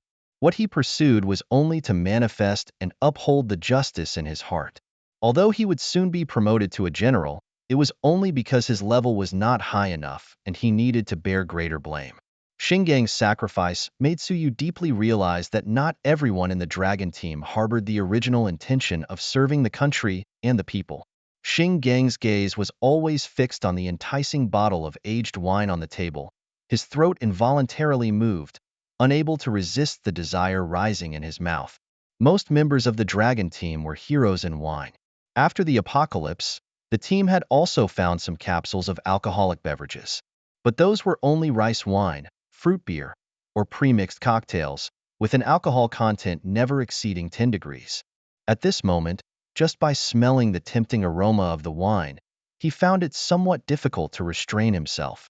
Straightening his body, he walked towards the table. Despite the burgeoning craving for alcohol in his heart, he tried to maintain a dignified attitude on the surface. Lone Wolf, hello? Please allow me to introduce myself. I am Xinggang from the Dragon team. Xinggang's words were interrupted by Suyu before he could finish. No need for introductions, General Xing. I have known you for a long time, Suyu said. Xinggang was slightly stunned. General Xing? Are you referring to me? I just temporarily took over the Dragon team in Xing City, and the matter of military rank has not been confirmed yet. He knew me for a long time? Did we have interactions before the apocalypse? Although Lone Wolf is very handsome, I don't know him either. Suyu's brief sentence stirred up a storm in Xinggang's mind. Despite the heavy doubts in his heart, his expression remained calm and composed. He took a deep breath and then said, "First of all, I want to express my deepest gratitude to you." Suyu said to Xinggang, "Everything you have done for Xingqing has brought hope and light to the people here. But now, the end of the world has come, and the country is facing a crisis, with lives in imminent danger. I sincerely hope that you can join the Dragon team, unleash your power, and contribute to the country and the people." With that, Suyu interrupted Xinggang and pushed a glass of wine that had already been filled to the brim in front of him. Xinggang had long heard of the evil deeds of Du Lang, knowing that he was ruthless and heartless. Even the passing of his predecessor, Hao Weiman, was closely linked to Du Lang. Xinggang's initial approach to Du Lang was to hope to recruit him into the Dragon team. However, when he faced Du Lang, he did not see the rumored ferocious appearance, but was instead invited to drink together. Xinggang secretly rejoiced. Perhaps his sincerity had finally touched Du Lang. Without hesitation, he raised his glass, lightly shook the baijiu, ready to drink with Du Lang. It is said that one must listen to the sound, observe the color, and taste the flavor of this wine. Perhaps Xinggang could not see the mystery in it, but he was not afraid, and drank it all. "Mr. Du Lang, the Dragon team needs you. As long as you are willing, we can give you." After a persuasion from Xinggang, he was interrupted again. Suyu asked, "General Xing, how do you find this wine?" Without waiting for a response, he changed the topic. "Mr. Du Lang, I have tasted countless wines, but this cup has a refreshing hint of mint, which is quite unsatisfactory. In my opinion, this wine is like its packaging and story, gorgeous on the outside but empty inside. Its content may not be worth more than 100 yuan per bottle." Xinggang's sharp wine-tasting experience revealed the truth of the wine to him. To him, The dragon team was like this bottle of flower vase wine. Suyu raised his head, his gaze firm, his voice calm yet with an indescribable sense of oppression. Xingang was drenched in cold sweat by the aura he released. It turned out that Dulang compared the dragon team to flower vase wine. Facing this young man, Xingang was momentarily speechless, his mind swirling. To outsiders, the dragon team was powerful and famous. But Xingang knew the organization's internal problems were numerous, like the poor quality wine hidden behind a gorgeous exterior, far from perfect internally. He took a deep breath, understanding that he must face the problems head-on, seek solutions, in order to restore the glory of the dragon team. Xingang gazed into Du Lang's deep eyes, which seemed to hold endless stories, contrasting sharply with Du Lang's youthful appearance. Du Lang's eyes revealed a sense of vicissitudes and resilience, making Xingang understand his position. He had already anticipated that with Du Lang's character and style, joining the dragon team was not an easy task. Du Lang, I have a proposal for you, hoping to cooperate with you, Xingang said solemnly. Please go on, Suyu responded. The real name of the Black Team is the Black Death Organization. On the surface, it seems harmless, but in reality, their actions are despicable and abominable. Their courage and arrogance are shocking. They stop at nothing, sparing no effort. The evil deeds they commit are beyond imagination, both what you can think of and what you can't. The Dragon Team has always seen the Black Team as a huge threat. They are devising a plan to deal with the Black Team, but the Black Team had already infiltrated various industries long before Doomsday arrived. Their shadows can be found everywhere in Xingqing, including within the Dragon Team. They have just successfully set a trap again.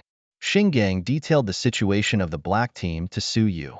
In a past life, Suyu was a member of the Dragon Team and had participated in the operation to besiege the Black Team in Xingqing, putting in a lot of effort for it. Suyu calmly stated that he had already understood everything Xingang had said. Xingang was not surprised and continued, saying that just a few days ago, the Black Team's Chuan Zhangwo led hundreds of elite members into the copy, but according to our informant, they might run into trouble. This is the perfect time to eliminate the Black Team. Once the Black Team solidifies their power, the entire Xingqing families will fall. However, the situation in Xingqing is still unstable. Although we, the Dragon Team, intend to take proactive action, the top priority is still to clean up the zombies and save the survivors. Recently, friction between the two sides has been escalating, with the Black Team's provocations becoming more frequent. They may become our biggest obstacle. I sincerely hope that you will cooperate with us in the name of the Lone Wolf, rallying other forces in Xingqing to fight against the Black Team. Of course, if you need, we can also provide rewards. Just name it, and we will meet your demands. In fact, Xingang's real purpose in finding Suyu is to completely eliminate the Black Team's power in Xingqing. Considering Suyu's understanding of Xingang, he will not be as submissive as the previous leaders. He will definitely find a way to solve this matter. However, they have just been tricked by the Black Team. Morale is low, and changing their image is not an easy task. General Xing, of course, we can cooperate, Suyu said without hesitation. Eliminating the Black Team in Xingqing has always been his plan, but does it have to be so laborious for this goal? Mr. Lone Wolf, what do you mean? Xingang's eyes sparkled with excitement because the Lone Wolf was willing to take action personally, solving all problems easily. Suyu handed him a list. Just then, the battle finally ended. To avoid further casualties, seeing the troops retreating steadily, Lao Deng decisively disbanded all Black Team members, staying alone on the battlefield. There were only 4 people left on the entire battlefield. According to the rules, the remaining 3 would be the winners of the preliminary round. Lu Wei put down the 2 axes in her hands and returned to Suyu's side. Your skills are indeed remarkable, Mr. Lone Wolf and Ms. Lu Wei, Lao Deng said as he walked straight towards them, as if meeting a long-lost friend. Lao Deng seemed to have forgotten the humiliation he had just suffered from Suyu. At this moment, he wanted to fight for more for himself and the Black Team. Nevertheless, Lao Deng remained vigilant and would immediately withdraw from the battlefield if he noticed anything unusual. Is Captain Xing also here? Lao Deng asked, with a hint of excitement in his eyes. Lao Deng had long observed the interaction between Suyu and Xingang. Although he couldn't hear their conversations, Lao Deng clearly saw the scene where Su Yu handed over a list. This made him speculate that perhaps they had reached some kind of agreement, and the goal of this agreement was obviously the dragon team. Lao Deng's heart tightened, and cold sweat dripped down. In his view, although the dragon team was powerful, the lone wolf was the real threat. With just a slight adjustment in strategy, he could control public opinion and push the dragon team to the forefront. This was exactly what he excelled at as an elite of the lighthouse country. With his insiders in the dragon team, he had countless ways to corner Xingang. But once the lone wolf got involved, the situation would become complicated.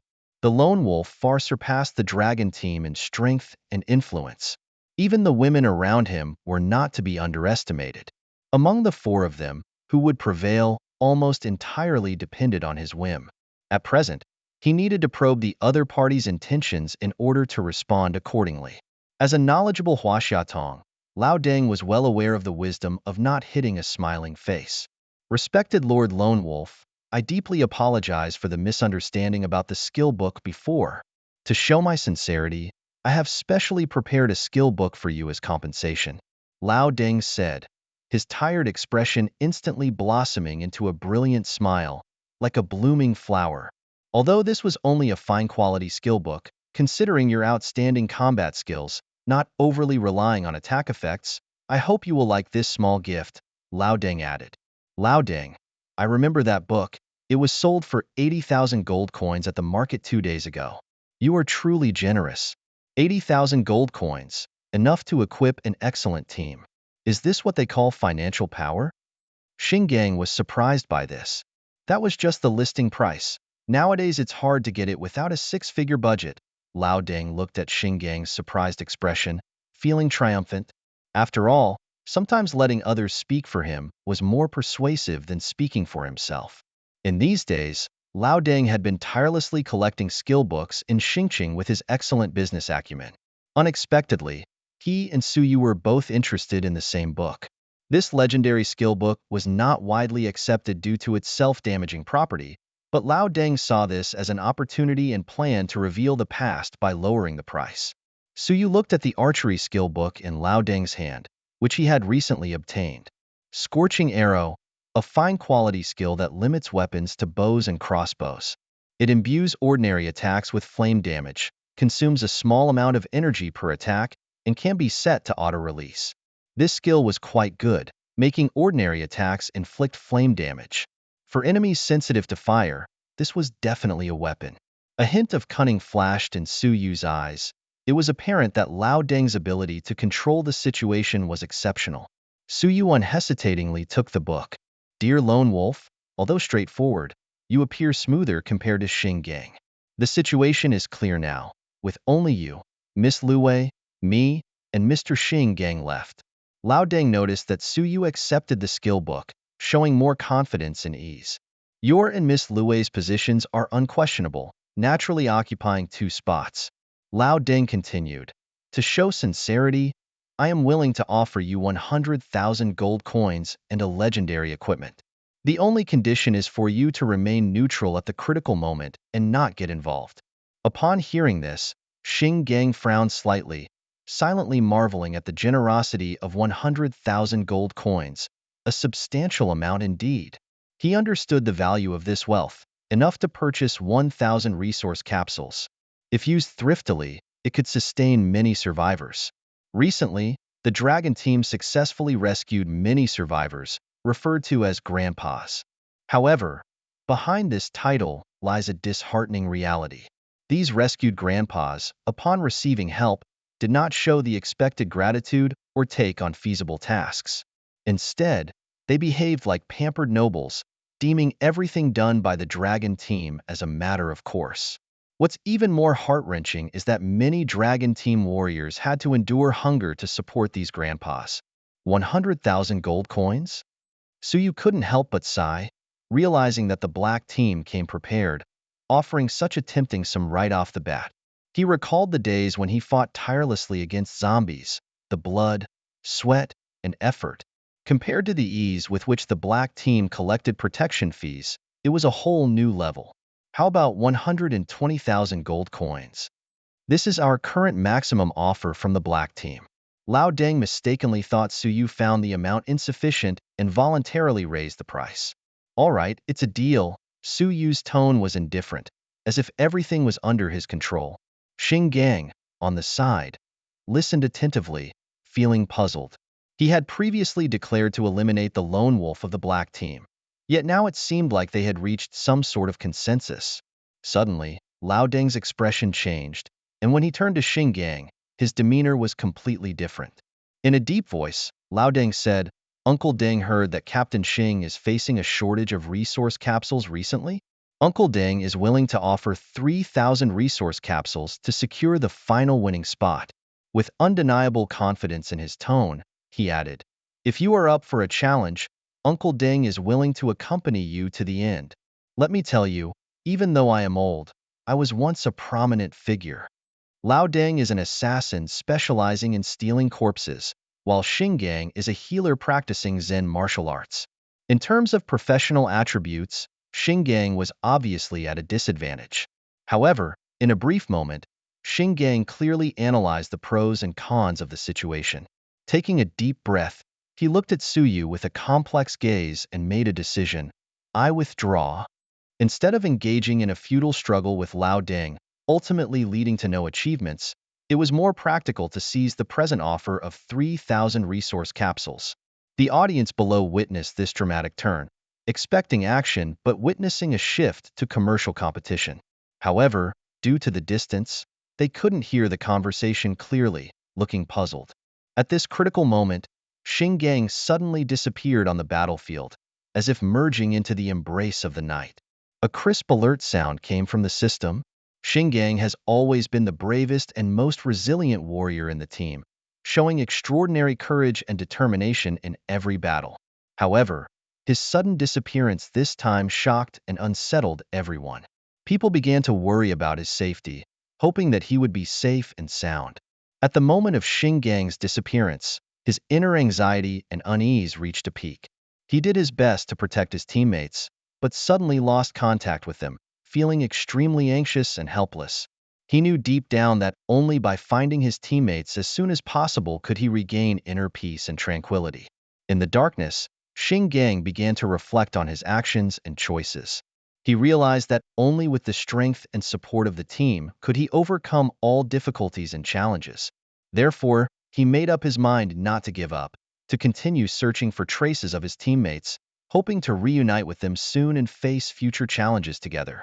As the alert sound rang out, a glimmer of hope rose in Xing Gang's heart. He knew that as long as he didn't give up, all difficulties would be overcome. In this long night, he walked forward with determination, carrying the belief and anticipation for the future. Attention! In the preliminary competition venue of the first martial arts tournament in Huaxia, a fierce competition has come to a successful conclusion. After a life-and-death struggle, the ultimate winners have finally emerged. They are Lone Wolf, hailed as the Chosen One, a professional martial artist ranked first on the heavenly ranking, an invincible presence. Lu Wei, known as the Light of Star City, a professional bloodthirsty demon king, recently successfully returned to the top 10 of the heavenly ranking as a female hero.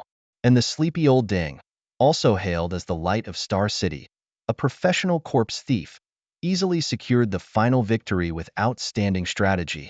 Let us cheer for these warriors and applaud their splendid performances, wishing them to work together for endless glory for Star City in the upcoming finals.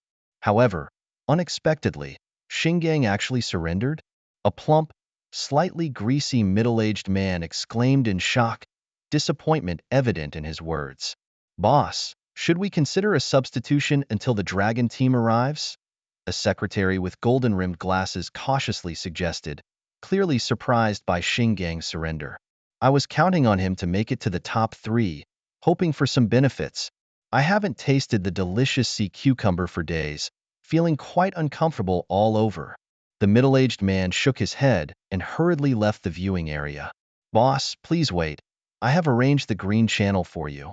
The secretary hurried to catch up, trying to keep pace with the middle-aged man, showing deep respect. Facing Lone Wolf and Lu Wei, Old Deng once again expressed heartfelt gratitude to the two promises. Old Deng's appearance in the regional announcement can be described as splendid. However, the wording used by the orderers to describe him made Old Deng somewhat displeased. What do you mean by financial ability? What does winning without a fight mean? Aren't these all rules set by the orders themselves? There are no rules in the preliminary battlefield. Money is also a kind of strength, isn't it? Isn't money a kind of power? Suyu ignored Old Deng's questioning, his skill in changing faces truly unpredictable.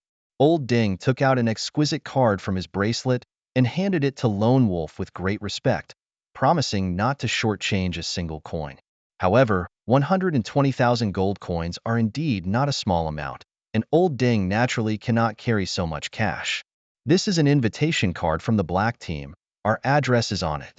Please wait a moment. I will go raise the funds, and you can come over later to collect it.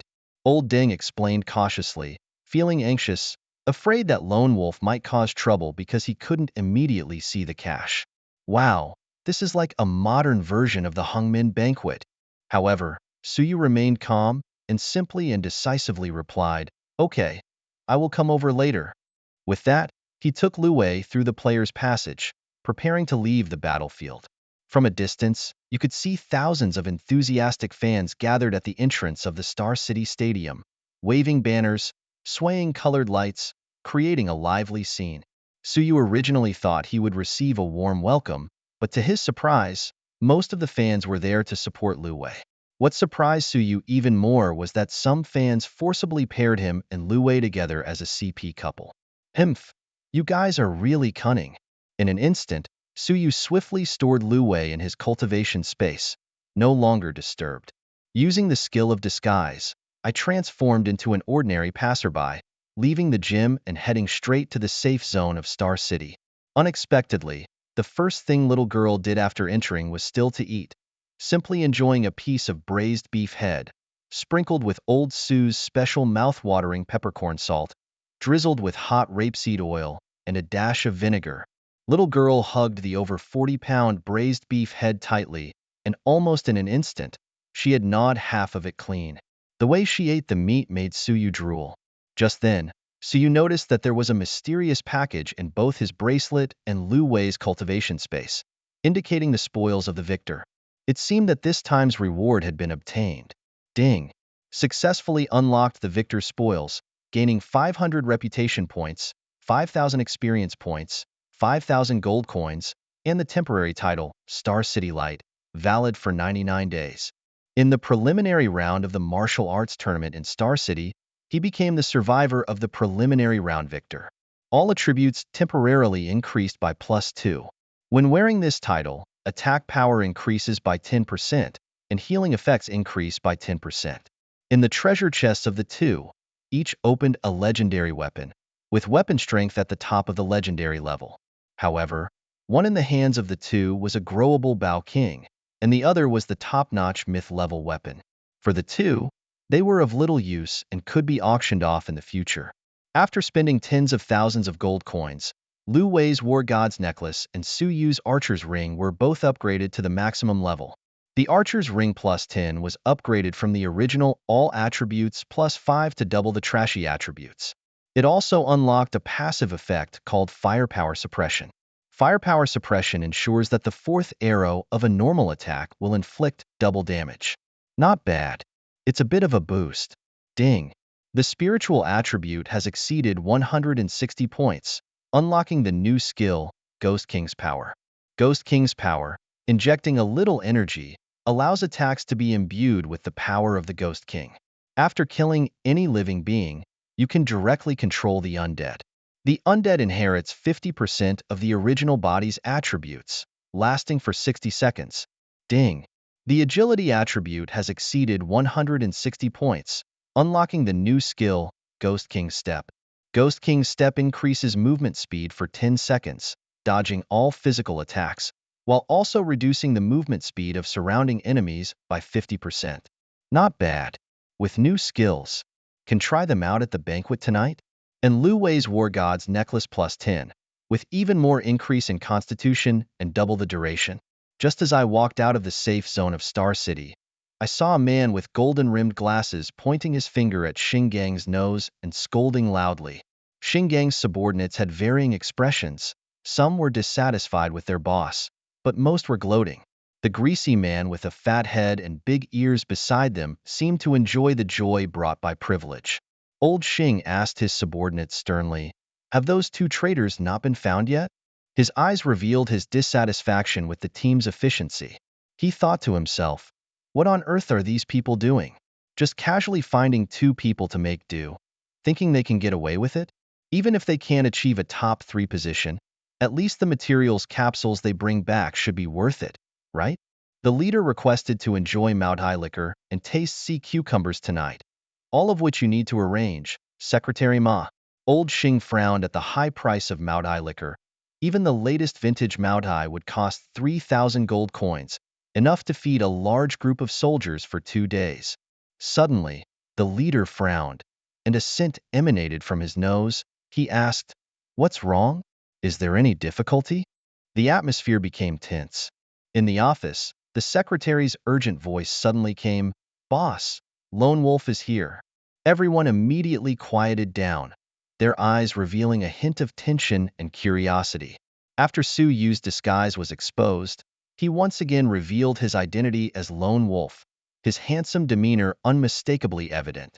Nowadays, almost everyone in Xingqing knows that Su Yu is the legendary figure who keeps to himself. Standing there, Li Tong, though round in appearance, possesses the resilience and decisiveness of a seasoned individual. Coming from a humble background, he has worked his way up step by step to where he is today, always holding lofty ideals in his heart. After taking the reins of power, Li Tong enjoys a luxurious lifestyle, but his indiscretions during the holidays were exposed, sparking a huge controversy. Fate played its hand, and as the apocalypse descended, Li Tong unexpectedly became the sole survivor. Mistakenly believing himself to be the chosen survivor, he became even more deranged. Seeing Su Yu, a hint of excitement flashed in Li Tong's eyes. Recruiting Lone Wolf would be a major victory. Ignoring Xingang's advice, Li Tong signaled his secretary Ma to invite Su Yu. However, Su Yu went straight to Xingang, leaving Li Tong perplexed. He wanted to take this opportunity to confront Su Yu. However, Secretary Ma stepped forward, displaying astonishing integrity. He yearned to prove his worth in front of the leader. Li Tong walked up to Su Yu, boldly extending his hand. "Mr. Lone Wolf, I'm Li Tong, pleased to meet you. As long as you're willing to join us, the future path will be, you bunch of parasites, dare to impersonate Dragon Team?" Su Yu's voice was full of disdain and contempt. With that, he swiftly took action, accurately eliminating them, their lives disappearing in an instant. Su Yu's negative impression of the Dragon Team stemmed from those superficial leaders. They held high positions but did nothing, forgetting their responsibilities. They could not anticipate Su Yu's swift retaliation. In his eyes, this was just a release for those about to depart this world. Xinggang ordered protection, and loyal subordinates stood unflinchingly in front of Su Yu, willing to die rather than surrender. However, a few other subordinates, driven by fear, frantically fled the scene. Xinggang quickly cast healing spells, trying to awaken the two who had fallen into a coma, but his efforts were in vain. However, he was surprised to find that Lone Wolf's tactics were too cunning. Lone Wolf's arrows were like the scythe of death, shooting from different angles but hitting the same target, ruthlessly severing the spines of the two. Anger flashed in Xinggang's eyes as he activated the retribution aura, ordering everyone to take a defensive stance. He roared in anger, "Lone Wolf, what are your true intentions?" The passing of the two did not stir any emotions in Xinggang's heart. Instead, he felt a sense of relief.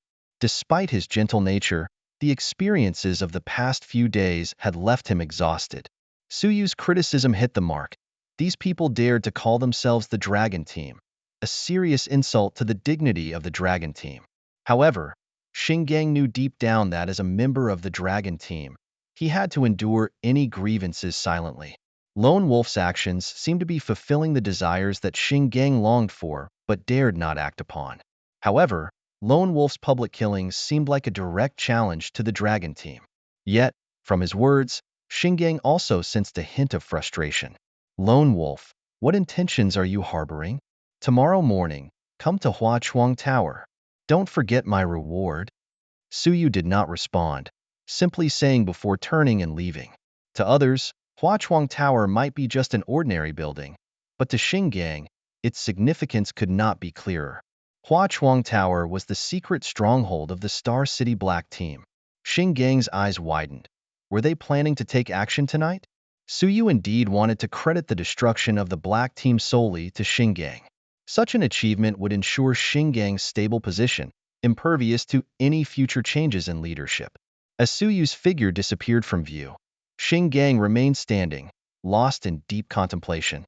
He knew the strength of Lone Wolf. If he were to truly join the Black Team, their group would have no chance of survival. At this moment, he remembered Suyu's parting instructions and took out the list given to him in the afternoon on the battlefield. The items and supplies listed on the list were irrelevant, observing expressions, stinky tofu, even seemingly playful items. However, the bottom half of the list was densely filled with names, including those who had just escaped. The two glaring words, undercover, pierced his eyes like a sharp blade. If all of them were really undercover agents, the number was truly astonishing. Yet, these crucial pieces of information were all insights from Suyu's past life. The reason he bestowed this valuable information upon Xingang was because he admired Xinggang's unwavering integrity and fairness. There seemed to be no one more suitable to lead the Star City. However, how far he could go in this life would depend on his own efforts. Suyu waved slightly, interrupting any possible response from Xingang, and left directly. Captain Xing, how should we handle this? A soldier asked, his voice trembling. Xingang glanced around, knowing that the deserters had already seen things they shouldn't have, and hiding it was no longer possible. He took a deep breath, his eyes filled with determination and decisiveness. We must report truthfully, without any concealment. Hurry back to the camp. Everyone must be ready to set off early tomorrow morning. Our target is the Huachuang building. Remember, this is extremely important. There must be no leaks. With the confirmation of the plan, Xingang felt a slight sense of relief in his heart. Night falls, and the Huachuang building emerges faintly in the dim night. Suyu's figure suddenly appears at the entrance of the building, immediately catching the attention of the security guard, who quickly spreads the news. As Suyu walks downstairs, Lao Deng has already led a group of people ready to welcome his arrival warmly. Lord Lone Wolf, you have finally graced us with your presence. Lao Deng's imposing manner slightly surprises Suyu, but he shows no weakness and strides forward confidently. Suyu's self-assured posture and splendid attire dazzle the crowd, as if they have glimpsed a prosperous parvenu. Lao Deng's sharp gaze scans behind Suyu and asks in puzzlement, "Where is Miss Luwei? Why isn't she accompanying you?" Lao Deng is slightly concerned about Luwei's absence. Suyu nonchalantly replies, "I prepared 2 tables of food, but only one person showed up. Bringing a female companion on your turf, wouldn't that make the fun more enjoyable for you?" Suyu says with a teasing tone. Having survived the end of the world for 10 years, Suyu has already mastered the art of performance. Lao Deng is well aware, based on the intelligence from informants, that Suyu suddenly appeared in the Star City safe zone alone. Curious, Suyu asks, "Lao Deng, any exciting performances tonight?" Lao Deng mysteriously replies, "Brother, I can't tell you now, but I can reveal one thing. The performance is quite stunning." Suyu laughs heartily and says, "Oh, I love that kind of stunning." Quickly informed Tutu and the Black Group Song and Dance Troupe, the Lone Wolf brothers have arrived. Lao Deng and his men exchange smiles and warmly invite him into the building. Unlike before, the building exudes a bourgeois charm under Lao Deng's decoration. The table is filled with various sumptuous dishes, ready to be served at Lao Deng's command. On another table, there are 1982 vintage Fila, 1970s Maodai, Maturin XO, and various wines, including the flower-viewing wine Suyu had tasted before, all showcasing Lao Deng's thoughtfulness and thoroughness. "Brother, what kind of wine do you like?" Lao Deng personally pours the wine instead of letting his men do it. Suyu generously says, "Whatever you like, Lao Deng, I'll have what you're having." Lao Deng decides on the flower-viewing wine, saying, "Tonight, Let's savor your favorite wine together. After pouring the wine, Lao Deng turns and shouts loudly at the screen behind him, 2-2. It's time to begin. The curtain slowly rises, revealing a graceful and charming woman walking out. 2-2, as a secret investigator, is accustomed to taking risks. After the battle, she received a notification that she would meet an important figure that night. She initially thought it was to deal with Li Tong from the Dragon Group, that disgusting greasy middle-aged man. Just the thought of his middle-aged Mediterranean appearance made her feel repulsed. This old guy has done too many bad things. However, if the other party has real skills, that's another story. Don't let me waste my time. If the other party is not up to par, just leave it at the door like a milkman and walk away. It was unexpected that the person to serve this time turned out to be Lone Wolf. His physique and appearance perfectly matched the ideal image in Little Rabbit's heart. This made Little Rabbit feel incredibly lucky and excited, as if fate was favoring them. After experiencing so many years of mundane life, they finally welcomed a bit of excitement and surprise. Little Rabbit was thrilled and began to seriously consider what type of woman Lone Wolf would like. As the music started playing, led by Little Rabbit, everyone began to dance wildly, showing passionate performances. However, she did not realize that the professional dancers behind her also developed a liking for her. Opportunities are for those who are prepared, but opportunities only come to those who are prepared. In an instant, it seemed like all the dancers wanted to win Su Yu's favor, competing to showcase their charm. A few borderline dances unexpectedly interpreted into an epic performance. Unbelievable, right? Yes. This performance, where elegance and populism coexist, professional dancers performing borderline dances, was truly unexpected. Su Yu nodded repeatedly in praise.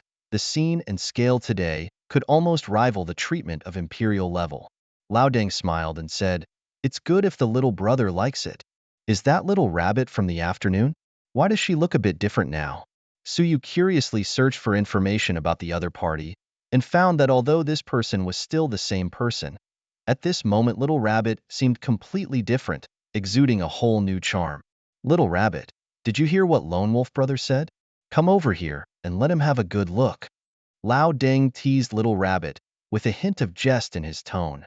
The rabbit was like a delicate and agile elf, lightly jumping to Su Yu's side. Then, it silently and shyly sat next to Su Yu, sneakily glancing at his handsome face from time to time, every move revealing a hint of playfulness. The rabbit's slightly blushing face, due to nervousness and exercise, revealed a faint warmth, and her breathing was a bit hurried. Su Yu gazed into the deep void, and the void seemed to respond to his gaze. "Lone Wolf Brother, maybe you don't know yet?" Lao Deng's eyes sparkled with pride. "Little Rabbit is your avid fan. As soon as she heard you were coming, she got so excited." With Lao Deng's words falling, the rabbit gently bit her lip, a hint of shyness appearing on her face, nodding gently, as if looking for an outlet for her inner excitement. In Lao Deng's view, Lone Wolf was indeed a person of extraordinary strength, but still a young and spirited young man. Young people always have two heads to think with. If you catch one, you can control them. Lao Deng said with a smile. "The young man is right." Su Yu said with a hint of teasing smile. "I heard there's a rumor about Lolita Island or something in your beacon country?" "Haha." Lao Deng responded with a laugh. "Back in the day, I also went to that Lolita Island, but alas, time has not been kind to me." After a few drinks, Lao Deng finally got to the point. "Lone Wolf Brother, I heard you had conflicts with the Dragon Group near the Star City safe zone?" "Oh, I killed the Dragon Group's Li Tong," Su Yu said with a hint of sarcasm and calmness, as if talking about a trivial matter. The people present were all shocked, because openly killing the leader of the Dragon Group in the sensitive area of the Star City safe zone was truly unbelievable. The act of openly provoking Long Zhu is something that even Heizu wouldn't dare to do lightly. Lao Deng was momentarily speechless, only to recover after a while. He awkwardly smiled and said, "We agreed on 12,000 gold coins and a legendary grade equipment. Please accept it." Su Yu stood up, ready to take his leave, casually saying, "If there's nothing else, I'll be on my way." "Hold on, buddy. I noticed that all your equipment has been upgraded to the max level. I have a legendary grade equipment here, I wonder if it can help you? Suyu extended his hand and calmly said, cost price, 5,000 regular enhancement stones, and 100,000 gold coins. Lao Deng's eyes lit up upon hearing this. He quickly gestured, urging, hurry, go get it. Then, he winked in the direction of the kitchen and shouted, the dishes are getting cold. Bring the prepared chicken soup over. Just as the words fell, a loud response was heard. The chicken soup is coming. Lao Deng requested a bowl of chicken soup in the back kitchen, a seemingly ordinary request that was actually a signal he was sending to everyone present. He was hinting that he wanted to invite Lone Wolf to join the Black Group. As the top powerhouse in China, Lone Wolf's addition would greatly enhance the strength of any organization. Just like a small sparrow can transform into a phoenix, even an insignificant group could undergo a transformation. After witnessing Su Yu and Lu Wei's performance on the battlefield this afternoon, Lao Deng became even more convinced of this truth. He knew that as long as Lone Wolf spoke up, countless people would follow his orders and respond one after another. In the lively atmosphere, Lao Deng, with his rich social experience, keenly realized that the man in front of him was not someone who could be easily controlled. Lone Wolf had the courage to shoot in front of the Dragon Group leader, a courage and decisiveness that made Lao Deng ponder. What else in this world could Lone Wolf not do? However, Lao Deng also observed that there seemed to be some undisclosed connection between Lone Wolf and Xingang. Especially that mysterious list made Lao Deng uneasy. Recalling Xingang's gaze towards him and the list, it seemed to imply a complex relationship between the two. Therefore, after careful consideration, Lao Deng ultimately chose to abandon the idea of recruiting Lone Wolf. Because in his mind, he already had a perfect plan. Facing Lone Wolf head-on and defeating him was almost an impossible task. So he decided to use the cunning means popular in the Lighthouse country. Since he couldn't get him to join the Black Group, he could only destroy him. The only thing that made him uneasy was that the invincible demon King Lu Wei did not appear in the afternoon. But it's okay. Deal with Lone Wolf first, and then slowly deal with Lu Wei. How wonderful. Just then, a plump man in chef's clothing walked into view. He was holding a steaming pot of chicken soup, gently placed it on the table, and displayed a warm and harmless smile to everyone. Suyu quietly checked the information of the man. It seemed that this chef came prepared. Codenamed Pangolin, level 11, profession butcher, with an A-level talent, cooking master.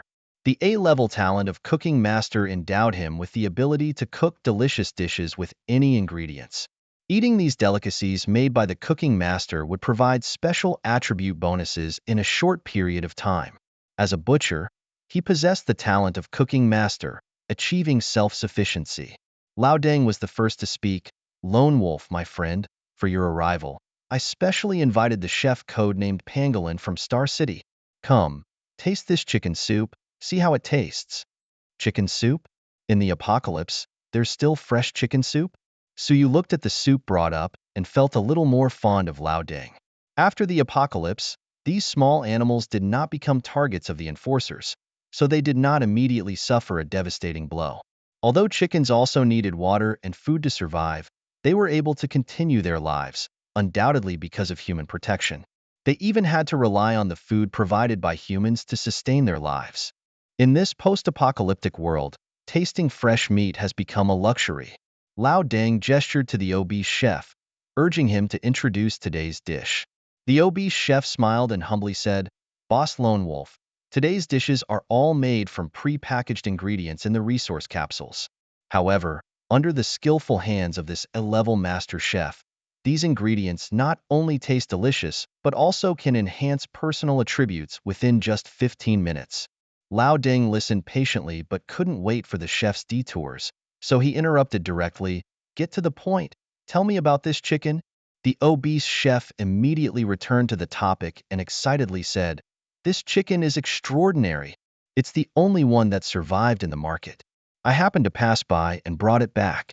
It not only lays eggs but also crows, truly an elite among hens.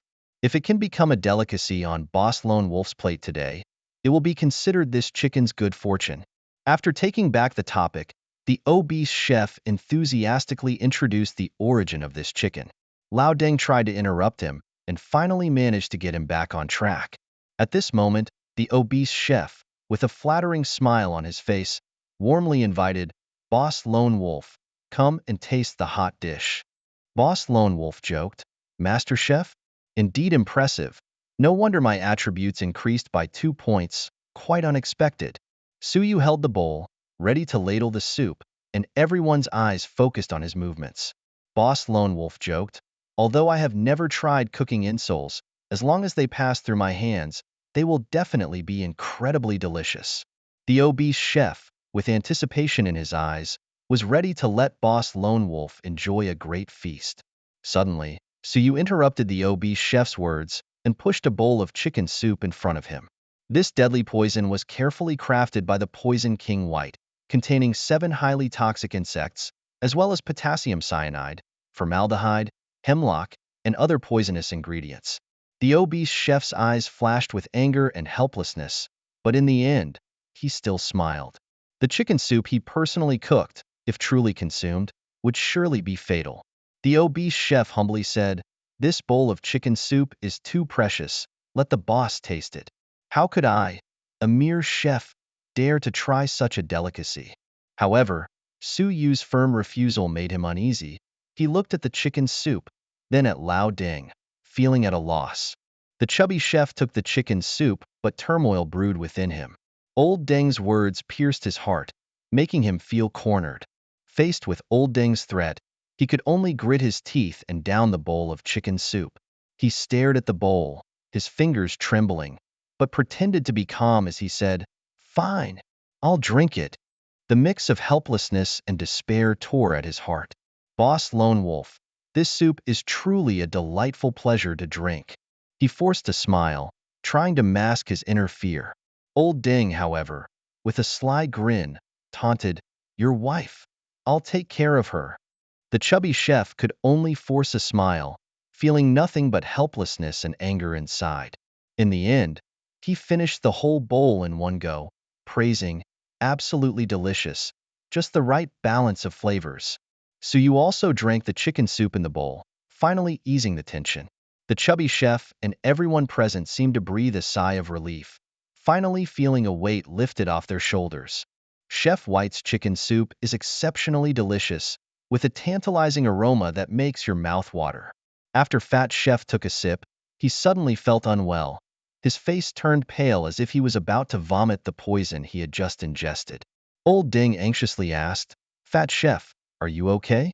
Fat Chef felt like he was in a hallucination, with strange and bizarre surroundings, and the sound of wailing echoing in his ears, feeling like he could faint at any moment. He staggered away from the scene, with Old Ding and his men closely following. Old Ding was filled with a sense of triumph, imagining that once Fat Chef collapsed from poisoning, he would be able to obtain his top-notch equipment. However, as Fat Chef moved away, Old Deng turned around and witnessed a scene that shocked him. Suyu sat there, leisurely enjoying the chicken soup, completely indifferent to everything around him. Everyone was dumbfounded, watching as Suyu drank up the chicken soup without hesitation. Suyu's mind rang with the system prompt, using the S-rank talent, Corrosive Skin, to immunize himself against the toxin. Old Deng's excitement turned into disappointment, realizing that things were not going as he had planned. In fact, Suyu had long noticed something was amiss, but chose to endure in silence. With a calm tone, Suyu praised the deliciousness of the chicken soup, seemingly unaffected by Old Deng's schemes. Old Deng was puzzled, unsure whether it was Fat Chef pretending or the current Suyu in front of him. Such a performance left him incredulous. The notorious Poison King White approached, inquiring about what had happened to Old Deng. White assured that his chicken soup was absolutely safe, pouring himself another bowl. Although no unusual smell was detected, watching Suyu gobble it down made White suspicious. He cautiously took a sip, conquered by the deliciousness of the chicken soup, dispelling his doubts. However, at that moment, White's face suddenly turned pale. The sudden news of being poisoned sent White into a panic. He quickly took out the antidote in an attempt to counteract the poison, only to realize that the dosage of the poison far exceeded his expectations. The talented chef's skill in masking the taste of the poison perfectly made White unknowingly ingest a lethal amount of toxins. The antidote in his hand was like a drop in the bucket, powerless against the onslaught of the poison. Seconds later, White's face turned pale, blood gushing from his mouth, chaos unfolding at the scene. The henchman tracking the chef returned, solemnly indicating the unfortunate death of the chef. White collapsed, body convulsing, black poisonous blood slowly oozing out before finally settling down. Old Deng trembled, claiming the chef was a demon, experiencing fear for the first time. The extremely toxic nature of the poison was evident as mere contact proved fatal, the deaths of 2 subordinates attesting to this fact. However, the lone wolf remained unfazed, shocking old Deng as he casually drank the poison as if it were water. Su Yu's voice exuded authority and confidence as he replied, "Trying to kill me? You're not worthy." His smile left old Deng stunned, filled with fear. He shouted loudly in an attempt to dispel the panic as the others prepared to attack. Suddenly, pitch-black arrows, like messengers of the Ghost King, descended, carrying the power of the Ghost King, silently claiming lives.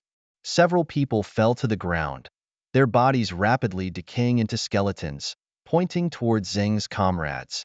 These skeletal warriors exuded an aura of death, fearlessly engaging in fierce combat with the others. As infiltrators charged towards Su Yu, the bloodthirsty demon king appeared, plunging Hua Chuang Tower into chaos. Some people tried to escape from this chaotic place, but unfortunately, under the cover of night, those tracked by the zombies were torn to pieces. However, the majority of people, led by He Zhu, despite putting up fierce resistance, achieved almost no results. Unlike the spacious gymnasium in the afternoon, the layout inside the building was intricate, making it almost impossible to launch a full-scale attack. This battle lasted until dawn, when Su Yu found the trembling old Deng in the pipeline well. While knocking down thousands of enemies in succession, Lu Wei also vaguely felt the dawn of a breakthrough. Last night, based on the list provided by Su Yu, Xingang successfully exposed the mole hidden in the team. Just as the day was breaking, he led the team to the foot of Hua Chuang building. The scene of devastation before them was unbelievable. Guard the area downstairs tightly, do not let any movement slip past, Xingang ordered, leading a few trusted aides into the interior of Hua Chuang building. When Xingang stepped into the Hua Chuang building, the scene before him left him speechless.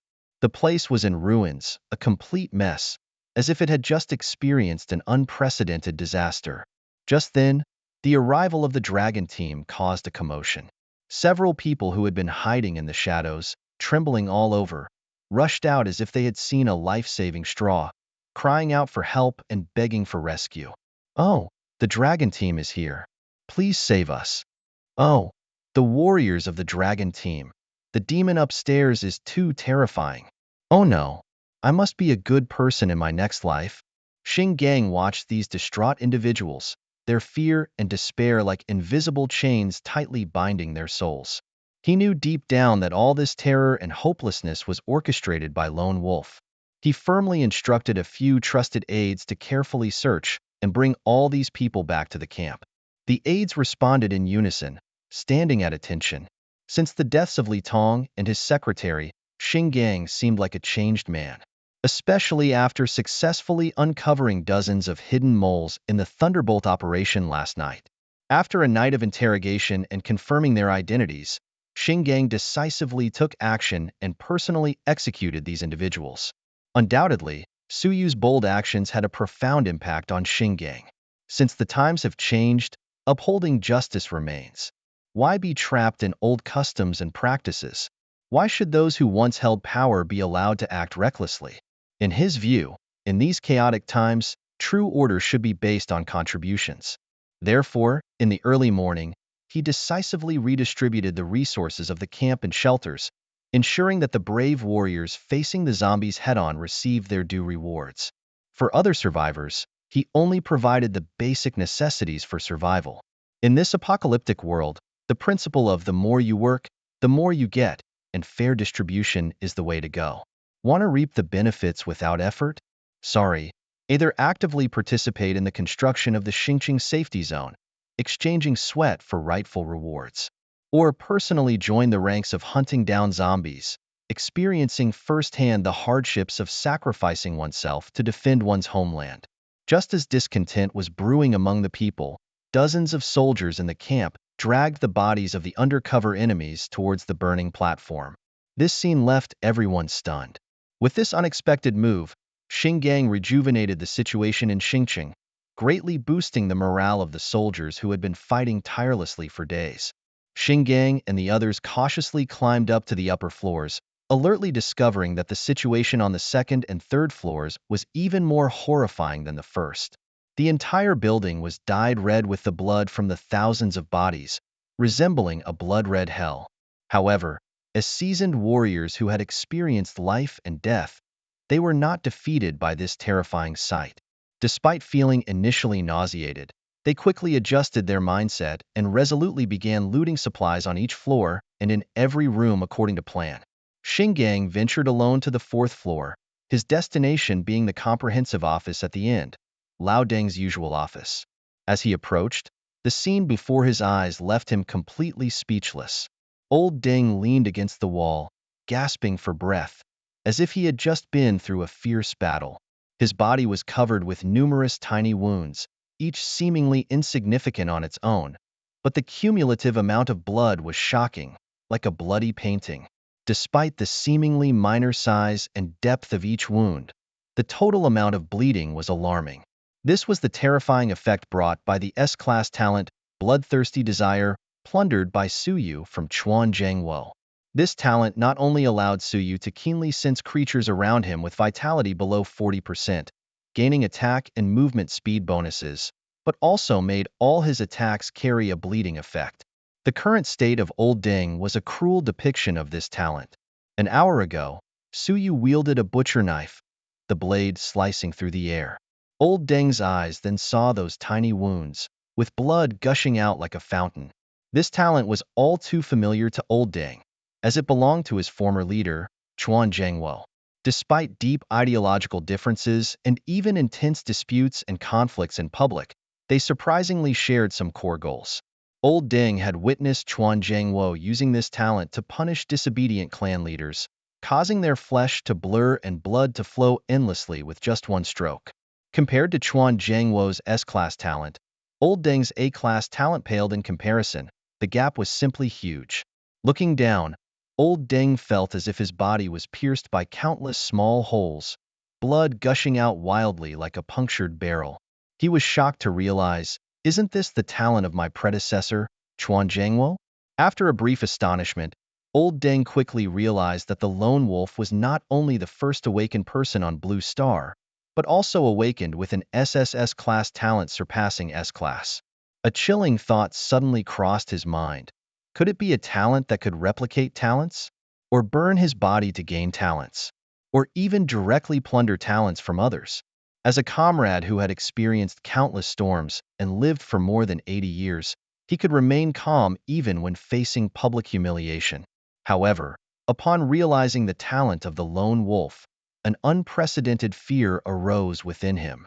It seemed that Chuan Zhangwo, who had been missing for days, had also fallen victim to the lone wolf. "Oh, you found out? This talent is quite handy to use," Suyu casually replied, as his blade flashed once again. Old Deng's face turned pale, begging for mercy repeatedly. "Sir, please stop. I'm willing to give you money. You won't gain anything by killing me."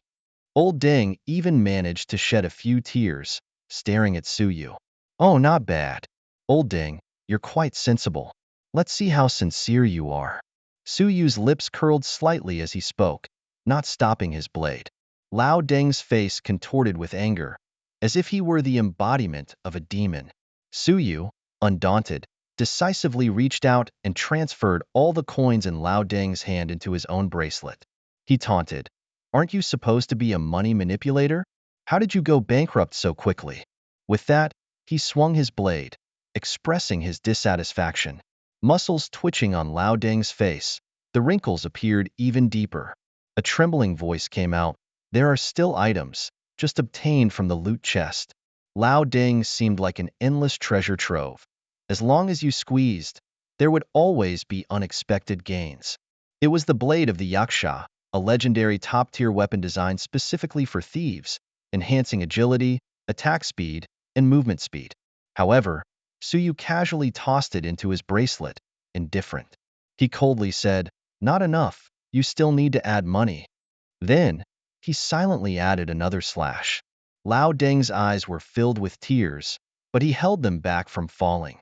He helplessly said to Suyu, "Sir, you've nearly drained me dry." After speaking, he emptied the contents of his bracelet onto the ground, revealing a pile of consumables, a capsule of supplies, and some seemingly worn-out equipment. To the average person, these items were incredibly valuable treasures. However, under Suyu's sharp gaze, he quickly found a blind spot. Hidden beneath several boxes of blue pills, a corner of a mission scroll was revealed. Suyu's eyes lit up, a satisfied smile playing on his lips. Turning to Lao Deng, and then delivering two final blows, he calmly said, "This is excellent." Lao Deng's heart tightened, and he cautiously asked, "Sir Julong, Lady Luwei, will you let me leave?" His voice trembled, clearly afraid of receiving a negative answer. Suyu responded without hesitation, "Of course, I am a man of my word." Facing the 80-year-old comrade, he did not make a hard decision. He only drew about 20% of his blood and made him endure an hour of torment. And very thoughtfully, he emptied the bracelet of its coins and equipment. Lao Deng muttered angrily, 30 years in the east of the river, 30 years in the west of the river. The young people have no martial ethics, bullying an old comrade like me. Once I leave Huachuang Building, I will reveal the secrets of the Dulong's talent to the public." Lao Deng consecutively drank vitality potions and stamina potions, gradually feeling a return of strength. He leaned against the wall, shakily starting to escape. With each step, he would glance back. Lu Wei had an expressionless face, while Suyu wore a wicked smile, causing him to involuntarily quicken his pace. However, as Suyu had anticipated, just as Lao Deng was about to escape, he unexpectedly bumped into Xinggang. "Xinggang, please save me. Use your healing magic." Lao Deng weakly pleaded. Looking at the frail Lao Deng, Xinggang couldn't help but feel a hint of surprise. How could he let Lao Deng escape with Dulong's agility and strength? "I possess top-notch healing magic, worth 100,000 gold coins, or equivalent to 1,000 capsules of supplies." Xinggang's eyes gleamed with greed, clearly not wanting to miss this rare opportunity for extortion. "You must understand, based on your blood flow rate, you only have 5 minutes left to talk." He spoke calmly, as if discussing something trivial. However, what Xinggang didn't expect was that Lao Deng had already been drained of everything by Suyu. In his bracelet, apart from a few capsules of supplies and bottles of potions, there was nothing left. Lao Deng was extremely anxious. He couldn't die like this. The secret of Dulong still needed to be revealed to the public. Suddenly, his eyes lit up. The members of the dragon team in front of him, weren't they the perfect candidates to spread the word? With a mysterious look, he whispered to Suyu, "I've just discovered a shocking secret. If you're willing to lend a healing hand, I'll share it with you." He was referring to Suyu's SSS talent, an ability that allowed her to replicate or even steal the talents of others. And for Lao Deng and Xinggang, this matter might not be insignificant. For them, this secret was filled with temptation. What secret? It only piqued Xinggang's interest in gold coins and material capsules even more. Xinggang calmly replied. Lao Deng immediately caught his attention, eagerly saying, "This secret involves the lone wolf. Don't you want to know? Doesn't your dragon team want to delve deeper?" Lao Deng bluntly stated, "As long as the stakes are tempting enough, others have no reason to refuse." He noticed the thoughtful expression on Xinggang's face and planned to further stimulate his curiosity, saying, "This is about the lone wolf's SSS-level talent." However, before he could finish his sentence, Xinggang had already swung the Zen staff in his hand, fiercely stabbing it into Lao Deng's mouth. Xinggang knew well that in times of peace, keeping a secret might not be difficult. But in this post-apocalyptic catastrophe, he had witnessed terrifying talents that could control the human body and mind. Therefore, he understood even more that some secrets absolutely must not be revealed. After several soul fire spells that sealed Lao Deng's mouth, he was instantly killed. His head burned black, and his body fell weakly to the ground. Unexpectedly, before his death, Lao Deng once again exhibited his bad habit of not even staying clean in death. It has to be said, when it comes to disgusting people, no one understands it better than Lao Baiding. Although Su Yu did not appear on the scene, with his all-knowing abilities, he had already heard their conversation clearly. However, Su Yu didn't care about this. What about his SSS-level talent? Once stepping onto the stage of the martial arts tournament final, participants were like being placed under a spotlight, with nowhere to hide. Whatever talent, whatever tactics they had, all the major families would know by then. However, Xing Gang's actions did impress Su Yu.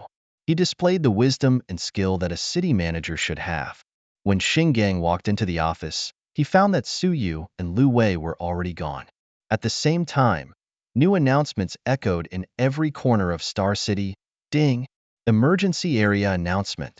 During the break of the first martial arts tournament in Star City, an unexpected duel occurred.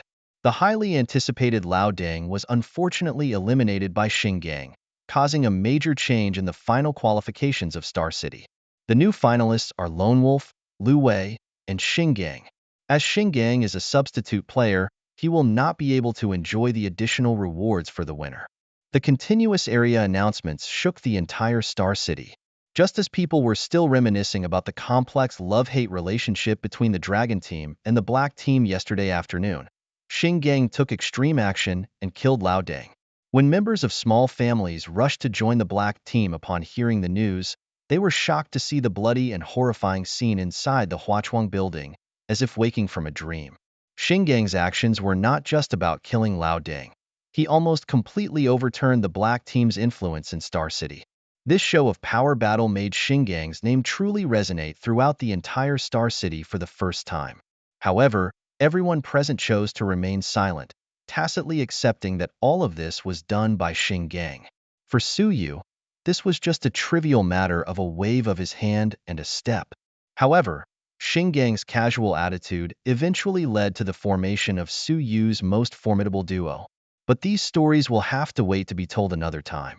For now, there are only 48 hours left until the next Zombie Tide, and the opening ceremony of the first martial arts tournament is just 72 hours away. Let's focus on completing the tasks at hand. Su Yu retrieved a mission scroll from his old Deng wristband, and as soon as he touched it, he felt a strange sense of familiarity emanating from the scroll.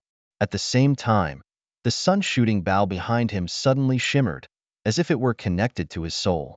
The quest scroll trembled lightly in Su Yu's hand, depicting a pattern of a bow and arrow. He felt the sun-shooting bow in his hand quiver slightly, as if resonating with the pattern on the scroll. Could this be another one of the legendary 10 great bows? His heart raced, excitement gleaming in his eyes, as he eagerly accepted the challenge. For Su Yu, discovering one of the 10 great bows was more thrilling than anything else. He knew that acquiring another bow like this could possibly elevate his sun-shooting bow to legendary status. The sound of a successful quest acceptance notification rang out. Explore the secret of the underground chamber. In a corner of Star City, there was a mysterious place said to hold the secrets of the world. Su Yu looked at the map on his wristband, realizing that the coordinates pointed to his family's old residence. Could this be the destination? His heart was filled with anticipation and surprise. Recalling the painful experiences of these years, the old residence seemed to be the source of disaster. Near the family home stood a huge locust tree, said to have existed for over 100 years. To Su Yu, this was not just a tree, but also his childhood playground. However, in the previous life, the village where the old residence was located, Tianma Village, had a notorious reputation as the Village of Death. This name stemmed from the eerie silence there. Since the apocalypse began, all enemies and zombies that appeared in Tianma Village vanished without a trace.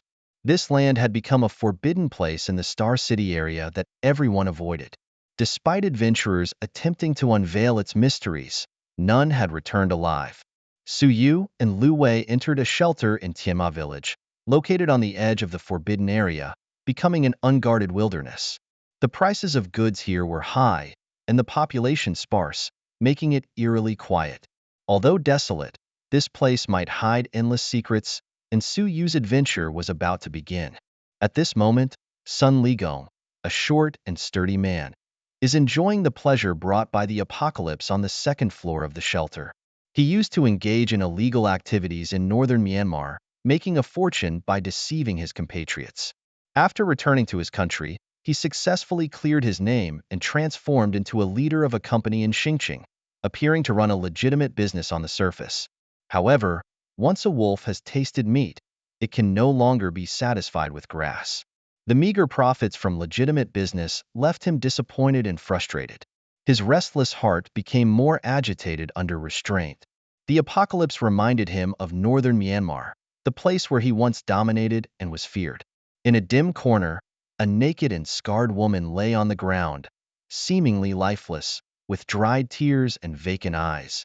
Her boyfriend was brutally dismembered, begging in pain, "Please spare Ingzi." Behind Sun Ligong were several greedy henchmen, their eyes gleaming with satisfaction in this despair. They excitedly lined up, eagerly anticipating joining the dragon group tomorrow for more excitement. Sun Ligong encouraged them, saying, "Brothers, enjoy it while you can. Once you join the dragon group tomorrow, there won't be these toys anymore." One henchman agreed, "Sun Gu, you will surely become the leader of the dragon group, commanding a great army, well deserved." Another chimed in, "I heard there are many beautiful women at the dragon group camp." Someone added, "That's right.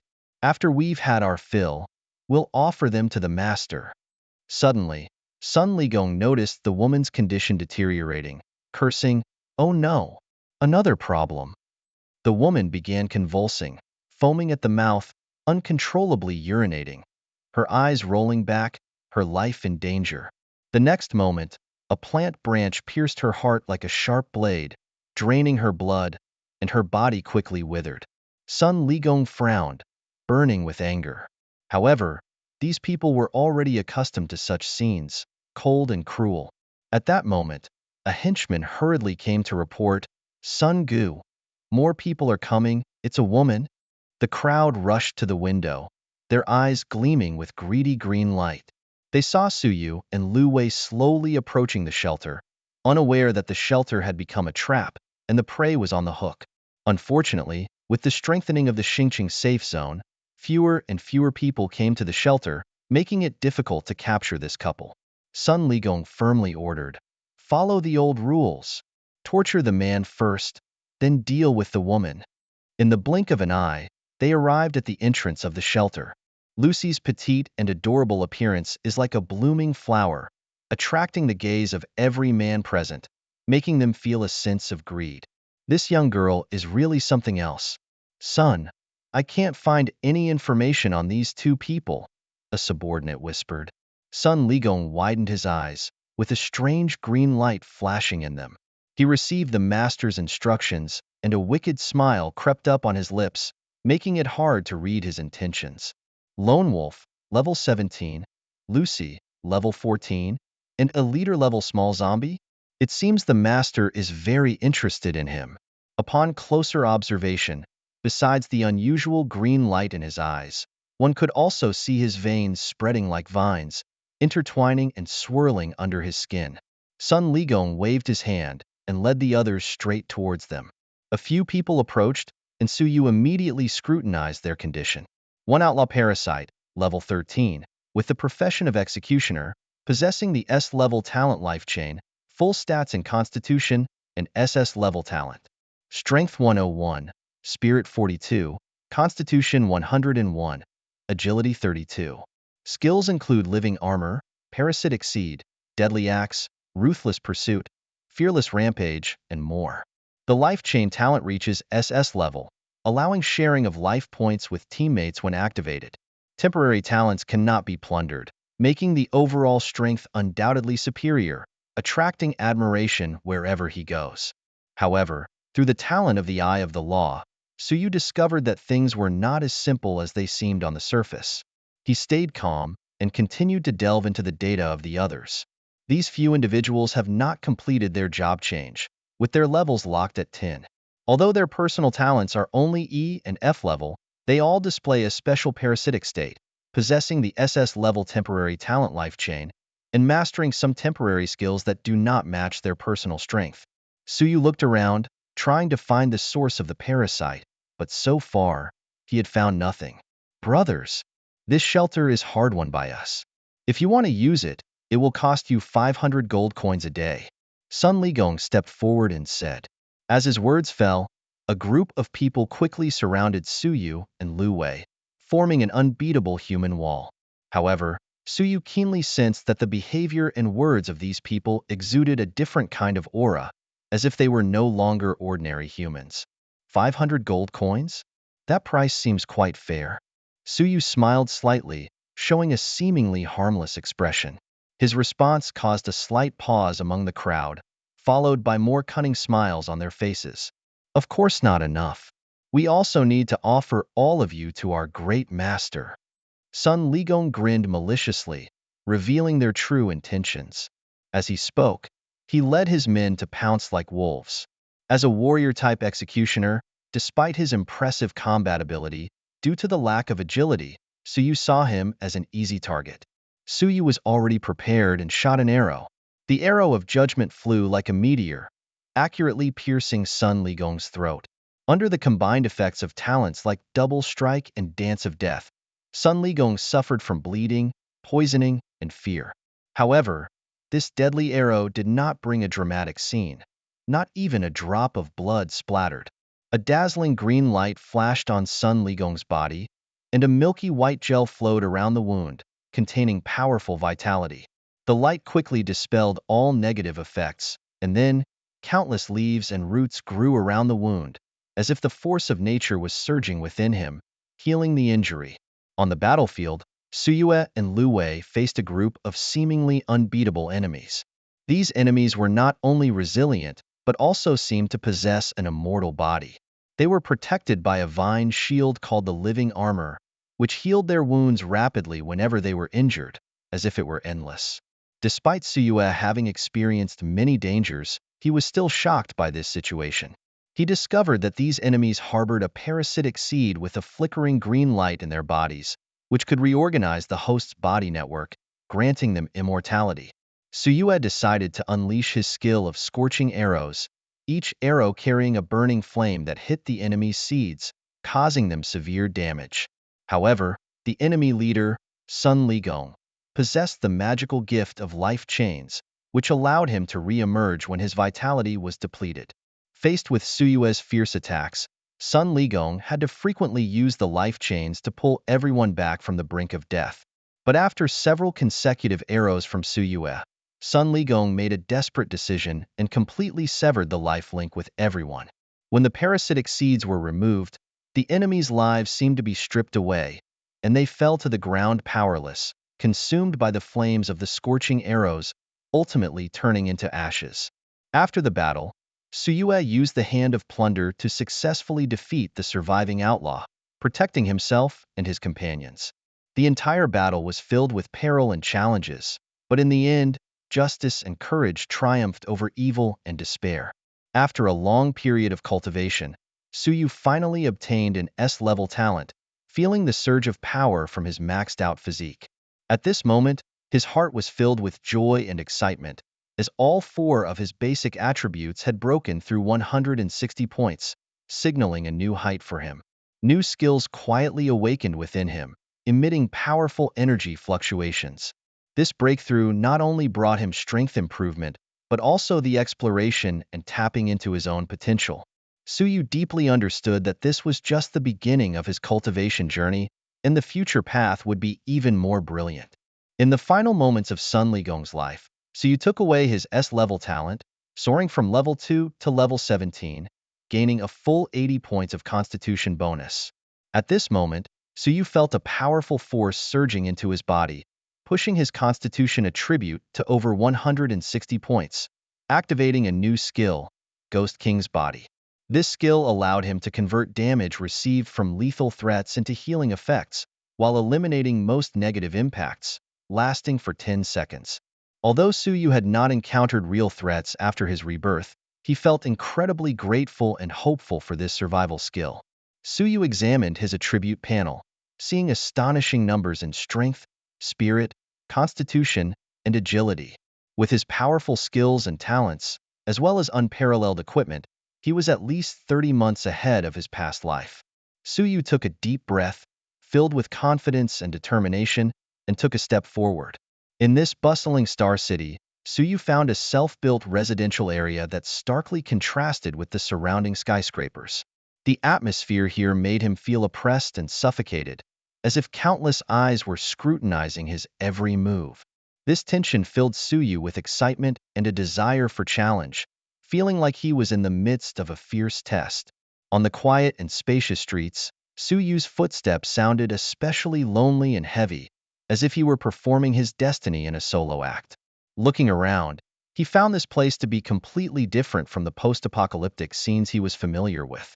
Despite walking a long way, he couldn't find any traces of life, leaving him feeling exceptionally lonely and uneasy. As Suyu's exploration deepened, the surrounding light dimmed gradually, and his vision became blurry. He felt as if he were in a mist, with a strange smell in the air, furrowing his brows.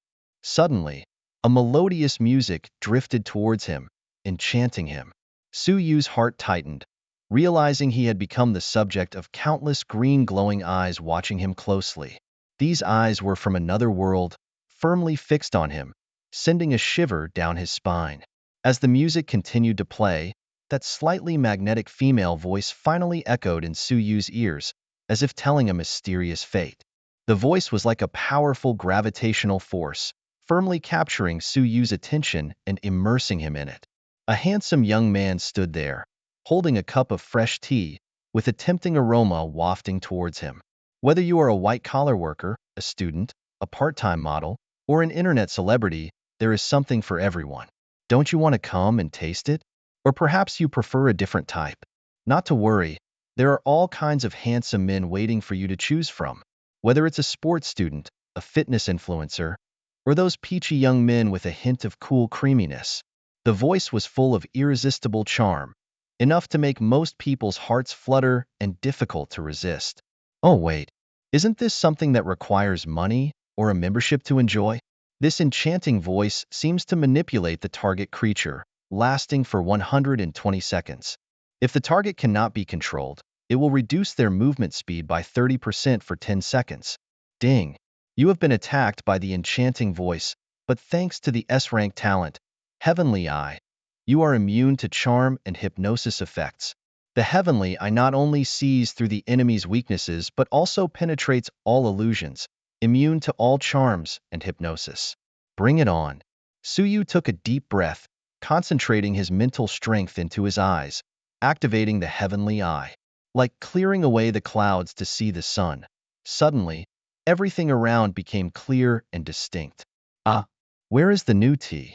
Indeed, all of this is illusory, difficult for ordinary people to grasp. Suyu realized that he and Lu Wei were now in a dark alley, surrounded by a strange atmosphere. Various signs hung at the entrances of shops on both sides of the alley, including inns, hourly rooms, and even massage parlors, each exuding an indescribable uniqueness. These signs were all lit with pink lights, creating a subtle ambiguous atmosphere. For children, this place was forbidden, and they could only hurry through the intersection with their heads down. Any hesitation would be followed by parental scolding. In the evening, it became a paradise for love, with young men and women coming and going.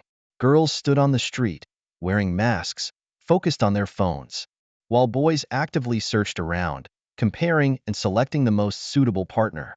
After finding the right match, they would choose a battlefield and embark on a romantic journey.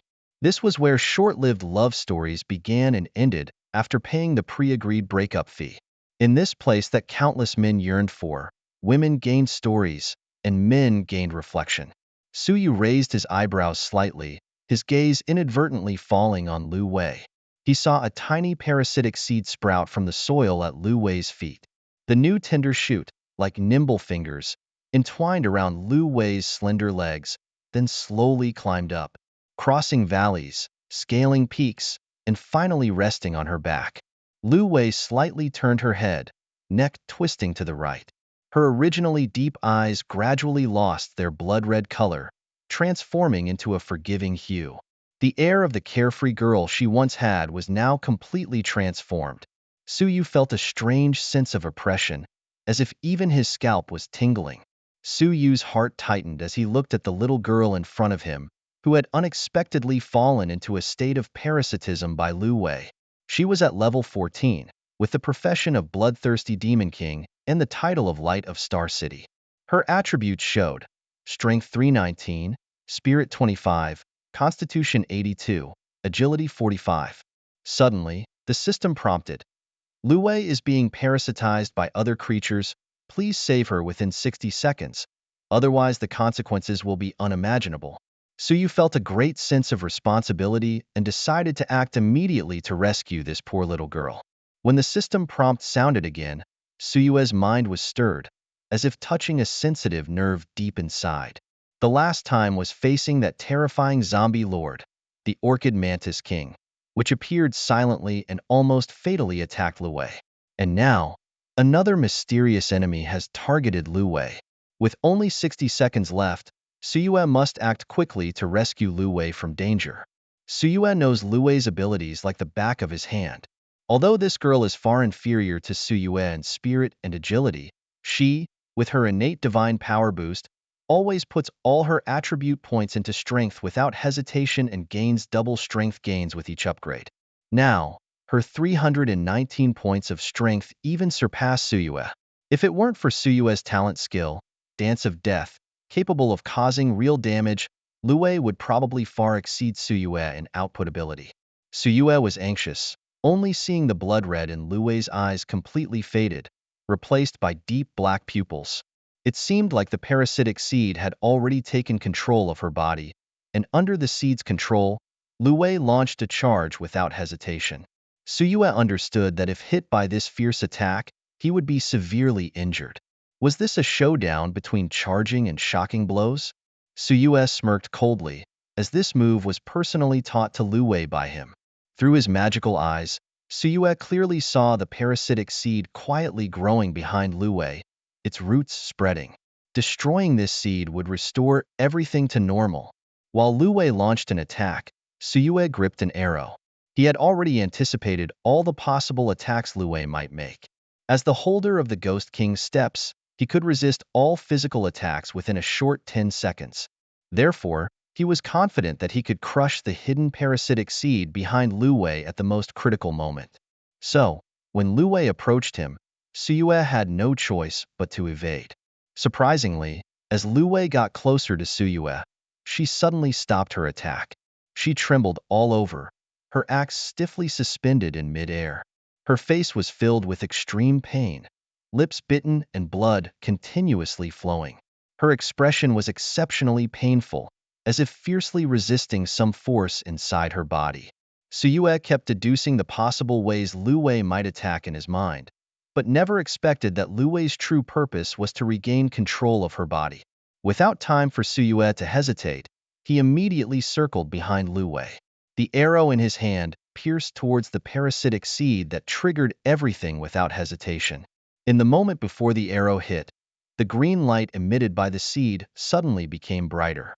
Surprisingly, despite the arrow being extremely accurate, it did not directly hit the core of the seed, but cut off the main root that was growing downwards. It turned out that when sensing a threat, the parasitic seed forcibly moved its position. Although Suyu tried his best to control the intensity of the attacks, a tiny scratch was left on Lu Wei's armor under the shadow of the Dance of Death. This seemingly insignificant hit plunged the little girl into the pain of fear, blood, and toxins.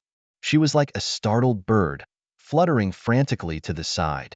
At this moment, her pupils were gradually engulfed by a green light. The next moment, the little girl seemed to transform into that ruthless, bloodthirsty, and ferocious being. Bloodthirsty, frenzied bloodlust. It was as if a god had descended to the mortal realm. In order to achieve her goal, this entity did not hesitate to use all of Lu Wei's enhancement skills, even at the cost of sacrifice, just to defeat Suyu. Lu Wei, at this moment, experienced a great increase in both attack speed, agility, and attack power. However, Suyu cleverly maintained his distance from her, skillfully using the power of his free will. Lu Wei's attacks glided past Suyu as lightly as flowing water, having no effect at all. Suyu, on the other hand, counterattacked swiftly. Gradually, he realized that the parasitic seed cared nothing about Lu Wei's life or death, like a cold and merciless chess piece. Every time the arrow was about to hit, the parasitic seed seemed to have precognitive abilities, always skillfully evading, rendering Su Yu's arrows ineffective. However, as time passed, Su Yu's state of mind gradually calmed down, no longer restless. He contemplated deeply, preparing for the worst-case scenario. The bloodthirsty state could only last for 40 seconds, and once the time ran out, Lu Wei would fall into an extreme state of hunger, weakening all attributes by 80%. This meant that the remaining 20% of attributes had only a faint strength. For Su Yu, this power posed almost no threat. In the end, Su Yu decided to take extreme measures, severely injuring Lu Wei and letting her recover in the training space. Indeed, when Su Yu no longer rushed and chose to wait patiently, his opponent began to feel anxious. Lu Wei instantly transformed into a swift lightning bolt, rushing towards Su Yu, with a skill named Sacrifice locked in her hands. This was an attack that sacrificed her own vitality. Once triggered, it would deal a severe blow to the enemy and come with a deceleration effect, leaving Su Yu with nowhere to escape. Just as Lu Wei raised her hand, Su Yu deployed the Shield of Darkness, blocking the fatal damage brought by sacrifice. However, the unavoidable deceleration effect still affected him. Lu Wei's soul-devouring hand followed closely, unleashing a series of smooth combos. However, at this critical moment, a hint of clarity flashed in Lu Wei's eyes as she raised her hand. It was this brief pause that provided Su Yu with a precious opportunity. He quickly displayed a silent footwork, silently appearing behind Lu Wei. The forceful direct hit effect brought by the soul-devouring hand rendered Lu Wei immobile for a few seconds. She was like a stationary target, completely exposed within Su Yu's attack range. The parasitic seed was about to complete its metamorphosis, with only a few seconds remaining. It had swollen to the size of an egg, resembling a full eyeball, staring at Su Yu, yet powerless to stop the arrow's descent. The arrows pierced like lightning, entering the eyeball, which emitted a piercing scream, and green light burst madly from the wound. A mysterious green light pierced through the dense treetops, cutting through layers of white clouds and illuminating Su Yu.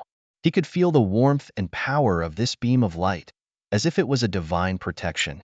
Su Yu lifted his head, his eyes following the direction of the light, finally catching sight of the whole picture of Tianma village. In the radiant light, Su Yu saw an immensely huge ancient towering tree. It soared into the sky, its canopy dense, resembling a giant green umbrella, providing a verdant shelter for the entire Tianma village. This ancient tree seemed like the guardian deity of the land, giving a sense of peace and protection. Su Yu was deeply captivated by this spectacular sight, feeling the power and mystery of nature. The presence of this giant tree made him feel humble and awed, making him realize his insignificance in this world. Standing on this land, he felt the beauty of living in harmony with nature, his heart filled with emotions of admiration and gratitude. As the shackles of the soul-devouring hand gradually disappeared, Lu Wei felt herself sitting weakly on the cold ground, as if she had lost all support. The parasitic seeds were also losing their luster slowly, wilting like they were being drained of vitality. What was elusive was that the girl who had always been indecisive seemed to undergo an indescribable subtle change when she regained control of her body. However, as the bloodthirsty effect faded, Lu Wei's body fell into a state of extreme hunger, making it difficult for her to engage in battle again in the short term. Obviously, this parasitism had caused a considerable impact and influence on Lu Wei's original body. Fortunately, the little lowly awakened the talent of life return, providing her with the ability to recover. Before Su Yue could give any instructions, Lu Wei quickly returned to the training space of the bracelet. Then, the system prompt sounded, "Ding, control of Lu Wei has been regained." Due to her physical weakness, Lu Wei was forcibly brought back into the training space. In the space, Su Yue saw the little lowly still had a strong appetite. A fatherly smile hung on his face, as if he was looking at his beloved daughter. However, Suyue couldn't afford to be distracted by Lu Wei's condition at the moment, as he knew the situation in front of him was even more critical than he had imagined, where every detail could be a matter of life and death. The tree trunk was as deep as the night, towering into the clouds, with a lush canopy spreading endlessly. It exuded a powerful aura, like an unparalleled ruler dominating the world. Suyue carefully observed and found that every branch was covered with the bodies of creatures, probably numbering in the thousands. Under the control of the giant tree, these creatures turned their heads, most of them looking like zombies, with a few humans and animals that had also turned into zombies. Through Suyue's magical eyes, he saw that none of these creatures could escape his scrutiny. Their bodies had been transformed into roots by the giant tree, as if they had become part of the plant. Inside their bodies, parasitic seeds were circulating. At the same time, a green light tightly connected them all together. Human zombies were called zombies, animal zombies were called alien beasts, and plant zombies were called demon trees. Similar to animal zombies, the likelihood of plant zombies was lower. Usually only those giant trees with special opportunities would become infected targets. For example, the 10 famous trees on the blue star later grew into emperor-level demon trees. Among the same grade, these demon trees had skills and talents that were more exaggerated compared to zombies and alien beasts, with their physical strength far exceeding that of ordinary zombies. However, the limitation of demon trees was that they could not move and generally had lower agility.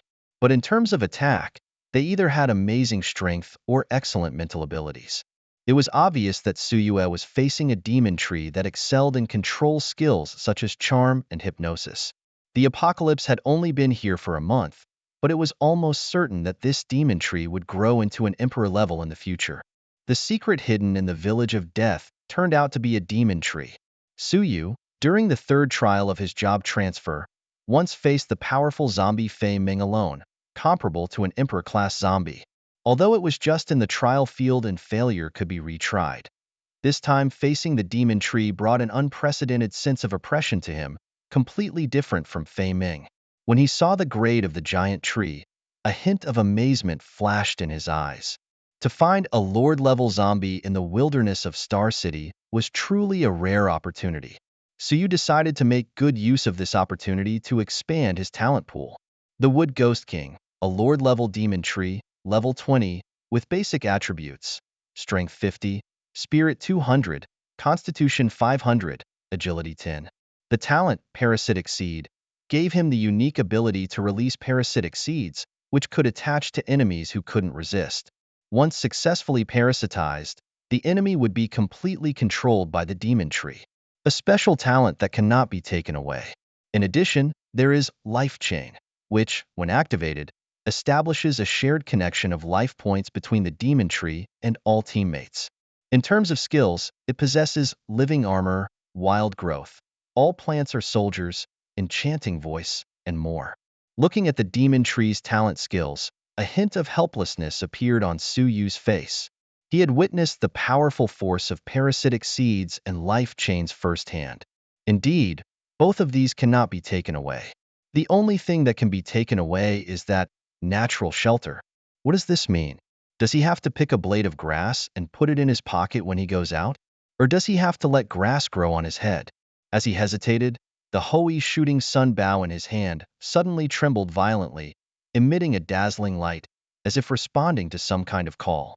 Could this bow be indicating that he could unleash the power of the 10 great bows? Suyu's expression became puzzled, full of confusion. Just then, the system sent a prompt, clarifying his confusion. It turned out that the lone wolf profession is dedicated to the god of Zongbu, and the Hoi shooting sun bow he held had completed an ancient inheritance, triggering one of the inheritance tasks, the Wood Ghost King. The Wood Ghost King originated from an ancient locust tree planted by the ancient hero Hou Yi himself, standing on the land of China for thousands of years. However, this ancient life was maliciously poisoned by real estate developers from the country of cherry blossoms and eventually cut down. Despite its tenacious roots, it survived and, when the end times arrived, it was reborn, filled with resentment towards humanity. The task requires deciphering its anger and grievances, ultimately gaining its trust. This is not a simple task and requires enough patience, courage, and wisdom. The task rewards will be distributed based on the Wood Ghost King's level of approval. The entire battlefield was shrouded in a mysterious barrier, cutting off all contact with the outside world and leaving no way in or out. So you couldn't help but wonder if the locust tree here was the same as the lush old locust tree near his home. Despite feeling somewhat displeased about being trapped here, his heart was filled with curiosity and anticipation for the unknown. He even felt a tinge of regret that he had hoped to defeat his opponent in one fell swoop, only to find himself in this situation. Perhaps this is a heritage mission? Suyu speculated to himself, trying to find some comfort. He believed that such challenges always came with corresponding rewards, which might not be too bad. Despite some inner turmoil, he still maintained a hint of optimism, looking forward to what lay ahead. When Suyu was contemplating how to start the inheritance mission, the Wood Ghost King unexpectedly broke the silence. A voice full of arrogance resounded in his ears. Where did this wet behind-the-ears kid come from? Do you think you're worthy of wielding the sun-shooting divine bow of the Ghost King? Leave your weapon behind, and I might spare your life. Oh, I remember now. You even peed at my feet when you were a child. Don't even think about running away. I'm going to defeat you, make you pee in fear. Suyu couldn't help but wonder if this so-called Wood Ghost King was just a mischievous child. Suddenly, a system prompt appeared, asking if Suyu would hand over the sun-shooting bow of Ho-E to the Wood Ghost King. Suyu felt a bit at a loss. He had never heard of a boss demanding a player's equipment right at the first meeting. Is this guy a bit too overbearing? He really dares to ask for my equipment directly? Suyu felt speechless. I have no shame. I want your bow. The Wood Ghost King responded impolitely, leaving Suyu feeling somewhat helpless. The Wood Ghost King's behavior irritated Suyu, and he impatiently urged, "Stop the nonsense. Let's start the mission already." The trial was about to begin, with no time limit and no restrictions on fighting methods, making Suyu feel a bit nervous. After each battle, he could choose to continue or withdraw. Only when the battlefield rating reached A or above could he earn the Wood Ghost King's approval. Suddenly, a boss-level zombie was released by the Wood Ghost King. Although it didn't seem huge from the air, it crushed a building upon landing. The Wood Ghost King smugly praised, Youngster, this is the strongest boss zombie under my command. You are doomed to die." So you felt a pang of anxiety but remained calm. As the countdown to the battle began, Suyu felt his blood boiling with excitement, looking forward to the challenge ahead. He prepared to release a deadly skill, setting up for the Titan Assassin's ambush. Death Mark. Before the Titan Assassin entered stealth mode, Suyu quickly marked it for death, ready for the upcoming fight. Suyu, filled with determination, advanced towards the Titan Assassin without hesitation. Once within range, he immediately pulled the trigger, and the arrows shot out continuously like a machine gun, ruthlessly aiming at the Titan Assassin. Despite the Titan Assassin's large size and agility, in Suyue's eyes, he was just a target waiting to be taken down. The rain of arrows blocked all escape routes for the Titan Assassin, and the negative effects quickly covered his entire body. Though these effects didn't last long, they were deadly enough for Suyue. When the judgment arrow pierced through the parasitic seed inside the Titan Assassin's body accurately, the chain of life instantly shattered. The Titan Assassin lost control, standing helplessly in confusion, unaware of his surroundings. In the next moment, Suyue had already flashed in front of him, and the arrows shot out like a storm until there were none left in the crossbow. With a deafening roar, the uncontrollable Titan Assassin's massive body fell backward. From the start of the battle to the Titan Assassin's fall, the entire process took almost exactly 10 seconds as Suyue had predicted. 9.83 seconds.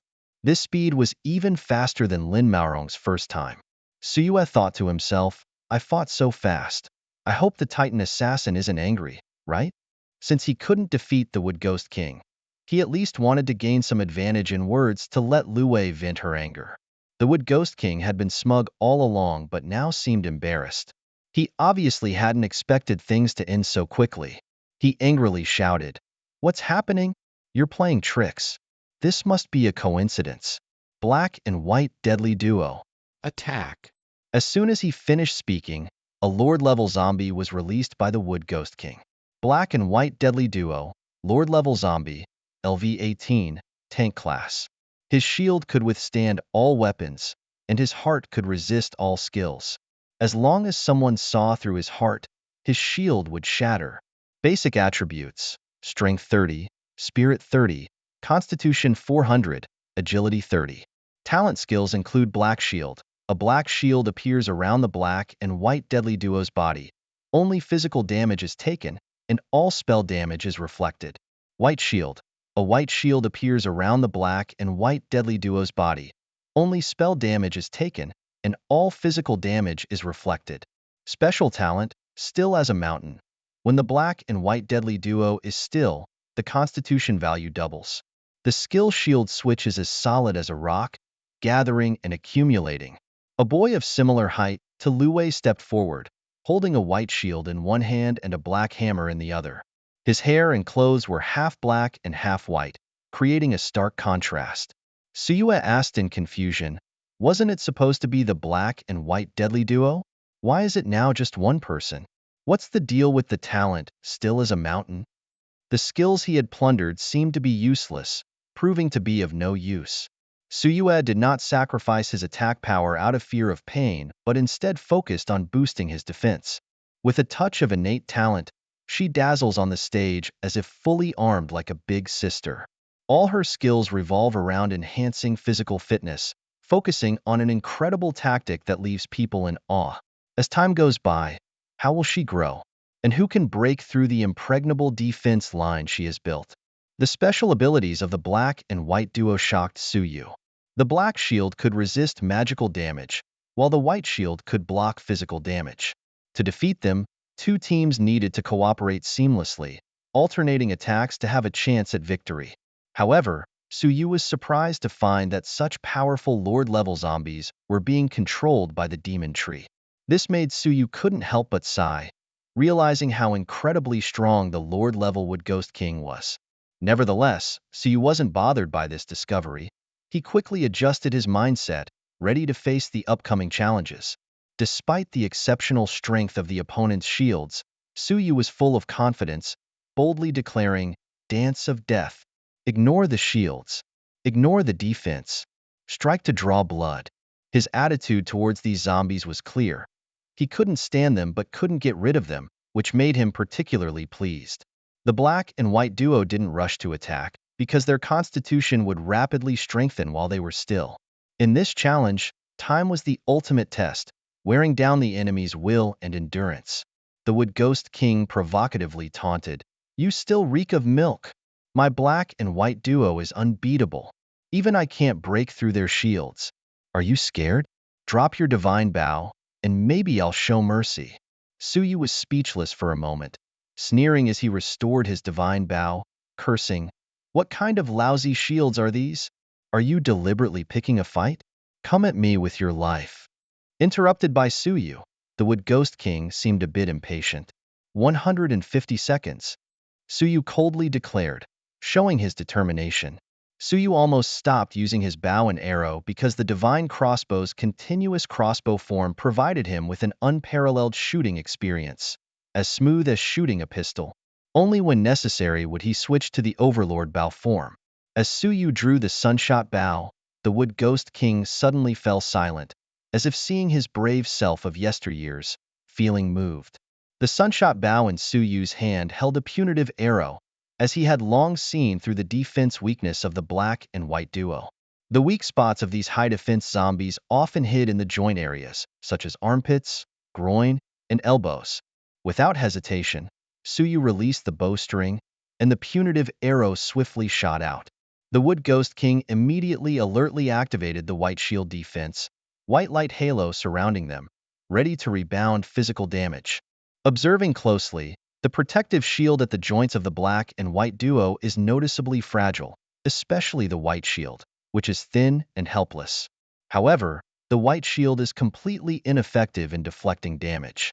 When the arrows tore through the white shield like sharp blades, piercing the patella of the right leg of the black and white duo, Their knee armor instantly crumbled, exposing fragile bones. Though not fatal, the arrows hitting them caused the black and white duo to stagger and almost fall. Fortunately, the magical power of the life chain evenly distributed the damage among all allies, saving the core of the black and white duo. The miraculous ability of the parasitic seeds quickly repaired the wounds, which was astonishing. Although the injuries were not severe, the psychological blow to the opponents was devastating. The expression on the wooden Ghost King's face was filled with disbelief, while the resentful gaze of the black and white duo was fixed on the giant tree behind them, as if silently protesting. They were puzzled whether the arrows were physical or magical attacks. However, the next arrow had already silently struck. This time, Suyu unleashed the scorching arrows, and the flame power contained in the arrows made the wooden Ghost King confirm that it was a magical attack. The wooden Ghost King shouted, "Open the black shields!" However, the reaction of the black and white duo was quicker. It seemed like heroes shared a telepathic connection. A sneer appeared at the corner of the wooden Ghost King's mouth as he confidently said, "This time, we can withstand it." But before he finished speaking, Suyu's fiery arrows pierced through the other knee of the black and white duo like shooting stars. The expression on the wooden Ghost King's face changed, quickly shifting blame and explaining, "I said the black shields wouldn't work, but you wouldn't listen." Meanwhile, Suyu ruthlessly launched several arrows, pinning the black and white duo in place like Mount Tai. Faced with Suyu's relentless attacks, the black and white duo finally reached their limit and decided to counterattack with all their might. Fully armed, they increased their armor and shields, radiating with brilliance, ready for one last stand. However, Suyu's arrows were sharp and merciless, disregarding the shield defense, striking heavily against the sturdy armor of the black and white duo. The sharp, grating sound of metal friction echoed in the air, and if not for the protection of the life chain and parasitic seeds, the black and white duo would have been turned into pincushions long ago. At this moment, the black and white duo despairingly realized that their once proud skills and talents were of no use now. Fear overwhelmed them, knowing that once these skills failed, they would be no match even for the guy who had lasted 9 seconds. Moreover, Suyu had only used 2 skills so far. After the defense line of the black and white duo was breached, a deafening roar echoed across the battlefield. The black figure, despite having a strong defense, was now filled with nothing but raging anger, with no effective countermeasures in sight. The powerful skills of Lord Gue, though not yet displayed, have already shown immense power. Suyu couldn't help but feel a longing in his heart. If he could inherit all of Lord Gue's legacy and master all the skills, wouldn't it be like ascending to godhood? The Wood Ghost King did not feel fear in the face of Suyu's strength, but rather anticipation and excitement. Although the black and white duo are Lord-level zombies with hundreds of physical attributes, they seem somewhat vulnerable in the eyes of the Wood Ghost King. Suyu quietly approached the black and white duo, arrows locked onto the parasitic seeds, ready to deliver a fatal blow. After the black and white duo's skills failed, the parasitic seeds and the life chain became their only reliance. Suyu launched the attack without hesitation, bursting the parasitic seeds of the black and white duo, weakening their supply. The black and white duo were destined to meet their end, with time being only a matter of when. Suyu found these guys too weak, lacking any challenge. They couldn't even understand why they couldn't resist Suyu's attacks. Passing the second test successfully, taking 150 seconds.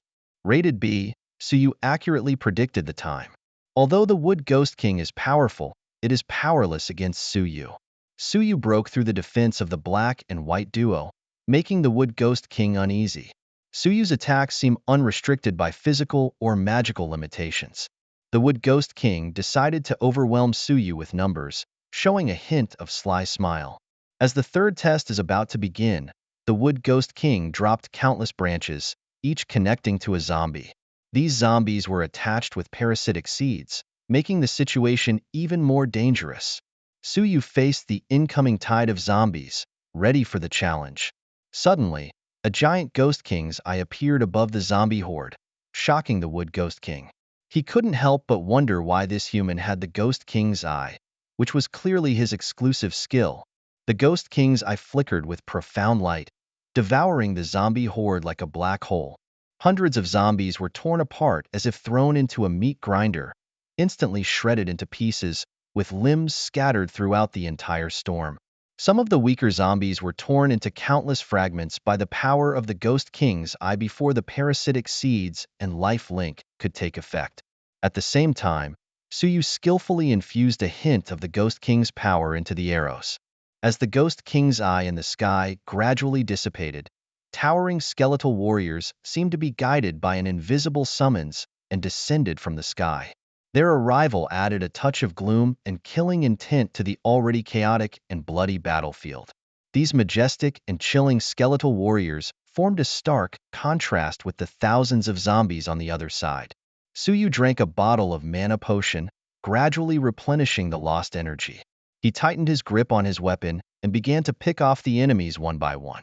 The zombies, driven by some kind of obsession, continuously charged forward with their lives, attempting to break through the sturdy skeletal warrior defense line, seemingly on the verge of success. Controlling the undead, Suyu awakened the black and white ghosts he had killed, the dark red tiny bodies inconspicuous among the crowd, but no one could underestimate their presence. All defense skills were activated, all taunting skills were maxed out.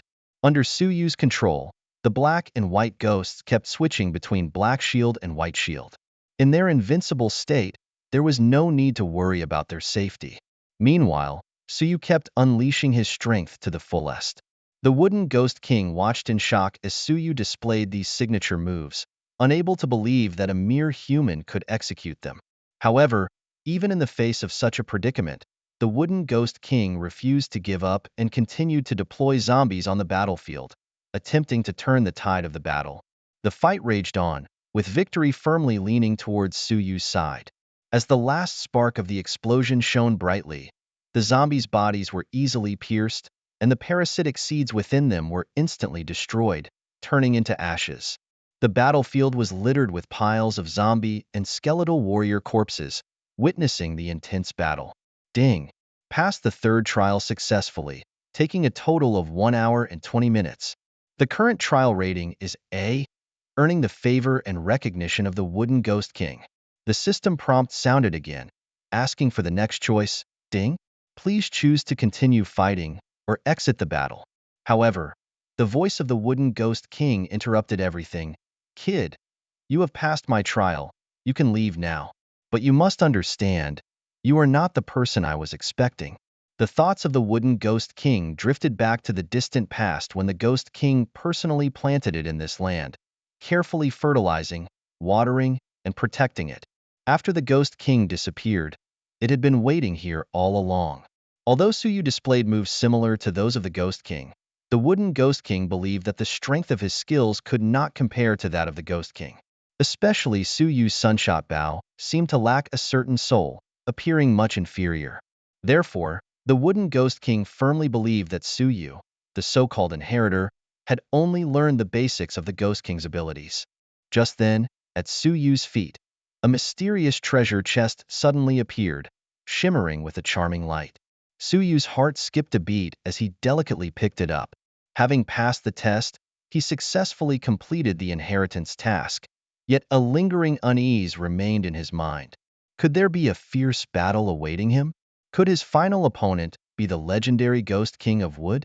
Suyu was filled with endless doubts. Just as he fell into contemplation, a deep and resolute baritone suddenly emanated from the sun-shooting bow in his hand, breaking his reverie. Young man, your growth is truly astounding.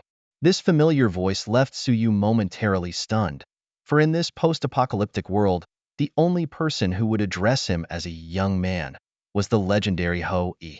Before Suyu could regain his composure, Ho-Yi's voice resounded once more, full of determination and anticipation. Continue your battle. Defeat Xiao Huai. Prove your strength and determination. A surge of inexplicable excitement welled up in Suyu's heart. His confidence doubled, determined to overcome all obstacles and march bravely towards victory. After hearing Ho-Yi's plan to defeat Xiao Huai, Suyu was filled with excitement and determination. He had previously felt frustrated for not being able to defeat the Wood Demon King, but now he saw a new opportunity. Despite his inner anticipation, Suyu pretended to carefully consider before replying slowly, Lord Hou-yi, my determination to defeat Xiao Huai has long been firm. Hou-yi couldn't help but burst into laughter upon hearing this, his laughter revealing admiration and trust towards Suyu. Ha ha, I knew I didn't misjudge you. Your strength is extraordinary. Ordinary enemies are no match for you. I am determined to train you well, just need a little more improvement in strength. Suyu smiled bitterly, continuously calculating in his mind. Hou-yi asked, what do you mean by that? Suyu explained, the Wood Demon King is approaching the level of an emperor. I may be a bit inadequate. Xiao Huai, as a divine tree, is indeed a bit tricky for me. Suyu's worries were not unfounded. In the past decade, Tianma village had always been considered a forbidden place. No one could successfully explore it. The strength of the Wood Demon King was enough to prove the point. As night fell, the power of the Wood Demon King would become even stronger. Although Suyu was confident in challenging the Wood Demon King, he chose to show weakness in front of Hou-yi, hoping to get some help. After pondering for a moment, Hou-yi said, this talent is the result of my many years of archery practice. It can help you face any challenge. The arrow never misses. It is an SSS level talent, following the heart, hitting the target every time. Suyu felt somewhat disappointed after hearing this, thinking that it was just a temporary talent. Was that all? He remembered encountering Feng Ming, who had the same talent during the third trial and didn't seem particularly powerful. Suyu was full of confidence in archery, believing that every arrow could hit the target. He felt that the rating of this talent was somewhat unreasonable. Why was Hou-yi so stingy, not even giving a permanent A-level talent? When Suyu didn't leave after obtaining the treasure chest, the Wood Demon King grew impatient and threatened. Why are you still here? What are you muttering to yourself? If it weren't for the man sent on you, I would have beaten you to a pulp. Suyu secretly rejoiced in his heart, wearing a sly smile on his face, as he had already designed a perfect plan in his mind, ready to seek more benefits from Hou-yi. To play this game to the fullest, Suyu is ready to give it his all. This young man is really bold. If not for being bound by these detestable rules, the Wood Ghost King would have personally taken action long ago. After speaking, the entire tree suddenly began to shake violently. The trunk swayed back and forth as if resonating. Then, rustling sounds were heard, like tree leaves rubbing against each other, and countless locust tree leaves fell one after another, each one looking like a twisted ghost face. The entire barrier was shrouded in white mist, and a huge black figure slowly emerged in the mist. Slowly, the way the Wood Ghost King addressed Suyu also changed. The ultimate test is about to begin. Except for the skills of the ancestor god, all other skills are disabled. 10 seconds later, the first challenge is about to begin. Wow, so sudden? Only able to use the skills of the ancestor god, Suyu is only slightly stronger compared to an ordinary person. If Suyu fails to win the Wood Ghost King's heart today, he will experience the magic of love. Suyu's gaze followed the voice, and he saw the white mist gradually dissipating, revealing a tree person. He had a tall and straight figure, with a trunk and limbs woven from golden roots. The only green leaf on top of his head displayed the vitality and harmony of nature. It seems that the Wood Ghost King must lead a very comfortable life on ordinary days. The Wood Ghost King chose the tree person form because once he confronts Suyu head-on, the immobile giant tree form becomes an easy target. However, that giant tree did not disappear, still standing in the distance, forming a life link with the tree person in front of him. The Wood Ghost King, Lord level Yao tree person form, level 20, Lord level basic attributes. Strength 300, Spirit 100, Constitution 100, Agility 300. Possesses talents, Parasitic Seeds, Life Chain, Natural Shelter, Skills, Living Armor, Savage Growth. All plants are soldiers, Enchanting Voice. Obviously, the Wood Ghost King displays the same talents and skills in both tree person form and giant tree form. The only difference is that in the tree person form, the Wood Ghost King's 4 major attributes have undergone huge changes. Now, the Wood Ghost King has reached the peak in agility and strength, and also has almost unlimited health due to the lifelink, making him an all-around warrior. Little guy, Your appearance is truly unique. Just as Suyu finished speaking, it was the moment when the countdown ended, and he quickly launched an attack. As the teacher once said, you can underestimate the enemy's strategy, but you must respect the enemy's tactics. Since being called a divine tree by Hou-yi, it must have extraordinary qualities. When Suyu shot this arrow, he didn't aim carefully, just gave it a try. After all, his target was Hou-yi's sheepskin. Unexpectedly, this seemingly casual arrow, under the blessing of Hou-yi's S-level talent arrow never misses, produced an unexpected effect. The arrow shook violently when released, and this shaking caused horizontal acceleration, making the arrow curve in flight. This attack method that defies science reminded Suyu of a mysterious event that once swept the internet. The Ghost King of the Wood was basking in the praises of Suyu, feeling quite pleased with himself. However, at that moment, a sharp arrow suddenly came flying towards him, aiming straight at his face. Luckily, his incredibly high agility attribute of 300 points played a crucial role. The arrow grazed his self-proclaimed handsome face, leaving behind an ugly scar. In that moment, a wave of fear surged through his heart. The arrows of Suyue are imbued with negative effects such as bleeding, fear, and poison. But under the protection of the living shield, these negative statuses disappear instantly. The living armor weaves a layer of vine armor that not only dispels negative effects, but also withstands the next 5 damages and continues to heal wounds. This passive skill triggers every 5 seconds, providing Suyue with powerful defensive capabilities. Facing the roar and intimidation of the Ghost King of Wood, a flame of battle ignited in Suyue's heart. Since his encounter with Fengming, Suyue has not faced a truly worthy opponent, but today, he finally met this challenge. As the opponent appeared with a treasure chest and rewards, Suyue taunted, "Don't blame me. This is personally sent by your Ghost King." He was filled with uncontrollable excitement, ready to meet the challenge. Suyue shot several arrows in succession, watching the arrows closely following the Wood Ghost King as he ran. He finally realized the extraordinary nature of this talent. No matter where the arrows were shot from, they could accurately hit the target, as if they had eyes. This reminded Suyue of the archer in his past life who shot arrows in reverse on the battlefield, filling him with emotion. Suyue realized the horror of this talent and couldn't help but exclaim, "These arrows never miss. It's beyond the exaggeration in novels." Under the fierce attacks, the Wood Ghost King was at a loss but couldn't escape the sharpness of the arrows. Suyue agilely dodged the counterattacks of the Wood Ghost King, showcasing his superb combat skills. The taunts from Suyue deeply stung the Wood Ghost King, who finally couldn't bear the anger and launched a counterattack. However, Suyue stood still, looking exceptionally composed, waiting for the Wood Ghost King to approach. He moved his body joints as if he had become a king controlling the situation, displaying an unfathomable aura. After days of battles, Suyue had a deeper understanding of the magical nature of being in the present moment. He firmly believed that in the face of difficulties, being in the present moment would allow him to respond effortlessly and perfectly. After the battle, Suyue always felt sore all over his body, as if his whole body was protesting against the intense confrontation earlier. He even began to suspect if he was lacking calcium. As the King of the Wood Ghosts approached, a green energy condensed in his hand, fiercely striking the ground.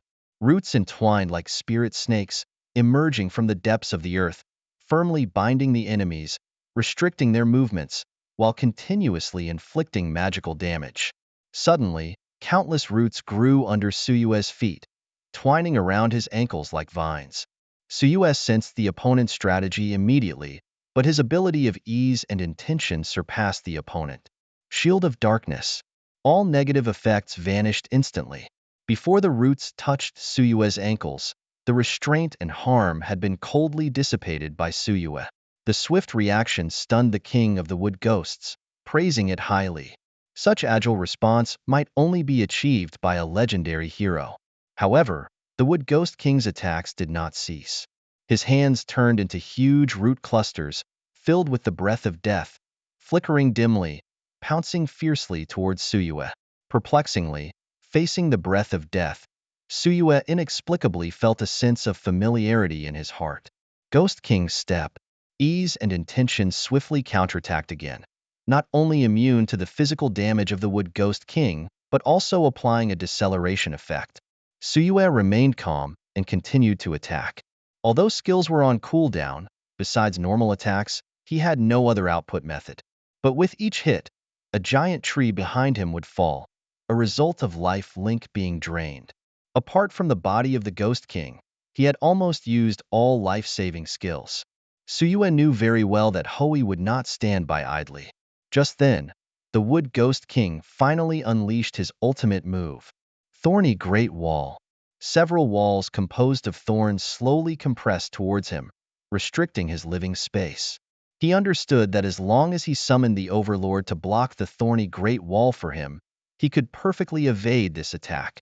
But the situation was urgent now. What to do? This guy is too strong. Even the ease and intention were of no use. Suyue watched himself being trapped by the thorny Great Wall, then looked towards Hui. Despite being fully prepared, the magical damage of the thorny Great Wall still inflicted heavy injuries on him. Bound by thorns, unable to move. The honest Hui was satisfied with Suyue's previous performance. Unaware of Suyue's hidden move, he straightforwardly gave a suggestion. Try using this skill first, it might help. Ghost King's Descent, a temporary skill, the exclusive divine technique of Zongbu Shan. Create a shadow of the Ghost King behind the enemies, attacking them for 10 seconds. During this time, the Ghost King can randomly swap positions with any shadow, catching them off guard like a ghost. The seemingly inconspicuous temporary skill was actually the key. Just as the Wood Ghost King's thunderous blow was about to strike, Suyu suddenly activated the Ghost King's Descent skill. Surprisingly, the consumption of this skill was actually linked to the number of people on the field. In an instant, Suyu felt as if his energy had been completely drained, collapsing to the ground, unable to use any skills. At the moment Suyu unleashed the Ghost King's Descent, the Wood Ghost King unexpectedly stopped in its tracks. The sky suddenly darkened, and within the shadow behind the Wood Ghost King, a pitch-black silhouette suddenly emerged, revealing the figure of the Ghost King. At the same time, within the shadows of the thousands of humans and zombies suspended by the Wood Ghost King, these black silhouettes also appeared. These Ghost King figures, without Suyu's control, began a fierce onslaught. The blood bags that were originally used by the Wood Ghost King as scattered damage fell like rain. In just 10 seconds, except for a very few leader level or higher zombies, all other creatures were ruthlessly crushed by the ghostly figures. Suyu, witnessing this scene, quickly chugged a bottle of mana potion, his eyes gleaming with excitement as he slowly uttered two words, "Too powerful." When the Ghost King's arrival lasted for 10 seconds, the Wooden Ghost King slowly regained consciousness, as if waking up from a dream. At the same time, the binding effect of the thorny Great Wall had also completely dissipated. Faced with the fierce attacks of the Wooden Ghost King, Suyue could only continuously retreat to avoid them. In the eyes of Hui, although Suyue was trying his best, his lack of skills kept him at a disadvantage. Suyue fought desperately, while also constantly requesting more support from Hui. Hui responded, "Young man, take this necklace, but be careful when using it." As Hui's words fell, the holy arrow chain around Suyue's neck quietly disappeared, replaced by a brand new necklace. Suyue's gaze fell on the necklace shimmering with a dark red light, his heartbeat speeding up, almost jumping out of his throat. This light, could it be? It turned out to be a legendary equipment. The means of the gods are truly extraordinary. In the previous life, even the experts who reached level 80 and ascended to godhood, most of their equipment only reached the legendary level. Each piece of legendary equipment contained immense power. Recalling the previous life, Suyue once possessed the legendary ring, Phoenix Heart, which could be reborn from the ashes, giving him a chance for a new life. Therefore, the difficulty of obtaining each piece of legendary equipment was extremely high. Without exhausting all the country's resources to fight against the Emperor-level zombies, or spending a huge amount of time and effort, one could hardly obtain it. The Doomsday Necklace, a legendary equipment once worn by the Ancestor God, rumored to be controllable only by those with extraordinary power, because it possessed the astonishing power of killing in 10 steps and destroying heaven and earth. Attribute increase: strength plus 10, spirit plus 5, constitution plus 5, agility plus 5. With accompanying skills: killing in 10 steps, destroying heaven and earth, restricted to the ancestor god class. Killing in 10 steps, no mercy. Shoot 10 arrows in a row, each arrow increasing damage by 50% compared to the previous one.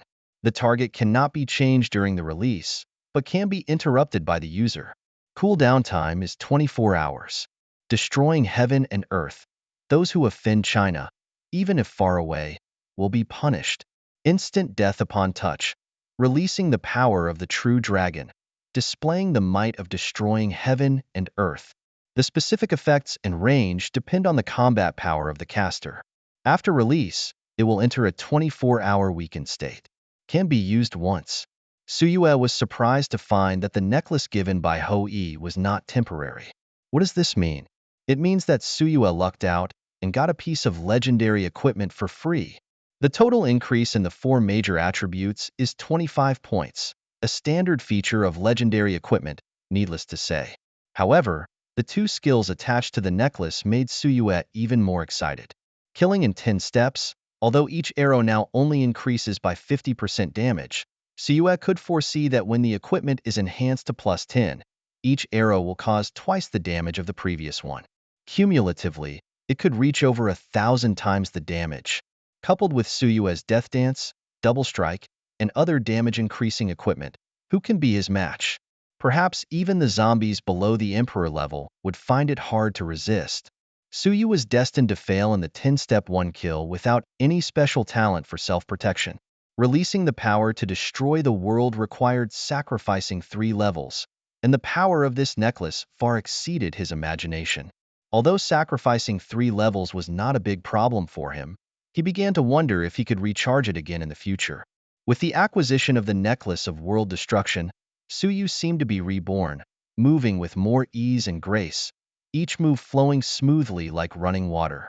His performance caught the curiosity of Hou-Yi, who asked, "Young man, have you had an epiphany? Why have you become so sharp?" Suyu thought to himself, "If only Lauda had given me this godly equipment earlier, I might have had an epiphany long ago. Give me 1 or 2 more pieces, and maybe I could have a deeper understanding." However, he maintained a humble appearance and softly replied, "Lauda, the effect of this equipment is truly remarkable." Despite the limitations on the use of skills in this trial, Suyu still possessed many powerful talents. Paralyzing Bite, Brutal Aesthetics, Bloodthirsty Desire. These talents acquired from zombies continued to weaken the Wood Ghost King. Even though the Wood Ghost King's agility reached 300 points, it was unable to resist Suyu's deceleration skills. Relying on the acceleration equipment on his body, Suyu easily dodged the attacks of the Wood Ghost King. In battle, Suyu perfectly interpreted the art of walking A, showcasing the charm of combat. Double strikes, Dance of Death, mercilessly stripping the Wood Ghost King of its life. In the end, in the intense battle, Suyu emitted a strong blood-colored light, indicating that the opponent's life was in jeopardy. The bloodthirsty desire was activated, and the time for the Blood Knight to descend was less than 10 minutes. It was time to show the true power of the Necklace of World Destruction. With the talent of never missing a shot, Suyu activated the skill of the necklace, 10 steps 1 kill. The bowstring was like an autumn moon, the arrow like a shooting star. The first step, hidden arrows. The enemy panicked, with 1 arrow hitting 2 people. The second step, hidden arrows. Like a lone cloud emerging, the bow like thunder, the arrow like a giant dragon. The 10th step, 1,000 arrows piercing hearts. With each step, an arrow flew, his momentum and the arrows increasing in sync. As he took the 10th step, a murderous aura filled the entire battlefield. The struggling leader-level zombies trembled, and the temperature in the air dropped slightly. In this solemn and murderous atmosphere, the Wood Ghost King ceased its attacks. Although its face was covered with wrinkles, making it difficult to discern its expression, its eyes seemed to shimmer with tears. At that moment, the Wood Ghost King seemed to see a familiar shadow on Suyu. Since Suyu demonstrated the talent of never missing a shot, the Wood Ghost King began to doubt his identity. However, when Suyu once again demonstrated the technique of summoning the Ghost King, the inner hesitation of the Ghost King of the Wood became even stronger. Just as the Ghost King of the Wood was about to launch a fatal blow, Suyu performed the 10 steps, 1 kill move, leaving the Ghost King of the Wood shocked and incredulous. At this critical moment, Suyu's outstanding performance plunged the Ghost King of the Wood into deep contemplation and confusion. 10 steps, 1 kill. This is the ultimate skill created by the Ghost King of Wood, truly breathtaking. The Ghost King has engraved this skill on the Doomsday Necklace, hanging around the neck of the man in front of him. The Ghost King's heart was filled with mixed emotions, stunned, as if time had frozen. At this moment, Suyu's 10 steps, 1 kill reached its peak, arrows shooting out like meteors, accurately hitting the Ghost King of Wood between the eyebrows. The Ghost King of Wood slowly closed his eyes, his body quickly withering away, turning into a desolate scene in front of everyone. However, time seemed to stand still. Suyu did not receive any system prompts or rewards. He tried to summon the mighty, but there was no response. At this moment, from a god's perspective, the Order Keeper descended once again, witnessing the entire battle process, muttering to himself incessantly. What's going on with this lone wolf? How did he get a super mythical level equipment? Should we forcibly retrieve it? Forcibly retrieve it? Why should we retrieve the equipment he obtained through his own strength? Isn't this a negligence in designing Hoi? Moreover, the lone wolf has already defeated Xiao Huai. According to the rules of the inheritance mission, he should receive an SSS level evaluation. Yes, another SSS level evaluation. You should know that Xiao Huai's strength is already comparable to that of an emperor. Give the lone wolf his reward. Should we give the reward now? Isn't it supposed to be opened in the second season of the Apocalypse? Let's open it early. A true powerhouse has finally emerged on the blue star. Disperse. With the solemn and deep voice of the Order Keeper, the scene gradually returned to tranquility. Suyu patiently waited for a moment, finally hearing the response from the system. Ultimate trial completed. Ding. Rating upgraded to SSS level, gaining the follow-up of the Ghost King of Wood. Is there no reward for an SSS level rating? Wait, follow-up? Did I hear that right? Curiously, Suyu looked in the direction where the tree person fell. Under the tree person's body, a small tree person struggled to climb out. It dusted itself off and flew to Suyu's shoulder, sitting down without any restraint. This little tree person had a yellowish body, moist eyes, both silly and cute. In an innocent voice it said, "What are you looking at? Isn't it time to sign the contract to become my guardian spirit?" This is the pet system that will only be available in the second season of the Apocalypse. Pets are referred to differently in different regions, but usually dominated by exotic beasts. They are often animals turned into zombies, with very few exceptions. Luwei does not entirely fit the definition of a guardian spirit because guardian spirits cannot wear equipment. In his past life, Suyu's guardian spirit was a venomous snake with wings called the Ming snake, an exotic beast. After the alien beasts were attacked and weakened, humans had the chance to tame them through the interaction of the wristbands. Only when humans were far superior to the alien beasts could they make them submit and be willing to become partners with humans. Otherwise, these alien beasts would rather choose self-destruction to show their dignity and attitude, even choosing to sacrifice themselves. Because once the guardian spirit signed a contract with humans, their fate would be closely linked to humans, facing life and death together, enduring hardships together. So you didn't rush to act, but first checked the attributes of the Wood Ghost King. The Wood Ghost King, a guardian spirit, with a juvenile form level of 1, and the Lord level basic attributes of Strength 10, Spirit 10, Physique 10, and Agility 10. Talents include Life Chain, Natural Shelter, Shape-Shifting Skills, Living Armor, Barbaric Growth, Mastery of Plant Life, Enchanting Voice, and so on. This little guy was shot back to level 1 by himself, starting as a Lord-level zombie. The future looks promising. However, his 4 basic attributes are quite comparable to Suyu's. Although talents and skills are somewhat weakened, once he reaches the same level as Lu Wei, His strength is probably comparable to Lu Wei's. Kid, if you still hesitate and are unwilling to sign a contract with this king, then this king may have to consider other options. Huai urged, with an unquestionable tone of authority. What's the rush? The old man has already sheared all the sheep's wool, but this little guy's wool hasn't been sheared yet. I'm telling you, Huai, don't be like this. Suyu joked, imitating Ho Yi's tone. Don't call me Huai. Call me the cosmic super invincible thunderous rotating King Huai. Huai immediately corrected, with a hint of innocent childishness in his tone. Don't be silly. Are you having a teenage syndrome? Should I call you Dalabong Bartholomew Beatty Bobbity Boo too? Suyu looked helplessly at Huai. Suyu looked speechlessly at Huai, feeling that this guy was really cute. However, despite Suyu's teasing, Huai's pride was unshakable. Apart from obeying Suyu's commands, Huai seemed to have no other choice. Huai repeated Suyu's name in shock. These seemingly chaotic words were cleverly woven together. Seeing Huai remain silent, Suyu immediately seized the opportunity and said, Huai, signing a contract is only natural, but don't you have any other way of expressing it? Huai looked puzzled at Suyu, with a straightforward attitude similar to Ho Yi's. Didn't I give you a treasure chest before? Suyu shook his head. That was far from enough to express your sincerity.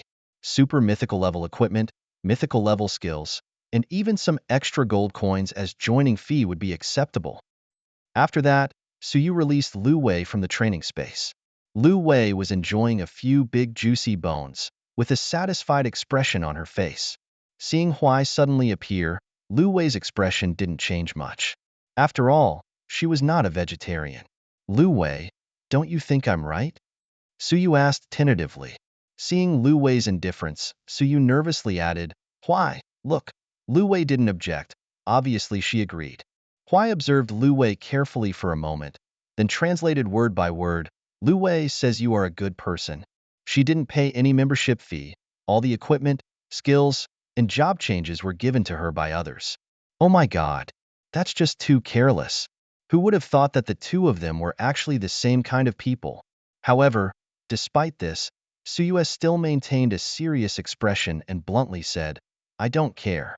If you don't offer some benefits, you'd better go find someone else. Lu Wei comforted, don't be afraid. The master is just trying to scare you. Xiaohuai continued translating. Suyue felt speechless. These days were wasted in vain. Even if Suyue was shameless, she couldn't continue. Kid, are you a descendant of the Su family? Xiaohuai stared at Suyue's face for a while, suddenly spoke, as if dropping a bombshell. Suyu was shocked to the core at this moment, feeling like he was in a fantasy world. He had never revealed his name voluntarily, yet the demon tree in front of him easily discerned his identity, making him doubt if this was a scheme. However, in a moment of reflection, he felt that the millennium-old demon tree Little Huai seemed to have no need to weave lies. Faced with Suyu's silence, Little Huai showed a smug expression, confidently claiming to have survived in this place for thousands of years, knowing everything about Tianma village. Little Huai continued to reveal a shocking history. Over 100 years ago, Xingqing was deeply trapped in turmoil. The Su family and the entire Tianma village were almost wiped out by the brutal massacre of the Sakura Kingdom, with corpses strewn about. Only a branch of the Su family bravely fought at the front lines and survived.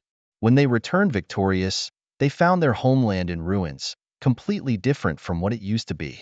Little Huai calmly recounted this bloody history, but keenly sensed the intense murderous intent emanating from Suyu, surging like a violent storm, especially when he heard the words, people of the Sakura Kingdom, and brutal massacre. Suyu's killing intent reached its peak, almost consuming everything around him. This murderous intent also made Little Huai feel a hint of fear and unease, so he quickly flew up and landed safely on Lu Wei's shoulder. As a descendant of the Su family, Suyu had never heard of this tragic history before, which made him even more curious about what secrets the underground adventure mission he received was hiding. The two remained silent, heading straight to the mission location, the familiar feeling making him feel like he had traveled back in time to a carefree and joyful childhood. Guided by Little Huai, Suyu passed through a corner of the yard and arrived at the long-abandoned dry well. Following the map directions, He descended slowly and finally reached the basement. Before him was a forgotten secret base, as if waiting for Suyu to arrive and uncover the long-sealed secrets. Ding! The exploration mission, Secrets of the Basement, is completed, gaining 1,000 gold coins, 1,000 reputation points, 5,000 experience points, and a legendary treasure chest. Ding! Level up to level 18, gaining 10 free attribute points. Ding! Acquiring the Priest of the Zongbu profession, adding 5 points to strength and 5 points to agility. Ding! Agility talent maxed out, adding 5 points to agility. Ding! Constitution talent maxed out, adding 5 points to constitution. Ding! Talent, Plundering Hand, has 3 uses left. After completing the mission, Suyu's level increased, but he was not in a hurry to check the rewards because at this moment, his attention was drawn to several Su family genealogies placed on the table. The genealogies were neatly arranged, clearly showing the prosperity of the Su family and the numerous family members from 100 years ago. Subsequently, Suyu flipped out a yellow diary from an ancient wooden box, presumably left by an ancestor. The diary detailed the heinous acts of Dr. Ishii and Colonel Shirashi after they arrived in Xingqing, which were appalling. The diary records the journey of the Su family defending their homeland and resisting the invasion of the Sakura Kingdom. Each struggle and sacrifice is deeply engraved in Su Yu's heart. However, all their efforts were eventually betrayed by a traitor, leading to everything being in vain. As Su Yu flipped to the end, his gaze lingered on the ancestors' concerns. It turns out that Ishii and Shirashi conspired to hold a brutal killing competition in the near future in Tianma village. This shocked Suyu, never expecting Dr. Ishii to be in cahoots with the Shirashi family. Following the clues in the diary, Suyu found several notebooks in the nearby bookcase detailing the past crimes of the Sakura Kingdom. The evidence was so specific and irrefutable that it could put the Shirashi family in a predicament. If exposed during peacetime, it would surely enrage the people of Huaxia, causing the Shirashi family's efforts over the years to go down the drain. It turns out that Shirashi how coveted Tianma village and the entire region to conceal this shameful history and bury the truth forever. The Shirashi family, it's them again. Thinking that Shirashi Hao's death would put an end to his revenge plan, Suyu's inner anger reignited upon learning about Xiaohuai's message, unable to calm down. Blood feuds must be repaid with blood debts.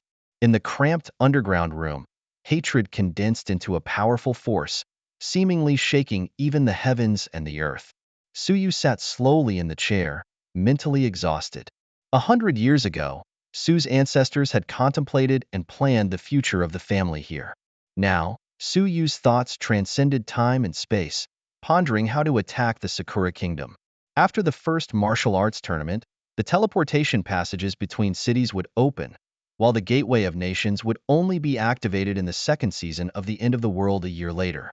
Suyu decided to first eliminate the remnants of the Shirashi family within Huaxia before attacking the capital of the Sakura Kingdom. His gaze inadvertently fell on Xiaohuai. Did the appearance of this guardian spirit mean that the second season of The End of the World had arrived early? If his guess was correct, as long as he signed a contract with Xiaohuai, he could activate the spirit pet system ahead of time. Under the pressure of revenge, his previous thoughts of blackmailing Xiaohuai had become insignificant. The prompt sounded, indicating that the Wood Ghost King was the exclusive guardian spirit of the Zongbu god, and once the contract was signed, it could not be changed. Suyu confirmed his choice without hesitation. In that case, the other powerful exotic beasts he had considered before became irrelevant. As the exclusive guardian spirit of the Zongbu god, the Wood Ghost King would surely grow into a powerful existence. Ding!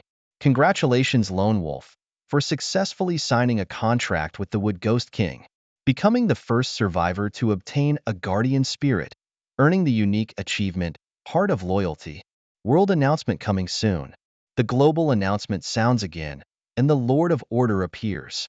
The lone wolf from Huaxia is honored and crowned as the first survivor to obtain a guardian spirit. Achieving the Heart of Loyalty accomplishment, he wins generous rewards. Players are excited, as the next global announcement protagonist might be you. Now, let's unveil the exclusive spoiler of the Lord of Order.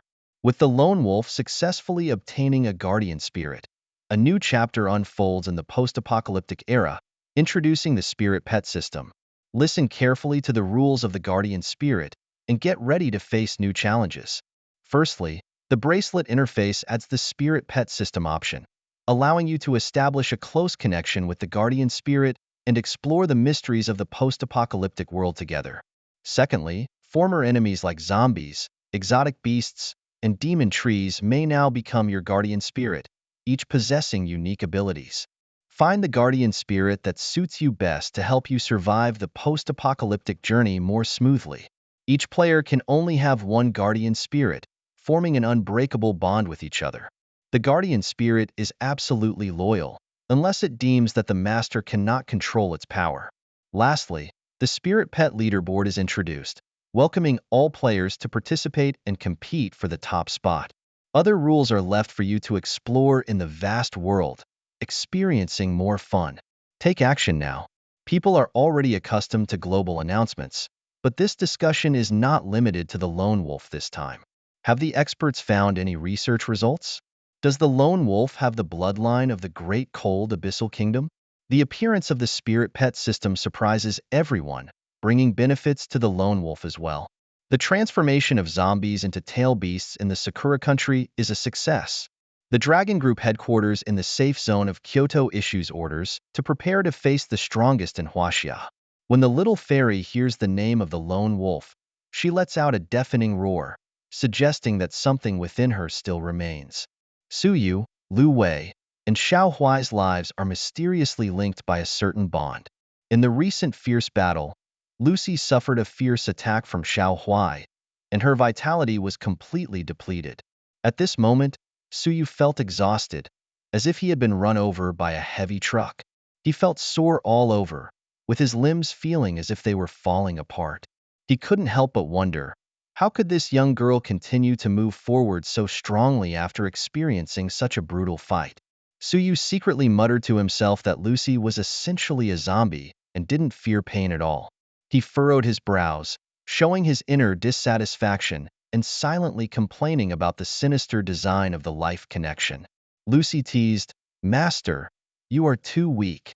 Xiao Huai didn't mind Suyu's embarrassment and easily conveyed Lucy's meaning. Lucy didn't hide her attitude, nodding firmly in agreement. It was unbelievable that just a short while ago, Xiao Huai had tried to kill Lucy. However, within a few minutes, the two had already bonded, and this seemingly helpless girl had found her voice. Returning to the main topic, Xiao Huai obediently followed Suyu's instructions and severed the life connection. Suyu breathed a sigh of relief and finally had time to examine the spoils he had just obtained. The first thing he saw was the rewards announced in the world notice. Achievement rewards, reputation *1000, gold coins *1000, and the bracelet storage space expanded to 5.5 cubic meters.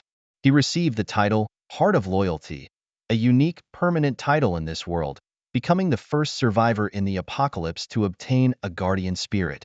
This title brought about complex emotions for Suyu. Generally, when a normal person's spirit pet perceives that the owner's strength or physical condition is inferior to its own, a backlash may occur. However, as the exclusive pet of the Umbu god, their connection had evolved into a special life and death covenant, eliminating any possibility of backlash.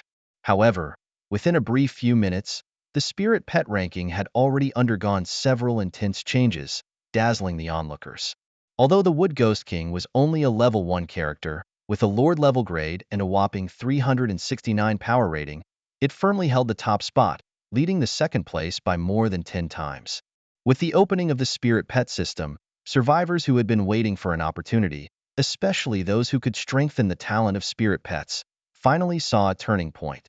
By finding the right guardian spirit, they had the opportunity to rise to dominance in the apocalypse. These talents also became the goal that Suyu eagerly desired. He remembered a powerful summoner who had left a deep impression on him at the second martial arts tournament. He looked forward to meeting this summoner again in the finals in 2 days. Afterward, they discovered several treasure chests, reaping a rich harvest. A superior quality equipment, Conqueror's shoulder guards, perfectly completed the Conqueror's 4-piece set for Lucy. A pair of legendary charging boots, capable of enhancing a warrior's displacement skill casting distance, was taken by the little girl. A mythical sunshot gauntlet, as one of the exclusive equipment of the Umbu god, was left to Su Yu. A beam of golden light fell on Su Yu, illuminating the curiosity and excitement in his eyes. In that golden glow, a piece of wood stood out, as if radiating a mysterious power. This piece of wood was no ordinary object, but the legendary essence of the divine wood, a precious consumable from myths, containing the soul of the wood ghost king. By collecting the celestial iron, phoenix feather, dragon bone, and dragon tendon, the sun-shooting divine bow could be restored to its perfect state. Suddenly, a prompt sounded, detected the divine wood essence in the lone wolf's backpack, initiating the Zongbu divine inheritance mission. Restore the sun-shooting divine bow. Suyu felt a surge of excitement in his heart, knowing that this was an important mission that would lead him on a magnificent journey to restore the divine bow. Suyue finally realized that Xiaohui had been eyeing his sun-shooting divine bow repeatedly because he longed to restore this legendary bow. Under Xiaohui's patient guidance, Suyue carefully guided his mental power into the divine wood and then gently touched the sun-shooting bow. A dazzling golden light flashed by in an instant, silently merging into the bow, as if the entire bow and arrow had undergone a transformative rebirth. The sun-shooting bow of the Bow King, Ho-E, a superior level equipment that can evolve, one of the 10 great divine artifacts of the primordial era, and the crown jewel of the 10 famous bows of Huaxia. A unique equipment, can only be used after inheriting the legacy of Ho-E. The equipment has recognized the master, Lone Wolf, and cannot be traded or dropped. This bow was forged from celestial iron in the 9 nether fires, with the bowstring made from the tendons of a divine dragon. The arrow shaft is made of the essence of divine wood, and the feathers are taken from the phoenix. It was named the Bow King because Hoei once used it to shoot down the 9 suns. Attributes: Strength +3, Agility +3, Constitution +3, Dexterity +3.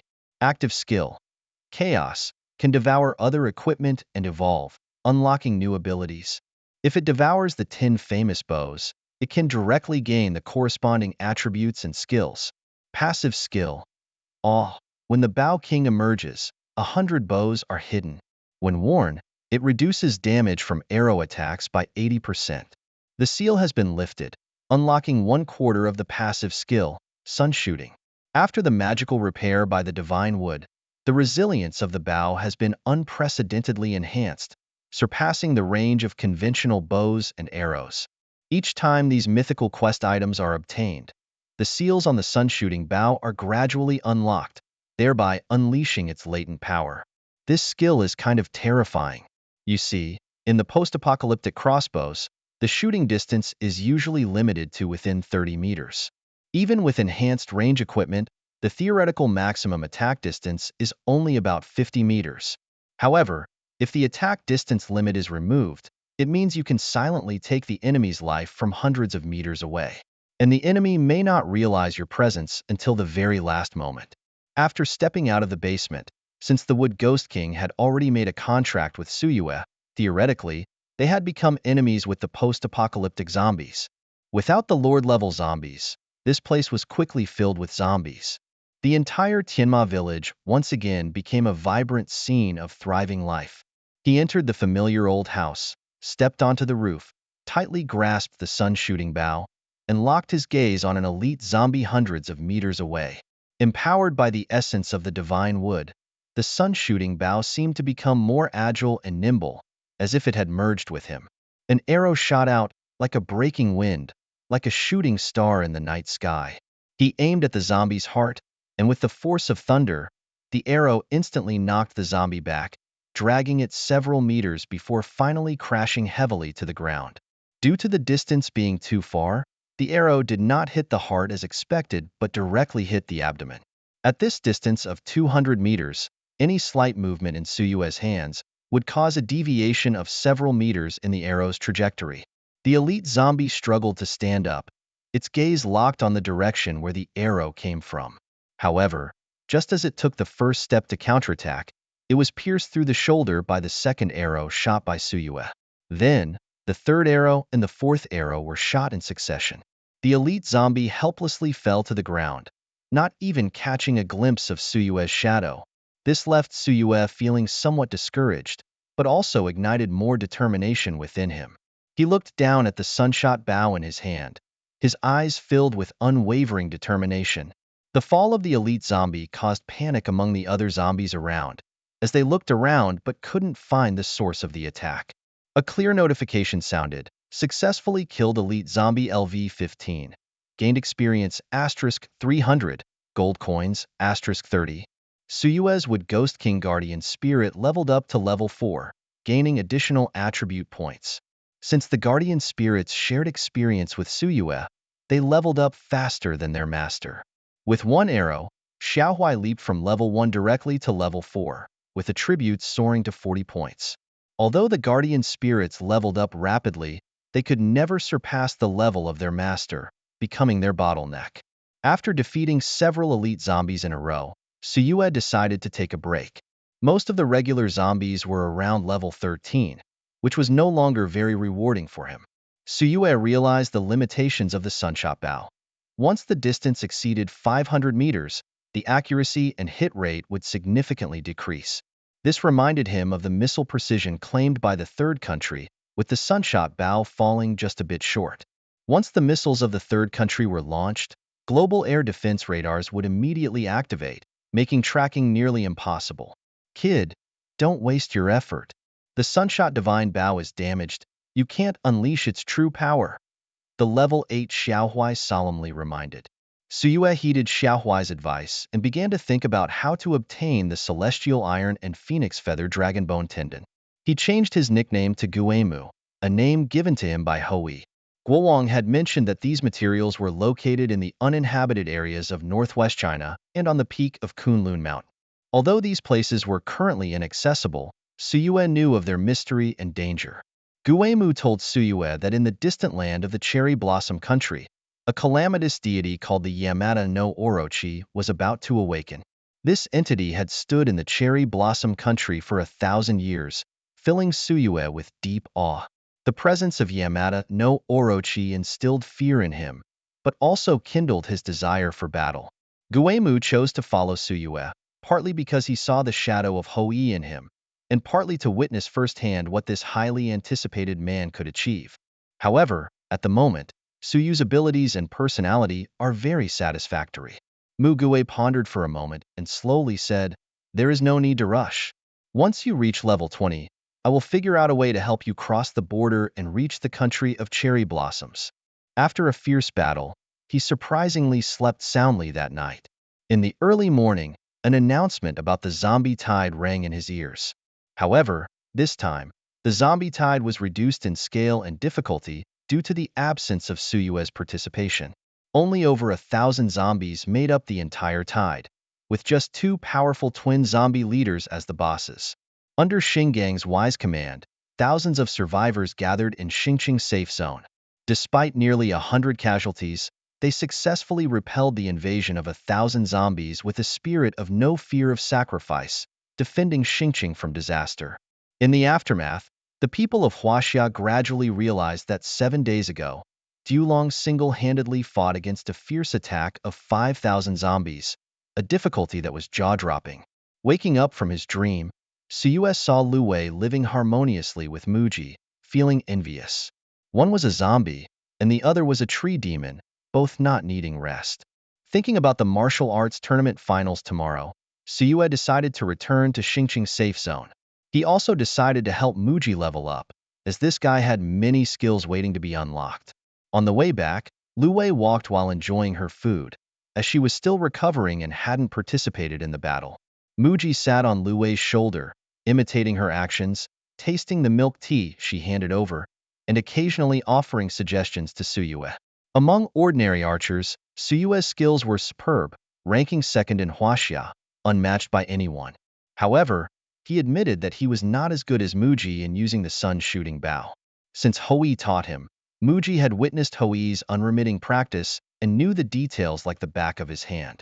Suyue felt a bit helpless, as the first on the Huaxia 4 rankings had unexpectedly become the assistant to the two of them. Ding! Successfully defeated elite zombie LV-15. gained experience asterisk 300, gold coins asterisk 30. Ding.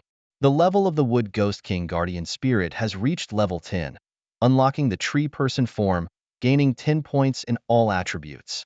Muji, I heard you can switch forms? Suyue asked while defeating elite zombies on the road, as Muji's level had reached 10.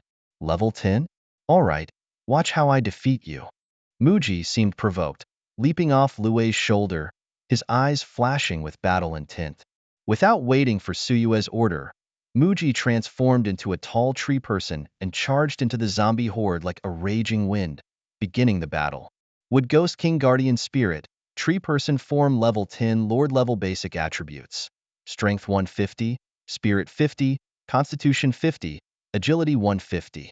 The Wood Spirit's innate abilities grant him powerful skills such as life chains, nature's shelter, and shape-shifting, allowing him to excel in battle effortlessly.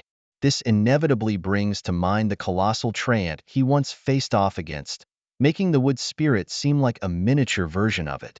Not only that, but the Wood Spirit's attributes have undergone a drastic transformation.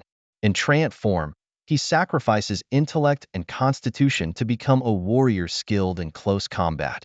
Despite giving up some ranged attack skills, the Wood Spirit's strength still surpasses this group of low-level zombies. Within a mere 2.5 minutes, the Wood Spirit has scattered those zombies in disarray, leaving them powerless to retaliate. Suyue is pleased with the Wood Spirit's performance, as he seems to be on par with Lu Wei. Suddenly, a sharp cry shatters the tranquility, revealing that the Wood Spirit is calling for help. Suyue immediately checks on the Wood Spirit's condition and finds him unharmed, with his vitality still abundant. However, Suyue is puzzled. Could there be zombies capable of challenging the Wood Spirit? He swiftly heads towards the source of the sound, only to find the Wood Spirit climbing a tall tree, reverting to his juvenile form. Corpses litter the surroundings, with only a cat-sized exotic beast still active. This kind of exotic beast is extremely rare in the spirit pet system, and what makes the Wood Spirit wary is a beast named Golden Armored Beetle. After examining the beetle's attributes, Suyue laughs out loud, realizing it's just a level 13 ordinary exotic beast. He finds the Wood Spirit's fear amusing, considering it normal for a small tree to fear insects. However, the Wood Spirit insists that this beetle is his archenemy. As the beetle flies towards the Wood Spirit, he frantically cries out for Suyue's help. Without hesitation, Suyue shoots an arrow, hitting the beetle accurately and resolving the crisis. The Wood Spirit then leaps onto Lu Wei's shoulder, showcasing his unique levitation skill. Despite the Wood Spirit's specific fear of insect-type exotic beasts, he still demonstrates formidable combat prowess. He loudly calls out for the female zombies in the cottage to come out. Despite their low levels, their clothes stained with blood, making it hard to ascertain their former identities. From their eyes twinkling with emerald green light, it is clear that they have been enchanted by the Wood Demon King. That captivating voice, as if manipulating a target creature, lasts for 120 seconds. If the target cannot resist the control, their movement speed will be reduced by 30% for 10 seconds. Suyu couldn't help but look at these zombies with a wry smile, thinking to himself, "What is your intention? Could it be that you are actually these eerie trees? No, no, no. This is just your deserved reward. Don't humans all like this kind of manipulation? In the early morning light, have you not hidden behind me many times, secretly manipulating, and even when being shut out, you would gently whisper, 'Stop, stop, stop. Your topic is getting too bizarre.'" Suyu hurriedly interrupted the Wood Demon's words, afraid that it would continue endlessly. After returning to the safe zone, Suyue embarked on a crazy shopping spree with a joyful mood, as if celebrating his victory. Following the plan, he first enhanced the legendary world-ending necklace, the Annihilation Necklace, and the mythical equipment, the Sunshot Gauntlets, to plus 10. The Annihilation Necklace plus 10 not only increased his strength by plus 10, his spirit by plus 5, his physique by plus 5, and his agility by plus 5, but also brought unparalleled power. The damage of each arrow increased by 50% with each consecutive shot, leaving people in awe. Although it had a 24-hour cooldown, once unleashed, its attack range and power would instantly increase by 100%. Even though it could only be used once, it was enough to make the enemies tremble in fear. Next, it was the turn for the mythical sunshot gauntlets to shine. These gloves were not only inspired by the legend of Hoi shooting the sun, but also a treasure coveted by archers. The sunshot gauntlets plus 10 not only increased his strength by plus 10, his physique by plus 10, but also enhanced the damage of normal attacks and the range of skill attacks by 100% and 50% respectively. The appearance of the sunshot gauntlets left Suyue very satisfied because the expanded range of his bow and arrow attacks added to his combat prowess. Although he lost the bonus of the hunter's set and his overall attributes decreased after wearing the sunshot gauntlets, and the function of automatically condensing arrows could not be used temporarily, all of these could not overshadow its powerful combat capabilities. That day, Suyue, Muji, and Luwei roamed near the Star City safe zone together. Although they did not receive the desired equipment rewards, Muji and Luwei's levels were raised, both reaching level 14. The next morning was a particularly important day for everyone in China. The planned zombie wave in various cities had been postponed, and the majority of survivors chose to stay in the safe zone to watch an unprecedented grand competition. Inside the safe zone, the big screen became the focus of attention, and in the preliminary rounds of various cities, the audience could feel the intensity and tension of the competition. Even in the rudimentary shelters, televisions were broadcasting the live matches. Today, top experts from all over the country gathered together, representing their respective cities, to battle for honor. Victory would not only bring generous rewards, but also countless benefits to the city. The whole of China was boiling with excitement for this grand event. Among the top 10 survivors on the celestial rankings, each individual has demonstrated extraordinary strength, becoming the focus of everyone's attention. Lone Wolf ranks first, Lifelong Suspense ranks second, and Luwei ranks third. Although the people of Star City have long heard of the strength of Lone Wolf and Luwei, some incorrect rumors have led them to be misunderstood as cold and cruel Demon King figures. Many are curious, eagerly anticipating the moment when Lone Wolf's true identity is revealed, waiting eagerly in front of the screen. At this moment, most of the contestants are ready, showcasing the diversity of human nature. Some are meditating, focusing on preparing for the upcoming challenges. Some are chatting and laughing with friends, treating the competition as a stage to showcase themselves. And some are taking out huge banners from their wristbands, posting recruitment advertisements through the screen. However, no matter what they do, all eyes are always on the waiting area of the Star City Arena, eagerly awaiting the appearance of Lone Wolf. Suddenly, a dazzling white light bursts from the Star City Arena's waiting area, causing everyone to involuntarily stop their activities, hold their breath, and eagerly await a glimpse of Lone Wolf's charm. Lone Wolf appears, wearing an ancient bamboo hat, holding a Zen staff, and stepping on a halo, as if from another world. More eye-catching is the majestic yellow guardian spirit by his side, with horns on its head, standing on two legs, a bulging belly, resembling a mighty Chilean beast, exuding powerful strength and dignity. This attire, this posture, all look like a Taoist? Everyone suddenly realizes that the newcomer is the substitute player from Star City, Xingang. With an hour left before the competition starts, the highly anticipated Xingang is leisurely sitting in an empty building near the gymnasium, enjoying breakfast, humming a tune, and even taking a sip of morning wine. Suyu is not deliberately putting on airs, but simply believes there is nothing to do by arriving too early. The discussions and comments from the audience outside the screen make him uncomfortable, feeling like a monkey being watched. Satiated and feeling a bit lustful, it's almost time. Suyu and Luwei lightly tap on their wristband interfaces together. Are they going to be transported to the finals of the first martial arts tournament? Because the finals gather the most top-notch experts in the entire Huaxia, and the competition venue is set at the Beijing Sports Stadium. All participants will be temporarily transported there, and after the competition, they will return to their respective cities. Without hesitation, Suyu presses the confirm button. A dazzling white light flashes, and he and Luwei make their grand entrance, appearing in the waiting area of the Star City Arena. Their appearance did not cause much of a stir, as they arrived on time. Just then, the system prompt rings clearly. demanding the final contestants return to their respective arenas and await the start of the competition. 48 elite contestants from 16 cities quickly returned to their respective waiting areas upon receiving the notification. Each person was filled with anticipation and anxiety, as the upcoming drawing ceremony would determine their opponents and the order of appearance in the competition. While waiting, each contestant quietly prepared themselves, adjusting their mindset and making thorough preparations for the upcoming matches. Some contestants looked serious, with furrowed brows, as if contemplating how to deal with various possible scenarios, while others appeared relaxed, smiling and chatting with other contestants around them, trying to ease the tense atmosphere. Each person faced the upcoming challenge in their own way, showcasing their unique personality traits. As the drawing ceremony approached, the tension in the waiting area gradually escalated. The mood of each contestant fluctuated accordingly, with some feeling nervous and uneasy, while others exuded confidence. They all knew that this drawing ceremony would determine the course of their upcoming matches, so each person hoped for an ideal outcome. Finally, the drawing ceremony began. Each contestant took turns walking onto the stage, drawing their opponents in the order of appearance.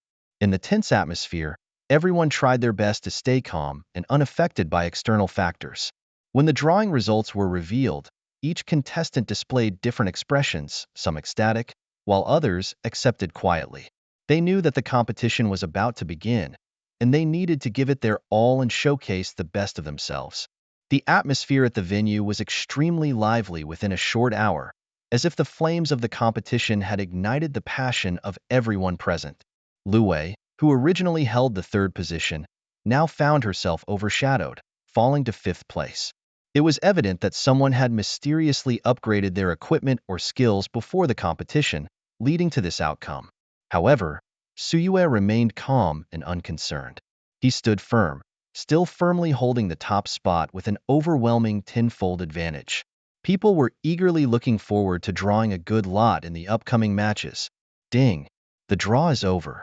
Lone Wolf, you rank first in combat power, and your final number is A1 in Group A. Ding! The draw is over. Luwei, you rank fifth in combat power, and your final number is E1 in Group E. As the draw concluded, there were mixed emotions in the crowd as they closely examined the groupings. Each participant in every region was assigned to different groups, with each group's strength relatively balanced, arranged according to combat power levels. However, Suyue noticed that there were not many Treants in Group A. It seemed that these individuals did not attract much attention in the apocalypse. In contrast, there were many familiar faces in the other groups. For example, Liu Bai in Group B, Wang Cheng in Group C, and Li Shusen in Group D, all of whom were renowned powerhouses in the apocalypse. Some were from the four major families, some belonged to the powerful dragon group, and some were free individuals like Suyue or members lurking in the shadows of the black group. Just as everyone was immersed in these thoughts, the system's voice suddenly rang out. The final of the first martial arts tournament is now beginning. Now, let's explain the rules to everyone. The final will be divided into two stages, group stage and peak stage. In the group stage, 48 participants will be divided into 6 groups from A to F for competition. Within each group, the players will be randomly paired and engage in 3 rounds of intense duels. The winner of each round will advance to the next round, while the loser will be out of the competition. In the end, the winner of each group will emerge and advance to the peak stage of the top 6 players in the Huaxia region. The system will distribute generous rewards based on the final ranking of the survivors in the competition. 1 minute later, the competition officially begins. Everyone carefully read the rules of the competition. This competition is relatively fair. For strong players to advance to the peak stage, they must win every match in the group stage. Underestimating opponents or being careless could lead to failure. However, for weaker players, due to the random matching in the competition, they still have a chance to survive longer and even achieve unexpectedly good results. If they are matched with Lone Wolf in the first match, it could be a legendary moment. After all, this type of match result is like winning the lottery, completely dependent on luck rather than individual strength. Could there be behind-the-scenes manipulation of the lottery as well? In the blink of an eye, as the number 1 in Group A, Suyue embarked on his opening battle, starting his journey in the final. When Suyu's name flashed on the electronic screen in the center of the arena, the atmosphere among the audience in the capital city was instantly ignited. The opening match began, and the first duel was about to start. The number 1 player of Group A, Lone Wolf, strode onto the field with a calm demeanor. He seemed like a rising bright moon, illuminating the entire scene in the central plains. The cheers of the audience were like surging tides, rising and falling. Every step was a display of heroic charm, and every movement was a charming performance. Just like the audience in front of the screen, their hearts were filled with admiration and passion for Lone Wolf. Wow, it's Lone Wolf, that unparalleled great god. His heroic and charming figure makes hearts race. Lone Wolf, someone here declares to give birth to a litter of wolf cubs for you. Everyone quiet down. Lone Wolf belongs only to me. This cold and elegant rose. Stop joking. I have been silently waiting. Lone Wolf is destined to be mine. At this moment, Suyu seemed to become the focus of everyone's hearts. Outside the arena, the battle for him was fierce. Fortunately, these disputes were drowned out by the enthusiastic cheers of the audience, unheard by Suyu. If not for the on-site restrictions, Suyu would have probably rushed to the capital city long ago to give these disputants a profound lesson. Meanwhile, the survivors of Huaxia were full of anticipation and excitement. They stared at the big screen, eager to catch a glimpse of the true style of the great god known as Lone Wolf. Suyu looked around and saw the entire sports arena divided into 4 arenas, with 4 matches taking place simultaneously. Around the arenas, exclusive rest areas were prepared for players from 16 cities. Each player had their own rest room to ensure their privacy was respected. Now, it's time to reveal Lone Wolf's opponent. Who will be the one to face this challenge? Congratulations to player number 13 who is coming out. When this number was announced, the entire arena erupted in warm applause and cheers, blessing the player who was about to compete with Lone Wolf. As the system counted down, player 13 from Group A was teleported to the first arena. So you had some impression of this player? He was a member of the Dragon team from the Treasure Island. Although called a non-elite, he possessed an A-level talent, Double Luck. This talent allowed him to gain double luck points from equipment. Although slightly inferior to Suyu's full-level luck, his luck was also outstanding in the previous life. Suyu stood quietly on the arena, his eyes sharp and focused, waiting for the system countdown to end. At the same time, the excitement of the audience was ignited, their hearts surging, palms slightly trembling, counting down together. 3, 2, 1. The battle began. Before the audience could even speak, the non-elite had already nodded in defeat. A glaring white light flashed, instantly teleporting the non-elite off the arena. Congratulations to Lone Wolf of Group A for defeating the non-elite and successfully advancing to the next round. Suyu smiled helplessly. His raised hand only had time to be put down. Those 3 words were quicker than his movements. The non-whale in the rest area breathed a sigh of relief, smiling with relief, and said, "Luckily, I had been practicing diligently before. My eloquence is still passable, otherwise I wouldn't even have a chance to surrender." Many years later, when reminiscing about this experience, he always boasted with a sense of pride in front of young people, saying, "I once had a showdown with Du Lang, and he couldn't leave a single scratch on me."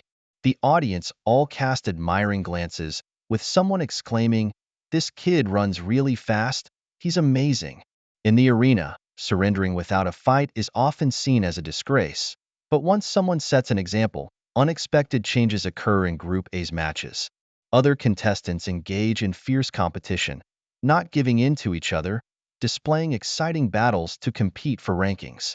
However, when the opponent is Suyu, the situation is completely different, as other contestants choose to surrender one after another. The speed at which they surrender is faster than the Gallic rooster under the Germanic rule, showing no mercy. The competition in Group A came to a hasty end in just 20 minutes, leaving Suyu feeling a bit low. Even though he is usually cheerful, he has become somewhat withdrawn. Every match seems to be the same, with opponents surrendering as soon as they step onto the stage, which makes Suyu feel a bit disappointed. He feels like he hasn't given his all yet, but his opponents are already falling, leaving him somewhat helpless. The first seed, Lone Wolf, successfully advanced to the peak match with a record of 3 consecutive victories. Although he was given a spot in the peak match, the audience did not feel let down. In the resting area below the stage, Suyu idly watched the intense battles in the arena, contemplating his next move. In the finals, it seems they have reached some kind of agreement in private that if they find themselves unable to defeat their opponent, they will not hesitate to surrender. Although there are occasional injuries during the matches, fatal attacks are rare. In front of everyone, anyone who dares to go all out will attract the attention of other forces, and may even provoke a collective attack. Suyu is not interested in these battles that stop short of a real fight. He prefers to find suitable targets to plunder.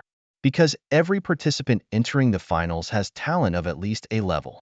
Although these people don't seem far from him, Suyu found out that they are in a special barrier and cannot be plundered. He can only wait for the arrival of the peak match. Group B was won by Liu Bai from the Liu family in Chang'an City. Group C was won by Wang Chong from the Wang family in Jianan City. And Group D was won by Li Shusen from the Dragon Group in the capital city. The E group, where Liu Wei is, easily advanced, while the competition in the F group was exceptionally fierce. Especially in the last round of the group stage, the 6th and 7th ranked powerhouses on the heavenly rankings engaged in a fierce battle. In the end, the 7th ranked participant successfully secured a spot in the peak match, winning this thrilling match. The group stage of the first martial arts tournament has come to an end, with Lone Wolf, Liu Bai, Wang Chong, Li Shusen, Liu Wei, and another participant successfully advancing to the peak match. Congratulations to these 6 participants. Next, the rules of the peak match will be revealed. These 6 participants will compete randomly in pairs, and the 3 winners will directly advance to the top 4. The losers will enter the revival match to compete for the last spot in the top 4. It seems that the real test is about to begin. The peak match is underway, and the first battle will be between Lone Wolf and Life on the Line. At this moment, the audience in the arena has already erupted in cheers for this intense showdown. Wow, did you see that? That's the Chang'an division, and the renowned sword gentleman Liu Bai. He has securely held the 2nd place on the heavenly ranking for a full 5 days. Even though everyone changed their outfits collectively before the competition, they couldn't shake his position. Look at the equipment on him, emitting a purple light, all legendary top-tier gear. The weapon he's holding should be the mythical rank 4 divine, evil-slaying sword +6, truly making people drool. Watching Liu Bai, he appears gentle on the outside, but exudes a righteous and handsome aura. I really want to challenge him. Challenge him? That doesn't sound quite right. In this match, even though no one from the capital participated, the competition between the 1st and 2nd on the heavenly ranking still attracts a lot of attention. In everyone's eyes, only Liu Bai can truly threaten the Lone Wolf's position. At the start of the match, he firmly held the 2nd place on the heavenly ranking. If even he can't shake the Lone Wolf's position, then the champion is probably already decided. Suyu watched his opponent, silently observing his state. Standing opposite him was a suave and just man from the northwest. However, Suyu knew deep down that this person, though outwardly upright, was actually cunning, ambitious, and treacherous. In a past life, before the apocalypse arrived, Liu Bai, as a member of the Liu family's collateral branch, had a humble status and was not prominent. However, in order to complete the swordsman's job transition task, he needed to kill 100 survivors within an hour.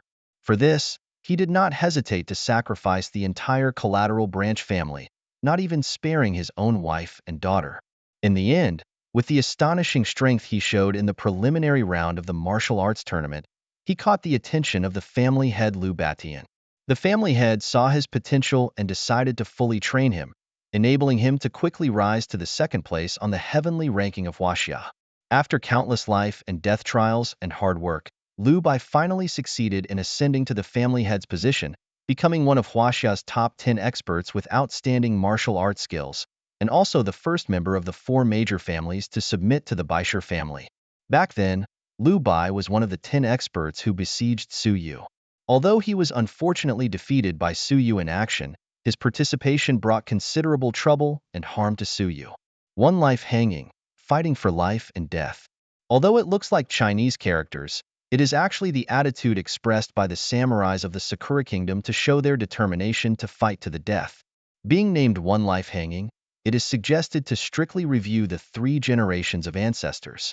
One life hanging, LV15, profession swordsman, title light of Chang'an, S-level talent double strike talent repetition, cannot be deprived. In terms of attributes, strength 145, spirit 144, constitution 66, agility 61. Skills include thrust, charge, slash, sprint, 72 paths of evil slaying swordsmanship, double strike? What a pity. If it could be deprived, wouldn't it be possible to become quadruple strike? Suyu finally found a suitable talent, but couldn't implement it, feeling deeply frustrated. However, when the enemy was right in front of him, an uncontrollable excitement surged in Suyu's heart. Everyone held their breath, after a long wait, finally welcomed the lone wolf's move. Liu Bai felt an unprecedented heartbeat in Suyu's seemingly smiling eyes. Liu Bai's heart raced in this moment, much like the feeling he had when he ended the lives of his wife and daughter with his own hands a few days ago. His eyes sparkled with a sharp gleam as he stared intensely at the man in front of him. This man was none other than the legendary Lone Wolf, hailed as the pinnacle of martial arts in China. Liu Bai knew deep down that he had come to seek apprenticeship and learn from the Lone Wolf. Steadfastly, he had come to confront the Lone Wolf, hoping to learn from his superior skills. The countdown began. 3, 2, 1. The battle officially commenced. As the countdown reached its final minute, Liu Bai tightly gripped his dual swords, his eyes flashing with determination, like a wild beast unleashed. Without hesitation, he unleashed the most powerful skill from the 72 forbidden sword techniques, the lightning speed sword technique. This sword technique was like a fierce storm, with moves as unpredictable as thunder and lightning, exuding a deadly aura. Each step was firm and powerful, as if challenging the limits of speed. Meanwhile, Suyu stood still, with a proud expression, like an insurmountable mountain. How dare he let the swordsman get close? Seeing this, Liu Bai felt a surge of inexplicable confidence, pushing his speed to the maximum and charging towards his opponent like lightning. The audience was stunned, as behind his speeding figure, a pair of majestic black wings sprouted, resembling a mighty war eagle. The lightning speed sword technique was unstoppable, enough to slay a leader-level zombie, yet Suyu remained calm and composed. What kind of realm was this? The audience was shocked, realizing that the top-ranked lone wolf was truly extraordinary. With a mocking smile, Liu Bai revealed his true evil villain nature.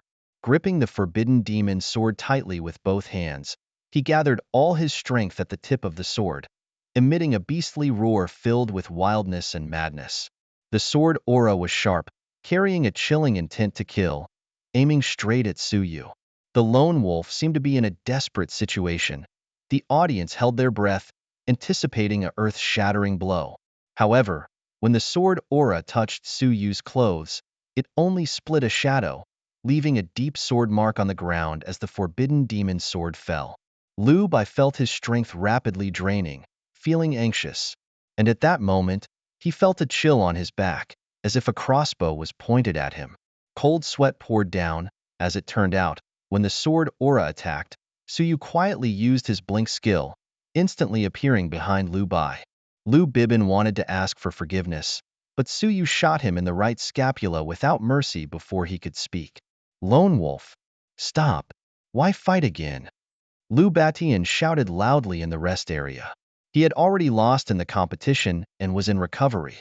Despite Liu Bibin's serious injury, after emergency treatment, he still had a chance to turn the tables in the rematch. However, Su Yu's arrow seemed casual but contained tremendous lethality. Influenced by the aesthetics of violence, Liu Bibin fell into a 10-second state of fear, feeling the heavy pressure. Fear bound him like shackles, struggling in endless pain and inner turmoil. Fear made his rationality begin to falter, becoming increasingly crazy. Eventually, he began to treat fantasy as reality. Haha, Lu Wen, Lu Wu, Lu Tian, you have all fallen under my sword, and I am one step closer to the path of the demon swordsman. Liu Bibin shouted madly, the fear in his heart driving him even more insane. Every time the fear was about to end, Suyu would shoot another deadly arrow, prolonging the illusion. Daughter, I lied to you before. You are my ultimate goal. Now, let Daddy give you the deepest love. Don't blame Daddy. Once the job change is successful, Daddy will no longer be the same. Lu Bibin's consciousness was blurred, even behaving wildly in fear. His words and actions were abominable. Lu Baishan's position would eventually belong to him, and he would be able to use the resources of the Lu family to join the Sakura country. At first, everyone was confused by what was happening, but as Lu Bibin's words continued to reveal, the situation became even more twisted. In order to change jobs, he actually killed the Lu family, including his own family. What was even more shocking was that he turned out to be an extreme pro-Japanese extremist. The anger in the crowd burned like a volcanic eruption, shouting "Kill him," one after another. In just a few minutes of conversation, the reputation of the Lu family plummeted. Lu Bibin suddenly stopped laughing, his face becoming extremely ugly, his gaze involuntarily turning to Lu Batian below the stage. At this moment, Lu Baishan's face also showed the same painful expression. The death of Lu Bibin's family brought endless doubts, but Lu Batian never expected that Lu Bibin would cruelly put his family to death for the job change task. The Lu family has always prided themselves on being as resilient as wolves in the Northwest, but have they raised a traitor who betrays the family and forgets their kindness? Before Lu Batian could give the order, the Lu family had already set up numerous traps in Chang'an, ready to bring Lu Bisheng to justice. Once Lu Bai steps foot in Chang'an, he will surely face severe punishment. Lu Bai has been troubled by arrow wounds, but he knows that leaving a mark on the arena will only lead to his demise.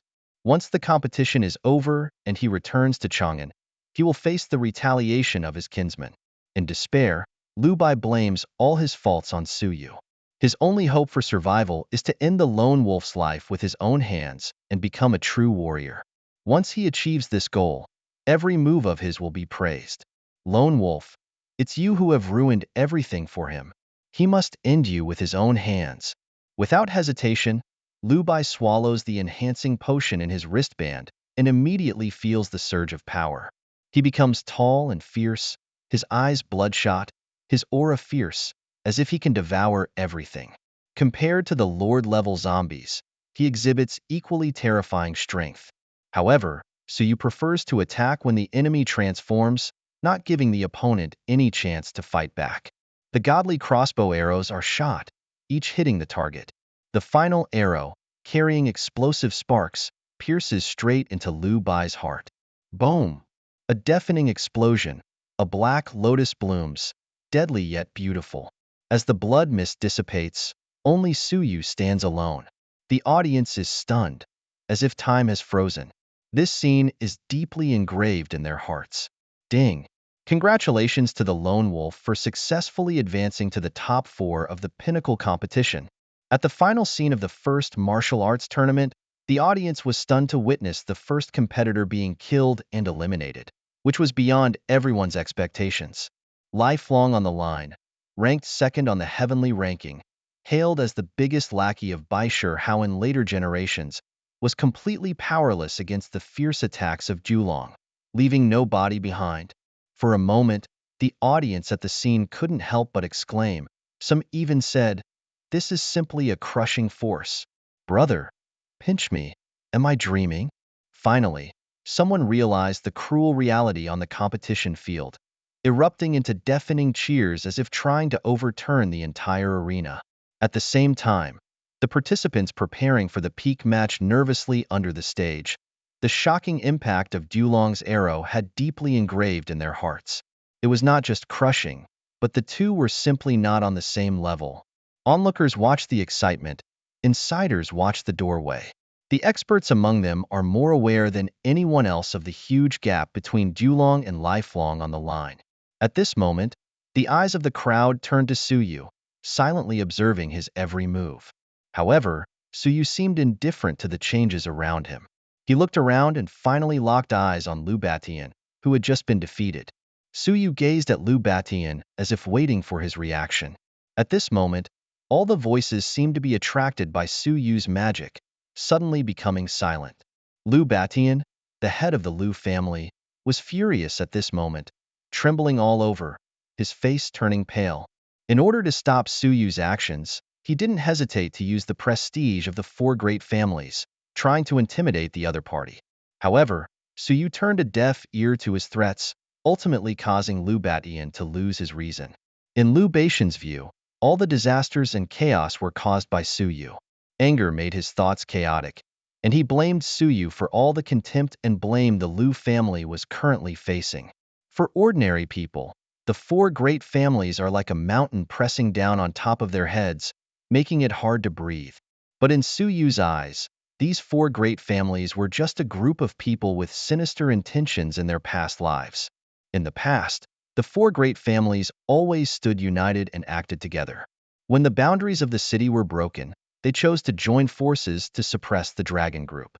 Eventually, they divided Huaxia, forming the four dominant forces in the east, west, south, and north, each dominating their own region. The dragon group was forced to retreat to the central plains, struggling to survive at the border of the four forces. The internal division of Huaxia was the opportunity for the Baisher family to infiltrate and gradually control the entire Huaxia. What a disgrace.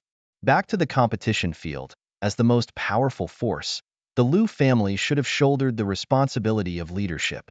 Even if Liubi was really at fault, in the eyes of the Lu family, they would not easily bow down to freelancers like Dulong. After all, although Dulong was strong, he was ultimately alone and could not compete with the entire power of the four great families. Each of the four great families is powerful and numerous. At this moment, Chang'an City has almost become the territory of the Lu family.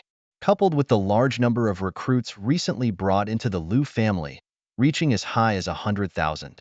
Even though the Baisher family suffered heavy losses at the Star City headquarters, they are still thriving in other southern regions. As the head of the Lu family, Lu Batian is determined not to show any weakness in front of the lone wolf.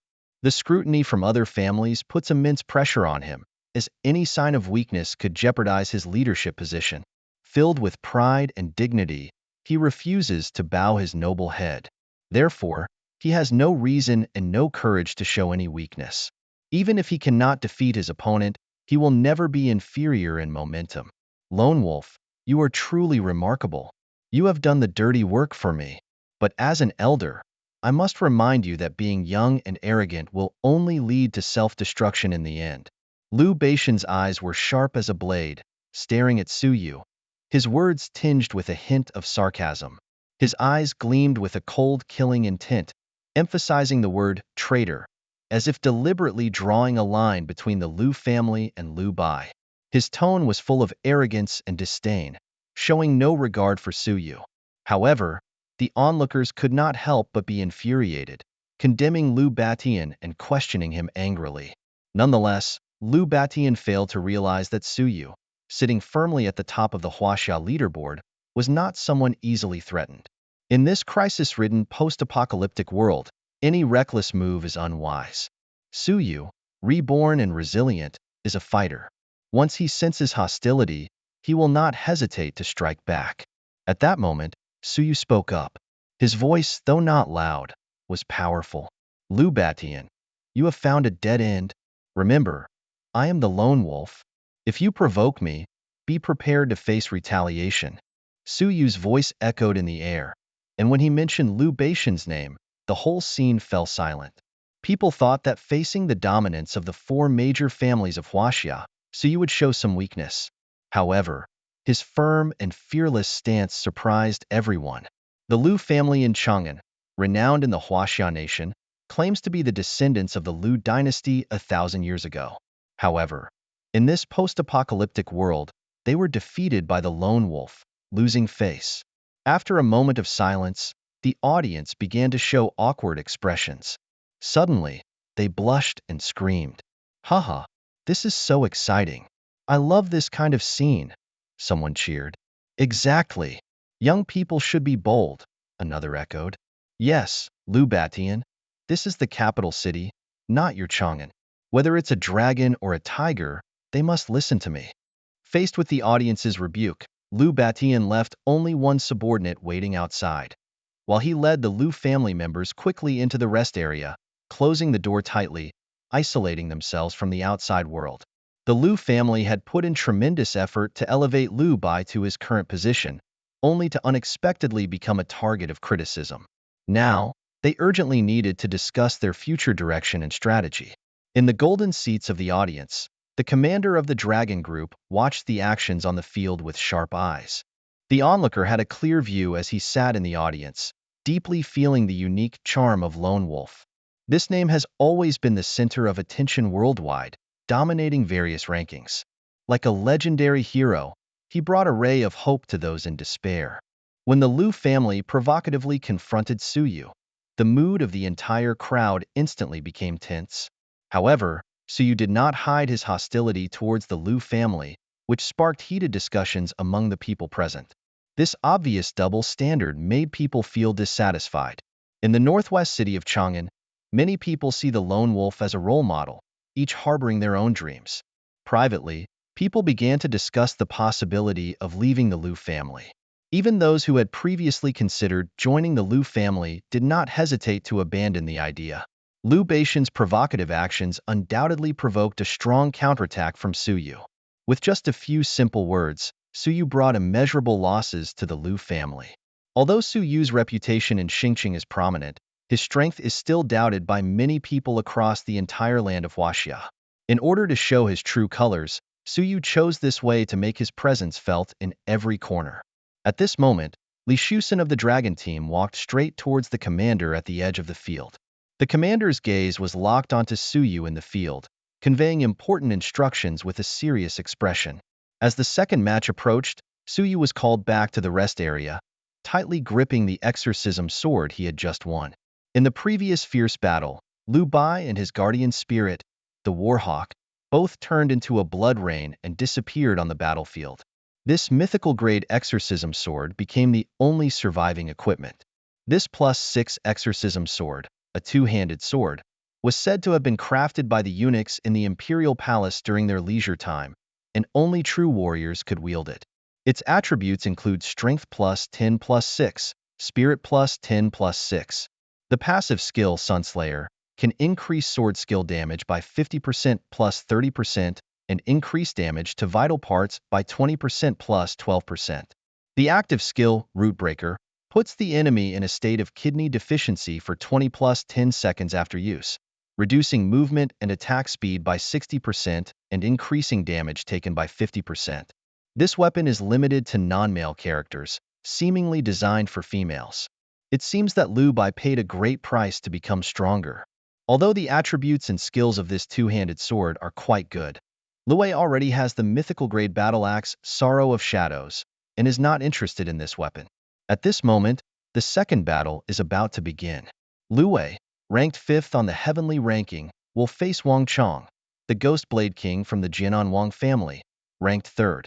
Whether they will advance directly or need to compete in the resurrection round will depend on the outcome of the upcoming match. In the previous group stage, Liu Bai's performance was outstanding, just like Suyu, easily facing various challenges. After all, as soon as her opponents saw the little Lolita with 2 huge axes in her hands, they were dumbfounded. This visual impact was just too strong.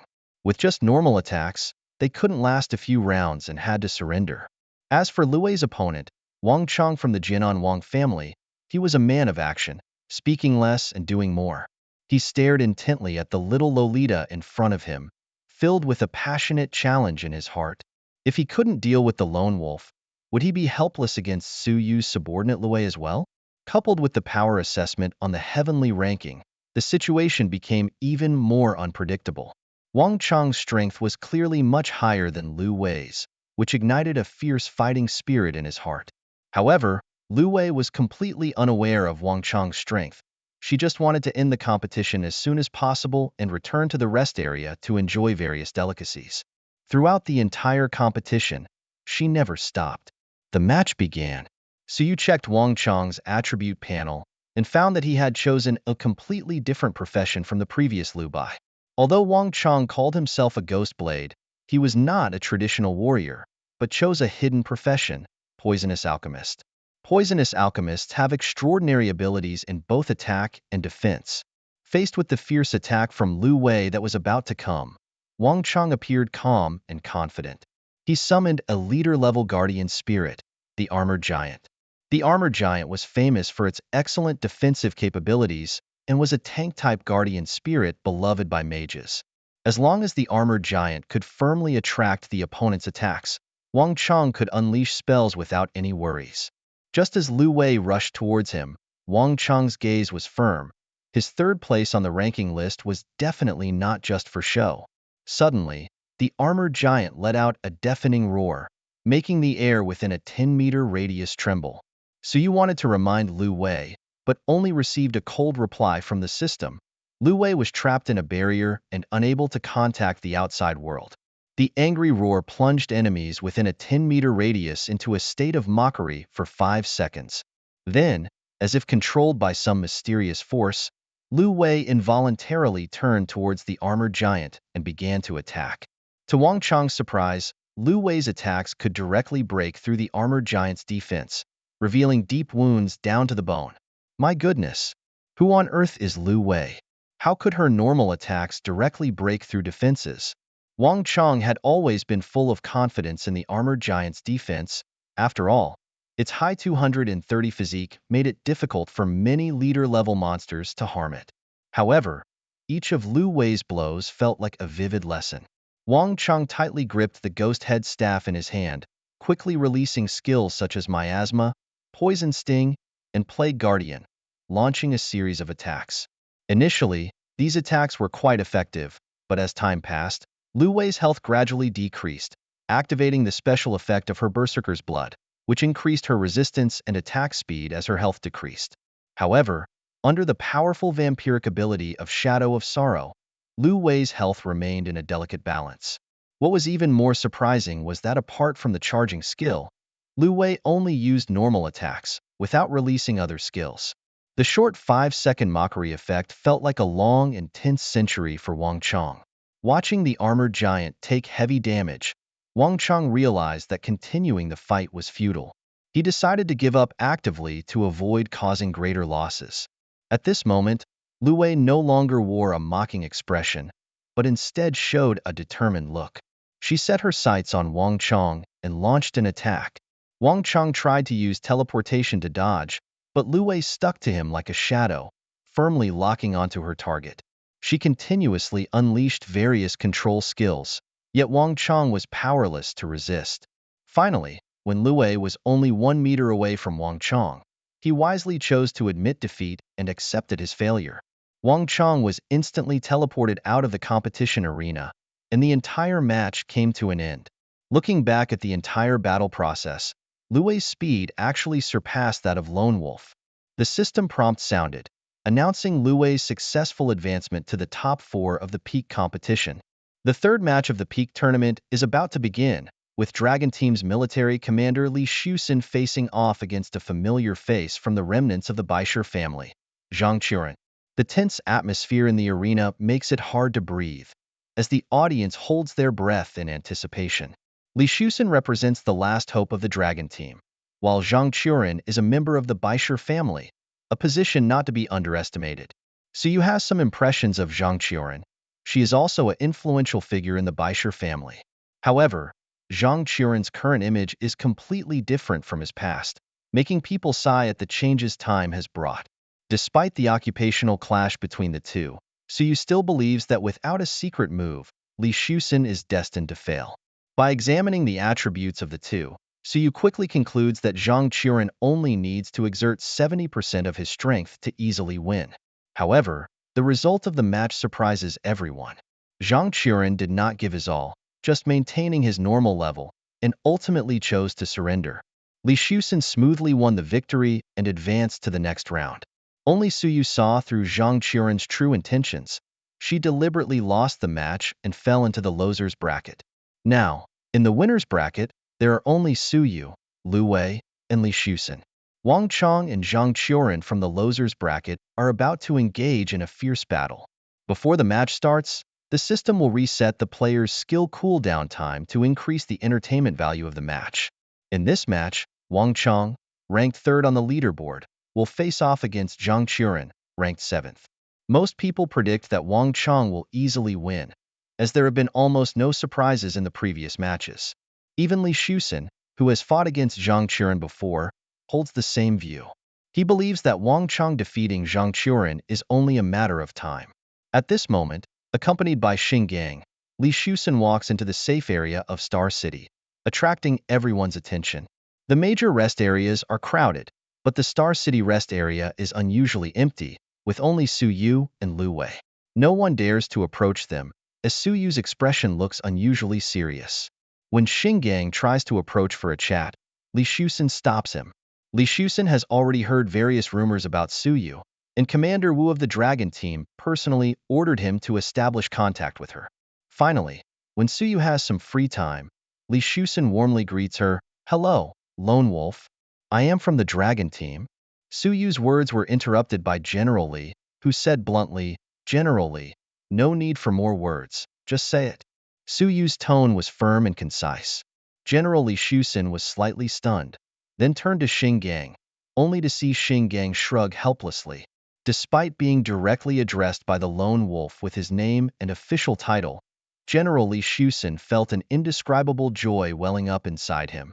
He realized that the person who could firmly hold the top spot in China was no ordinary person. Upon learning the Lone Wolf's identity, General Li Shusen immediately assigned Xing Gang to thoroughly investigate Su Yu's background and actions after the apocalypse. However, they discovered that more than one force was secretly investigating this crucial information. General Li Shusen decisively said, "Since the Lone Wolf has spoken, I will be direct." He then gestured for Xing Gang to hand a cowhide bag labeled file folder to Su Yu, containing detailed records of Su Yu's background before the apocalypse. Xing Gang added solemnly, "I can guarantee this is the only copy, and no one has seen its contents." Su Yu was no longer concerned about his identity being exposed, but he still had a slight doubt in his heart. Did this file contain some secrets unknown to him? Su Yu nodded, feeling quite favorably towards the two before him. As a general, he and Xing Gang had sacrificed everything for the Dragon Team in their past lives, becoming true tragic heroes. Then, Su Yu took out a prepared list, detailing the undercover agents of various major forces within the Dragon Team. He said, "This is for you, General Li." General Li Shusen took the list with both hands, while Xing Gang quickly turned his head away. According to Xing Gang, the Lone Wolf had once submitted a list that successfully cleared the team of moles. However, when General Li Shusen began to scan the list, he was shocked beyond measure. He had anticipated that the four major families would plant spies within the Dragon Team, but he never expected that even the most core positions had been infiltrated. What shocked him even more was that the last name on the list was none other than his long-trusted commander Wu Tianyuan. This Commander Wu, with his thick eyebrows and big eyes, had also betrayed them? General Li Shusen hurriedly closed the list, unable to calm the turmoil in his heart. He looked up to meet Su Yu's deep gaze, realizing his own voice was trembling. Su Yu calmly replied, "General Li, who do you think will emerge victorious in this contest?" Sometimes, not answering is also a form of answer. General Li Shusen watched as Long Nagasaki on the field retreated step by step, taking a deep breath. "Wang Chang will win. I have fought against Long Nagasaki before, and she has reached her limit. Wang Chang will win within 10 moves." Su Yu's answer caught General Li Shusen off guard. From Long Nagasaki's panicky and disordered movements, anyone could see that she was in a passive position, being beaten. Why was the Lone Wolf so confident that she would win? Suddenly, a shrill cry came from the stage. "Ah, my hand!" Everyone looked in horror, only to see a guardian god with wings on his back, a samurai sword at his waist, and traditional tall wooden clogs from the country of cherry blossoms, appearing out of thin air. His movements were swift and fierce, with one swift strike.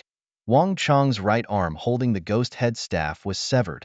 This scene was truly terrifying, as if one could feel the sharp and powerful momentum piercing through the heart.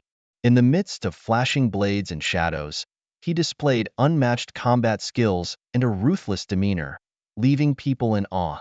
"The outcome is clear," Su Yu said calmly, as the guardian spirit wearing a red Tengu mask appeared. From its unique appearance, It was easy to recognize this guardian spirit as a Tengu originating from the Sakura country. It could be inferred that it was obtained from a copy related to the Sakura country. Suyu was not surprised that Changsharong could turn the tables. However, the members of the Wang family, where Wang Chong was, had faces ashen with anger. The situation that was originally in their favor was unexpectedly disrupted by this guardian spirit, catching them off guard. Considering Wang Chong's current injuries, if he wanted to recover, he had to find a way to retrieve his severed arm. If he chose to surrender and be forcibly transported out of the battlefield, could he still expect Changsha Rong to bring back his severed arm for him? You woman. We agreed that the four major families would advance and retreat together, yet you dared to attack me so ruthlessly. Wang Chong's sweat dripped like beans, but he didn't mention that he had shown no mercy to Changsharong just now. After all, when the news of Baishir Hao's death spread, the other families began to encroach on the Baishir family's territory intentionally or unintentionally.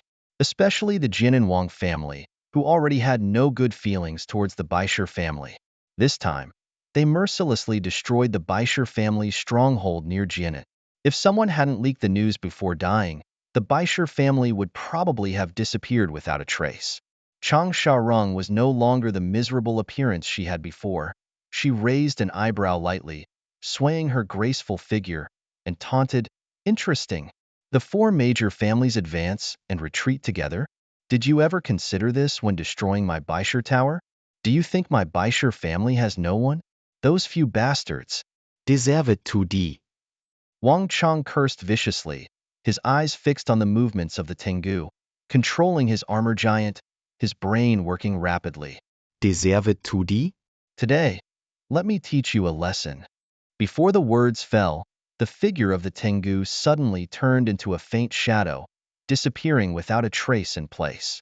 Wang Chong only felt a chill down his spine, as the Tengu used Shadow Step, appearing behind Wang Chong unnoticed, the blade in its hand flashing with a sharp wind, suddenly swinging out. Shadow Step, under the protection of shadows, the figure shuttles like a ghost in the darkness, instantly appearing behind the target, increasing movement speed by 70%. Although the armor giant reacted in time, activating taunt, attempting to block the samurai sword. But at this moment, the Tengu let out a deafening roar. The armor giant, as if startled, lowered the hand it had raised, allowing the Tengu's attack. This strike was called Wind Wound. Wind Wound, using the collision of demonic winds to create cracks in the wind. Then, using the samurai sword to cut towards the crack, forming a wind-based spell area damage. At such a close distance, the area damage released by this skill was powerful enough to be fatal. Faced with the threat of death, Wang Chong decisively chose to surrender, knowing that his current strength was temporarily unable to compete with his opponent. As expected, with Wang Chong's surrender, he was greeted with a chorus of boos from the audience. Real men fight to the end, obviously not satisfied with Wang Chong's easy surrender. The Baishir family? The Wang family is declaring war on you. Within a month, you will regret coming to China. His words were like a bombshell, instantly igniting the entire scene. Everyone was shocked, as this battle had evolved into a full-scale declaration of war between two families. Failure is not frightening. What is truly terrifying is not bouncing back after setbacks.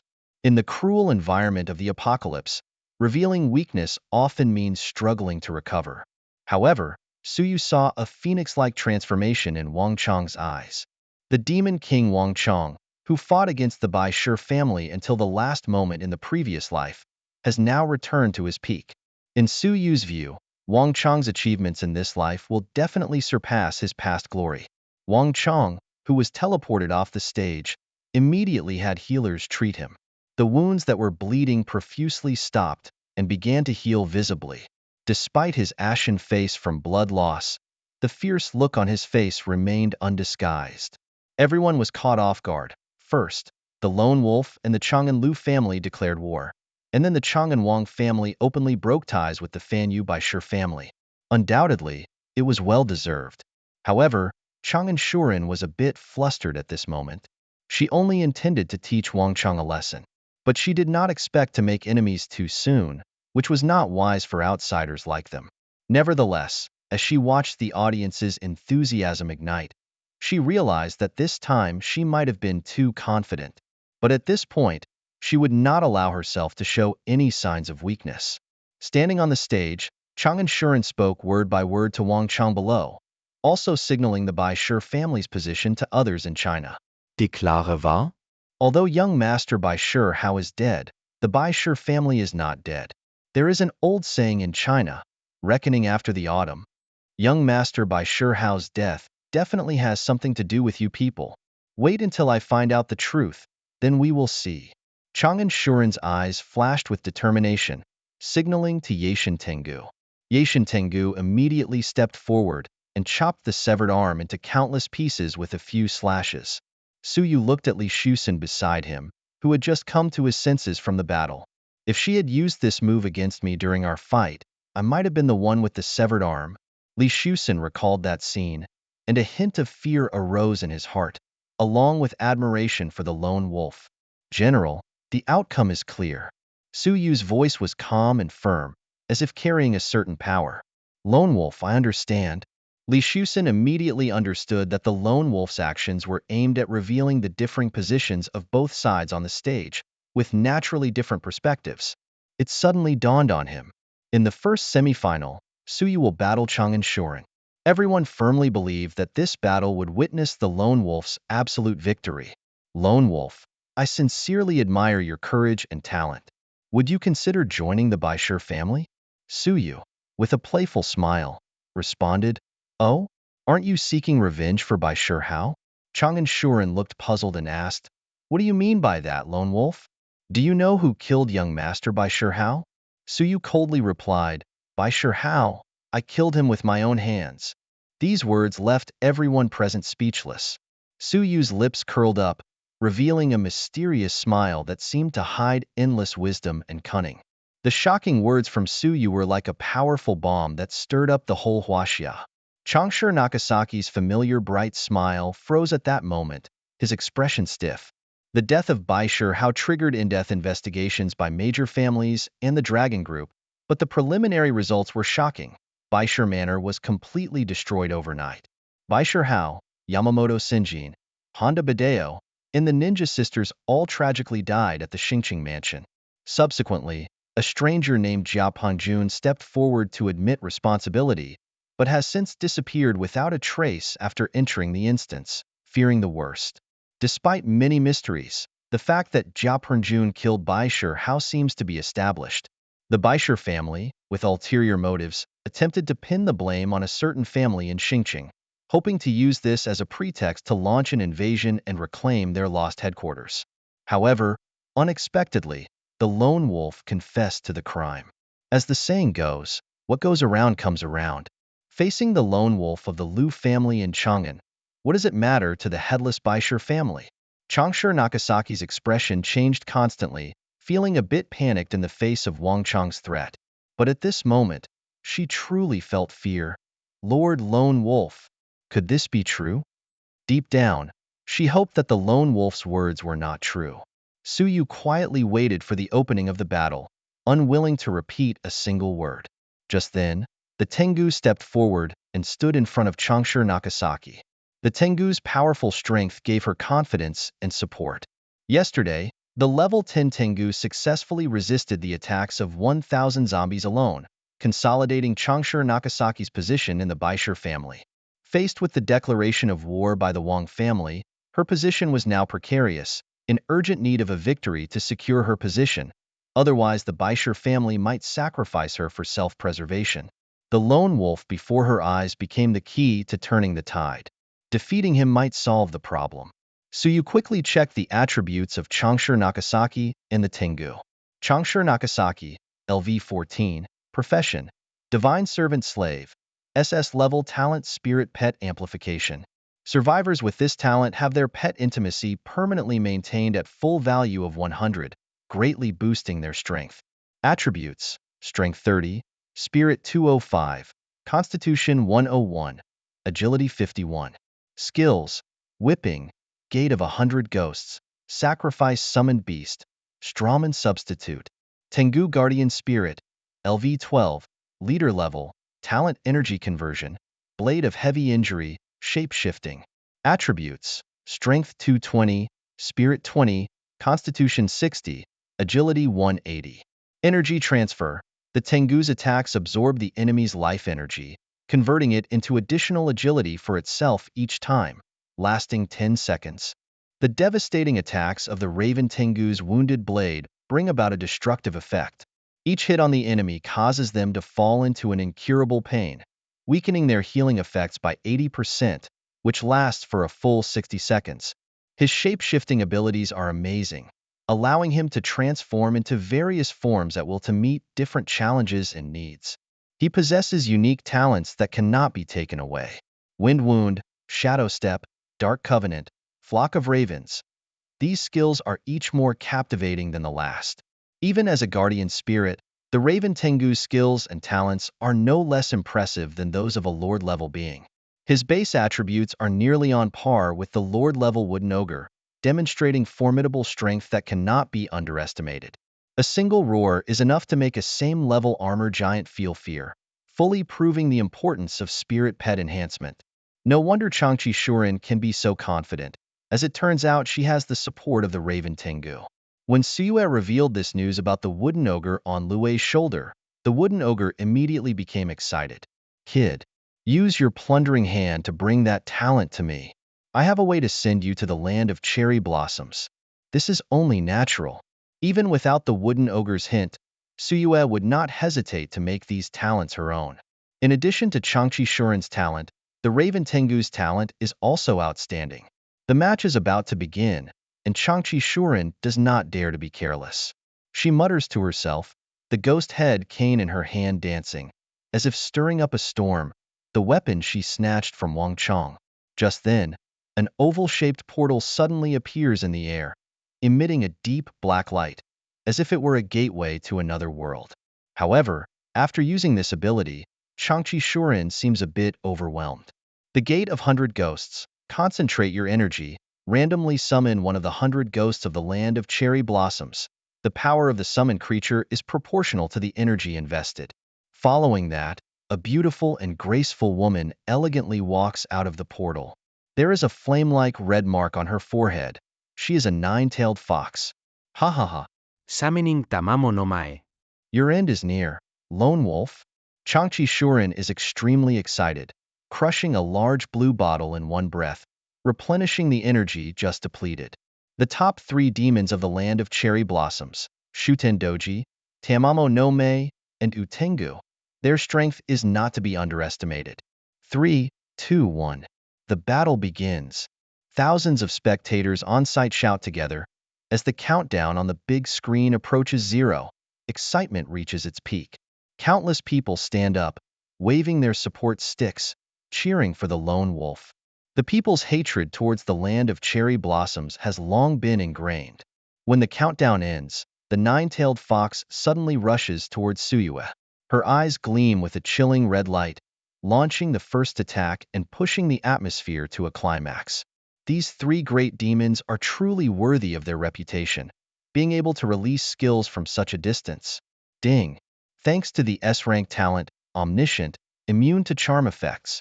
It is well known that out of 10 foxes, 9 are charming, a fact that also applies in the apocalypse. Changchi Shuren controls Tamamo no Mae, attempting to make the lone wolf kneel and beg for mercy. However, the scene they anticipated did not unfold. Instead, in Suyue's hand, there was an inconspicuous arrow.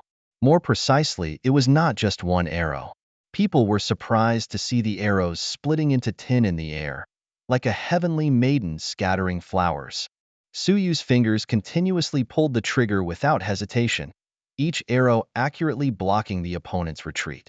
The arrows flew out with astonishing momentum, like a violent storm surging. To conduct such precise shooting from 100 meters away was clearly beyond the audience's expectations. Could this be some kind of extraordinary talent?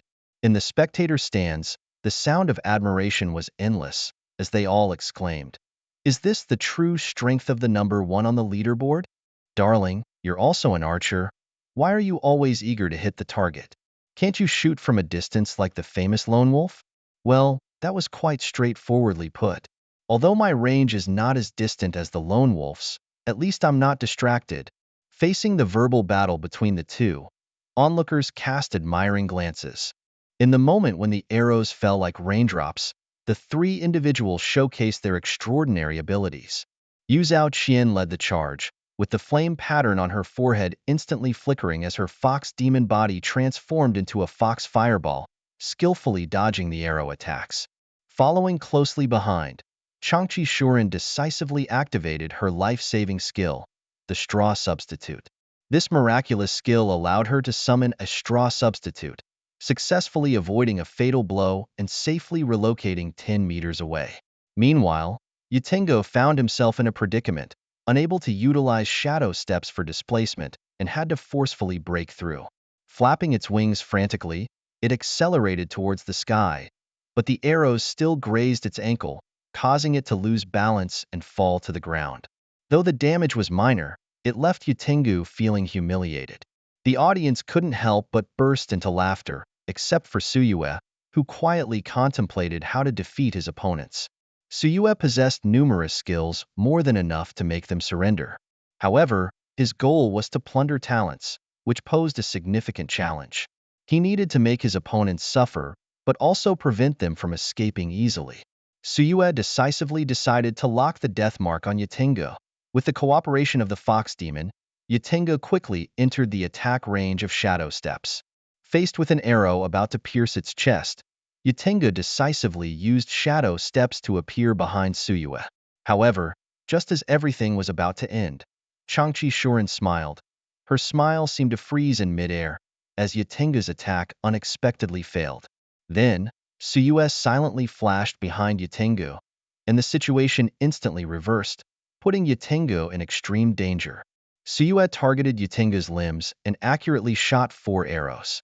Faced with the sudden appearance of the fox demon, he quickly counterattacked, precisely cutting off 2 of the fox's tails. The fox and the dog let out a painful and resentful low growl. Changqi Shuren witnessed this scene, shocked and unable to believe that all of this was really happening. She mercilessly commanded her summoned beasts to attack wildly, disregarding everything to enhance their attributes.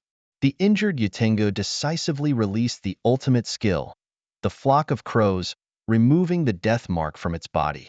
The flock of crows was a last-ditch counterattack, transforming into a group of crows that circled and swooped in the air, dealing deadly blows to the enemy. In the fierce battle, the Crow Tengu displayed its mighty power. Even if it couldn't defeat the enemy in one blow, it aimed to severely weaken them. In the next moment, the body of the Crow Tengu shattered into countless pieces, each turning into a crow. The audience watched as the lone wolf was surrounded by a dense flock of crows, prompting doubts about whether this once dominant figure would be defeated. The crowd held their breath.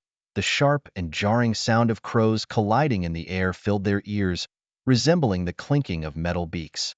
On the battlefield, the Death Lotus bloomed once again, accompanied by deafening explosions and sparks flying. Under this intense attack, a large portion of the small crows were killed in the blast, while the remaining dispersed and fled. At this moment, a faint white light shield appeared around Suyu, as he promptly activated the no-light shield, successfully blocking the attack. However, the danger was not over. The tailless fox regained consciousness in pain, swaying its tail frantically, instantly transforming into a fox surrounded by 7 flames, launching a more intense attack alongside the crow flock at Suyu. Faced with such a multitude of enemies, Suyu remained calm and composed. He raised his hand confidently and unleashed the powerful skill, the Eye of the Ghost King. A black giant pupil exuding a deathly aura suddenly appeared, instilling endless fear in them. Amplified by the Sunburst Gauntlet +10, the range of this skill was doubled. The Crow Tengu and the fox caught in the vortex clashed and rubbed against each other in the Eye of the Ghost King. However, Suyu did not stop there. He then released the ultimate Death God's arrow, bringing a visual and powerful feast to the entire battlefield. When the continuous 10 seconds ended, Yuzao Karama, heavily injured, dragged her broken body forward. Attempting to settle the score with Suyu by summoning creatures, she was effortlessly evaded by Suyu. The blazing fox fire instantly dissipated upon touching the ground. Meanwhile, the crow Tengu, too severely wounded, fell heavily to the ground. Just as Nagasaki was preparing to recall the crow Tengu to the spiritual pet space, Suyu quickly cast the Plundering Hand. Ding! You have used the Plundering Hand on the crow Tengu, guardian spirit. Current collapse level 35%, weakness level 70%, current plunder success rate 105%. Talent plunder success. You have obtained the S-level talent, Blade of Severe Injury. Remaining uses, 2. Suyue's talent, Blade of Wounds, has been rated as S-tier, possessing immense destructive power. Every successful attack on an enemy will afflict them with the wounded status, reducing their healing effects by 80% for up to 10 seconds. However, he originally hoped to obtain the talent of energy transfer, but unexpectedly gained the Blade of Wounds instead. This talent primarily focuses on reducing the healing effects on enemies, making it a significant advantage against foes with powerful healing or life-stealing abilities. The typical talent for reducing healing effects possessed by ordinary individuals can only decrease healing by a maximum of 40%. In the game, equipment that reduces healing effects is relatively rare, so those who can stack the reduction up to 60% will become a crucial part of team battles. The talents possessed by exotic beasts truly stand out when compared to humans. After defeating the Tengu, there was only Nagasaki Jiren's talent left to decipher. However, Nagasaki Jiren's displayed attack combinations left everyone astonished. Especially with Li Shusen watching from the sidelines, prepared for the next match, he was shaken by the intense battle between the two. He realized that his previous victory over Nagasaki Jiren was entirely due to the opponent's deliberate holding back. If Nagasaki Jiren went all out, Li Shusen knew he would be even more miserable than Wang Chong. This made him deeply feel that the current individual combat capabilities of humans are insignificant compared to those powerful guardian spirits. However, he was unaware that both Lone Wolf and Lu Wei had yet to unleash their guardian spirits. Seeing that the situation was turning against him, Nagasaki Jiren attempted to salvage some dignity, only to be suddenly attacked by Suyue. A cold arrow grazed Nagasaki Jiren's cheek accurately, causing him to cover the injured area in horror. A special equipment, the illusion mask, slowly descended from the air, leaving a shallow scar on Nagasaki Jiren's face. This mask allows the user to instantly transform into the appearance of another person, experiencing a whole new life. However, its durability is low and requires careful storage to avoid damage. In the post-apocalyptic era, this type of mask became a precious collectible, highly sought after. For Lone Wolf, this was an unexpected victory. Nagasaki Jiren was plunged into deep fear, as if he had returned to the painful memories of childhood abuse by his foster father. Those scars were deeply etched in his soul, making it impossible for him to escape. These painful memories resurfaced like a nightmare, causing him to let out a heart-wrenching scream. Father, it turns out that Changqi, who is familiar with Nagasaki, is a man. This fact is unbelievable. Although his words are filled with the local dialect, the veteran drivers in the audience immediately understood what he was shouting. As his mask was torn, Changqi's image gradually changed from the previously thought to be a goddess-like figure into someone with sharp features and cute earrings, making it difficult to distinguish gender and age. With the sudden release of a clipped tone, it completely revealed his male identity, leaving the audience in silence, unable to believe such a transformation. The people who were originally excited, ready to attack the Cherry Blossom Kingdom and capture Changqi, suddenly fell silent, as if time had frozen. Then, screams and mockery erupted on the scene, leaving everyone in disbelief. This sudden change left everyone dumbfounded, as if their eyes were blinded by a flash. A man with ulterior motives even wanted to gouge out his own eyes, unable to accept everything. Another member of the Baisher family, with shattered dreams, angrily smashed the support board in his hand. Even the perverts felt that Changqi's abnormality was too extreme. The international students from the Cherry Blossom Kingdom were unable to accept the reality before them and began to slap their own cheeks desperately. The scene was chaotic, reaching the pinnacle of drama, pushing the festive atmosphere to its peak. However, Changchi was oblivious to all this, not even aware that he had turned back into a man.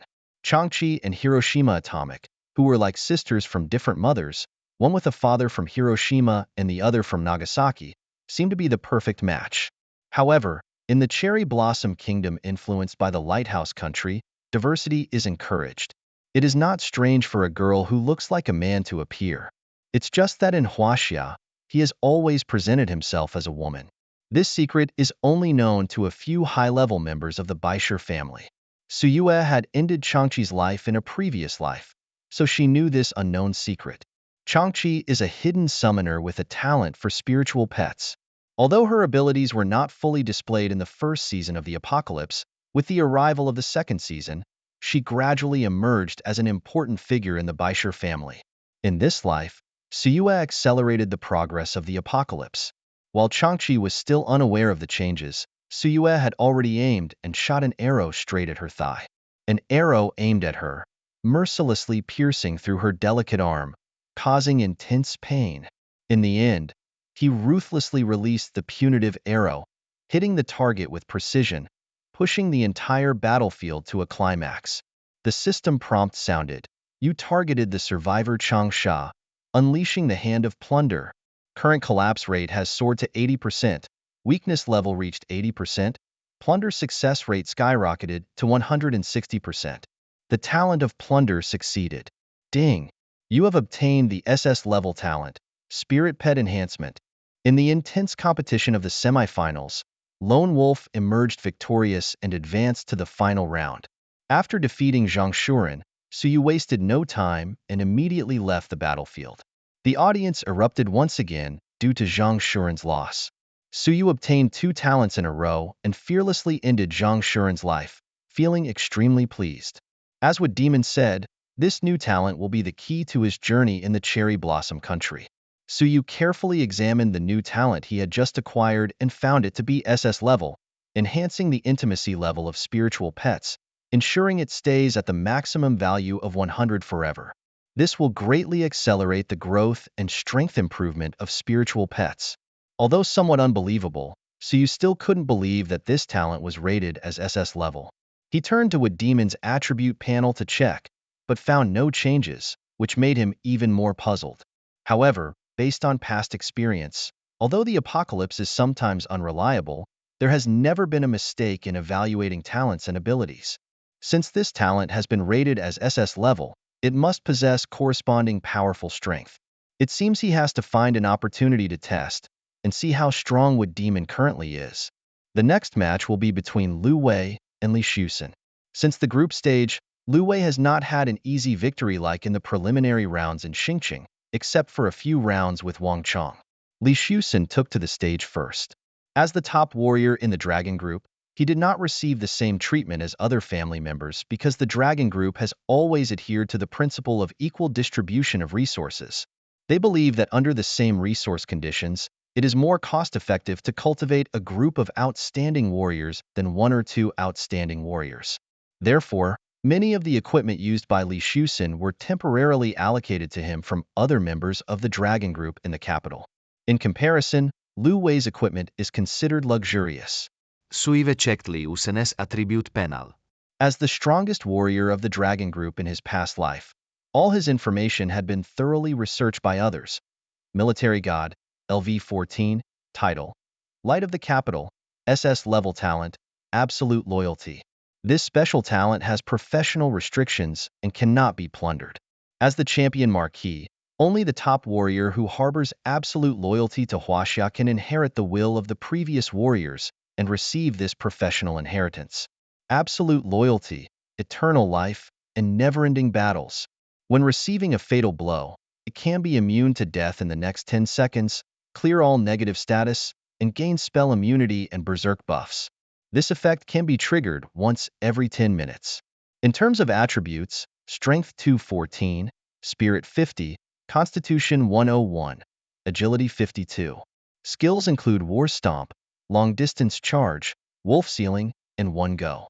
The Champion Marquis is the glorious symbol of General Hua of the Great Han Dynasty. With flexible tactics and a focus on strategic planning, he did not stick to the rules. In 6 brave expeditions, he made indelible contributions to the defense against foreign enemies and the protection of the territory for the great Han dynasty. However, fate was not fair to him, as he passed away at the young age of 24. Li Shusen was endowed with the attributes, talents, and skills of the champion marquis, as if they were tailor-made for him. Although he may not be a rival to Wang Chong, the toxic mage, or a summoning expert at this stage, the champion Ho, who activates the seal of the wolf in the face of melee class professions, has a natural advantage. With the increase in level, the abilities of this profession will become stronger and stronger. Especially when triggering the talent effect of absolute loyalty, he will ignore life and death for the next 10 seconds, forging ahead fearlessly. However, Li Shusen from the previous life could not escape the twists of fate. He suffered betrayal and ultimately perished at the hands of Commander Wu, to whom he was loyal. Compared to the finals, this match attracted more attention. Why is that? Actually, the answer is simple. Everyone had long taken it for granted to exclude the lone wolf. Whether it was Lu Wei or Li Shusen, they could not pose a real threat to Suyu. On the arena, Suyu shot down an acquaintance from Nagasaki, a scene that deeply touched Li Shusen, leading him to an epiphany and resolving many previous confusions. He decided to launch a secret investigation after the martial arts tournament to prepare for the upcoming major move. At this moment, a relaxed expression spread across his face. As the countdown approached, Li Shusen turned his gaze to the little girl Lu Wei in front of him. To ease the tense atmosphere, he smiled and praised, "Lu Wei, I've seen your previous battles, and you performed excellently. A girl like you with such remarkable skills is truly admirable. If you have the chance, feel free to visit me in the capital. I'm very familiar with the place." Li Shusen went on and on, but Lu Wei remained expressionless, tilting her head and shifting her gaze to Suyu. Subsequently, Li Shusen also looked at Suyu. Almost simultaneously, all the audience members turned their gaze towards Suyu. However, Suyu was bewildered, his gaze shifting to Mu Gue. All eyes and cameras focused on the cute little tree person on Suyu's shoulder. Mu Gue nodded and earnestly said, Lu Wei asked, "Is this guy a villain? Why is he so long-winded?" With this statement, the whole scene immediately lightened up, and all the audience members showed hearty smiles. It must be said that this little girl's words were just too cute. Suyu was somewhat speechless, shouting loudly, "Lu Wei, focus on the match, time is running out." Li Shusen's face also showed a hint of helplessness, evidently being misunderstood as a weirdo. After a short interlude, the battle finally began. In comparison, except for being slightly inferior in strength, Lu Wei's attributes did not have overwhelming advantages. At this moment, Li Shusen on the arena wielded a long spear, ready to face the enemy. As the countdown ended, the two stood still on the arena for a moment. In the end, Lu Wei was the first to break the deadlock. Unleashing her combat skill, Bloodthirsty Fury, Lu Wei completed a magnificent transformation, advancing from the dual-axe flow to the quad-axe flow. Her whole body seemed to be soaked in hot blood, like a war god descending. The axes in her hands exuded strong battle intent, and each swing was accompanied by a resounding breaking of the air, as if even the air was trembling for it. The enthusiasm of the live audience was ignited once again, especially those who favored melee professions. Their passion boiled over, immersed in the ultimate thrill of this intense battle. Across the arena, Li Shusen tightly gripped his long spear, suddenly bursting with a dazzling golden light. This long spear, known as the Spear of Huojiang, was a unique weapon of the champion marquis. Despite its understated appearance, it contained unparalleled power. When the Seal the Wolf at the Door skill was activated, the energy continued to decrease, entering a state of 3 heads and 6 arms, able to suppress all enemies. In this state, defeating enemies could also restore a certain amount of energy. 2 melee professions met, one exuding dominance with dual blades, the other displaying agility with 3 heads and 6 arms. The giant axe and the long spear collided fiercely in front of the audience, signaling the start of this intense showdown in the face-to-face confrontation. In terms of destructive power, the 4 mythical axes in Lu Wei's hands give her a huge advantage. Each axe strike is enough to send shivers down one's spine, and the power is not to be underestimated. However, in the showdown of momentum, Li Shusen slightly outperforms her. He is tall with 3 heads and 6 arms, resembling an invincible giant. As their weapons fiercely collide on the battlefield, powerful shockwaves instantly spread, leaving both sides in awe. In close combat, victory is decided in an instant. The experienced Li Shusen immediately realizes that he is at a disadvantage in terms of strength. He quickly adjusts his strategy, skillfully avoiding the opponent's fierce attacks. Although forced to step back 3 times, Lu Wei also fails to gain the upper hand. She struggles to steady herself, continuously sidestepping to dodge. Surprisingly, in this intense first encounter, Li Shusen actually takes the lead. The audience erupts in amazement. However, Suyue remains calm. In the time spent with Lu Wei, she not only learns valuable experience from Suyue, but also receives guidance from the wood demon who has lived for thousands of years, effortlessly mastering many combat skills. The little girl's growth rate is already remarkable. Now, Lu Wei performs with ease in battle. Even when faced with past difficulties, she can think quickly and find the best solution. However, what she lacks is the experience of real combat with true masters.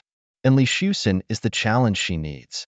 On the arena, although Li Shusen temporarily holds the upper hand, his expression is unusually solemn.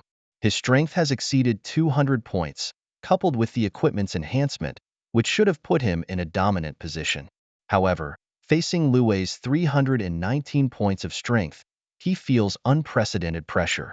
At this moment, he does not know that the little girl he is facing, even without the buff, already has an astonishing 319 points of strength. Although slightly inferior in spirit, physique, and agility compared to Li Shusen, her attack speed is as fast as lightning. Li Shusen adjusts his strategy once again, tightly gripping his spear, unleashing the skill of War Stomp. This skill can stun surrounding enemies for up to 3 seconds and cause damage. However, just as he waits for Lu Wei to be stunned and prepares to counterattack, the unexpected happens. As Lu Wei makes contact with Li Shusen, she uses Shocking Strike. As a result, Lu Wei is stunned, and Li Shusen is knocked back by Shocking Strike. He is thrown 10 meters away, falling back repeatedly. Stepping back a few paces, he struggled to maintain his balance, leaning on his long spear for support. Originally, he had hoped that the 3-second dizziness effect would give him a certain advantage to inflict some damage on Lu Wei. However, the distance between them was getting wider and wider. In the stands, everyone was stunned by the sudden turn of events. Was this the intense showdown between masters? Just a moment ago, Li Shusen had the upper hand, but in the blink of an eye, the situation had reversed. Faced with this sudden pressure, Li Shusen quickly reacted. He took out a bottle of bright red potion, trying to restore his health and energy. However, just as he was barely stabilizing himself, Lu Wei had already regained consciousness. Waving her giant axe, she charged towards Li Shusen with a fierce momentum. Li Shusen decisively used his skill, long-range charge, and went all out. The long-range charge skill increased his speed by 30% and his attack power by 30%. Over the next 60 seconds, his movement speed and attack power would increase by an additional 10% every 5 seconds. These were 2 enhanced skills, one personal and one for the team. At this moment, everyone saw that as Lu Wei rushed towards him, Li Shusen was surrounded by golden light, as if under protection. He chose to tactically retreat, his feet sliding as if coated in butter. Lu Wei pursued methodically like a precise machine. However, her speed was slightly inferior, and she was soon left behind. Everyone present could see that Li Shusen's retreat was not a real escape, but a way to control the pace of the battle, waiting for the best opportunity. When people's patience was running out, Li Shusen's speed had doubled that of Lu Wei. He stopped in his tracks, his eyes cold, teeth clenched, and resolutely counterattacked. The two clashed fiercely once again. This time, Lu Wei held her ground.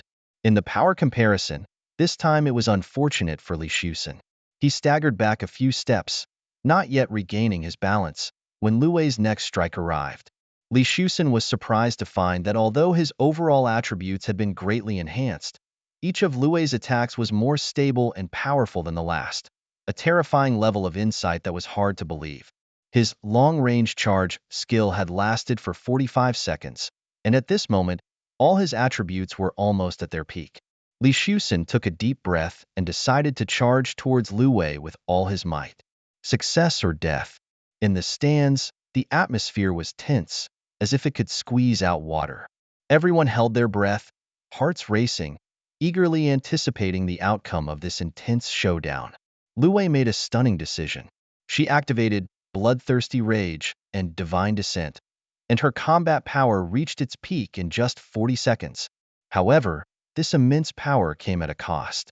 In 40 seconds, Lu Wei is about to be overwhelmed by hunger, and her strength will drop rapidly by 80%. At this moment, Lu Wei seems to transform into a war god, her body bursting with energy, blood boiling, fearlessly charging towards Li Shusen. In the blink of an eye, Li Shusen turns into a ball of golden light, swiftly flying out of the left side of the arena like a meteor, with imposing momentum. Meanwhile, Lu Wei transforms into a deep crimson light, launching a sudden attack from the right side of the arena, her gaze sharp as a blade. When the two collide fiercely in the center of the arena, the whole space seems to tremble. However, just when everyone thought it would be a close-fought battle, the voice of Suyu came softly like a gentle breeze. The loser has always been on the left. The match is over. Two orbs, one red and one white, clashed fiercely like planets colliding. They collided in the center of the arena, emitting the clang of weapon clashes, and two figures flew backwards like shooting stars. As the halos gradually dissipated, the audience watched in astonishment at the scene in the arena. Various equipment fragments were scattered on the ground, and the two people who were knocked back actually stood up stubbornly again. Lu Wei lightly brushed off the dust on her body. Despite suffering serious injuries, she did not back down. In this clash, her shoulder armor and boots had turned into pieces, unable to provide protection anymore. However, with the awakening of the berserker blood in her body, the red light on her body became even more dazzling. Meanwhile, the situation for Li Shusen became even worse. He took a fatal blow from Lu Wei, with wounds all over his body and blood gushing out like a spring. His equipment also suffered severe damage, almost offering no protection. At this moment, Li Shusen's health points were close to depletion, but a golden light burst out from him. He activated his SS level talent, the effect of absolute loyalty. For the next 10 seconds, Li Shusen was immune to death, eliminated all negative effects, and gained spell immunity and a berserk buff. Almost simultaneously, both of them drank a bottle of vitality potion, yet the potion had completely different effects on them. Lu Wei, who had the talent of Potion Master, restored almost half of her health with just one sip. However, for Li Shusen, the potion's effect was weak, and his vitality points remained at only about 20%. Although Li Shusen still had the strength to fight, when he saw Lu Wei, who had less severe injuries and a calm demeanor, he couldn't help but feel helpless. As Lu Wei approached wielding a huge axe, Li Shusen knew deep down that the outcome was already decided. This was the first time he triggered the effect of absolute loyalty after awakening his talent. Although this power gave him a huge boost in all aspects, a mere 10 seconds of invincibility was not enough to change the current situation. Faced with this, Li Shusen wisely chose to surrender. He sat on the ground, panting heavily, and exclaimed, "Well fought, young lady. I concede." As his words fell, the information was displayed on the big screen, announcing the result of the match. In the second semifinal, Lu Wei wins and advances to the final. The thrilling match had ended, and the audience, as if waking from a dream, began to come back to their senses. A brave little boy stood up and gave a warm round of applause to the two warriors. The applause spread like ripples, from tens to hundreds, thousands, up to tens of thousands of spectators joining in.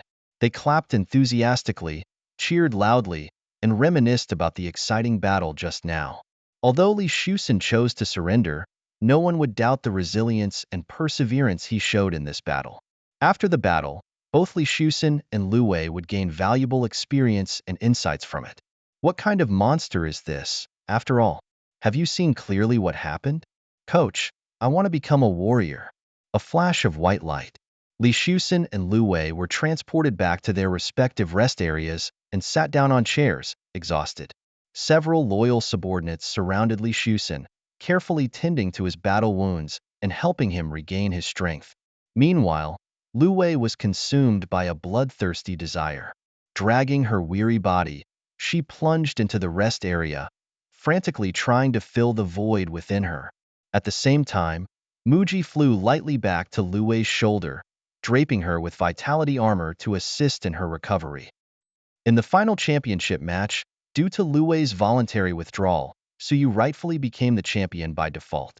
As a dazzling white light swept over everyone, their conditions instantly refreshed, and all talent skills cooldowns were reset.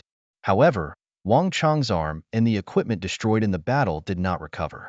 At this moment, the barrier in the center of the arena quietly dissipated, guiding everyone to step into the center of the arena. The lights swept over each person, revealing the final outcome of the match. The first Wushu tournament in Huaxia officially came to an end. The champion of this Wushu tournament is the Lone Wolf from Xingcheng, winning a mythical equipment selection chest *1, abundant experience, gold, prestige, title rewards. The second place in this Wushu tournament goes to Lu Wei from Xingcheng, winning a mythical equipment random chest *1, abundant experience, gold, prestige, title rewards. The third place is the War Godly Shusen from Jingcheng. The fourth place is the Ghost Blade Wang Chong from Jianan.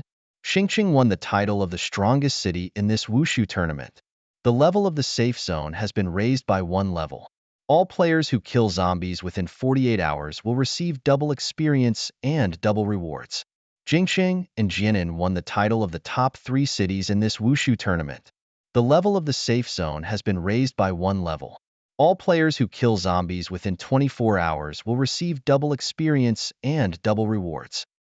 The level increase of the safe zone will take effect after 48 hours, unlocking more content.